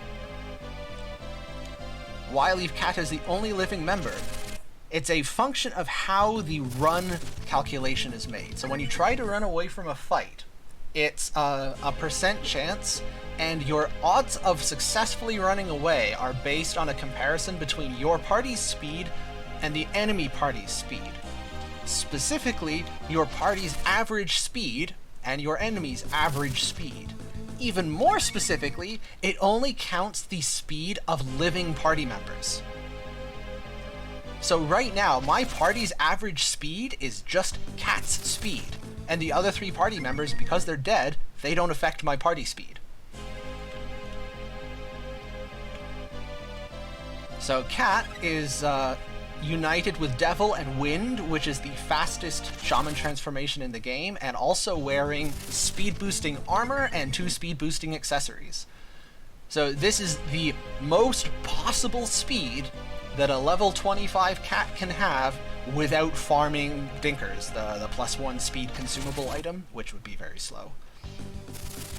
Moreover, if your total party HP is less than, I think it's 70% of your party's max HP, you get a further boost to your run chance, and I'm well under that 70% threshold. 3 of my 4 people are dead. So between the really, really high average speed and the boost from having a weakened party, your run chance is functionally close to 100%. There's only one thing in here that's scary. There's one enemy in here that has the absolute maximum possible speed, 511, 512, I forget which. And there's, like, you have minimum run chance against those no matter what you do. So we really don't want to fight Gannets. Now, the Gannets themselves are not threatening. In fact, Gannets will not really hurt me, and they will die in a single use of the Empire Sword, which you can use as an item to cast Sonic Boom. The problem is that the Gannets sometimes appear in combat alongside a Daedalus. The Daedalus is slow, but if the Daedalus is in a party with a Gannet, their average speed is still extremely high, and the Daedalus is deadly. It's very likely to either kill Cat or at least drop her to low HP and you lose your transformation. So the one and only thing in this that is extremely scary is a Daedalus with Gannets accompanying it, which is an encounter that can only appear in the outside areas, the one with the sand in the background, the twisty thing. The indoor areas are pretty safe. Now, it's not a 100% run chance. I very, very, very, very, very, very, very rarely do fail a run against another enemy, but like, it's still way more reliable than any of the other strats.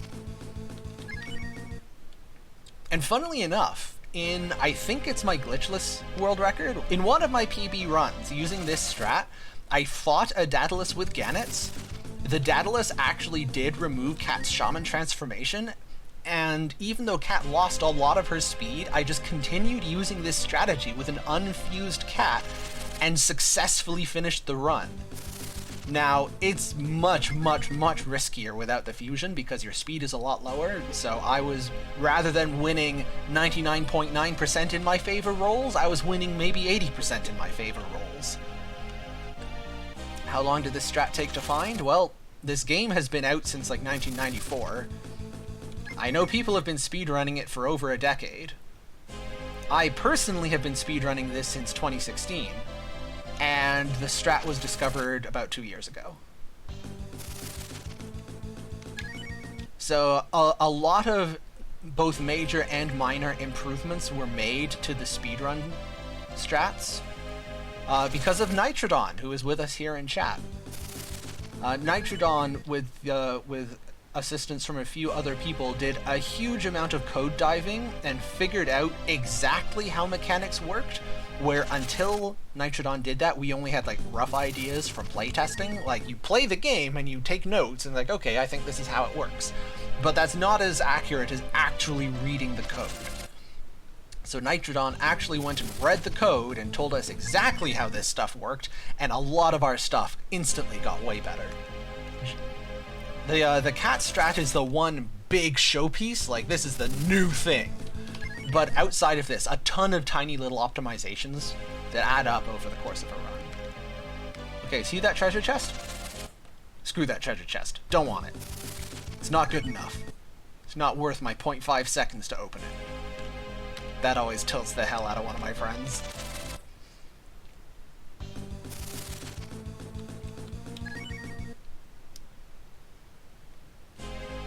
Yes, Nitrodon is that dude in the Matrix. I think it's Rand's second best weapon, Final Knuckle.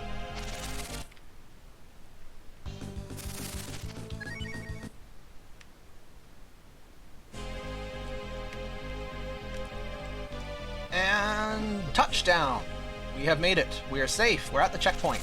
Nope, we have one fight before the checkpoint. I celebrated too soon. Now we're fine.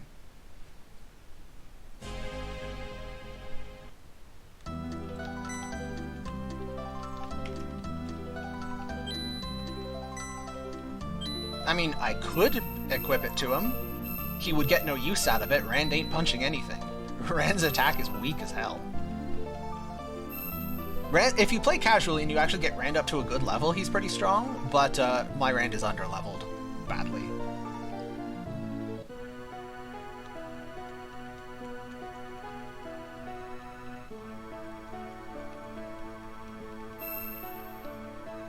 Now, fun fact, we have a little bit of dialogue here, but then on the way out of this room, the house I'm in with the two guys, if you talk to the old guy in the orange on your way out the door, you lose 15 minutes. Which is just hilarious.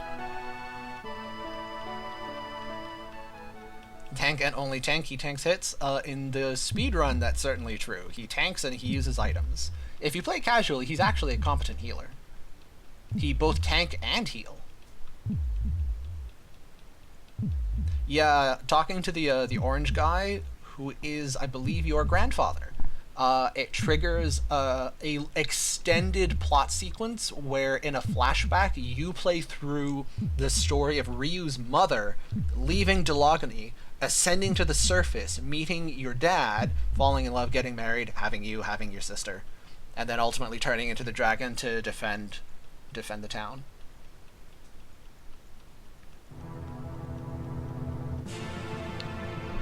So it's not quite all dialogue, you do have to walk around a little bit, but yeah, basically it's a 15-minute dialogue sequence.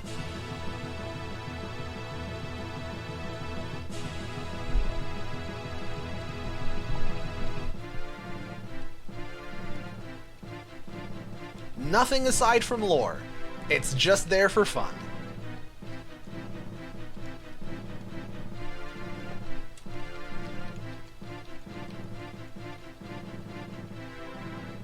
Sounds like a really good thing for really lots of lore.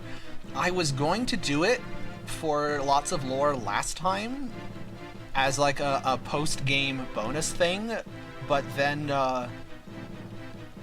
what happened? There was a technical issue. The technical issue happened right after the official part of the run ended, and I was going to do the Valerie sequence just for funsies, and then like by the time the technical issue had sorted out, I'd had to go to bed. That was unfortunate. But, I mean, there's another really lots of lore coming up.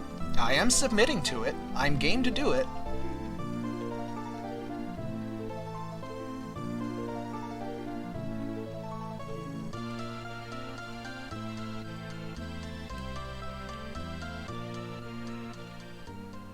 Alright. So I'm going to do a couple things. First of all, I'm going to throw in the safest of safety saves, because if I die now, I have to redo that whole walk with Cat. Now I have a safety. And I'm also going to stop by the item shop and buy however much I can.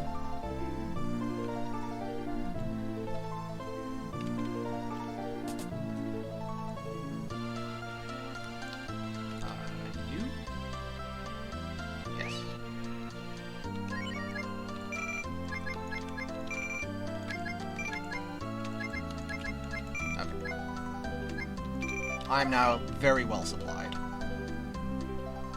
We need flashback percent. Yeah, exactly. I mean, I honestly don't remember if I did or not, but I could very easily put the Valerie cutscene in the rule set for 100%. Nothing's stopping me doing that. Okay, now, we are back outside again, which means we are scared. We are extremely fearful right now. Okay, I am still dead. I'm still everything. I can quickly give you the shiny hat, give you a better hat. Sure. Safety, safety, safety. Okay, spooky, spooky, spooky. Don't hurt me! Okay, that one's fine. No Gannets, no Daedalus. Don't hurt me. We only have to make it down to the next stairs. For those who are familiar with the game, yeah, that's the room with Anthony in it. Okay, these are the Gannets, but there's no Daedalus, so we're not spooked. With the Gannets, we have a plan. That's not good. Okay, as long as the other two don't crit, that's fine. And cool. Had it the whole time, not even worried.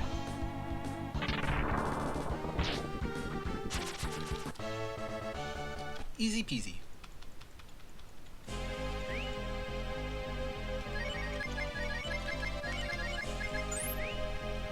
Alright, we're almost there. I'm spooked. Oh, I'm spooked. Oh, we're so close. Oh, we made it. Alright, now we're safe. I think. I don't think the Daedalus Gannet fight appears down here.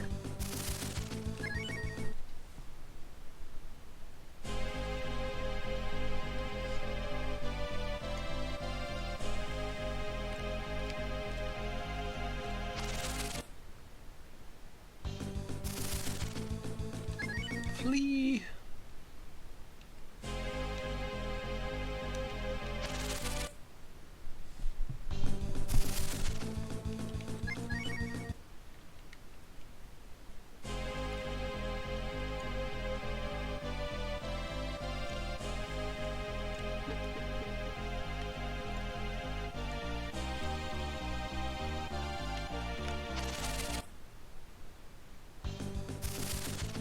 I really enjoy the juxtaposition of like the extremely epic final dungeon, the tense music, the scary battles, the sort of like the demonic atmosphere. And here we are just completely ignoring all of it. Like, I don't want loot, I don't want to explore, I don't want to fight anything. We're just walking in a straight line toward the end of the game.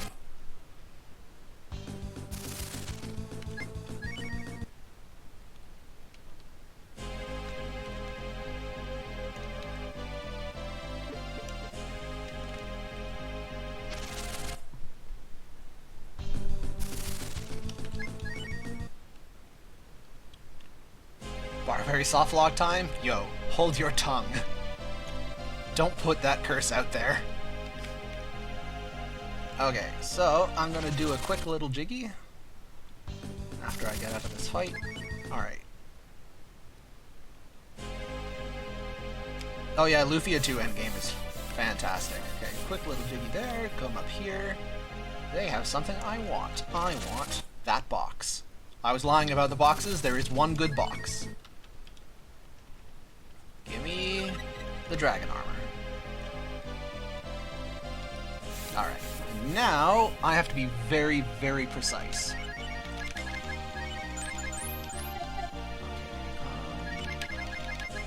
W fruit situation is good. Okay. I need wise balls, W fruits, couple biscuits.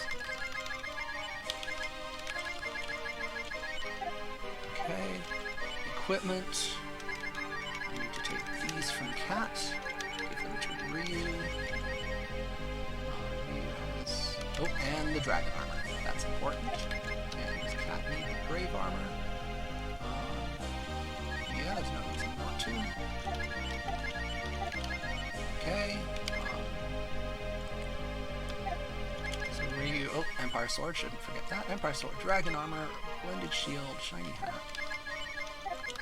Ran needs his blended shield.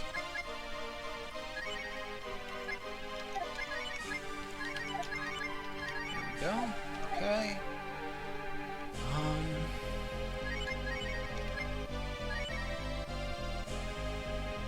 That won't work. I need the breath armor on Cat. Okay. So when I do this, I drop to 89, which is what I need it to be. Good. Brave armor. Note to self, it's the brave armor, not the breath armor.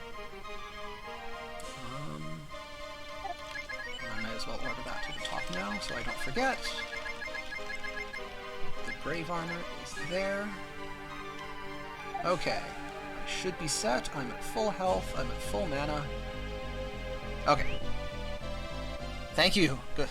Yeah, if you ever feel like giving me good luck, now is the time. This is the scary fight.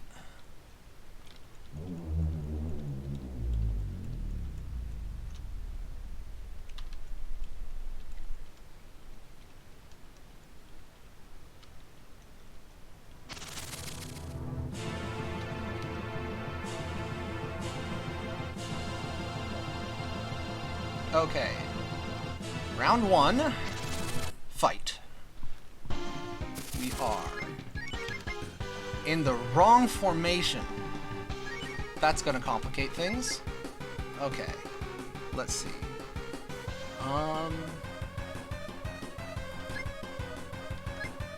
W Fruit Ryu. G-Dragon. Attack up Ryu.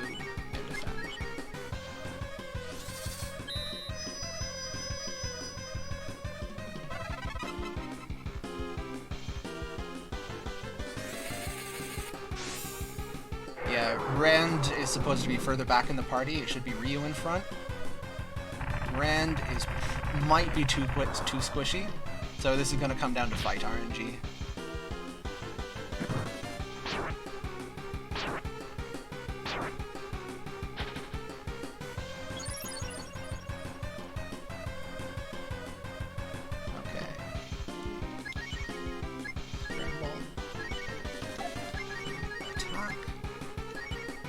W Fruit Ryu, W Fruit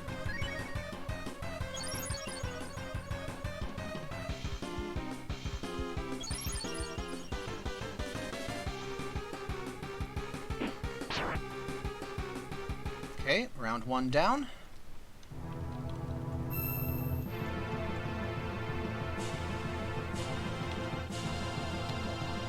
No. Dialogue boss defeated. Okay, back to defense position.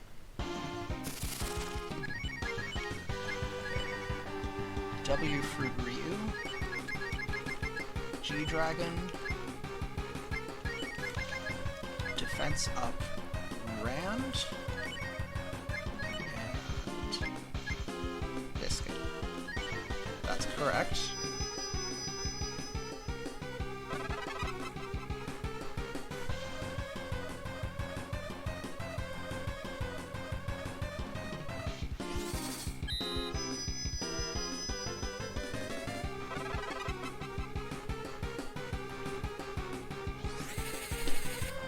Dragon number 1. We have to count to 5.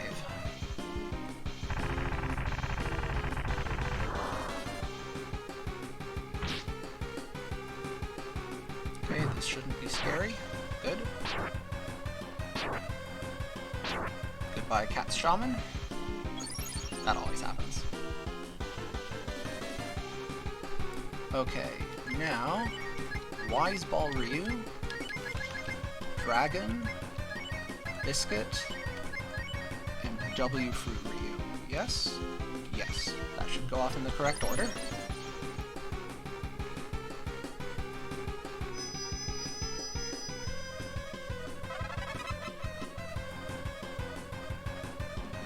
you heard lore that a runner threw PvPs because they accidentally said yes to 1v1. Not a runner. Every Breath of Fire 2 runner has done that. We all get one. You wonder if there's a category for 1v1 Barberry? There is! That's part of the Brave Man rule set. My favorite meme category. Cold Breath is excellent.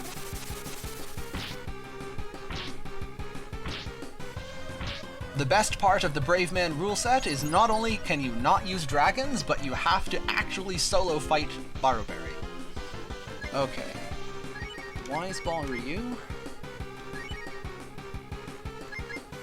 G-Dragon. Fireball. And Biscuit. Good.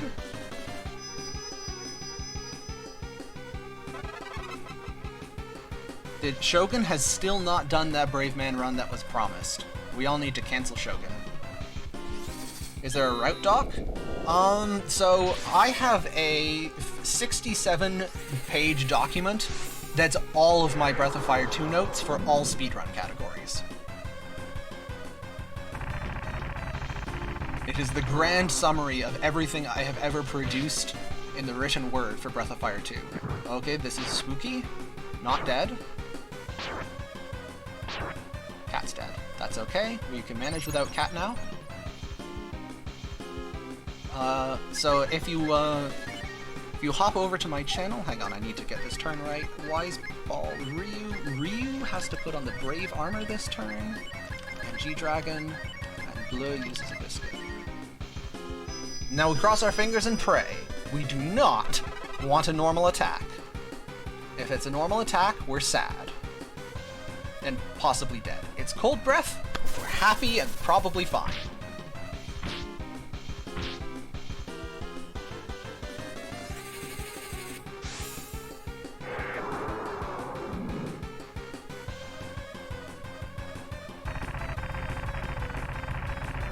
Yeah, sorry, what was I saying? If you hop over to my Twitch channel, I have a link to my Discord, and on my Discord is a link to all of my notes.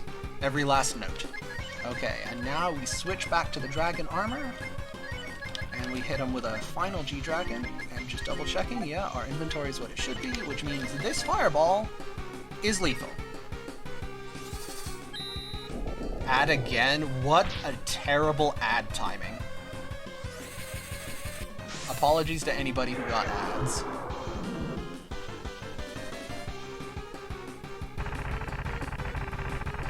The moment of truth? Okay, we had a clean Barberry. Nice!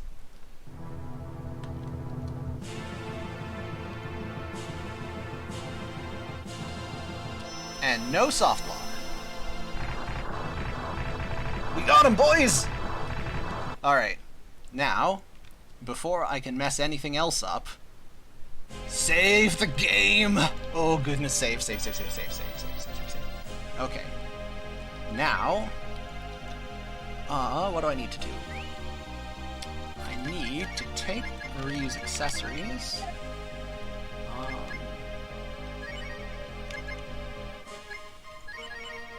Bracelet, fast shoe, good. That's all correct. That's all correct. That looks correct, yeah. Okay.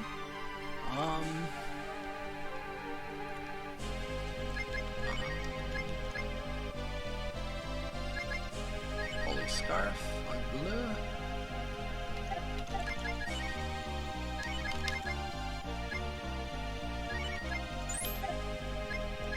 W for Ryu.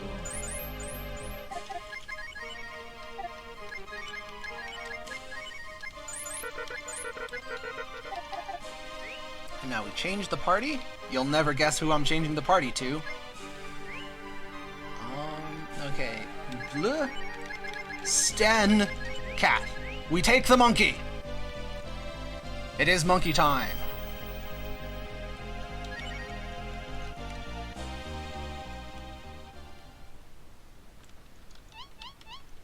Also, a secret.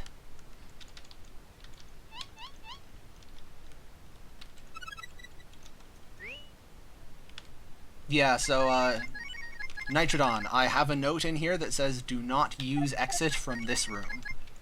I have made a note of that. Or sorry, do not open the menu in this room before Barberry. I do my menuing outside before I walk in. Yes. Nitrodon with the knowledge. Okay, now...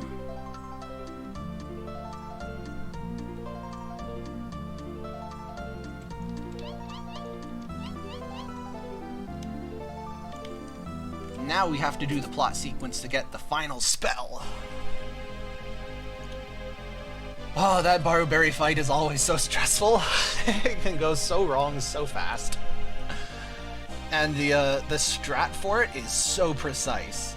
Like one wrong input, and you get very boned very quickly.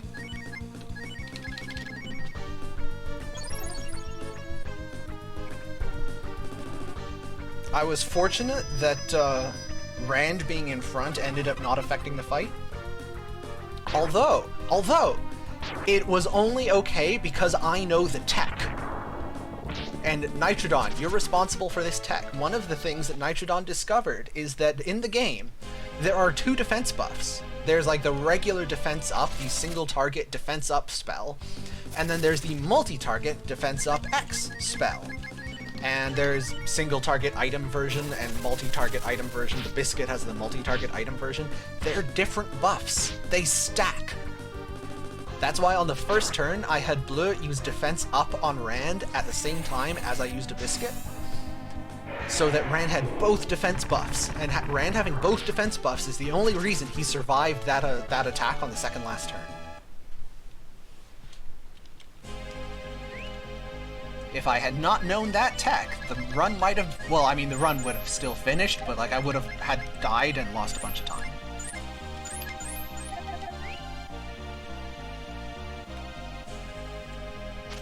Yeah, the single target defense and the multi-target defense buffs stack together. Which is just... That is so handy. Yes. Item and spell are the same. Single target versus AoE. Correct. If you think this is wacky, wait until, I mean, either go watch the Brave Man VOD from last Lots of Lore, or wait until the next Lots of Lore and watch one then. But if you think some of this tech is wild, you haven't seen anything yet. The solo Barberry strat in Brave Man Percent is out of this world.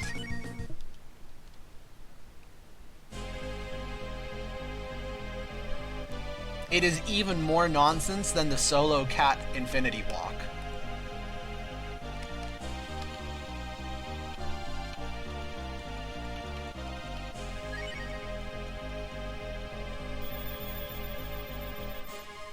Pizza delivery here for a Barberry. You know, that's actually a good question. Yeah, Nitrodon, do you know if the multi-target attack up buff stacks with the single target attack up buff? I don't know.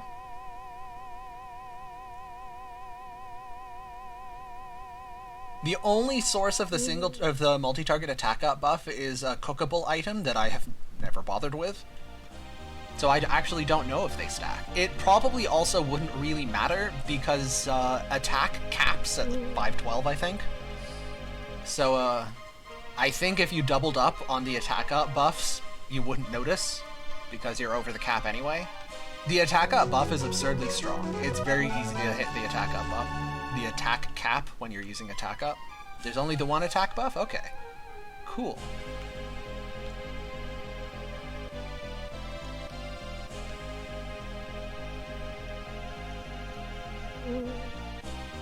Also, if anybody else has questions, throw them out. We have a 10-minute plot sequence here where nothing interesting happens.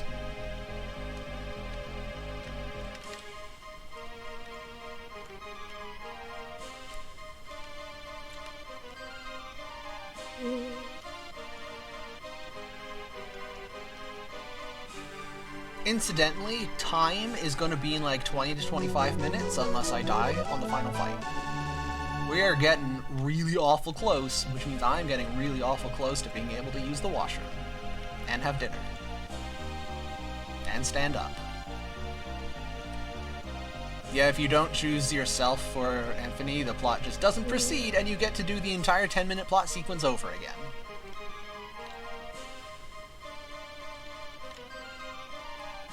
Yeah, well, I really enjoy talking about it because I have sunk an ungodly number of hours into this game. I know far more about it than even my PhD research topic. Which is, like, I should be ashamed, but I'm not. So ask me all the questions you like. With the understanding that at least half of my knowledge is due to xujhan. All credit goes to him. Oh yeah, I absolutely tried to sacrifice Jean. Definitely.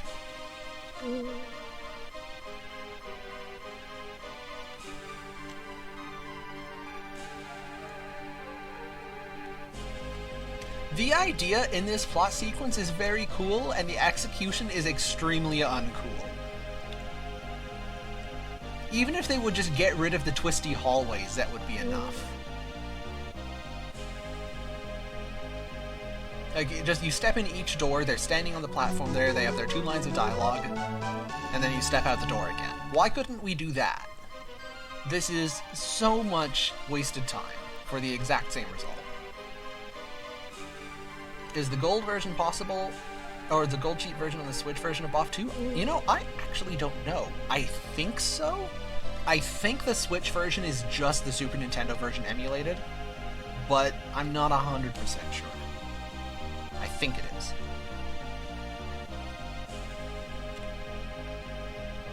And yes, Jean is the prototypical benchwarmer. Oh, actually no, you will be surprised to know that, the glitchless TAS of Breath of Fire 2 actually makes significant use of Jean, which is just hilarious.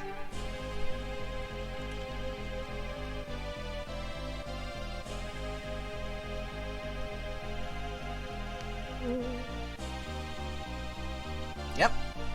Oh yeah, and if anybody has questions about the TAS, feel free to ask. I made 2.5 whole TASes. I'm roughly halfway done making an improved version of the any percent TAS. Yeah, the glitchless TAS does not get bleu. It is actually not worth the 90 seconds you have to go out of your way to recruit bleu in the glitchless TAS, which is hilarious. So, the thing is, like, ask yourself, what is bleu good for? Well, she's good at nuking randoms, but you don't fight random battles in a TAS. She's good because she has the exit spell, but Nina learns the exit spell. She's good because she learns warp, but Jean learns warp. She's good because she has attack up, but the Medusa shield can cast attack up. You actually don't need to get bleu. Everything bleu does can be done by another character.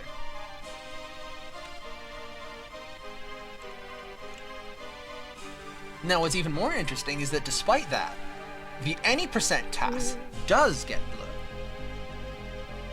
If you think if it's not even worth it in the glitchless TAS, why on earth would it be worth it in the any percent TAS? That doesn't make any sense. The reason is, in the any percent TAS you have glitched weapons. The glitched weapons have a high base power. I think the glitched weapon, they all have default power 64. I think it's literally stronger than Rand's final weapon in the real game. And they have the hits twice property. So every character with a glitched weapon is just absurdly powerful. And that's the thing, the glitched weapons are very powerful. You don't have access to them in glitchless. In glitchless, your best damage source is dragons. In any percent, your best damage source is punching. Punching means you want the attack up buff. In glitchless, you don't care about the attack up buff until right at the very end of the game. You only use it in a couple of fights, because you only use punching in a couple of fights. Most of the time, you're dragons. But in the any percent TAS, you punch a lot, which means you do want the attack up buff. And, hang on, make sure I do this dialogue right. Oh, I don't do anything this time, I have to walk back out. The thing in the any percent TAS is when you go to the tree thing in memory, the short-sighted dungeon, you need Spar in the party, you want Rand for punching, you want an exit user, you want a warp user, and you want an attack up user. You can't do it unless you have bleu in the party. You need the role compression. Bleu lets you put Nina and Jean and an attack up buff in one party slot. And in that one dungeon, you're actually constrained by party size, because you have to drag Spar along.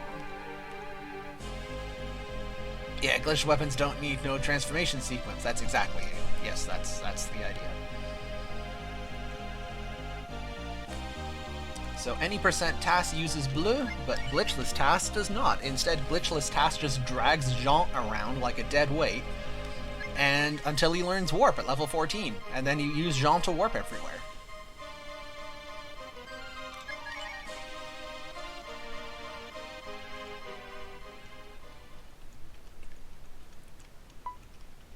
Even cooler is that if you just take Jean to the fights that you can conveniently take him to, like when you get Jean in a task, you just take him to the boss fights where he's available anyway, he hits level 14 exactly when warp becomes important to have. It's beautiful how well it works out.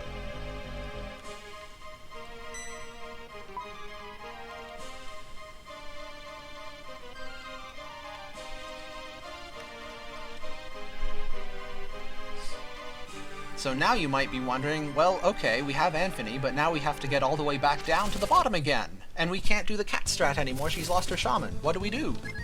Naturally, we death warp.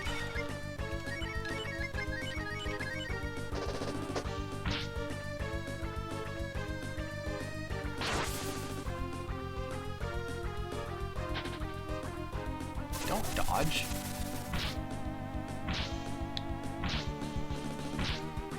Final death warp. It has come to this.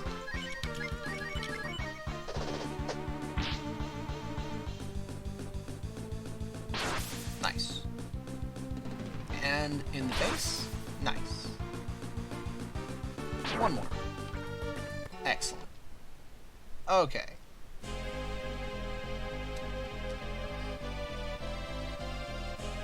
Okay, I'm going to save. Continue my journey. On we go.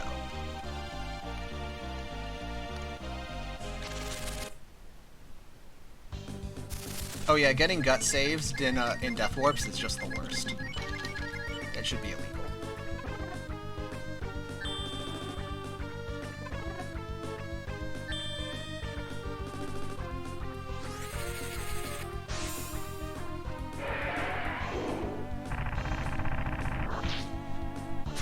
Oh, Nitrodon, you ruined it!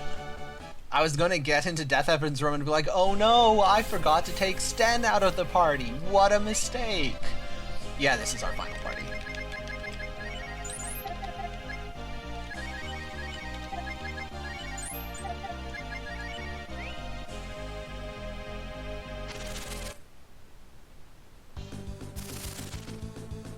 Hello, big spooky boy. I decline to fight you.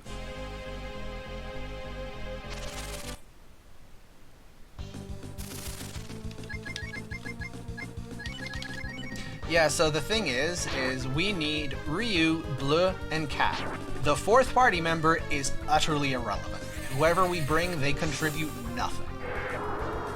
So we might as well bring the wimp that we have already got in the party, who will fall over in a stiff breeze and then not use up frames in our menuing. We just want Sten to die immediately.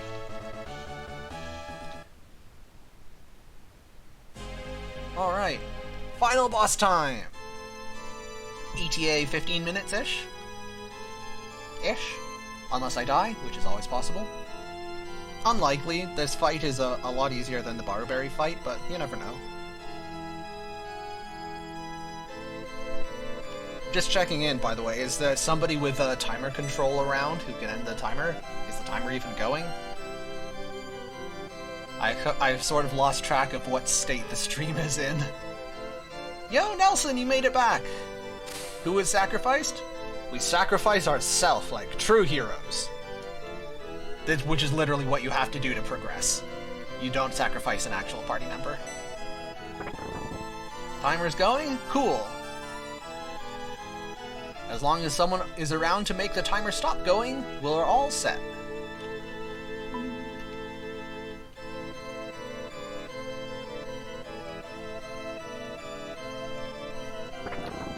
I really love this dialogue. It's definitely got the awkward translation thing going on, but it makes him feel so alien. I think probably this scene is the one scene where I think the original translation is better than the fan-made retranslation. The fan-made retranslation is a more standard, like, big evil villain speech, but this is just creepy. Like, it definitely feels like a being that is beyond us, mere humans. He looks on us not with hate, not even with scorn, but with simple disinterest. Wiggle, wiggle, wiggle, wiggle, wiggle.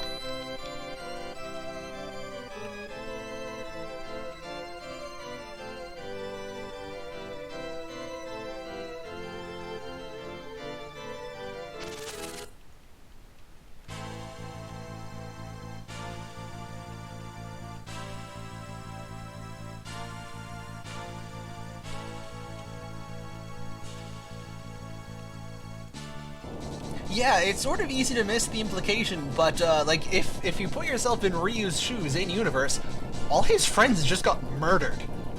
Like, right in front of him.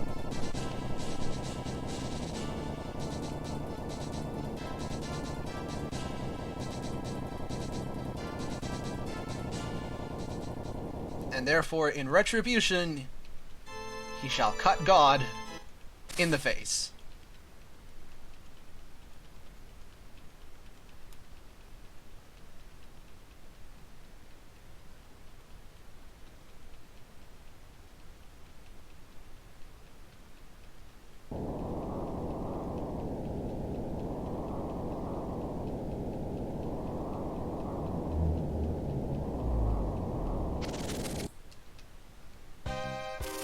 That is a big spook.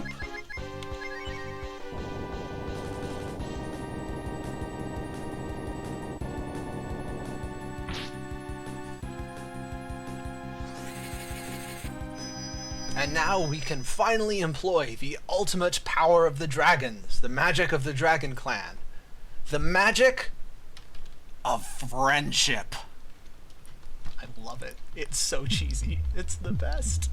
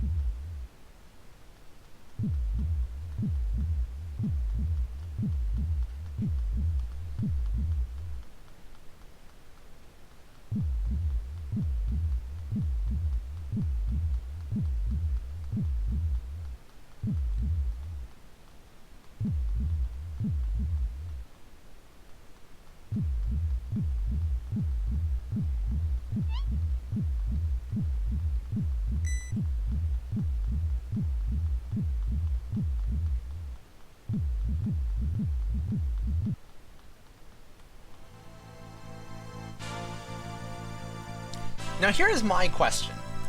Technically, doesn't this qualify as necromancy? It feels like it should qualify as necromancy.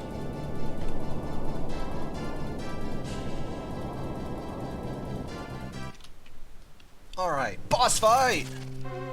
Now, what's the plan? First turn, G-Dragon, defense up on Ryu. Defend, defend.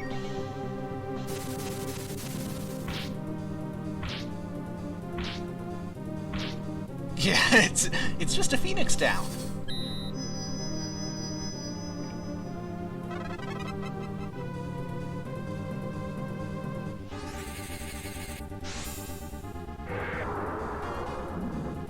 Rawr. So we use one of these just for good value, because we already have the mana, but we no longer try to restore our mana for further casts. Now we're just gonna bop him with a stick.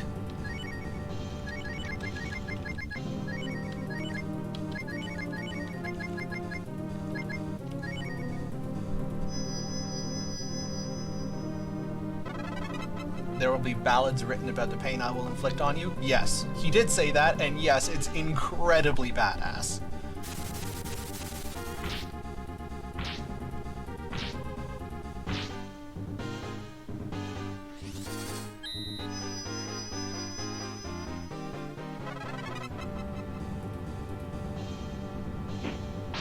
Alright, so now part of the trick here is we need to balance our resources usage. If I just use a biscuit every single time I'm hurt, I'll run out of biscuits before he runs out of hurting. Okay, would have been cool if you actually hit Sten there, but okay. Points for effort. There's the crits. Want to see more of those.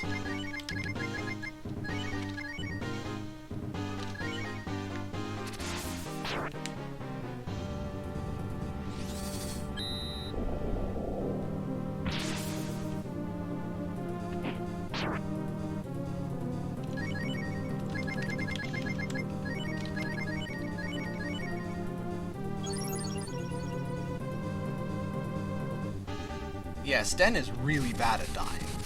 Alright, there's the disappear, so we have now lost our buffs. Just a little a nuisance.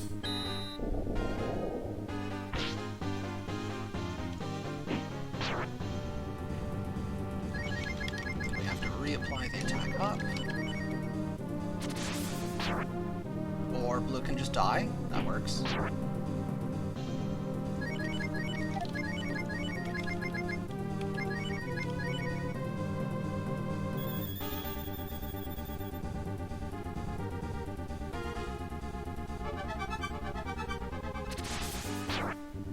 Ooh, not even close.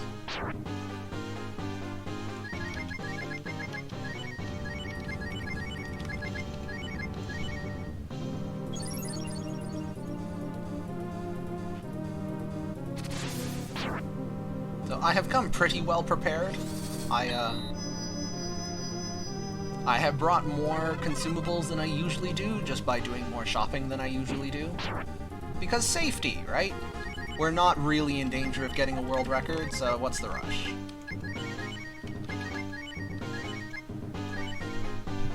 It would be nice if you'd kill Sten, though. Get the monkey out of the way. Hit Sten? Sten? Jesus! Sten, that was twice! Quit dodging! I respect the effort, but come on. Just get hit. Hey! The big juicy crits. Nice. More of those, please. Yeah, Sten's got the moves. He sure do.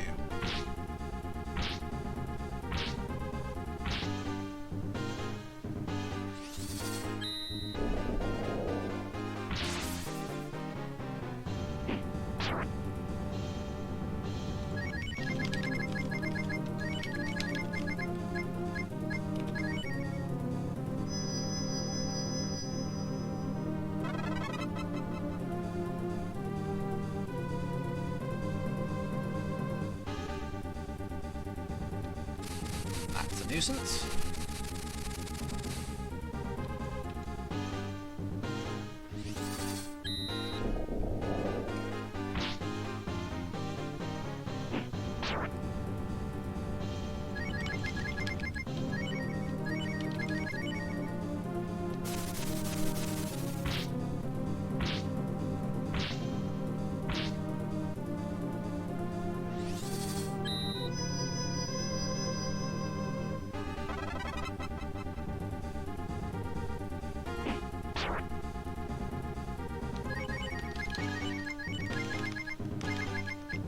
Okay.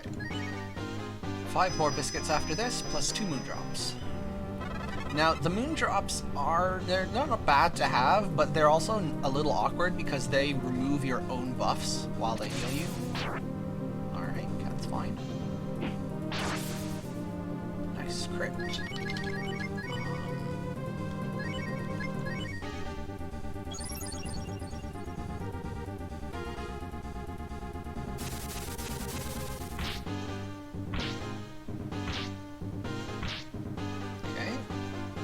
Fine.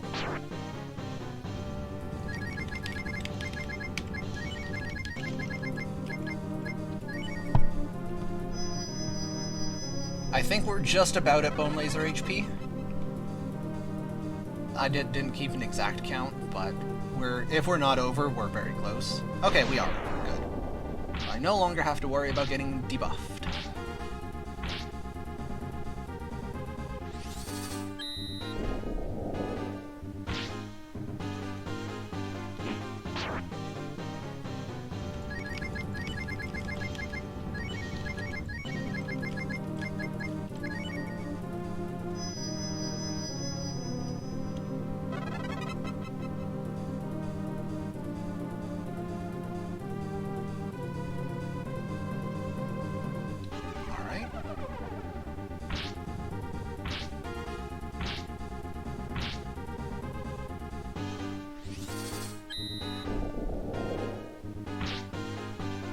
Dialing some crits. That's not a crit.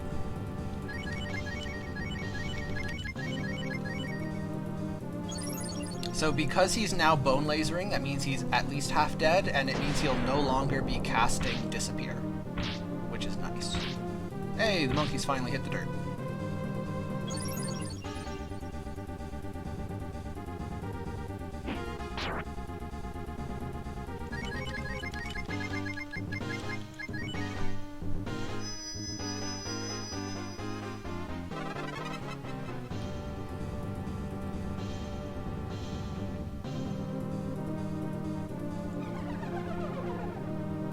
Another reason we like Sten being dead is that way when he does this Be God's Power, he doesn't heal from Sten. It's a health drain attack, so we prefer to not give him health that we don't have to.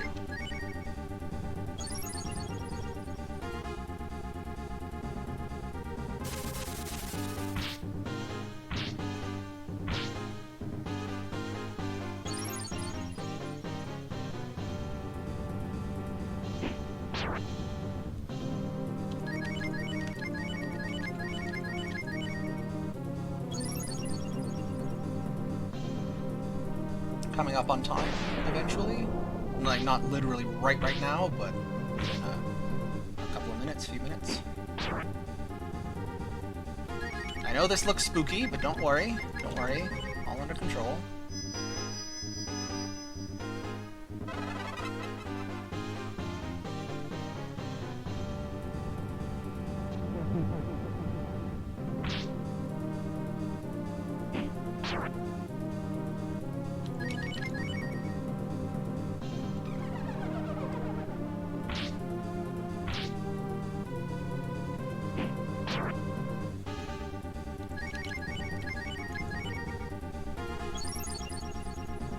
The music. Definitely nothing spooky happening here.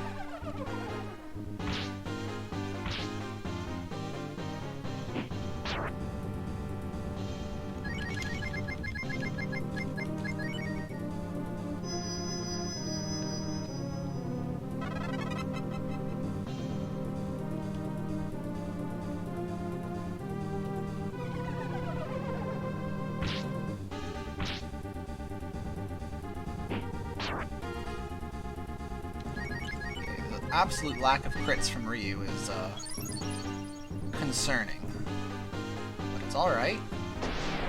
Fine. We're gonna have to Moondrop, which is annoying. Unless, no, unless. Okay, Moondrop.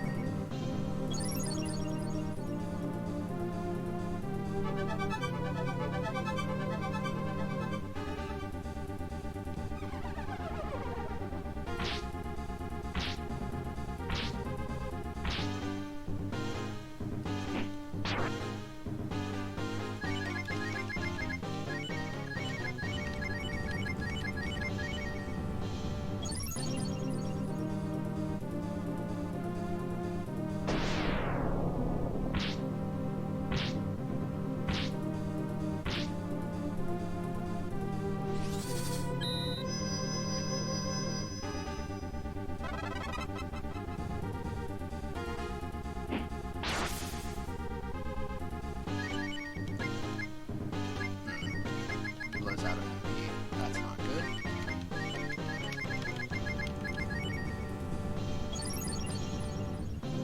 This actually might be me losing, which is, that's impressive.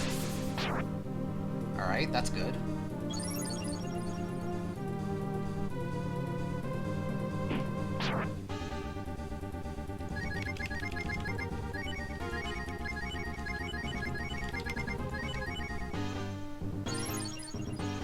That's alright. If I lose, I safety saved. Go back in time 10 minutes and try again. But this might be okay. He is very close to dead, and I am completely out of AoE healing items. So at this point, it's like, which one of us is going to fall over first?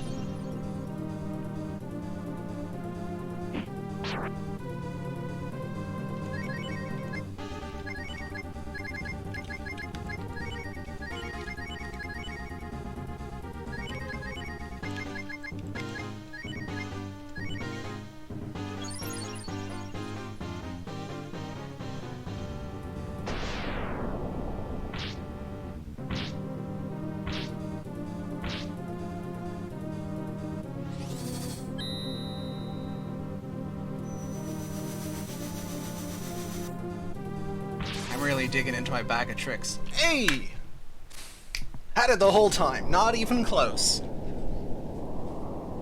That's time. Somebody hit the timer. Mine says 8:26:31, which is an absolute trash time. That is an hour and 2 minutes over the world record. Technically, Sten lives. That's true. So did we really win? Friggin' monkey. You know what's hilarious? The second moon drop was a random drop from an enemy in Thieves' Tomb. You don't normally have 2 moon drops in that fight. You normally have 1. I actually got saved by the rare drop. That's wild. Ah! Still underestimate. Yeah, no. I finally learned just how conservative I need to be with giving estimates for this friggin' game. Nope, time is now. Time is as soon as the music starts dimming on Death Heaven. Basically, as soon as the final hit is registered.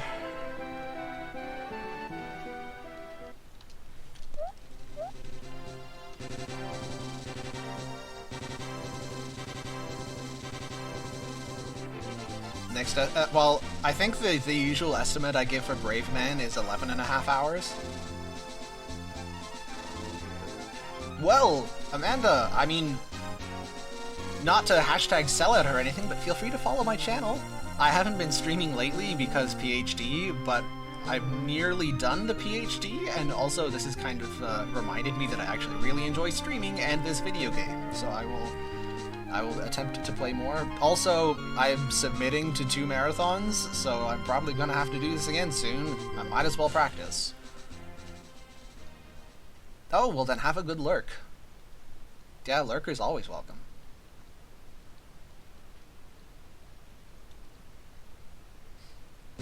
Yeah, thank you so much for everybody, whether you have been here the whole time, or lurking, or just dipping in and out. But it is really cool that people will actually show up to watch me play the entirety of an old video game from 1994. In 8.5 hours.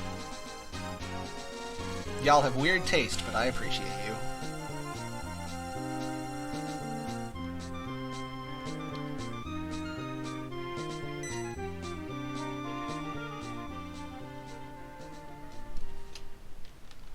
So, at this point, we're just doing the epilogue and then the credit crawl, which means the next runner can come on whenever. I mean, not like I'm in a rush to bail or anything, but, I actually have no idea who's up after me. I guess we'll find out.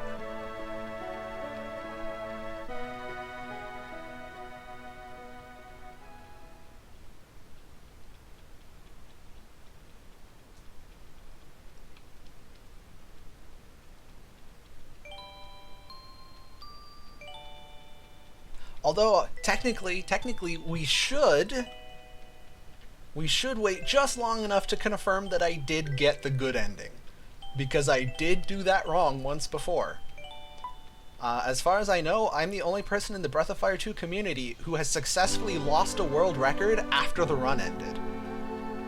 This is years ago now, but at a time when the world record in the glitchless category was held by Andy, not by me, I had a run that finished 2 minutes ahead of the world record.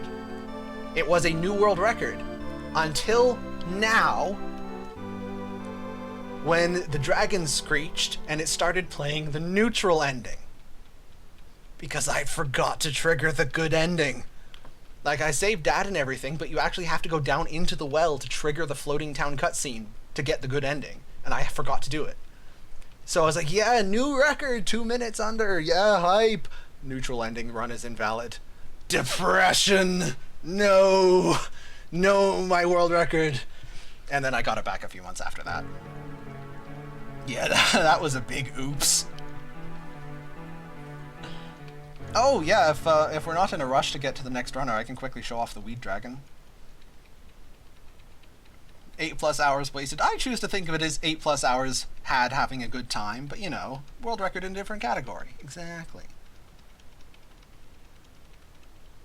Okay, so because people requested Weed Dragon, as soon as the Flying Town starts, we'll confirm the correct ending. The neutral ending invalidates the run because by community agreement, all of our speedrun categories are good ending. So like, yeah, I do have the world record in glitchless neutral ending Breath of Fire 2, but nobody runs it. We all run the good ending.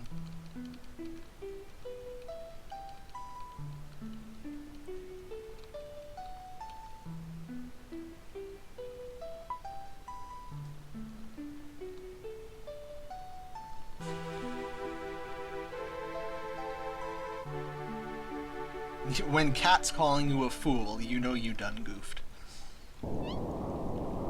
Alright, and that is the good ending. So, just to please the fans, I'm gonna hit the reset. And I'll just quickly exit out to the overworld, and I will show you the Snapdragon.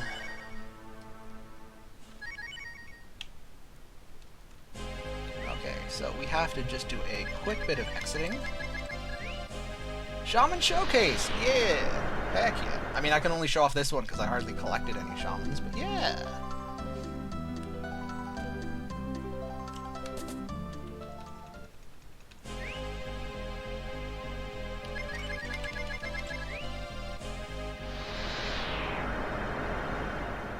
Goose. So on the one hand, yeah, it's like it's losing a world record on a technicality. On the other hand, it is my own damn fault. So like, only myself to blame.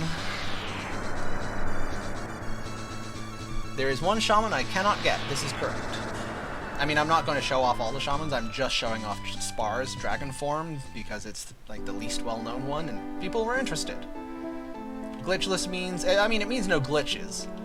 Fortunately, Breath of Fire 2, despite the code being a hilarious mess, is actually a pretty well-made... I mean, like, the game holds together. There aren't that many, like, dubious, is it a glitch or is it an exploit things. It's pretty clear what the glitches are, so it's easy to avoid them.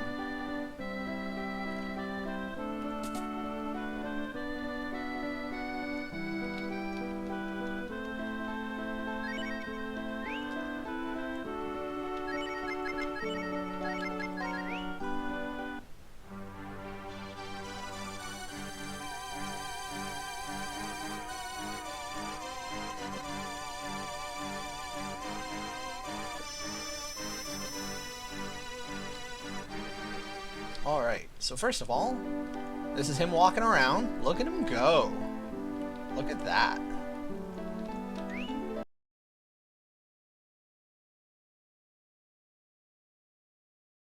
His menu sprite. And now we will show him off in combat.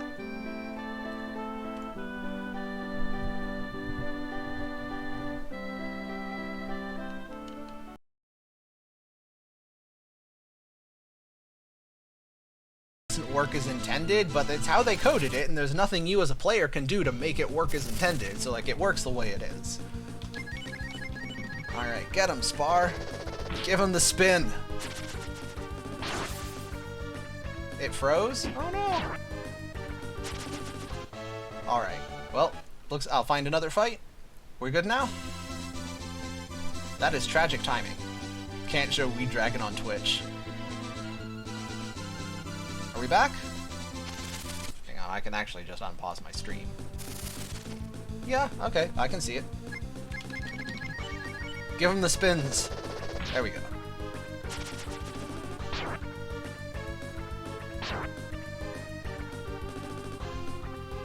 No, for the most part, like, we're taking advantage of things, but, like, they're intended. Like, we're using intended mechanics more or less how they're intended.